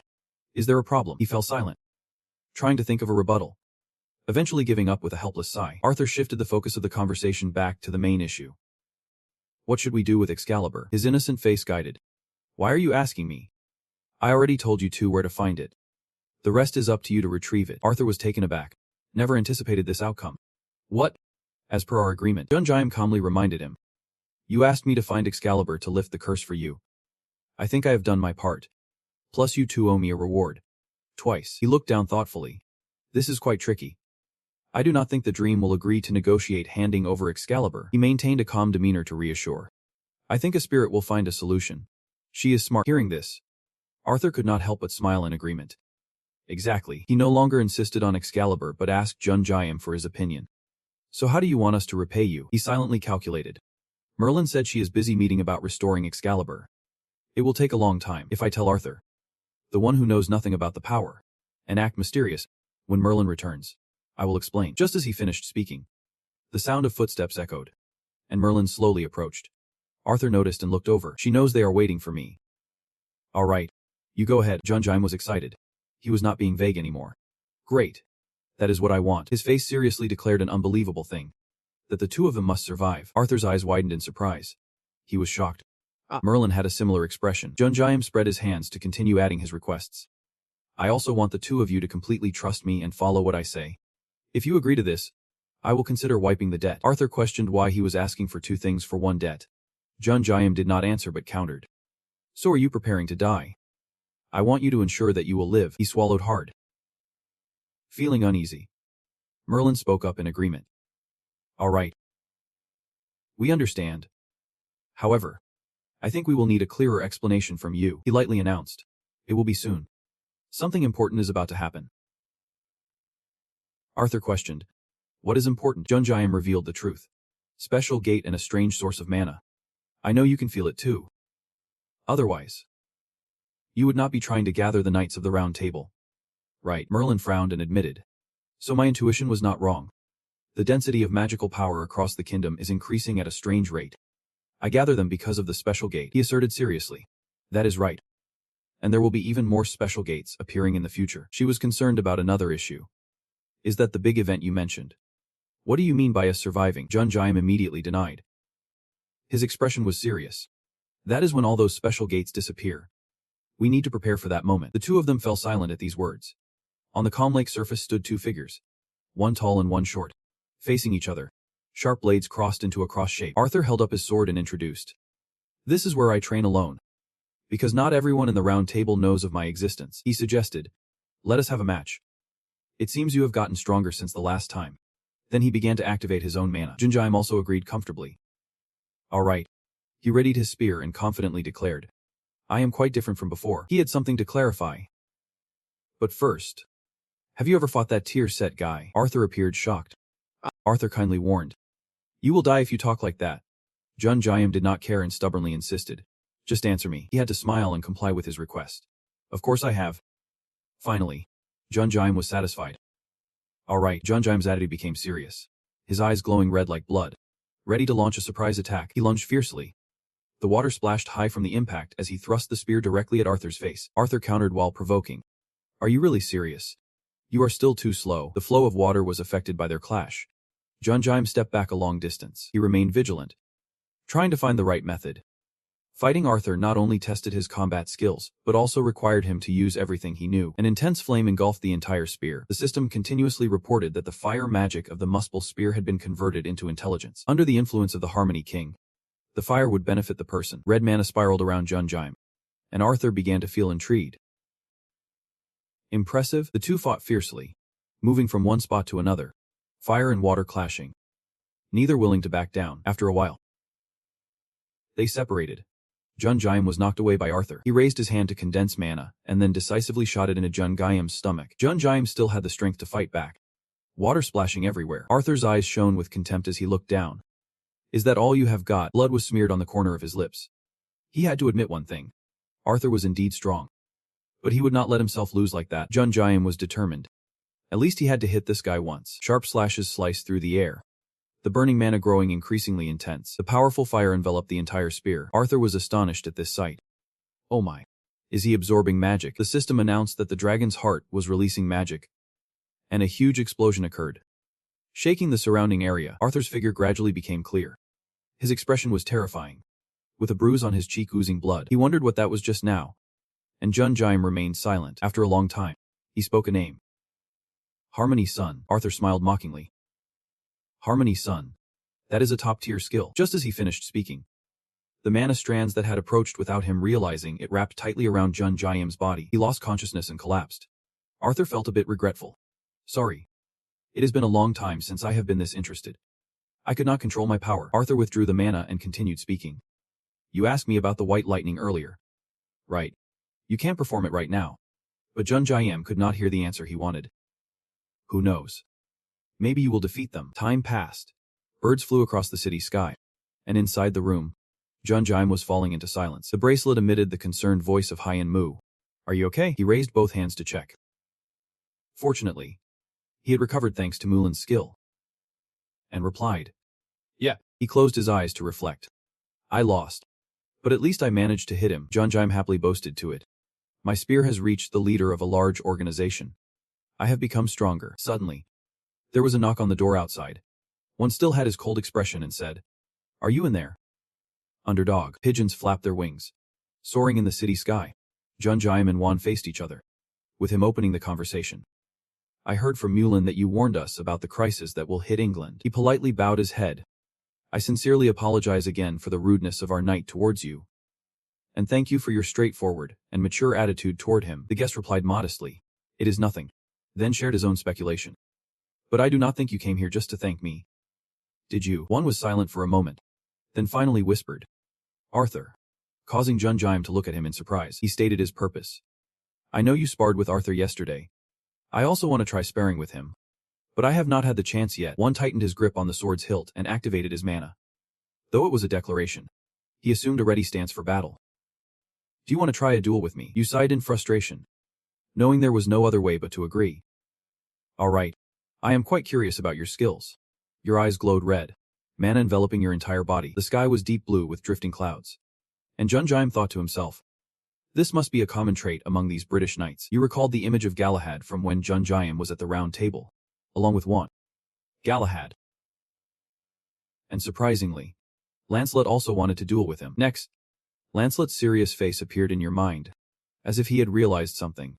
He had apologized to Junjaim and requested an unofficial duel. Junjaim felt a sense of concealment and fatigue. Thinking, I came to the round table to return Excalibur.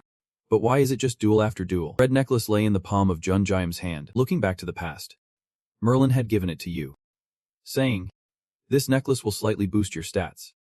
I think it will help you a lot one day. You smiled sincerely. I have received a lot of help when I was in China. Thank you, she kindly suggested. And if you have time, would you like to visit the Min River? Junjaim hesitated. The Min River. Merlin reminded him of past events.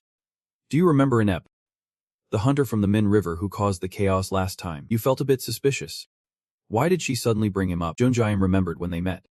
He was sitting on a branch talking to you.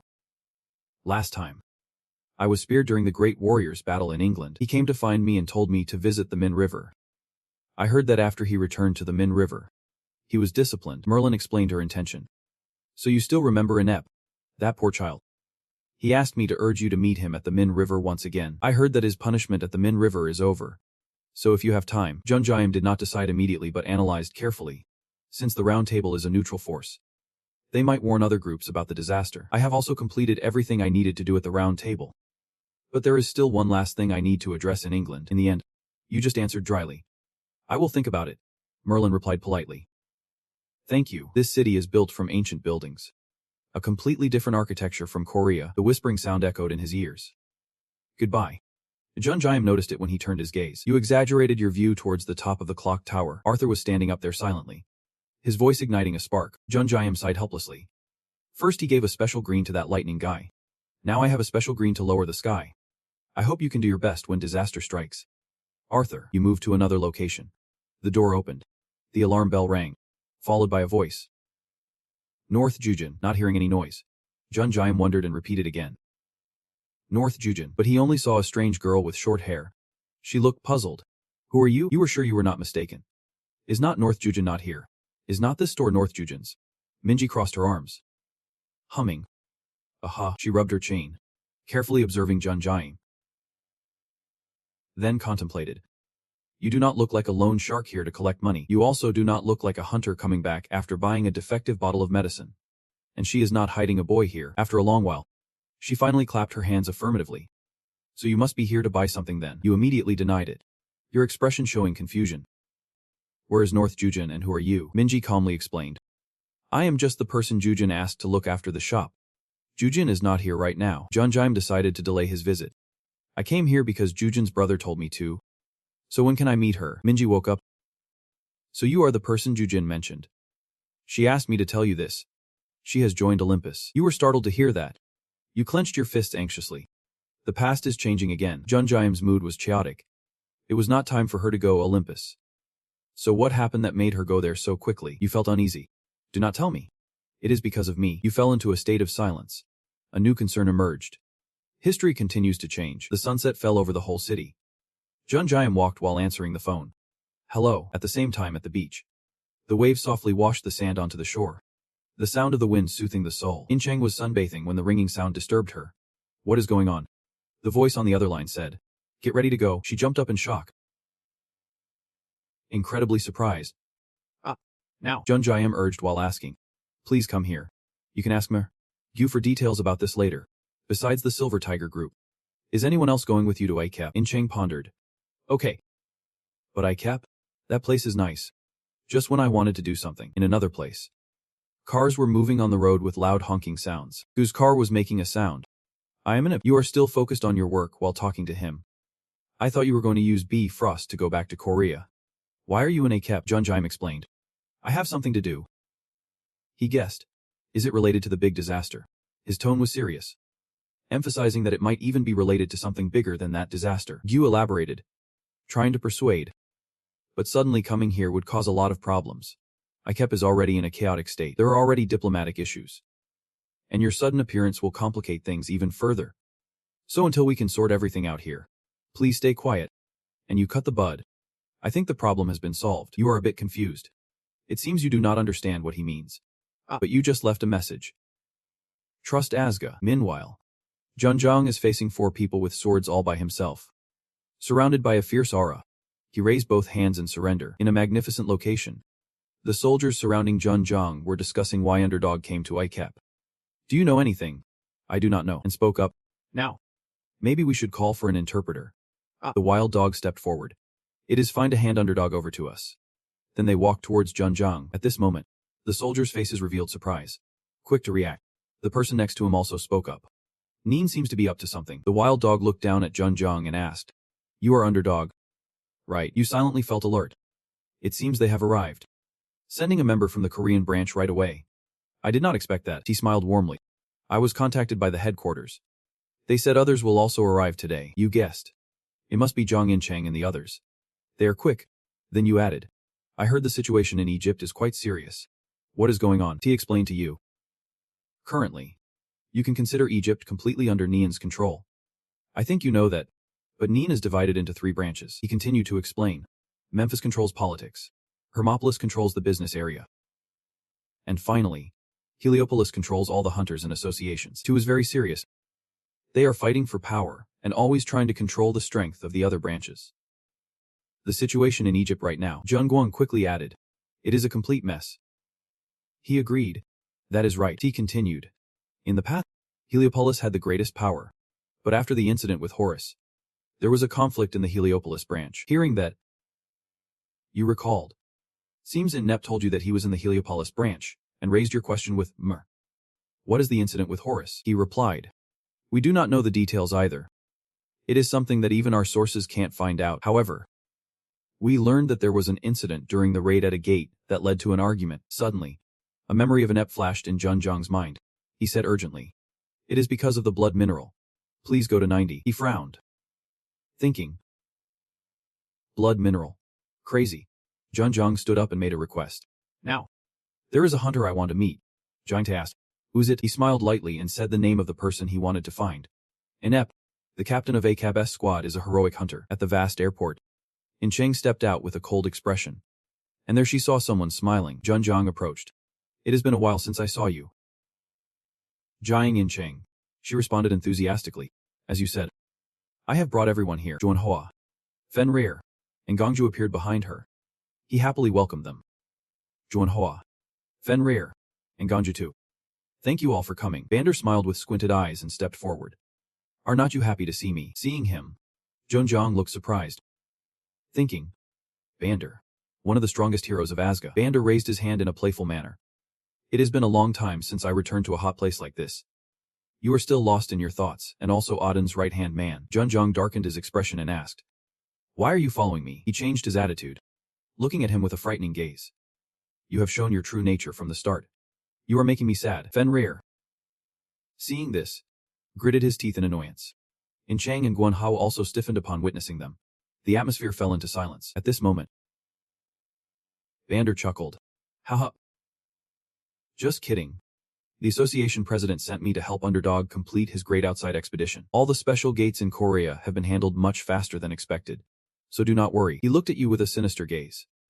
Anyway, I am really looking forward to working with you until you return to Korea. Then, Bander turned to talk to Jing Ti. You darkened your face and said nothing. Junjong thought to himself. Until then, this will be an uncomfortable trip. A night passed. At the palace in the early morning, Jupeng sat chatting with Junjong. The request to meet the hunter named In from Nen was denied. Based on our sources, it seems something is happening in Nin. You wondered. What is going on? He explained. Like other countries, Egypt is calling heroes back to their homeland. Madam, Junti continued, the second in command in Heliopolis. Seth has returned. If Horus cannot restore his diminished status due to that Indian guy, Junjong reacted quickly. Then the authority will become Seth. He agreed. That is right. And right now he is the strongest hunter in Nun. Saying this, He breaks into a cold sweat. Junjiang silently pondered. 9. The organization behind Egypt. Their strongest hunter.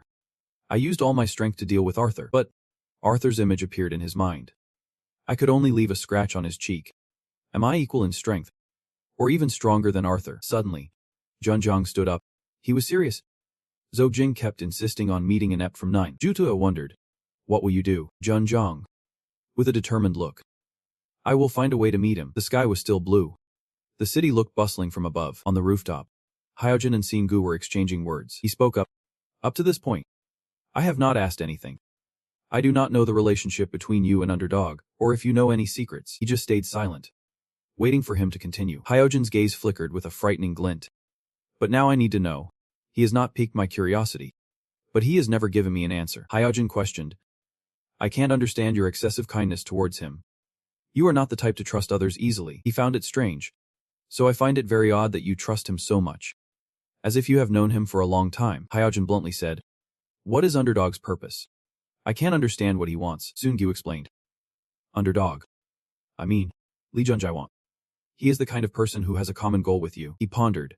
Hunter Bei Songsu also said that. He is a hunter who can help me achieve my goals as he grows up. Hyojin contemplated. Let us.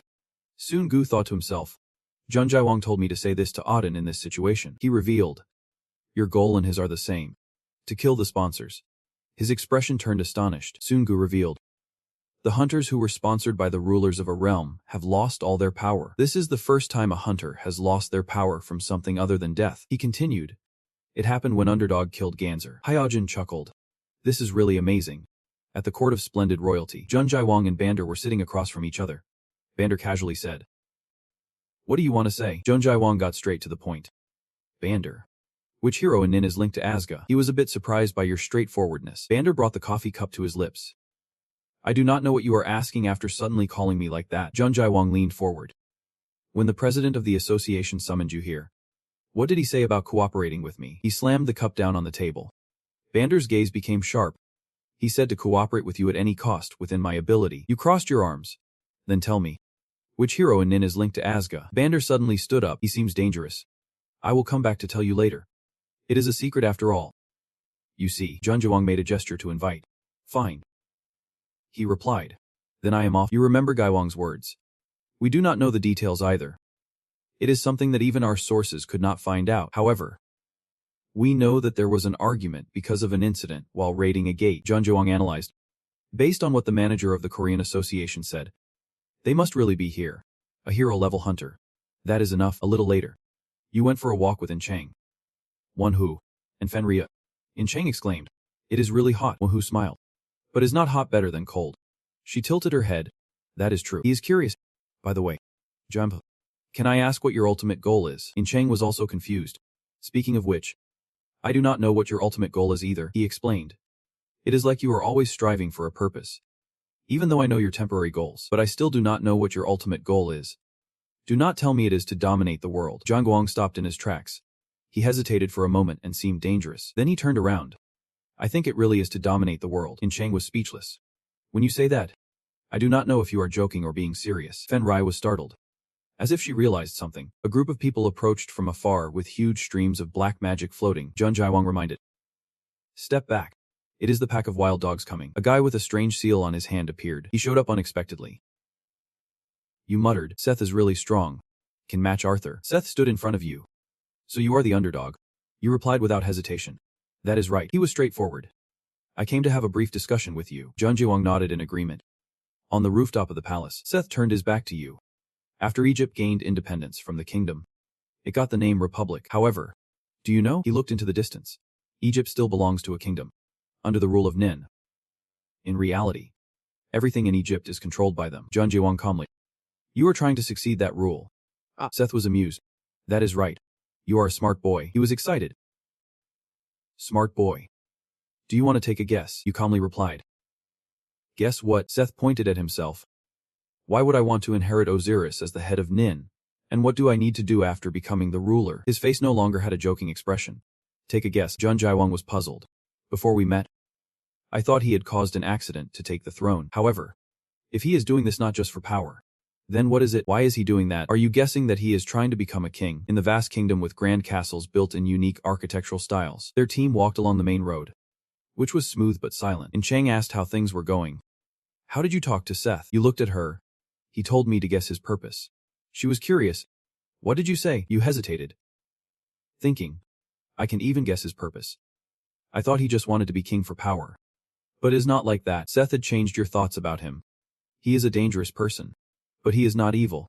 In other words, neither black nor white, he is neither. Cutting into your thoughts. Bander questioned. Where have you been? Not letting you answer. She was annoyed by his chatter. Does not he have anything else to do? He was not angry at her dismissal. Haha. It seems you all finished your work. Look, I quickly completed everything I needed to do. But his expression darkened.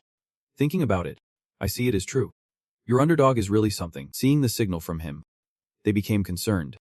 Everyone in the group were hero-level hunters. So then, why is not anyone joining Asuka? They looked at his eyes. Yeah. His eyes. The question kept being raised. The hunters outside of Asuka knew the organization's secrets, which seemed to intrigue him. Is there anything more dangerous than that? And Chang did not have a good opinion of Bander. Is he testing us? Jun urgently stopped him. Do not get ahead of yourself. You pushed the question back to him. What was your answer to my earlier question? He calmly explained. Odin told me to cooperate with you by any means I could. So a loud noise interrupted their conversation. And the two turned toward the sound. The shockwave was so strong that the explosion could be seen from a distance. Electricity surged through the air, and lightning struck straight down, piercing through many layers of clouds. The spiraling lightning, like a whirlwind, converged into a bolt, opening a space filled with energy. Everyone nearby witnessed all of this.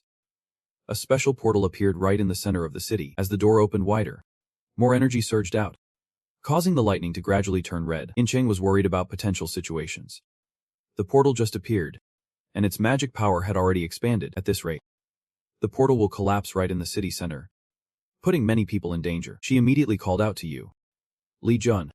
We have to stop it. It will collapse soon. You gently reassured her. Stay calm. Incheng, seeing the calm demeanor on your face and in your words.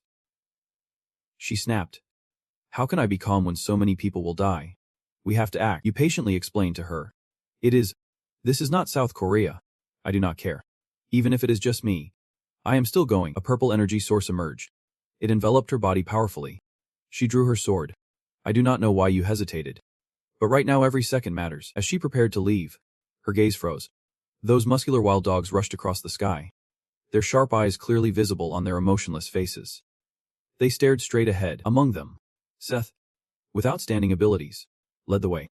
He pointed out what they could do. This is not Korea. This is night. None has its own way of handling things.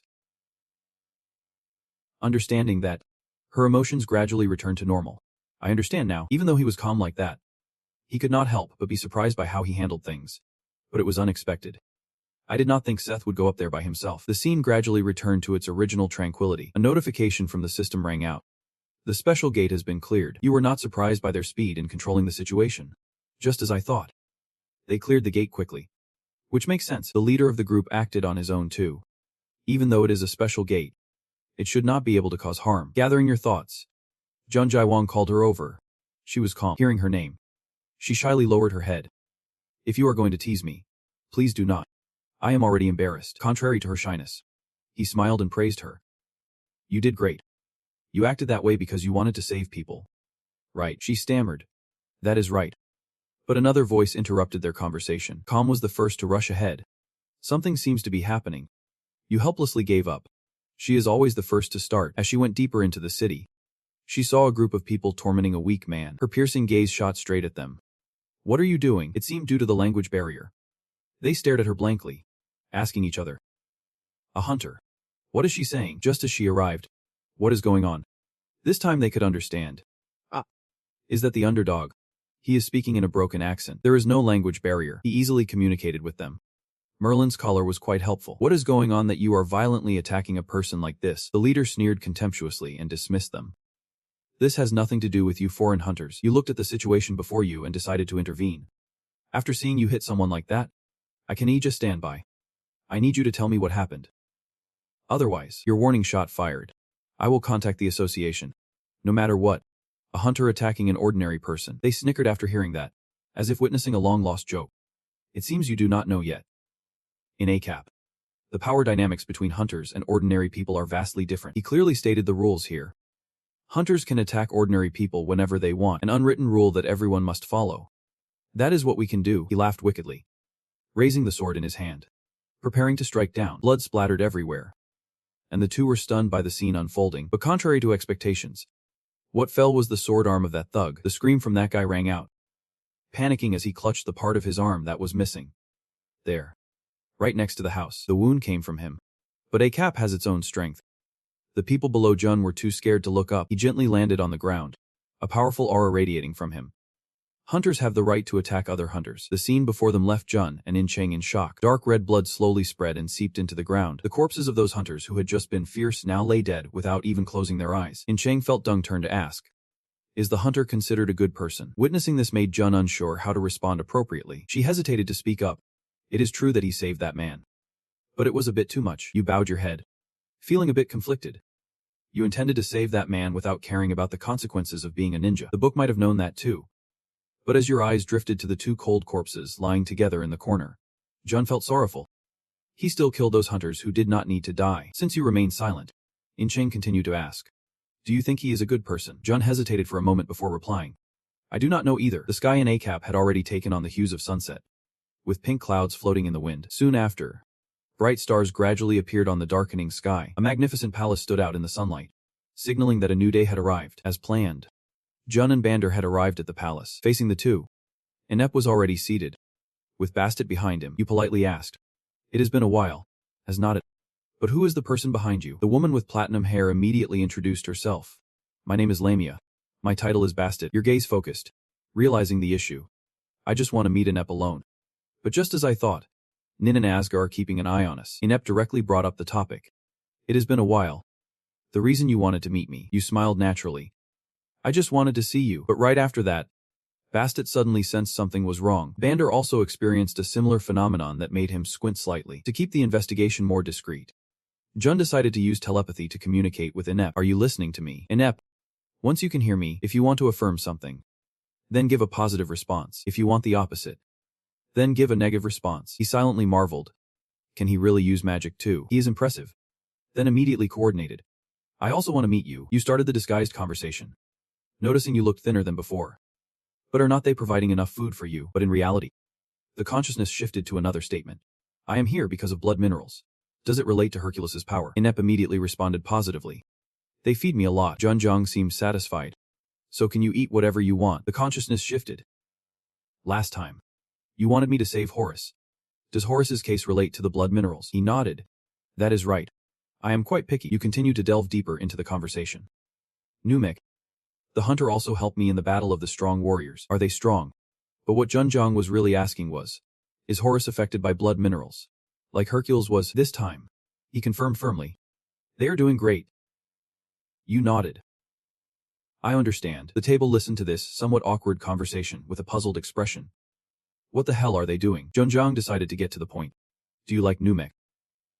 Which implies, does it mean the defender won't? Hearing that name, Inep's eyes suddenly widened in shock. He slowly replied, "You are quite clever. That is my feeling. But I do not know how Numek feels." In his heart, he silently interpreted, meaning he does not know if Sect is the culprit or not. Outside continued, "It would be great if you two could get together. Is there anything I can help with?" No unasked questions were transmitted. Inep casually replied, but it carried a hint. "If you could help me, that would be great." Junjong did not hesitate to say, "I understand. So let us arrange a time for all of us to meet." He was grateful. "Thank you, buddy." Not long after, in another room of the Saho Palace, a hand clenched into a fist slammed down on the table, making a painful noise. Bander shouted angrily, "You asked me to arrange a time to meet Inep. Just to talk about that stuff." Feeling deceived, he was furious. "If you are using Aska for things like this, then even Auden won't like it." Ignoring Bander's attitude, Junjong remained calm. "Isn't that reasonable? You are not making sense," he said, annoyed. "What are you trying to say? You keep being vague.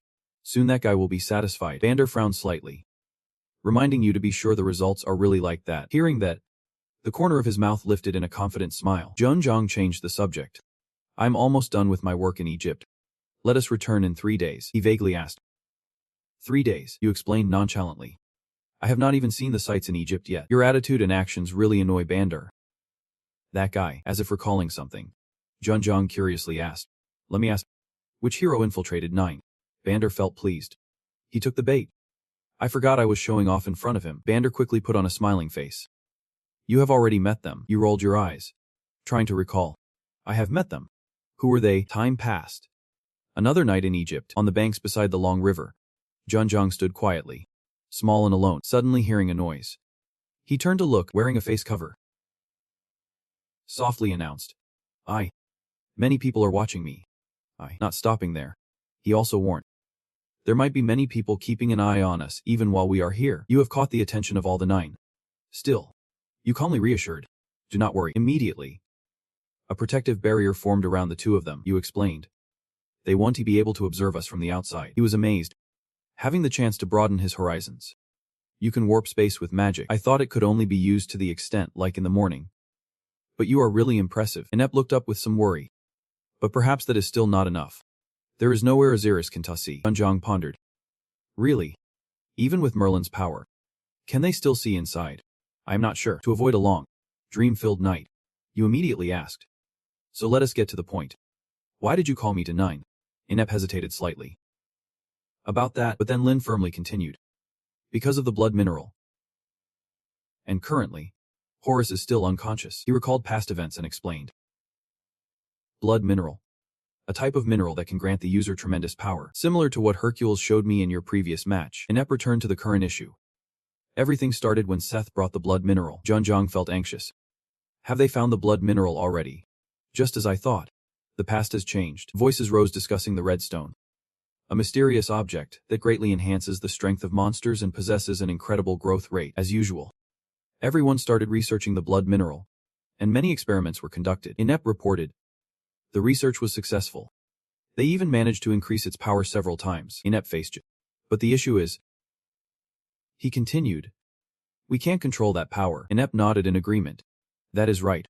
And so the research was postponed. Deep down, he had a feeling that the Denzo part was indeed a poison. After all, it could not be understood through research. A hunter who can control that part of Denzo throughout history.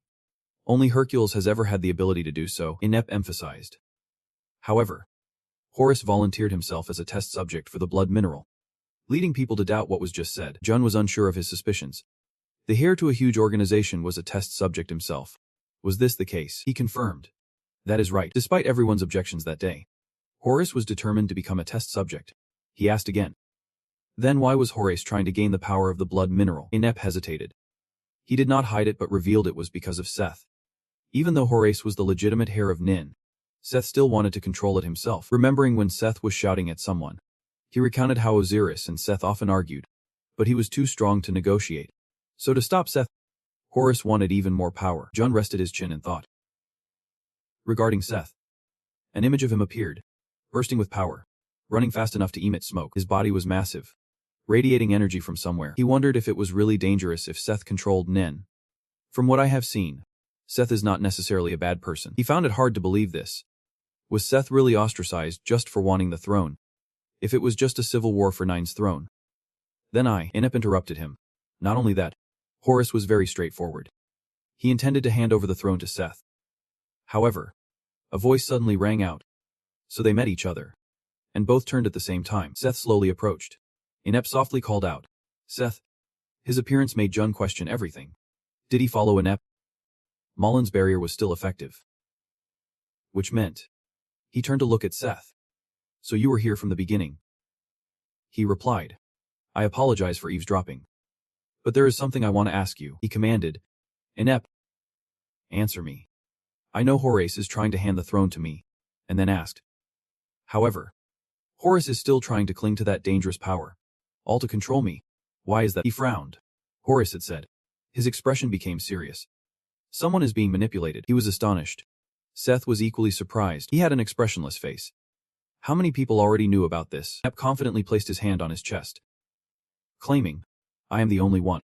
To which Seth replied, do you really think we believe him? Inep sincerely recounted. Before Horus joined the mineral blood experiment, he told me that he might have informed someone else beforehand. But as far as I know, I am the only one who was told. Jun Jung observed his state. He had been quite relaxed until now. But now he felt anxious. It seemed Horace was right. You advised. Inept. I think you should go back, Jun Jing promised. I will think about Horace's treatment. But I am not sure. I can't guarantee anything.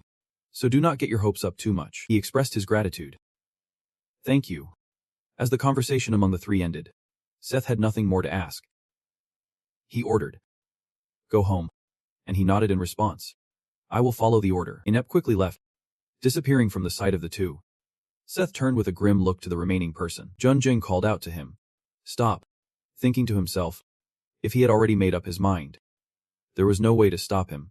But, he sighed, I understand now. His calm demeanor surfaced. We have something to discuss. Right. The blue sky and the leaves created a beautiful scene. Seth sat on a nearby rock. I have always been watching you, he said. You are not that surprised. I know. But I did not expect you to be this close. You wanted clarification. Is the person behind you Asuka? You recalled Bander, who had laughed with his eyes squinted, saying he had met a spy, remembering times when you stood behind him. And since Seth wanted the throne, it was also possible Seth was involved with Asuka. He did not avoid the question and replied. You are not wrong. But you are not entirely right either. He continued to explain. I am not like a spy or anything. Rather, we just support each other, of course. You were somewhat surprised. It was shocking to hear. He looked at you with amusement. Well, you can think that way, Jun Jing once again asked with determination. So who is standing behind you? Who is the monster controlling you from the shadows? Seth could not help but be taken aback by that. Suddenly, he released a surge of power around him and drew a sword tightly in his hand, as if to say, you dare to do that? Since I let Inept go. The sword in his hand began to glow, just like the power surrounding its master. Seth, with a provocation in his expression, added, then I will just kill you instead. The glowing sword revealed. You simultaneously displayed your own power. He was confident in the way he held the sword against you. The question was, the one standing behind Seth. Did that mean there was someone capable of controlling the leader of a large organization? You were a bit wary, realizing you had no chance of winning. Perhaps you would have to risk your life right now. Seth grinned wickedly at you. That is great. But do you know something? He said something again, then disappeared instantly. Jun Jing's eyes widened in surprise. He vanished suddenly. Seth appeared behind you with his sword poised against you. Jun Jing barely managed to dodge Seth's sword. He was quite surprised by your ability. You immediately jumped back 2 steps to create distance from Seth. Jun Jing pondered. It was just for a brief moment. But I saw it. You felt lucky. If it were not for the duels you had with them, you might not have dodged that. All thanks to Arthur and the Knights of the Round Table. Seth was thrilled. Just as I thought. My eyes are never mistaken, he continued proudly. You really can't believe it. Right. I did not get a red mark by chance. That person only targeted me. Seth's words startled Jun Jing. That person, he said calmly. Earlier you asked me what I wanted to do when I became king. Now you know the answer. Right. You were stunned. You suddenly raised your voice. You are an imposter. That Seth looked astonished. An imposter. Jun Jing remained calm. I was indeed pathetic for thinking you resembled him even for a second. And at the same time, you recalled your impression of Seth, a notorious hunter who instilled fear in others. A hunter who tried to change everything with his infamy. You concluded. The Demon King. When I saw Seth, I thought of the Demon King. Jun Jing's eyes were fixed on Seth. The reason you want to control Song Min is because you want to be king. It is because you want to be a king who can do anything you want. In other words, a monopolist. Darkness covered every expression on his face. Then he subtly curled his lips. Seth laughed maniacally. He kept laughing joyfully. Oblivious to you, he asserted. That is right. The night is slowly fading along with the truth. The next day, at the palace, Jun was sitting deep in thought. Did that guy, Asuka, know if there was someone else behind this event? You were worried. If Asuka did not know about it, he would not let me go. Or did he think I would not tell Asuka about Seth? Just then, Incheng rubbed his eyes and stepped out. Were not you sleeping? Jun explained. I was thinking about a few things. She hesitated. So about Seth, there is something off. I do not think he is a good person. You wondered. Why do you think that? Incheng was not sure either. Should I say it is a hunch? What he shows us compared to how he really is, it feels like he is just acting. Jun smiled awkwardly. I only realized that after I met him last night. She really has a good intuition. The door suddenly burst open. Bander rushed in and yelled. Underdog. What the hell are you doing? You are confused. I do not understand what you are saying. He replied. I do not know if you know about this. Like the informant in Asga I mentioned earlier by Seth. Bander continued. And this morning, Seth announced a halt on sharing information with Asuka. And the reason he suddenly did that must be because of you.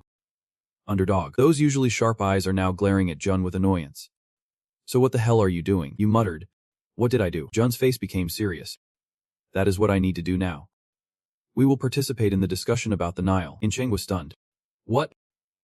Meanwhile, Vander was still staring at you coldly. Outside in the dark, the wild dogs were standing in a straight line. Bastard eagerly said. It is an honor to meet everyone. I am really looking forward to everyone coming to the Nile. The heroes of Asuka, Jun replied solemnly. We are also very honored. Today I come as a representative of Asuka. She pointed the way for everyone. We were informed in advance by Asuka. Please follow this direction. Jun thought to himself. Using Odin is really a good idea. It is going according to plan, you confidently said. The center of the Nile. We can easily get inside. The group walked along the path. Bastard looked ahead in surprise. They ran into Set standing there. She looked puzzled. Set in response. Bastard only received his skeptical smile. Jun wondered. What was that look? Really concerning. I need to execute the plan before it is too late. You suddenly called out. Bastard. She tilted her head. Is there something wrong? Jun curiously asked. Where's Horace? Bastard appeared cautious in front of you. Jun spoke.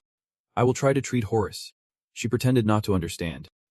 What are you talking about? Someone said. Rolling by. Bastard. It is Ineb and Numek. Bastard turned around. What? What does this mean? Ineb then knelt down on one knee. The leader of ACAB. Horace is one of his beloved guards. I suggest, he pleaded. Please. Allow Underdog to treat Horace. It had been a while since they arrived at the Nile. At this moment, Bastard along with Ineb following closely were hurrying along the road. Ineb suddenly expressed gratitude. Thank you. Bastard. She coldly said while running. I hope your decision is not wrong. At the same time, Junjong and Bander were also hurriedly on their way. Bander secretly worried. If they can't save Horace, all of them will die. And of course we will too. He looked at Junjong's back. If necessary, I will make use of him and restore the relationship between Asuka and the Nile. Inching asked. Bastard. What are the chances for us to find out? Bastard replied. We have discovered it. But more importantly, Underdog. Can you really save him? Junjong looked at her calmly. I think it is a bit late to ask that. I can't say for sure, but I will do my best. Your face clearly shows tension. I can't guarantee anything. But if I do not succeed, we won't be able to stop the trial. The scene shifts inside. Now the aggressive wild dogs are blocking them. Stop. You are really reckless to dare to approach the center of the Nile. Bastard stepped forward, flanked by Inep and Junjayong. She spoke. Please move aside. I do not want to harm anyone. This hunter is part of my organization. The wild dogs were stunned. Bastard. What are you doing? One of them shouted loudly. It is not too late. Quickly bind their hands and come here. Like a gust of wind, Bastard sliced through 3 wild dogs in an instant. With that strike, each one fell down, witnessing the whole event. Incheng could not believe it. What are you doing? They all trust you. Bastard. They can help us, Bastard replied seriously. That is exactly why. From behind, a hand was placed on Incheng's shoulder. Incheng was still stunned and continued. What do you mean? Junjong slowly explained. Bastard has cared deeply for them. If we fail to save Horace, they will be in danger too, Incheng regretfully admitted. I was really short-sighted. You just realized, Merlin's collar is truly amazing. Not only for myself, but it even translates for her teammates. Immediately, everyone gathered in front of the large central gate. Bastard looked ahead. Horace is right outside these doors. She turned her head back to call. Numek, Bastard bluntly asked. Will you help protect this place with me? Upon hearing this, Numek could not help but hesitate. Inep stepped up. Thank you for trusting us. Numek. But if you do not want to go any further, you can turn back right now. Numek looked upset. She boldly expressed. It is an honor to fight alongside you. Bastard. I do not know why, but it seems she is determined now. The gate slowly opened. Numek and Bastard stayed outside watching everyone pass through. There is so much to say. She called out loudly. Inep. He quickly turned to look back. Numek blushed. Looking away. If you succeed, stay by my side. Inep reassured her. Do not worry. We will definitely succeed. Numek was flustered. Her face turned red. Over here, Incheng declared boldly. We really can fail now. Junjong did not deny it. I guess they continued to block the way. The whole team hurriedly rushed through each area. Light from the exit appeared ahead, blinking as everyone entered. A glowing coffin lay in the center. The woman standing in front spoke. I knew you would come looking for my son. Seeing her, Inep softly exclaimed. Lady Isis. Next to Junjong recalled. Isis. I have heard that name somewhere. You have mostly grasped that this person is Osiris, the goddess of the Nile. And she is his wife and also the mother of Horus. The one I need to treat. She is one of the strongest at the Nile. Isis glared at them, warning them not to come any closer. When suddenly a reflective circle formed, it enclosed the central part of the ancient coffin, separating it into two areas, inside and outside. Junjong was overwhelmed, thinking that a barrier was preventing us from getting any closer. The Nile is hiding a monster. Inep looked up, pleading with Lady Isis. Above, Isis continuously expressed. I know that my Horus thinks highly of you, and I have heard many times that you will find someone who can save him. Ngia questioned. So Inep, let me ask you. Do you really believe that man can save my son? Inep faced her and confirmed. Yep. I firmly believe in that. Isis glanced over, wanting to confirm once more. Then let me ask you. Can you really save my son? Junjong was momentarily stunned, then quickly replied, causing Inchang and Bander to be taken aback. Isis was shocked. Her face darkened. You faced her. I can't be sure that I can save him, Junjong honestly stated. I will simply try my best to save him. Her powerless hand dropped after hearing those words. A group of people was now standing in front of an ancient architectural area revealing a coffin at the center. Inchang observed thoughtfully as the barrier disappeared. Lady Isis announced, when the coffin opens, the seal will disappear. It will last for 30 minutes. Once the seal is broken, suddenly, her eyes widened in fear. There will be no way to reseal it. No one can survive leaving this place. You confidently asserted. I have no plans to die. Taking a cautious step forward, Gunwo had long prepared needles hovering over his palm. Both boys wore exceptionally confident smiles. The dim, flickering lanterns were hung upside down on the floor, illuminating the entire space. Satch sat cross-legged on a large carpet. Underdog must have already begun treating Horus. And Isis was there as well. His gaze suddenly grew heavy. His first love? He still had a long way to go. He could not believe he was hesitating about his love's rebellion. After reinforcing his spirit, he stood up straight and announced loudly. Wild dogs. Today we will carry out our rebellion. The pack of wild dogs responded in unison, howling loudly. Today, I will sit on the throne of the Nile. Their spirits also significantly rose. His pupils dilated as he glanced at Anubis. As a sign of respect, Anubis raised his hand to place it over his chest. The Lord of Judgment. Judgment issued orders. Go gather the wild dogs and lead them to where Horus is. He is quite baffled, wondering what the plan is. He is determined to reveal. I will cut your throat. Old man, he continued. Osiris. I am sure he is trembling with fear. It is time to end our unfortunate relationship with him. Dense purple smoke enveloped the palm, causing its shape to start changing. Anubis spoke powerfully, word by word.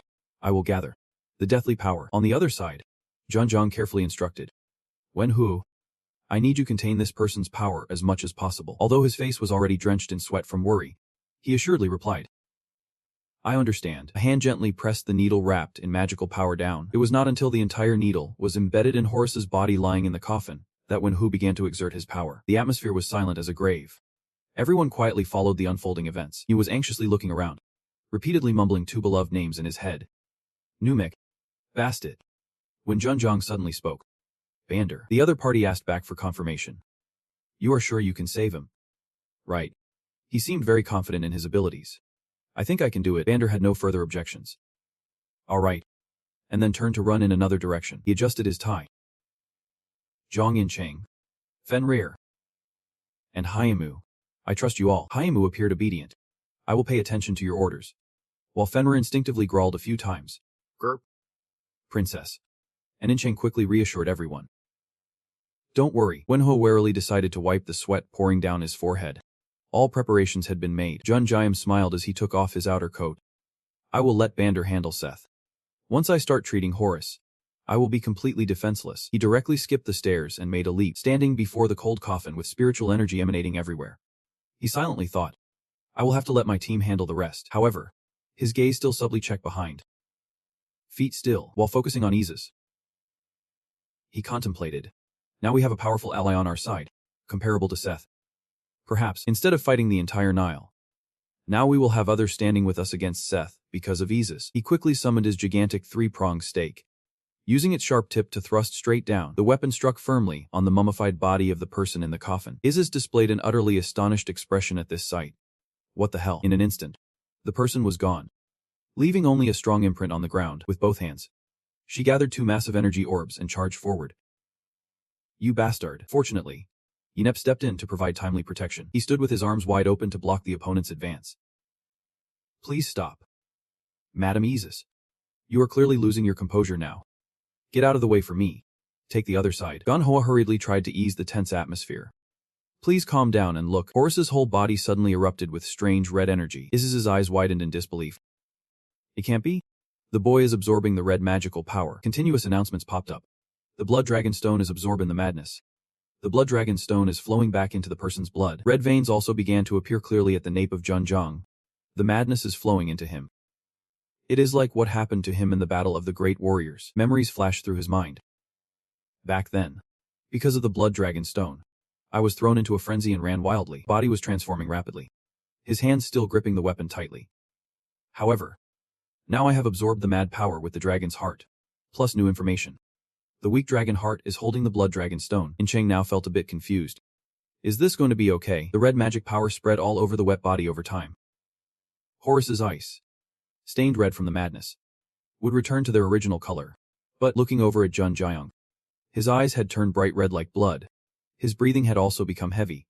Junjiang. White smoke was coming out of Jun Jiang's mouth. Yet his mind remained incredibly sharp. Just treating Horus is not enough.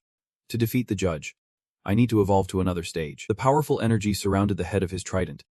By reversing the flow of the bloodstone, I can swallow the air of the field. A name echoed in his head. Gorada. To develop my dragon heart.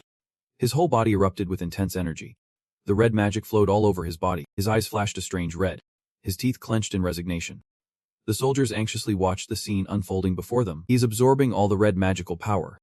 Trang is in a similar state but can only helplessly watch. Li Jun. Madam Mrs. smiled with satisfaction. The red magical power that had swallowed Horus is now returning to Underdog. Which means Horus will wake up. Suddenly, Numik's whole body was blasted away, along with concrete fragments flying everywhere. She slid a long way across the ground and lay still. Inepp rushed over, calling her name loudly. Numik. With quick hands, he pulled out a potion, and with the other hand gently lifted her up. After pouring the water into her mouth, it seemed her condition had somewhat stabilized. Inepp anxiously asked Han, "Are you okay?" Her eyes suddenly widened, expression darkened. What about Bastet? The smoke from the rain is gradually dispersing, revealing a large force of jackals led by Anubis advancing to this place. Lamia is lifted up by the strong arm of heaven. Isis is getting all worked up, her golden pupils shining brightly, ready to battle Anubis. In response, she receives a cold glare filled with fierce energy, just like any other day, without saying a word, and delivers a powerful shove to a completely defenseless Lamia. A terrifying shockwave hits her, causing her to spit out a mouthful of blood. She is knocked out of the village, engulfed in thick smoke, sharing the same fate as Numik earlier. She lies sprawled on the floor. Her face suddenly darkened as if it were detached from her head. Anubis exclaims in a deep, hoarse voice. Jackal. As if understanding their master's command, they all howl loudly together. Howl. Howl. Han orders. Move up and collect the dead. The jackals turn into dark shadows and simultaneously rush forward at a terrifying speed. Isis dares not delay and immediately relays orders to protect Horus and Underdog. Inepp and Numik also spring into action right away. There. Guanho and Incheng also split up accordingly. He hurriedly reports. I will go and treat Bastet. She quickly agrees with him. I will keep an eye on her for you. Outside the building, everything remains peaceful as if nothing had happened. But little did they know, inside is a chaotic battlefield, with the jackals just having grabbed their swords and shouting loudly. Set. Faced with the sudden raid of Bastet, Set stands completely still. He activates his keen eyes, not forgetting to mutter. How foolish. In an instant, a glowing slash cuts through a jackal. Not stopping there, the attack continues to strike another one. He takes down the jackals in just a brief moment. Their bodies gradually dissolve into dust and vanish into thin air. The system's sound echoes, supporting the barren wasteland for the people. Set gazes at the swirling sand in front of him, mumbling to himself, what a pity for them not to recognize their new elder brother, even when I am right in front of them. His eyes widen with pride. Wait for me, big brother. Because Set, the most suitable one to become the elder brother of the ninjas, is coming. Saying that, he turns and walks away, leaving the body of a jackal lying lifeless on the tiled floor, transitioning to a bright white scene with vibrant yellow tones. Styled in Norse mythology, in Odin's Asgard, a group of people dressed in black attire sits neatly on two long rows of chairs in the middle of the room. The leader at the center speaks up. We will start the meeting. Hyojin intertwines her 10-finger, her expression turning serious. Set has started a rebellion. Although it seems like the ninjas will collapse, everything will be alright. His gaze lingered for a moment. With that thought, The topic of today's meeting is related to the Nile River. On the connection screen is an image of Bander. Awkwardly Odin. He subtly revealed that soon. Gzet and I will start fighting. He immediately agreed without hesitation. I lie you. Next. The scene shows him turning around to face the person they were talking about. Gzet showed a significant surprise. It is really unexpected. I never thought that this person would stand in my way. Bander had already drawn 2 swords in his hands. I did not expect that. I never thought we would clash with swords like this here. He slightly curled his lips into a smirk. So this means it is Asuka's intention. Fine. That is okay. It seems like before the main meal. I will exercise a bit. In an instant. The person vanished. Leaving only a powerful footprint on the ground, Gzet boldly rushed straight at the opponent with a swift sword strike. However, immediately, a sharp sound rang out as the 2 weapons crossed to block the attack. Bander bent down. Bracing his arms to withstand the extraordinary weight, he expressed some delight and complimented. You are strong. Now he finally opened one eye slightly, showing that his focus was at its highest. You are pretty solid too. Both warriors tensed up, ready to plunge into a fierce battle without mercy. From atop the pyramid, the wild dogs looked down with sharp eyes, ready to pounce. Inchang, surrounded by energy, moved forward, staring at them. The 3 fought in the air, creating explosive shockwaves. One wild dog was startled by Inchang's attack. She wielded a sword filled with purple light, charging at him. Inchang smiled lightly at him. You will be the first to go. Suddenly he lunged at her, with another wild dog charging alongside. They charged at Inchang like 2 red darts. She frowned and swept her sword to create a gust of wind. Damn it. Powerful explosions erupted one after another. Inchang gritted her teeth and fell back amidst the swirling dust. She glanced over at her comrades. He frowned and sighed. It is hard to believe. Each one of them is a hero-level hunter. I can't imagine what kind of skills have been passed down to them. She turned in one direction, watching them. I do not think this is the time to be amazed. 4 wild dogs charged at Isis but were all pushed back. Isis frowned and extended her hand to reinforce the barrier. Suddenly, the mysterious footsteps of someone rushed quickly towards. Anubis appeared, radiating a terrifying aura. Moving aside, he dashed forward like a flash. Isis stands firm while Anubis leaps forward with his sharp black claws. He gathers strength in his arms and lunges toward her. The 2 collide, creating a thunderous explosion. Anubis smirks, thinking he can maintain that shield while fighting me, as darkness envelops Isis's energy. I can't hold the shield forever. The wild dog sees the opportunity and charge at her. The shield is broken. This is our chance. Everyone, Ingrate smirks silently. You have made a mistake. Where you all are heading. 4 of them rush toward Fenrir. Hell itself. A burst of blue energy erupts from the side. The kid transforms back to his original form. Fenrir is disoriented and attacks the wild dogs. Inept leads with Numix and Bastet following. This is our chance. Let us take them all down. Inside the pyramid, Bandar slightly smiles and dodges the golden sword strike, countering with a slice. He glares provocatively. Even now you still hide your strength. Quite impressive. Bandar grimaces. You are not too shabby yourself. The sword in his hand emits a strange dark glow, replacing the golden energy. He tightly closes his eyes and gathers energy. This is a waste of time. I have saved this for my brother. But the golden being reveals its bloody form, unable to draw anything. His face darkens as a terrifying black aura surrounds him. Bandar frowns in discomfort. This is really dangerous. Our target is a distraction, but he casts a glance at his opponent. If I make a mistake, I will... Odin. Then a voice echoes in his head. Fight him. Bandar suddenly hesitates. Asga's orders are absolute. That is why he no longer hesitates and begins to take his stance. Let us fight. The golden being smirks in response. Fine. Suddenly his figure vanishes. The golden being rushes toward Bandar so quickly that it leaves him stunned. He's too fast. Bandar holds 2 daggers, gathering energy. The weakness of this being is that he has no territorial rules. Let me show you the difference between those who have it and those who do not. He shouts the name of his technique. Great Outbleak.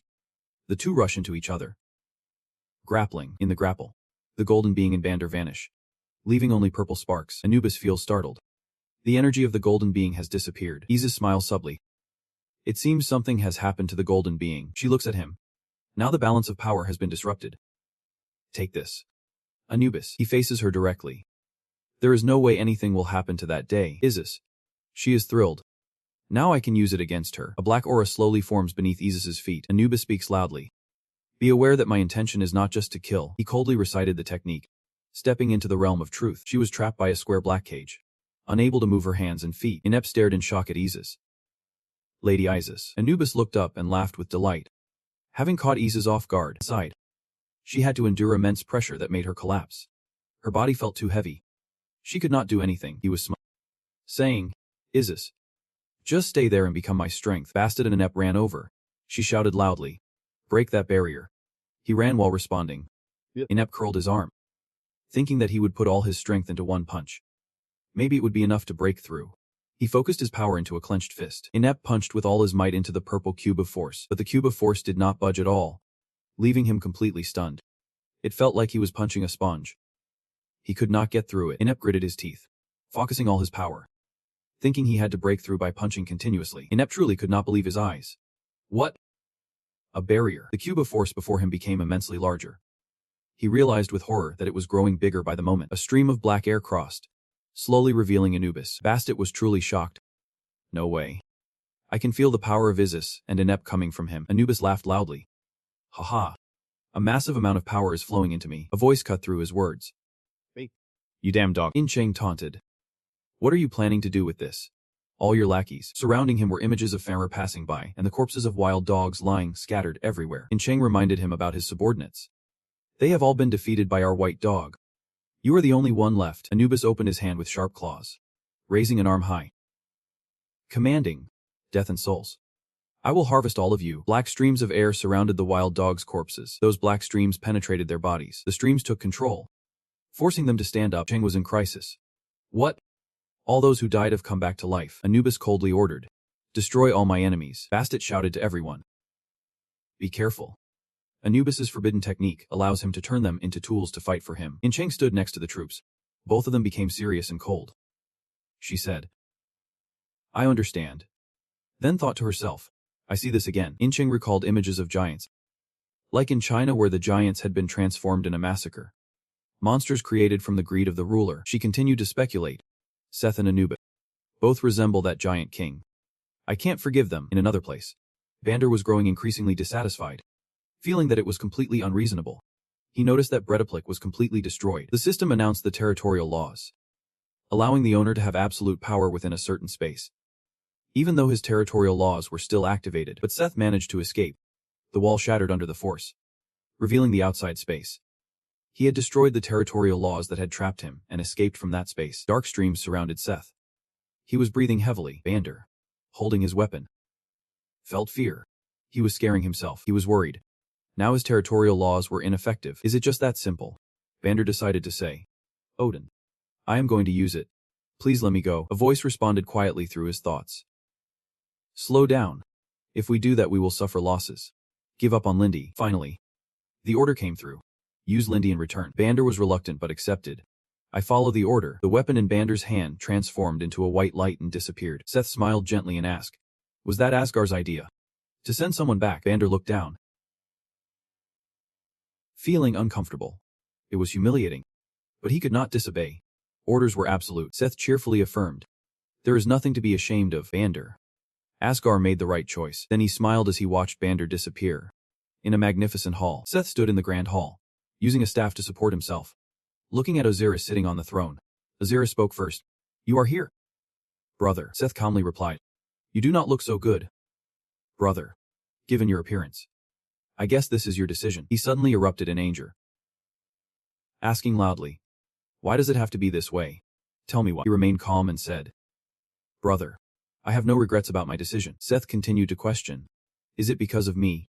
The reason you longed for power while Horus nearly died? Is it because I aimed for the throne? Osiris coldly replied. Don't be so arrogant. There are many powerful people hidden in this world, but not all of them have goals that benefit humanity. Seth was startled by the question. Wait. Do not tell me you have seen that person already. Osiris, perplexed, questioned. That person? Are you referring to the one in the black suit? He was utterly shocked. Seth laughed heartily, exclaiming, haha, get. After meeting him, you felt defeated. To defeat him, you became desperate for power that you could not obtain. You should picture him holding the red stone. Even though your son was being consumed by the blood mineral, and on the brink of death, you still longed for its power, of course. You are stronger than Horus, so you did not lose everything. Instead, your youth and strength were taken by the blood mineral. Seth pointed at Osiris and laughed mockingly. But I am different from him. And I am different from that guy. Osiris exclaimed in disbelief. What? Seth crossed his arms and flexed his power. I will show you. His power surged, dark currents enveloping him. Osiris could not believe his eyes. That power. Do not tell me. It is from blood minerals. Dark currents surrounded him, and a black dog had emerged with sharp teeth. Seth smirked mockingly. This is the power you wanted. You picked the wrong side. Buddy, the black shadow dashed past. The dog had lunging, its red eyes charging to attack Osiris. He remained calm, showing no fear. Softly calling, Horus. Seth's eyes turned red. He declared, I am going to follow that man and dominate this world. Not just this petty Nile and Icab. A sharp purple sword sliced through the resurrected dog. Then, one by one, the enemies were taken down in the air. Hergesi? The sword mercilessly destroying the foes. Gongdu fired up, smashed a dog. Each round of water bullets formed with magic. Heinmu launched them straight to attack the three in front. The dog corpses lay scattered on the ground. Quickly a purple smoke spread out. It seeped into a dog's body, causing him to open his eyes wide. The others were also revived by the black smoke, their missing parts restored. Gumaho was serious. They keep coming back, she replied, sweating. Just as I thought. There is only one way to stop them. Her eyes turned purple, pointing in a direction. Anubis was unleashing deadly dark energy straight at Fenrir, who quickly tried to block it. His eyes glowed with a deep blue light. He glared at him, roaring. Fenrir lunged to strike Anubis, but he managed to jump high to evade its attack. Dark energy swirled around. While he was gathering a tremendous force in his hand, he shot the energy blast at Fenrir's face. Dust flew up, mixing with the flickering dark energy around. Inchang, seeing this, could not help but worry. Fenrir. The dust settled, but the situation was still unclear. It quickly revealed Fenrir had returned to human form, injured and lying still, so he can defeat anyone. Even Osiris. He smiled, revealing his sharp teeth. Now, I will end everything forever. A hand wrapped in white bandages clung to the wall, with a sweaty face. Softly uttered, It is. Anubis paused, startled by sensing something. This energy. Do not tell me. Figure before him was a young man wrapped in white cloth. He was shaken inside. Horus. He was furious. Anubis. How dare you? And immediately activated the white band on his hand. The band wrapped around the purple rectangle, and in an instant, it exploded into pieces. Anubis was deeply astonished, able to easily break through the veil of truth like that. A foot stepped forward. It was the Lady Isis approaching Horus. My son has awakened. Her eyes welled up with tears. My son. He smiled gently and replied to his mother. Yep. Mother. Now. Please rest. Then he turned away. Black electric currents with orange light emanating from him, calling back to her. I will return. On the bodies of the wild dogs appeared bruises. They kept holding their heads and howling before Anubis. They all disintegrated into dust in the blink of an eye. Seeing this, he thought to himself, since the veil of truth has vanished, he can no longer control death. Anubis was completely engulfed in rage as he called out his name. Horus. He lunged at him in an instant. The energy-wrapped band left his hand. He charged forward with sharp, black claws aimed straight at him. He was ready for battle. The flexible cloth wrapped around and tightly bound his hand. It continued to ensnare Anubis, who could only growl. Horus declared fiercely. Great God. The cloth wrapping him listened to his command. All simultaneously exploded in a great fire spreading out. Anubis's energy vanished, and his mask shattered, revealing his face. He opened his eyes, unable to help but question. How am I still alive? Looked at the boy and said, This is what you wanted. Right, the boy replied. Yep. Thank you. Sir. Hein was puzzled and asked the boy, Why do you forgive him? The boy replied, Because he seems very lonely. Junjiam looked over and continued. So I wanted you to have a younger brother. The boy's eyes were touched as he said, Thank you. Sir. Anubis lay still, suddenly feeling a chill down his spine. Why do I keep feeling like Jun? A heavy pressure descended upon the magnificent pyramid. In Chang and the soldiers all felt it, and the others quickly reacted as well. Junjiam was no exception. Quickly noticing that Horus had clenched his fist, he could not help but be shaken, his face filled with sorrow. Father has passed away. In another area by the Nile River, a crowd was gathering. Inet suddenly knelt down. Lord Osiris. The others were all crying. This is our failure. Another voice spoke up. Not yet. Lord Horus has awakened. He insisted. It is not too late. We must help Lord Horus. With that, everyone immediately pulled together to leave. In some tower, the clan leader Memphis Thoth insists that the Memphis clan will not participate. What do you intend to do? Hemopo clan leader Hermopolis Setramith firmly states. We will defeat Seth. We are not cowards. With that, he left. I won't watch the Nile get destroyed. Memphis Thoth intervenes. Wait a minute, he explains. Then we will go with you to the domain of the god of skin. Not on Horus's or Seth's side. But, Thoth said seriously, to witness the birth of the new king of the Nile. Setramith assesses. He is indeed a sly fox. He must be scheming to side with whoever is winning at the palace. Seth and Horus are now facing each other in the courtyard. Seth teases, "Looking you like a chaotic mess." Horus retorts, "And you look like you are enjoying it, Lord." He declares, "To determine who is the new king of the Nile, for the greatness of the god of skin. To decide who is chosen by the god. Who can do it just for the Nile." The Setramoth group cheers together. "Just for the Nile." The Thoth group continues to cheer. "Just for the Nile." The area of Isis also cheers loudly. "Just for the Nile. Just for the Nile." Seth smugly says, "Haha. You have all gathered here to witness the birth of the new king." He excitedly adds, "The underdog. A wonderful person. I never thought someone like you could wake Horus up, but that is also in the guess of that man." Jun thinks to himself, "That man. Even though I am not sure if I have healed Horus or not. But the man behind Seth seems capable of predicting this." You wonder, "Do you mean you intentionally let me save Horus?" Seth casually replies, "That is right, the power radiating from him." Seth happily says, "Because a king must be recognized by everyone." If he continues, "He must be recognized by everyone." Horus is startled. Sekhmet is confused. "What is he talking about?" Horus was startled. Sekhmet puzzled. What did he just say? Seth spreads his arms provocatively. "You can feel it too. Right, Horus?" He looks at Jun. "Your sponsor, the son of the desert, is also watching that guy." The system announces, "The son of the desert is paying attention to you." System notification. "The desert son is watching you." The heavenly realm does not seem to hate that. Does this have anything to do with who will be the king of the Nile? Is it possible that the heavenly being does not hate that at all? Could this relate to who will be the king of the river? Jun looked towards Horus. Even though he absorbed Horus's crazy side, he had just escaped from the seal. No matter what, Horus has no chance of defeating Seth. So that means he jumped down, landing across from Seth. And Junjong was determined to say to Horus, "I will help you." Horus smiled at him, trusting him. Very reliable. As Seth's body slowly floated in the middle, he was amused. So then, to decide who had a more suitable sponsor for the god of skin, the wolf of the ruined desert, or the son of the desert, let us. The bandages on Horus's arm began to unravel. Jun's weapon was also being summoned. Both were in a ready stance. At the Golden Palace, Zhang Hyojin was sitting at the table. He sighed, thinking, "The ninja. That is truly a perfect thing to absorb." Zhang Hyojin vaguely remembered Seth. But the power Seth possessed, the deep red magic, could destroy the laws of that territory. He slammed his hand on the table. His face was serious, concluding in his heart, fear. A feeling he thought he had long forgotten. The purple magic enveloped Zhang Hyojin, and he smiled with a wild thrill. Feeling excited, Zhang Hyojin calculated. He found a possibility. With the nameless power Seth possessed, killing a sponsor was feasible. The purple magic withdrew. He slammed both hands on the table, thinking, "I abandoned the ninja. But what about Seth? This is completely different.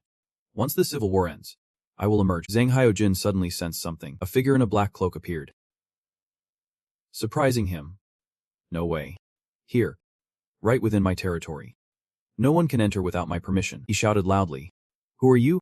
How did you enter my territory?" The figure murmured. Odin, in black, extended his hand. "I will." He continued, "Grant you power." Horus was currently casting a spell to control the fabrics on his body. They rushed to attack Seth, but were all blocked. He had started to chant his spell, under the watch of the god of skin. Burning instantly, an energy wrapped in roaring flames rushed toward the opponent. Seth remained still, waiting for his fire weapons to launch. He also praised Horus, who had become stronger, but he still was not accustomed to his new power. "Hang in there." Then he raised his hand, preparing to cast a spell. Sandstorm. Immediately, 3 or 4 gusts wrapped around him. They simultaneously attacked Horus, causing him to be knocked back far away. Without stopping, Seth prepared to continue his attack. Then he jumped high. From above, he prepared to strike Horus with a powerful blow. At that moment, Seth also delivered a strong punch to his back, causing Horus to fall straight down from above and hit the ground hard, dust flying everywhere. Suddenly, a trident wrapped in fire rushed toward Seth as he was running. Instantly, it was detected by him and he grasped it. Jia is Jun in the attack on Seth, but he was blocked by him. He sees that. "You must be surprised. After all, you have gotten much stronger. Over here, you are trying to escape, but you still can't help it. Your weapon is just going to have to accept defeat. With someone like him who can easily stop my attacks, I have no choice but to use the crazy part that I have absorbed this time." Then you gather all your strength and grit your teeth, letting out a roar. "Ha!" Seth sees you and can't help but think to himself, "I get it now." When he healed Horus, he must have absorbed the power of the Bloodstone. Then he also releases his grip on your weapon. Seth smiles with delight, exclaiming how interesting this is. Instantly, he launches a barrage of attacks towards you. and you quickly block all his strikes. Then you glare with your blood-red eyes, threatening him. Are you going to tell me the identity of that man or not? Seth is still throwing his punches, looking down on you. Even if I tell you, it won't matter. No matter what. You are going to die today. Quickly, he delivers a final, powerful blow to Jun, sending you flying backward. Suddenly, he flies up to observe everything around him. Then Seth turns to run from your attacks, which quickly converge into a single point to break him. Horus below chastises him. Do you really have to kill my father? Right there. An explosion erupts from Seth. Nevertheless, Seth remains unscathed. Using his protective shield, he praises slightly, not bad, and slowly approaches. Jun stands confidently with Horus, weapon in hand, provoking Seth. So how about this? Leaving him speechless. Your red eyes lock onto Seth. You say, if we defeat you, will you answer our questions? He steps forward confidently, asserting that will never happen. Then you take a prepared stance, ready to fight at any moment. Feeling proud but uncertain. Instantly, you take a deep breath and use your ultimate skill. Regardless of the risk, using the power of that crazy part. Your mana is overflowing, and now you can use it. Heavenly Flame. Your head gradually absorbs the mana, enveloping your body. Without a moment's hesitation, you shout and charge straight ahead, piercing through everything. In another sense, your power shoots through Seth like an arrow, knocking everything around away. He stands before your might, and he can't help but exclaim, I understand why you feel so confident now. But this still is not enough, not letting you gain the upper hand. He uses his ultimate skill, Sandstorm. Both powerful forces clash, sending everything flying, leaving the people below in shock. Watch out. After a moment, Incheng jumped up with the sword, supporting Jun, while the others below were still in a panic, too late to react. Then, she sliced through the falling rocks. She shot straight ahead while warning them. Everyone, back away. I will protect you all. They turned and ran away, grateful. Thanking her, it was not an ordinary fight. Horus, standing next to Jun, who had just joined forces with him, asked, have we defeated him yet? He wiped the sweat and analyzed. Even though my attack hit, it is still not enough. His magical power has not diminished much. The dust gradually cleared, revealing the figure of lightning still standing unscathed. Immediately, he rushed straight through the dust cloud. In no time, Horus was attacked by him. Even though Jun had warned him, it was too late. Horus, then, he was severely injured, bleeding, unable to just stand by while Jun quickly sliced the S-figure in half. The guy in tattered clothes, with one arm chopped off and a dark face, looked even more terrifying than I imagined. I could never get through my sandstorm. Seeing him like that, I finally understood why Bander lost. It was the sight of his hand that was shaking. He stood opposite me, surprised, not expecting to force me to use this power. Then I truly could not help but doubt. There is no way to win now. The dust in the palace gradually cleared as well. Sekhmet watched the fight anxiously, thinking to himself, he has no chance. What is this terrifying mana? Thor, on the other side, was also restless. It is even more than Horus and Underdog combined. It is more than all the hunters' mana here combined. Incheng, seeing me like that, could not help but panic. Feeling uneasy, the three of them, with their powers surging, faced each other. Horus tried to muster his strength to fight, coughing up blood from his mouth. The lightning figure looked at him, smirking provocatively. You look exhausted, nephew.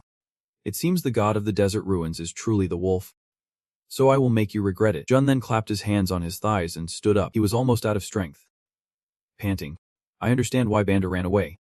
Just looking at that power, anyone who sees that dark red aura would feel like they are against an endless source of power that never runs dry. His hand gripping the weapon suddenly tightened, making Jun feel terrified, wanting to escape immediately. However, then he threw the weapon aside, showing his unyielding spirit. This action surprised Sek. You have a good fighting spirit. I thought he would run back to Asuka like Bander did before. I assumed Asuka would not participate. Right. Then he stepped forward, not caring to announce it. Well, it does not really matter. Even Auden could not defeat that man. Now, I won't hesitate. I will take your life immediately. You are still in a pretty pathetic state, thinking to yourself that this is a fight you can't win. But you can't back down. That is the duty of those who possess power. Suddenly, the system displayed two words. The sun. The sky was overcast, but now the dark clouds parted to reveal the sunlight. Finally, the brilliant rays of the sun shone down directly. The system's voice echoed again. The sun of the desert is watching you. The people below were astonished, unable to believe their eyes. The Lady Isis was utterly shocked. How could the light of the god appear? The system displayed again. The son of the desert blesses you. Suddenly, a surge of power hit Horus, making him swell with strength. Not only that, but Jun also seemed to be granted that power, leaving him confused. What is this? His wounds were healing, enveloped in a large amount of mana. Meanwhile, the system kept announcing, the son of the desert blesses the two hunters. The two hunters could use the upgraded abilities. They were blessed by the son of the desert. You stood there, unable to believe your eyes. Do I have so many protectors? The apocalyptic sky could not resist this. The son of the desert, could it be on the same level as the apocalyptic sky? The system's echo resounded once more. The son of the desert has exceeded the limit of protectors. After some time, the number of protectors will return to normal. The people below stood in silence, confused. The light of the god Jaya had shone down on two people. Seth saw this and wondered if that was the last struggle of the god Jaya. Horus continued to emit divine energy. He quickly took a fighting stance more than ever. Seth also became furious, lunging with his wolf-headed hand to attack. Horus jumped and turned to dodge all his attacks. Then he charged straight at Seth as he unleashed a flurry of blows, all of which were blocked by his shield. The system's voice rang out. The small heart of Dong will temporarily strengthen under the influence of the son of Samark. Even while quietly observing the battle, he felt wings sprouting from his back. Without hesitation, he jumped up to fly in the sky. He soared high and continued to watch the battle to find his opponent's weak point. He hovered in the air, dotting. Is this because the son of Samark lent me power? I can see mana in the air. You continued analyzing and discovered that I understand now. Through the flow of mana, I can use the air mana. If I can use the air mana, could it be possible for me to use it? The signature attack of the Demon King. To achieve victory, the system interface keeps popping up, and the mana flow is activating at an unprecedented speed. Dong's little heart is absorbing the magical energy in the air, and Gorilla is being activated. You also get into a ready fighting stance. The mana flows like a torrent. Even though I have borrowed strength from the son of Samark, I still can't manipulate the mana in the air. I need to gather more. The system chimes in. The son of Samark is paying attention to you. The playful atmosphere knows what you intend to do. Jun is controlling the elemental mana flowing directly into his hands, and his whole body is engulfed in endless mana. You finally use your skill. The skill of the Fire King. The system announces that you have acquired the Fire King skill. An incredible achievement. You have become someone who paves their own way. You have become someone who develops without a mentor. Your mana transforms into a fiery vortex. All your stats have increased significantly. The people below are utterly astonished, unable to believe their eyes. Looking up at the sky where the sun is blazing, then they take a closer look at the mana gathered by Jun standing next to the sun and can't help but exclaim. There are two suns. Setsu has witnessed the power of the two of them, but remains very confident. Disdainful. Is that all? Just as I thought. The appropriate mentor is not the son of the desert, but rather the wolf of the ruined desert. On Horus's side, he also shows signs of not being able to withstand the continuous blows from him. Suddenly, a voice echoes in his head. Horus, get out of the way now. After hearing that, he widened his eyes and responded. Underdog. Without hesitation, he tells Setsu how he is attacking himself and jumps away. Setsu thinks you are just being cowardly and looks down on you, running away like a rat. Suddenly he realizes. But it is too late.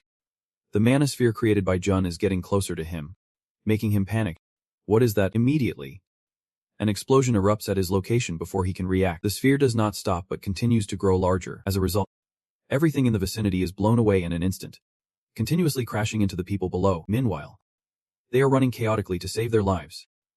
Just run. For Setsu, things are not looking good. He is struggling to withstand Jun's sphere. Suddenly, his head appears to be writhing to escape. Finally, taking advantage of the moment, he manages to get out. After that, he breathes a sigh of relief, feeling lucky. Thank God. I managed to escape before my body went out of control. Sets. This is the end for you. The system sound echoed. The desert sun appeared furious. A dark sun emerged on the battlefield. Suddenly, a stream of dark power radiated from Sets, gradually enveloping the sphere. They grew larger and larger, affecting him and slowly drawing him in. I am being pulled in. Damn it. I have exhausted all my power to use the Fire King skill. Now he struggles, but with all his strength runs in the opposite direction. I have no power left to escape. Therefore, his entire body is slowly being sucked in. Jun feels himself waking up in a floating state. In this place, he doubts. There is no way out. No sky. No sun. No temperature. No light or people. An abyss that contains nothing. His body falls down. I am fallen. Is this how I die? At that moment, a voice awakens him from his stupor. Keeping his spirit intact, Bander appears, grabbing him and running straight ahead. Jun exclaims, Bander, get out of that black mist quickly. Finally, he manages to get him out. He hurriedly says, It is about to explode. Jun feels his vision darken. Is there going to be an explosion? The black mist forms a large round sphere, then vanishes in a flash. They appear elsewhere, creating a hazy cloud of dust. Jun shouts, "Wake up, Bifrost. Create a rainbow shield to cover the temple." Bander angrily yells at him. "What are you doing? We need to use Bifrost to get out of here." He growls at Jun. "But you are using it as a barrier to protect the temple. Do you want to die with them?" He explains. "If I do not do this, everyone will die. There is no other way." "You jerk," as the explosion continues behind them. He scoffs. "You are smart." Crying out bleak. After Bander speaks up, both of them immediately vanish. The explosion grows louder, but luckily the barrier prevents it from affecting the outside. But the others are unaware of the situation. Wen was anxious. "Li Jun, Wenhu is sighed. He has set up barriers around to protect us from the explosion, but with an explosion of this scale, no one can survive." He immediately teleports away, hurrying forward with worry. Li Jun, suddenly, a hand grabs him. Wenhu irritably turns around. "Why are you stopping me?" In Trang, Li Jun is out there. He rushes. "We have to save him," In Trang calmly replies. "There is no need to do that. We do not need to save him," she calmly explains. "You have to get used to this. It won't be long before he returns and nothing will have happened." He contemplates. That is right. Looking at the remaining members, they are part of his team. Besides me, the last to join, they just calmly wait on the proud page. That is just who he is. She slowly let him understand. And the barrier was still intact, which meant he was still alive. Wenhu nodded. "I get it now." Inside the barrier, the situation was still shrouded in smoke and dust. Horus, dampen the spirits. Underdog. The other chieftains were also paying close attention to the situation. The book laughed triumphantly. The next king would be decided on this stage. "I think you should come up here too," Thor thought to himself. "The one who receives the light of the god of skin. Another candidate for the throne." The system appeared, the dark sun briefly showing itself over the battlefield. The explosive force from the blast hit the barrier and moved into Banner's territory. He shouted bitterly. "Damn it. It turned the beautiful land within Banner's territory into ruins." Jun Jiwang smiled. At least it worked well to block it. Feeling secretly delighted, using Banner's territory was not his idea. It was him who did it. The one who is unconditionally loyal to Odin. He looked at Banner, who was frightened. This would become an opportunity to weaken his power. Meanwhile, Banner quietly noted, "I can save you because of the orders given. But I will never forgive you. I will remember this." He called him. "Let us go back." At this moment in the land with nothing but dirt, only the shadows of Jung Gaiwang and Banner remained. He looked around. "This place became like this because of me and the dark sun. It looks like a meteor fell here." Banner glanced over. "Let us investigate." While he started to move, he was still lost in thought. But there was no reason to look for that guy, as if anything could survive here. Knowing that, he still would not understand. The system announced, activating the mana flow. Junjai Wang looked at his body and thought, "I will use the mana flow to search for his mana." Suddenly he sensed something. He looked at the cloth being pressed down over there. There was nothing but stones and dirt. So why was there a piece of cloth over there? How come it was not harmed? I should cut it into the storage. After searching, Banner returned. There really was nothing left after the explosion. "Did you find anything?" He calmly replied. "I did not see anything." He decided. "It is time for me to lower the barrier." The soldiers outside were surprised. "Look over there." The barrier. Right now, the rainbow barrier was gradually disappearing. A pair of feet slowly appeared. It was Junjai Wang and Banner. Ganho was delighted. Just as she said. The printed page. "I did not have enough faith in him." She looked up with a tearful face. "Do you believe me now? I told you he would come back." He looked at her. "I think the one most worried is you." Thus the printed page ran towards Junjai Wang. She immediately hugged him tight. "A disaster occurred in Egypt. Is everything really okay? The number of hunters is gradually increasing. People are worried that they will soon be replaced by hunters. But who is the one preventing this? The underdog from Korea." He appears outside the Karo Hotel. The scene is very peaceful. Guanhu asked, "How do you feel?" Jun Jiwang hesitates. "I feel. But can you check on me again?" He speculates that there is no way he could be fine.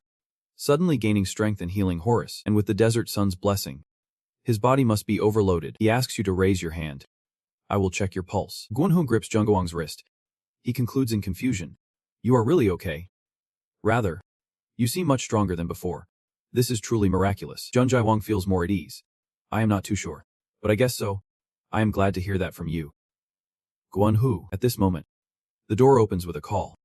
Lai Jianwan. The printer rushes in holding a piece of paper. There is big news. She points to several newspapers with your picture. Everyone is talking about the underdog. You place your hand on the stack of newspapers. Reflecting. A few days ago, the news pages were full of stories about hunters. And now, there is not a single line about them. You are confused. Instead, they write about me. Is someone trying to distract attention? The system displays. The apocalyptic sky is very pleased with your resounding fame. She tells you. The merchants must be very surprised by this event. You agree. I think so too. This must be the first time they witness the strength of a hunter. In Cheng states the truth directly. But not the kind of strength any hunter possesses. Jun Jaiwang thinks of the outcome. Yet this is quite effective. Now everyone will have to be wary of hunters. You slide back. Continuing like this, hunters will rule over ordinary people. And ordinary people will be no different from pets. A knock sounds at the door. Inept brightly enters greeting. Underdog. Jun Jaiwang quickly stands up. Inept, he extends an invitation. I have been ordered by Horus to take you to meet him. Will you come with me? Without thinking, Jun Jaiwang immediately nods. Sure. After the battle with Seth, Jun Jaiwang could not meet Horus. Because Horus had been sealed for too long, and had suffered numerous injuries in the fight with Seth. He needs treatment. For the past few days he has been receiving medical care.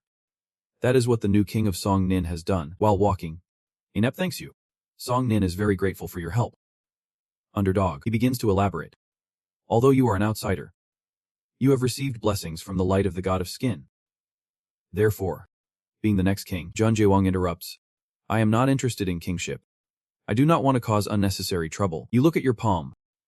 And the light of the god of skin will leave me soon.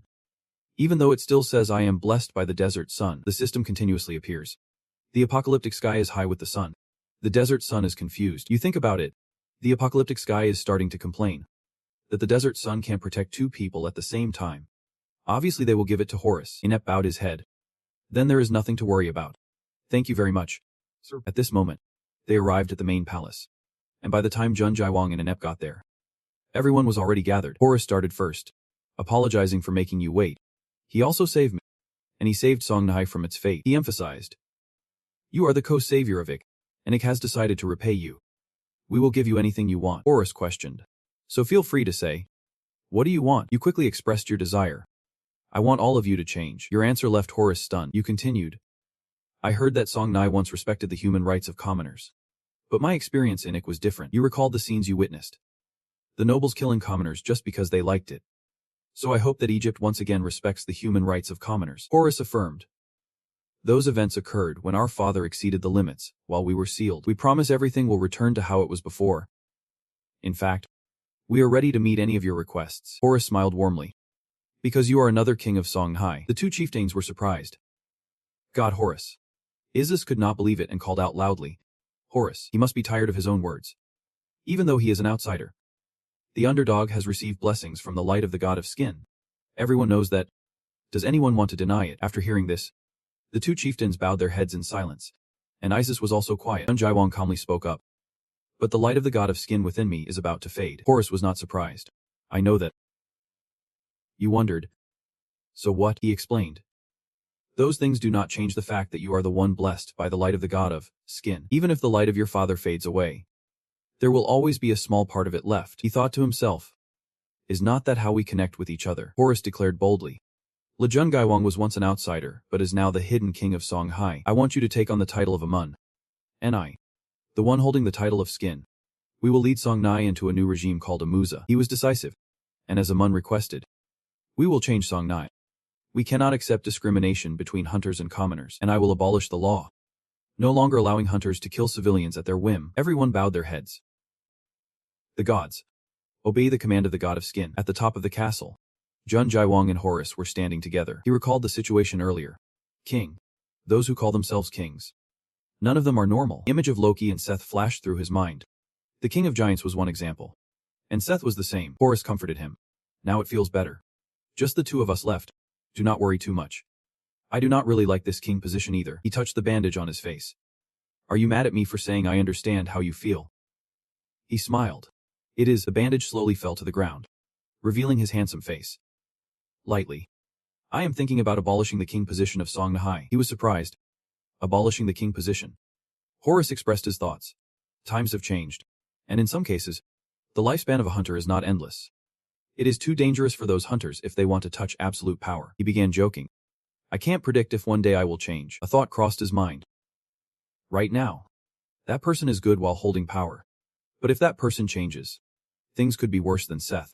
He agreed verbally. That is a good idea, Horace inquired. And what about Uncle Seth? He is still alive. He confirmed. That is right. He talked about the current situation. Are you chasing after him? For now, I can leave Egypt. I know it is really unfortunate to say this. But can I ask you something? Junjong nodded. Anyway, I am curious about who is behind Seth. When I meet him, I will contact you, Horace sincerely said. Thank you. In the heart of the city, the plane was gradually landing. A series of humorous reporters rushed in. He is about to land. Everyone get ready. The constant clicking sound accompanied by questions being asked. What are your plans for the future? How much aid do you intend to send to Egypt? Please answer our questions. The night was silent, with Chayat only glancing at the reporters. Then a series of bodyguards were dispatched. They could only give up in despair. He did not say a word. Yep. We are all too familiar with that reaction. Hunter, while they were still hesitating, someone suddenly shouted, Korea. That is the Korean Association. Underdog is one of their members. Which made them turn around humorously. From the exit, Song-gu was greeted by a throng of people. The one everyone calls the next president of the Korean Association. Song-gu of the Federation. Just when the surprise was not over, someone yelled. Over there.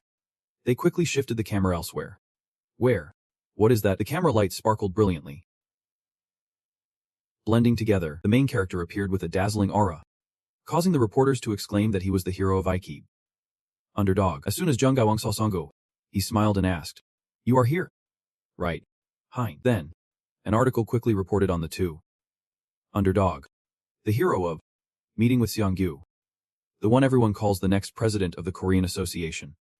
As they met at the airport to discuss the support from the Korean Hunters Association for Ikeb, the clouds covered the sky. Noon had arrived, and suddenly a few voices exclaimed. Really? Yep.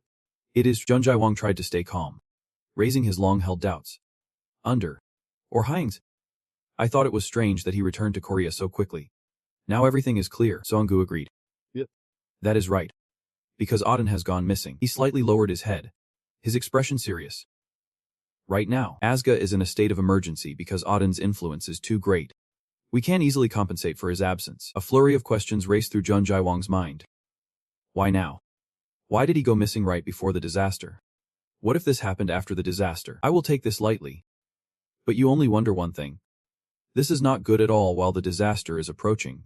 Where has he gone? Sung-gu crossed his arms and thought. He is not the type of person who gets easily attacked or kidnapped. Not to mention, the last place he was seen was on his own territory. Asga. Wherever he went, he must have gone alone. You were driving while expressing your inner thoughts.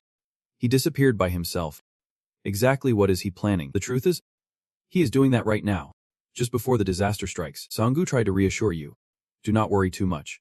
As I told you before, he is preparing for this disaster by himself. Although he is missing, it is not a big deal. And of course, it is not easy either. After hearing Jun heard a sigh of relief, and he replied calmly. Yep. After all, we lost an important source of power. Let us quickly finish up here and go home. However, deep down, he still felt a bit worried. Odin's sudden disappearance was really different from before. It must be because of him. If he had not shown up, maybe everything would go like it did in the past. And that thought made him uneasy. The distant tower. An important meeting was taking place in the hall. Demichia stood up to speak. We deeply regret the incident in Egypt. Takamagaharas will deploy most of our heroes to assist in restoring Egypt. Junjaim sat up top, pondering. They were trying to gain control over Egypt by sending their heroes here. For a moment, his gaze shifted elsewhere. Yasin, a member of the organization behind Japan. Takamagaharas. It was the first time he heard about him. But everyone here was among the top 5 heroes. At this moment, those sitting in the row of seats voiced their dissatisfaction. The incident in Egypt was undermining the position of hunters worldwide. So compensation was necessary. Hearing that, Junjaim's expression turned contemplative. The factions here were just like Japan. Now that Egypt was weakened, they all wanted to take a piece of it, so he asked loudly. Asga won't participate. Right. Sung-gu confirmed firmly. After discussion, we have decided not to involve ourselves with the Nile. Then, Anton added. And we already have enough influence over the Nile. There is someone who made that much easier. All thanks to the hero of Egypt. Underdog, seeing Seong-gu in a hurry. He tried to persuade him. You should not think that way. Seong-gu's gaze shifted forward again. That is the truth. Look over there. Horace stood up and proclaimed. Egypt has been saved by one person. So we decided to continue expressing our deep gratitude to them. He suddenly shivered slightly. Do not say that, Horace declared loudly. Egypt is now merging with Aska from Korea. Specifically, Egypt will work with underdog. Demichia shot him a sharp glance. More and more people were paying attention to him. Facing those gazes, the two could only choose to sit still. Everyone was looking at us. Seonggu's face suddenly darkened. He had been anticipating this. But what should he do now? Disaster was approaching. Odin was still missing. And we lacked the strength to protect Korea. There was no other choice. He did not want to say it. Shortly after, the lead officer stood up to present. Just as Jung Gaehong cut in, before we discuss supporting and continuing to work with Egypt in the future, there is something I need to say first. He suddenly fell silent. Deciding to listen intently, Jung Gaehong jumped down from above. Startling Horace a bit, he declared boldly, Zik is the one we fought against. At that moment, all the hunters were confused. Some were unexpectedly thinking about the information regarding Zik. The others were also concerned. Hen was about to tell us about the valuable information of a powerful hunter like that guy. Hen is indeed an upright person. Please hurry up and speak. You began explaining. Hen told me that something was coming. Something really important was about to happen. Then you shared your feelings.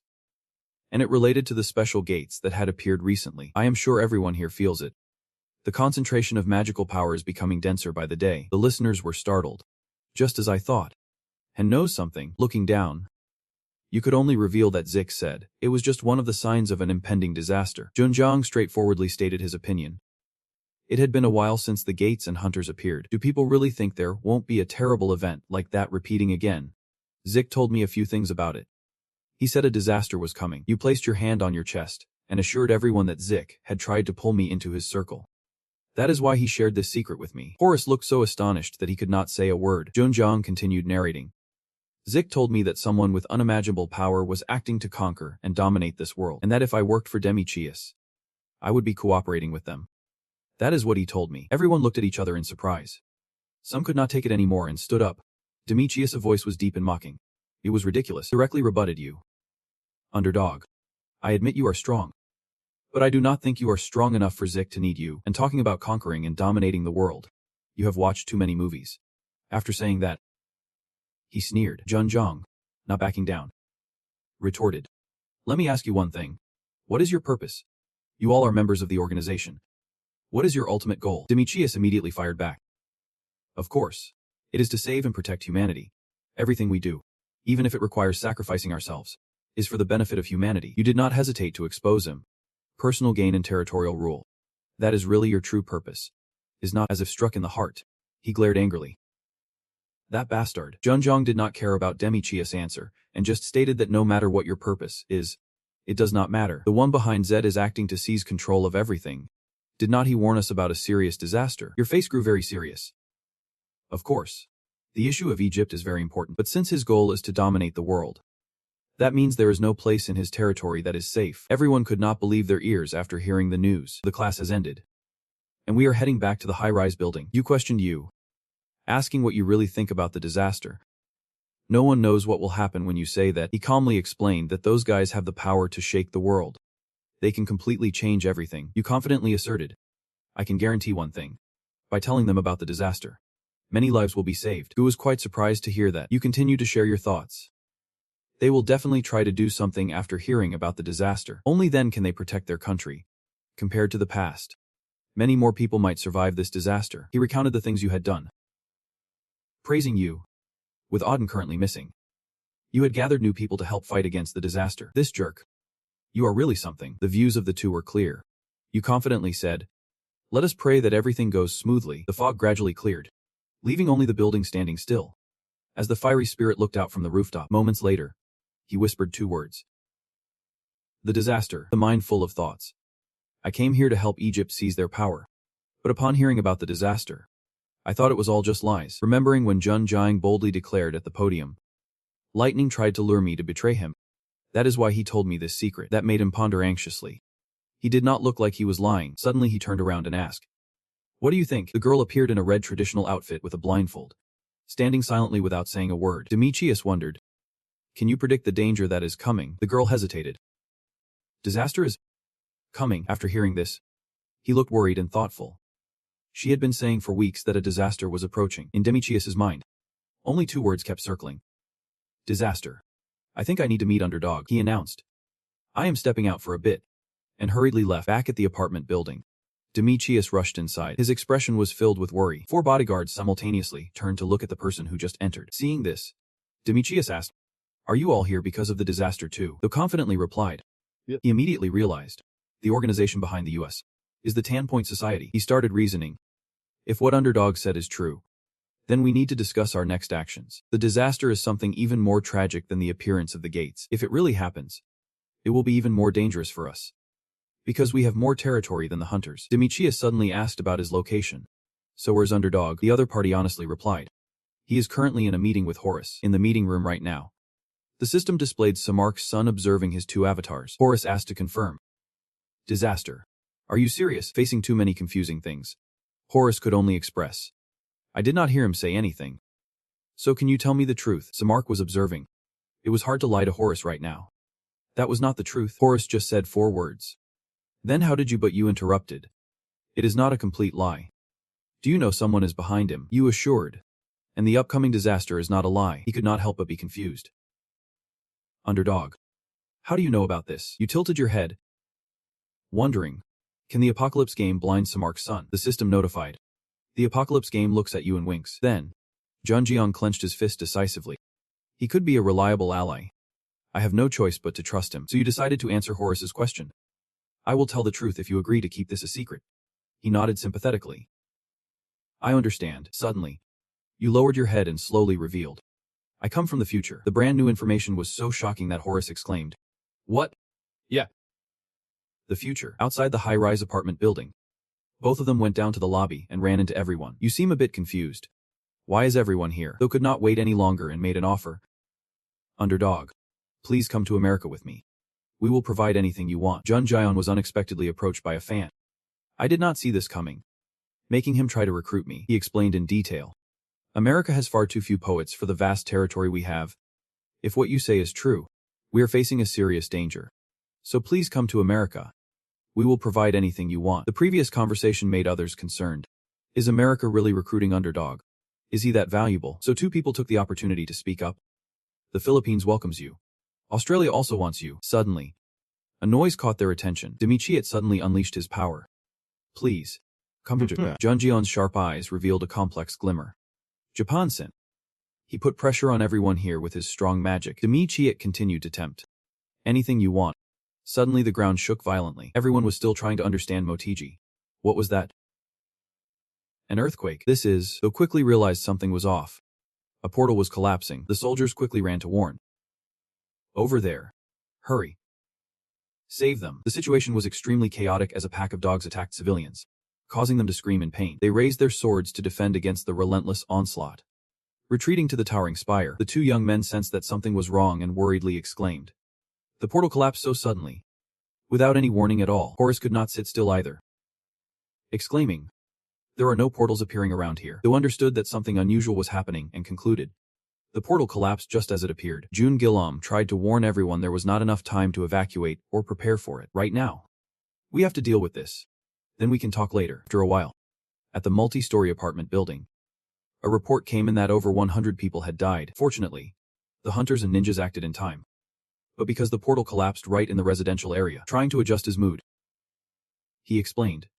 The portal collapsed just as it appeared, leaving us no way to prepare in time. Is this the disaster you were talking about? Can you only find a way to calm the opponent? This is just the beginning. She in the report.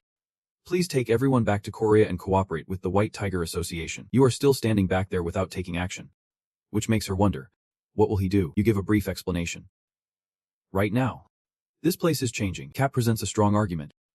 The heroes of the world are gathering here, and they have witnessed the beginning of the disaster. This will convince them to improve their defenses, which will save more lives. After hearing this, she still hesitates a bit.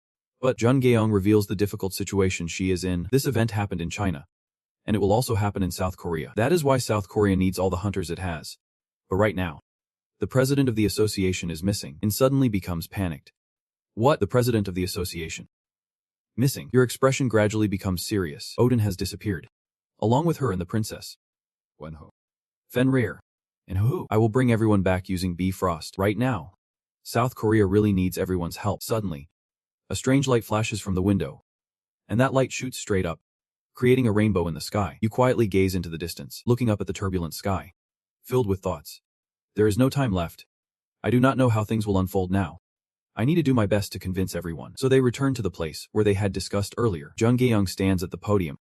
Thor told me there will be 3 signs of the disaster. You begin to present your insights. The first is the collapsing gates. As everyone saw yesterday. This is the first sign. The people sitting below are still listening attentively. The second is that the monsters will be empowered. Typically, C-rank monsters can be easily handled by F-rank hunters. But now, only B-rank or even A-rank hunters might be able to deal with them. The expression on Jung Gaeyoung's face gradually changes. And finally, the mystical gate. The night feels somewhat confusing. The mystical gate, however, the information you have is just 0. So you can only answer honestly. I am not clear on the details. But I guess there will be a major change like what happened in China. The surprise stands up, unable to believe her own eyes. She exclaims, you analyze thoroughly. Like a normal gate. The entrance will be locked and filled with dense magical energy. This will lead to the death of many people. Similar to the second sign. The monsters inside will be empowered. What they care about is just one thing. Is there any way to prevent the disaster? Given the current situation, the information in Jung Gaeyoung's hands is also very vague. I am not clear about anything that can prevent the disaster. Demichiad insists on asking further. So let me ask you one more thing. After all, regarding the signs and the beginning of the disaster, what will happen to the world? You are hesitant. And inside, you are a mess. Everything is about to change. It is a disaster. A chaotic energy appears in Jun's mind. The gates will be flooded with dense magical power. A series of terrifying monsters gradually emerge.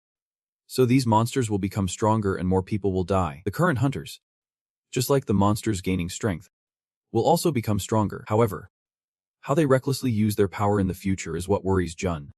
Because with those powerful hunters, peace will return. But because those hunters saved humanity, ironically, that will turn civilians into slaves. You pause for a moment. But that is not something you can say to them. Then you plainly state the current goal. We need to save people. Jun seriously expresses the feelings he has hidden for a long time. Even though disaster is near, we still lack hunters. Hunters do not just appear out of thin air. That is why we have to protect civilians. The Knight of Will smiles softly. I understand now. That is war. Soldiers must protect the people. He boldly declares. I will ask you again. Go to Japan. I will give you a position equal to mine. Though is taken aback, he has made a decision. Some people are also restless. I can't believe he made such an offer to an unknown rookie. The space begins to shake violently, turning the entire city upside down. Windows shatter under the immense pressure. Horus excitedly yells. No way. This is, the Knight of Will immediately realizes. The gate is collapsing, though is also involved. Not just one. This is at least SSS-Rank. There is no time to hesitate. Horus loudly announces. I will take the lead and act immediately. So he leaps away and continues to assist. Jun can to stay still either. The energy begins to surge throughout his body. I have shared the information I have with everyone. I do not plan to go to any country. Everyone, looking at them. Jun expresses his wish. I hope everyone quickly returns to your home country. Because even in your own house, similar things could happen. You do not forget to conclude with the last line. Perhaps it has already happened. The others choose to remain silent, basically not knowing how to react. A swarm of monsters has surrounded the entire city. A species with overwhelming size is about to disrupt the peaceful life here. The spear is raised high, surrounded by destructive lightning. The eyes of the beast glowed dangerously, and it slammed down with great force. The impact injured soldiers. Even though they tried to dodge, he bravely raised his sword and kept panning. These guys were nothing like the beasts I knew. They were much older and faster. The movement suddenly froze as if realizing something was off. The shape of the weapon and the fiery body surged forward. A strike pierced straight into the head, causing the beast to drop immediately. Jun landed safely amidst the cheers of the soldiers, thanking me for surviving thanks to you. In a critical situation, you could only hurriedly instruct. We will hold off the monsters. Evacuate the others to safety. He obediently complied. And soon after, he was nowhere to be seen. Behind you, flames burst forth, lending strength. Observing from above, you thought for a moment. The size of these beasts is quite similar to those giants from the underworld. Although they are beasts, they are no different from giants. This is the level of monsters that have escaped from a collapsed SSS-Rank gate. The echoes of chaos continued from the gate, making Jun anxious. One beast still had not stepped out. Given the situation ahead, you can be sure of one thing. The creature from this gate is trying to come here, and we have to stop it. The scene where Jun was soaring high was seen by Demetrius below, and he silently called out.